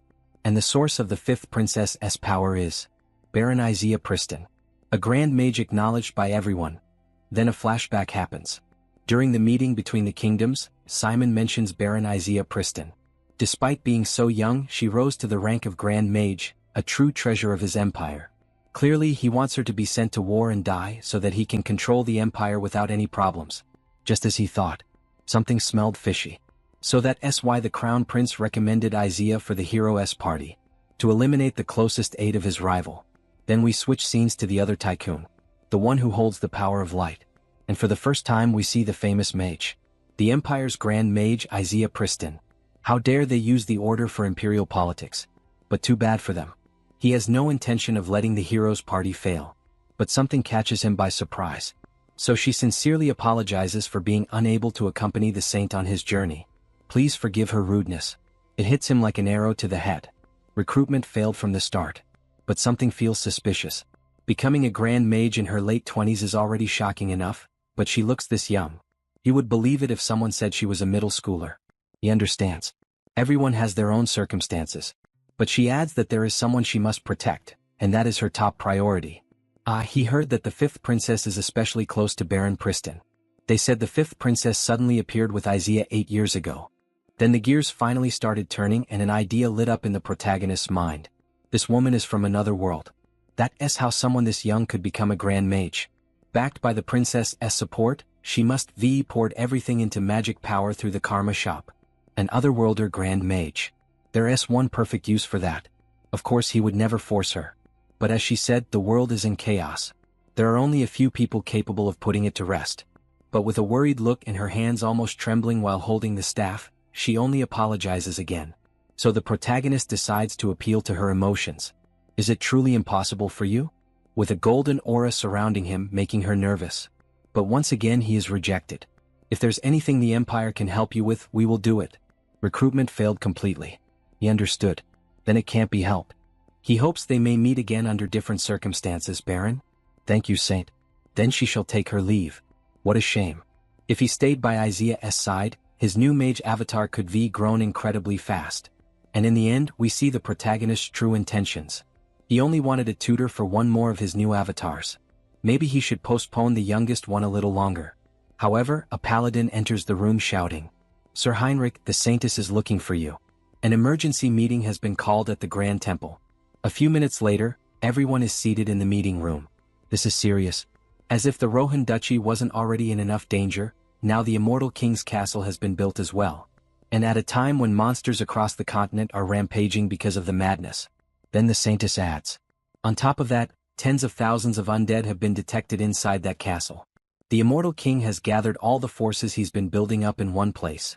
Wait, which means? Yes, it's a declaration of war. But in truth, that was not what the protagonist was thinking. This is beyond people misunderstanding his intentions. For the greater good, concentrating troops at the Empire's border would be the right choice, but how could they abandon the countless people who are barely surviving in the Rohan Duchy? So the Immortal King plans to mock them while watching the choice they make. What a cunning bastard. They cannot leave the Immortal King alone any longer. No, why are all the arrows aimed at Hans again? This is driving him insane. When he first came up with this plan, Hans thought he only needed to deal with a few bad guys. But after actually doing it, the weight behind the name Immortal King is far too great. Just taking action alone turns things into a disaster-level event, making it difficult to steer things the way he wants. Even the things done by the Oath Against the Heavens ended up being blamed on Hans, and now war is right around the corner. No matter what, war must be avoided. Such sacrifices are unnecessary. In that case, he joins his hands together while saying a prayer. "O Lord God, please lend me your name for a moment." And he is answered with an intense aura and the image of something powerful. Everyone, please listen to him for a moment. Oh, that light, could it be? This overwhelming divine power. Perhaps the Lord God himself. Yes, just now. The Lord God granted me a prophecy. What a great chapter, everyone. I'm really happy that it finally came back. I'll keep things updated whenever more chapters are added. Thank you to everyone who follows along. The protagonist needs to prevent the war. And the easiest possible way to move these people is, the goddess has just granted me a prophecy. We need to go to Geron, the most powerful city on the continent. He will use divine will as an excuse and reunite with Hans first. The Saintess questions him. Why Geron? Why would the Empire? Don't tell me. Is the Immortal King going to appear there? Yes, exactly. But the Grand Duchy of Rohan is already in danger. Don't worry. If he can't find the Immortal King, he has a method. If he finds Hans first, Heinrich is confident he can solve everything. But it bothers me that Heinrich's skills have stagnated. The Saint and the Immortal King's levels need to be equivalent. For all his play acting to be more convincing. Well, for now, he guess he will finish assembling the hero's part first. Another avatar of the protagonist appears. This time it is the barbarian. It's been a while, Saint. Haha, it's good to see you again, Sir Harley. But in the end, this is strange. After all, he is interviewing himself. Why is he going to interview himself?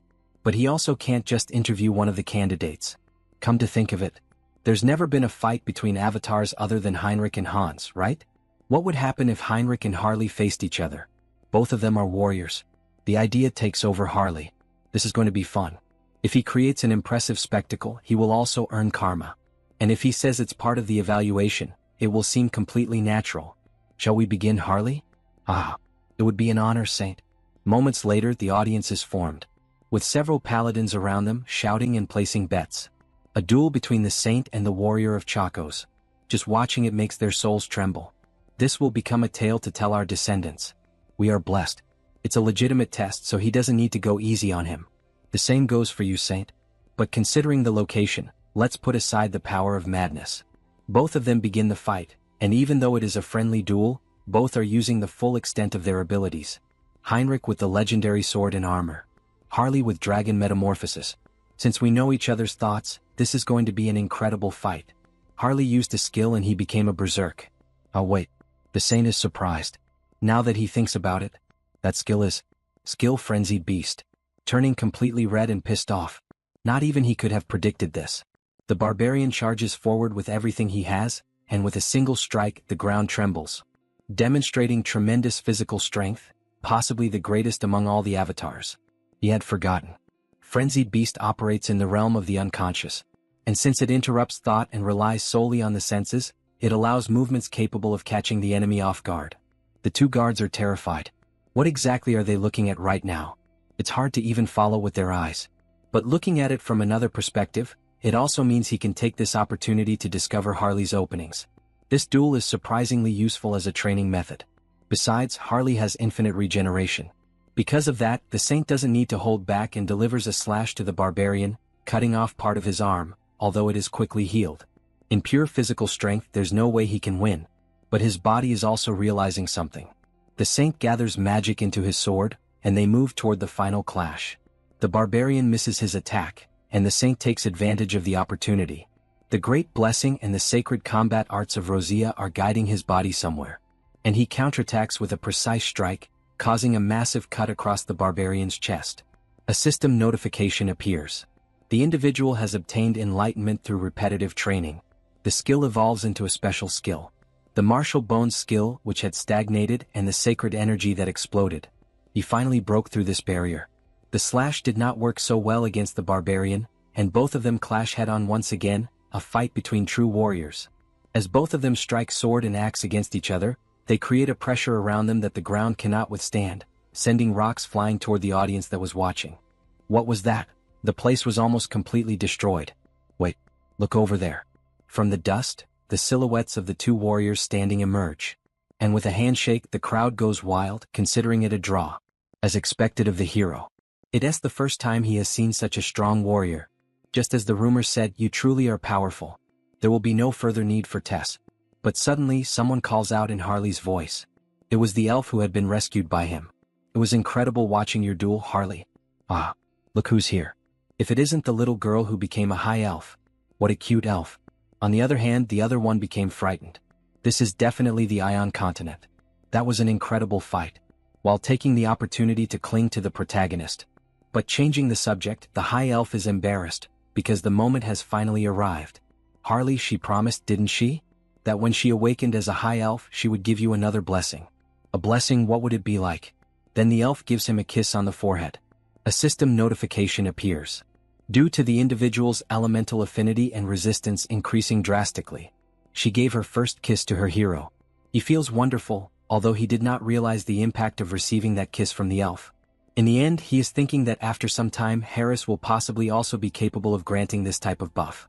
Then the other elf comes to congratulate him on the duel. Sir Harley. The fact that he came all the way here means that he has decided to join the hero's death squad. At the moment, he is inclined to accept. But not yet, he is going to observe the situation more. The elf understands. Our important discussions are practically concluded, some will soon return to the Animal continent. Great. Harris also needs to return there if he wants to become a high elf. Moments later, the Saint is shown exhausted and recovering from the duel. It was a considerable gain. The next time he gets stuck, he will use Harley again. And during the final play with Hans, he needs to properly define the ending. He can't just end it by shaking hands with Hans. So now all the actors are ready. But what about the main stage of Geron? In another region we see a big castle. Capital of the Assyrian Empire, Geron. Palace of the fifth princess. The great mage is returning from the interview with the Saint. Heading toward the palace. Come in. A blonde woman and her maids are there, until they finally notice the mage's arrival. Viscountess Pristin, she returned earlier than expected. 5th Princess of the Assyrian Empire. Riley Cardi Assyrian. What a beautiful girl. Since she has something to discuss with the Viscountess, they may leave. The mage makes a serious expression as if she already knew what was going to happen. The princess's personality completely changes. She runs to hug the mage. Did everything go well? What did the church say? They didn't try to force you after seeing how competent you are, right? Riley, calm down first. How is she supposed to calm down when you almost disappeared, Siha? Wait, let me go. Let me go. When we met, she was small and so cute. Like a doll. So who is she? This place is full of barriers, so she was startled to see someone here. But she came from another world. How cool. So you aren't from around here, is she? What if this child calls the guards? What if she end up getting executed? Thinks the girl from the other world. But the princess ends up finding all of this funny. She doesn't know much about this world, right? Then the princess will help you. But she has a condition. Which condition? Don't you want to be her friend? Both of them stare at each other, and the foreigner notices the child's purity. But with a sigh she confirms. Okay, all right. Friend my foot, you brat. Call me big sister. Big sister. But that's scary. Please. With those little angel eyes, there's no way to resist. All right. Just call her Saya. Saya. Is that your name? Your name is pretty. Mine is Riley, nice to meet you. Her purity enchanted the girl from the other world. She definitely was so cute back then. When did she grow up so much? So Marquis Walter tried to pull a fast one and was caught red-handed. Before Simon arrives, we were told to gather escort forces. So we also need to prepare ourselves before Simon arrives. That is right. Because of bad childhood memories. Riley has a strong aversion to the people of this world. They hold hands as a gesture of deep friendship. After all, they have spent years together. You too. She's coming with me, aren't you? Yes, of course. It has been 8 years since little Riley helped a foreigner who had no one to rely on. She decided to return to Earth in a year. But something disturbed her. The sky quickly became dark, ominous, and covered with black clouds. She immediately assumed a battle stance. Until then, she will ensure she is free from all threats. Even if she disappears. For sure. And we see the surface of the immortal king's face above the clouds. Many extras are appearing to help him. With the sky covered by black clouds and thunder roaring endlessly, the figure of the immortal king appears among the clouds. As expected, upon using the skill, Eye of Darkness, he realizes why the capital of the empire wasn't given that title for nothing. Their ability to detect enemies is exceptional. If he gets any closer, they will discover him immediately. Well, that doesn't matter. That's about time, Olivia. Then one of his most loyal servants appears. Did you call me my king? Yes, Olivia. You do remember your mission, right? I will move exactly according to the plan. Everything will be according to the king's will. Meanwhile, the king continues observing from above. The chaos had already begun inside the enormous city. I think it's already time to remove this barrier. They really tried hard. But how do they think a mere barrier like this could stop this body? A massive sword of black mana is launched against the barrier, causing a tremendous explosion that is heard throughout the entire capital. Meanwhile, inside the city, screams for help echo everywhere. Others desperately try to assist. Everyone retreat to the magic tower. But the ordinary citizens remain frozen in fear. After all, when they look up, they see several dark dragons destroying and burning the entire city. As the scene returns to the king, it becomes clear that the barrier is not so simple. This barrier is actually quite sturdy. Must have cost a lot. But how long will you be able to hold out? Remember, mortals. The name of this body. Meanwhile, several mages struggle to keep the barrier intact. One of them eventually collapses to the ground, unable to withstand the pressure created by the immortal king. Only one mage remains standing. Damn it, we can barely hold on. And he is finally introduced. Master of the Imperial Palace's magic tower. Great mage. Marquis Lawrence. A desperate apprentice rushes over to speak with him. Marquis, at this rate we won't make it. We also need the help of the other great mages, Viscountess Pristin and Count Garfield. By the way, where is Pristin at a time like this, with the Imperial Palace in such chaos? The great mage questions. Don't tell me she's still glued to the princess. The apprentice informs him. Well, Viscountess Pristin left the palace this morning with the princess. And the great mage is left stunned. What? But the crown prince hasn't even arrived yet.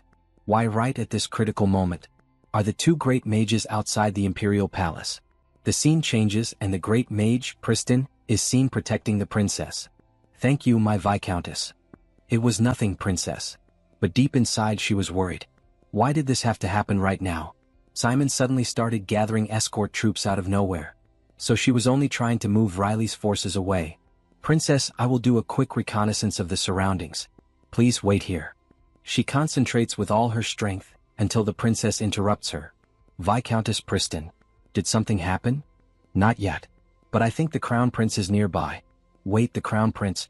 It's Count Garfield's magic power. The great mage who follows him. They are approaching from over there. What should we do? Well, we have no choice.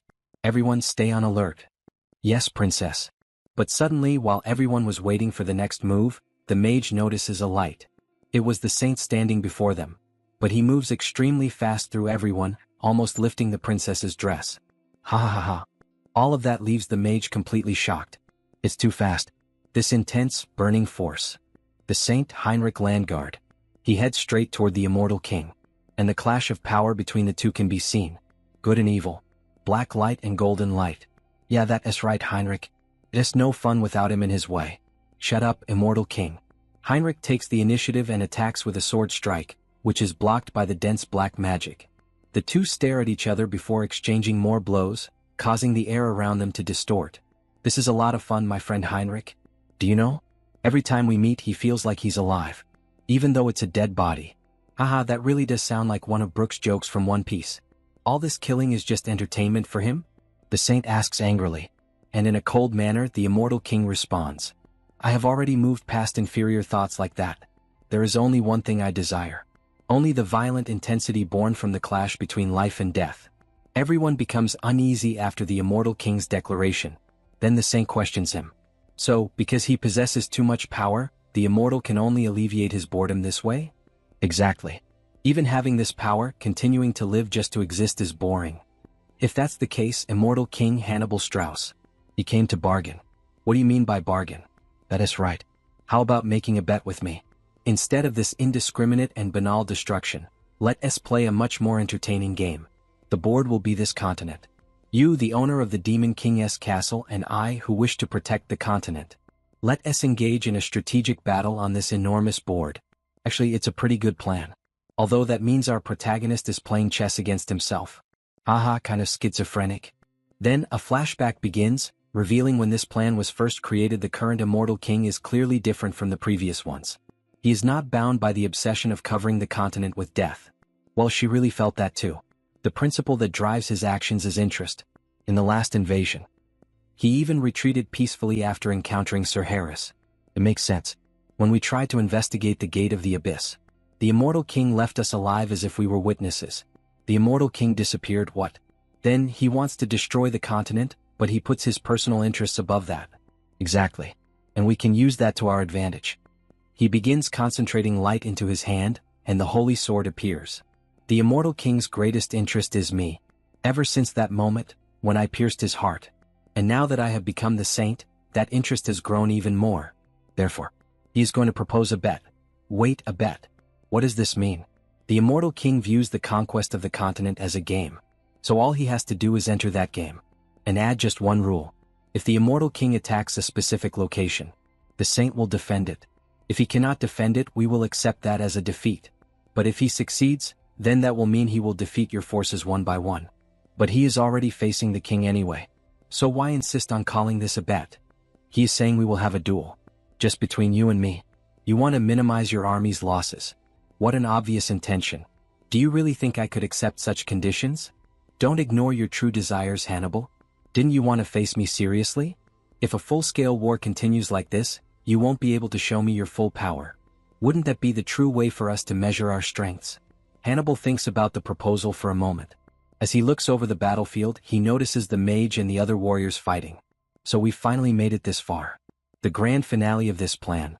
Well, the treaty is going well. But I think it's best to end this conversation before we lose the coherence of our dialogue. If it's only going to be a brief diversion, it doesn't sound bad. But he also have some conditions. First, there will be no advance notice of the time and place where he will appears. He will destroy whatever he wants and whenever he feels like it. Second, he will only participate in this little game of yours for just 3 years. He detests boring things. And the third and final condition. With a quick spell, he blinds the saint and instantly teleports near the princes and the mages. When did he? He opens several more portals and the true army appears. They immediately begin fighting. One of the great warriors tries to attack one of the immortal king's generals, but a black snake strikes directly into his ear, leaving the mage in shock. Duke Cornwell? But even after losing an ear, he shouts out a warning. Don't pay attention to me, look behind you. But before she could even realize it, both princes had already been captured by Olivia. Riley, save us. She flies as fast as possible, but unfortunately, the portal closes right in front of her. The third and final condition. I will place a prize on this bet. Meanwhile, the other prince screams in desperation. Cornwell, save me immediately. I am the one who will become the next emperor. But Olivia's patience finally runs out. The next emperor is too noisy, and she knocks him unconscious with magic. Your Highness, damn it. Immortal King, what do you think you are doing? Heinrich, if you win they will live. But if Hannibal wins, then I will take their souls. So he will be waiting, Heinrich Landguard. But before he could finish his speech, something strikes his magical barrier. Then after another hit, it completely shatters. A massive ice dragon appears, overflowing with magical power and attacking Hannibal directly. That leaves him confused because it is the first time he has ever seen something like this. The girl is surrounded by enormous magical seals spread across the air. Several notifications appear before her. That image reminded me of Frieren for some reason. Strengthening skill. Strengthening skin. While she continues casting even more magic. And with that, it only confirmed the protagonist theory. Isaiah. She really was a transmigrator. She is consuming all the karma. All of this for the princess. Is she really that important? What a pathetic girl. The kidnapping of the princess was not part of the original plan. But in the end it turned out even better. Time to act like a true villain. If you want to recover something precious, then struggle even more. Great mage from another world, we are going to get along well. And with that speech, a notification also appeared before the protagonist. Achievement unlocked. You have become the enemy of the world, hated and cursed by all. More than half of the intelligent beings of Euterica have recognized you as an enemy. As a reward, the special skill has been granted. Cooldown time. 1 year.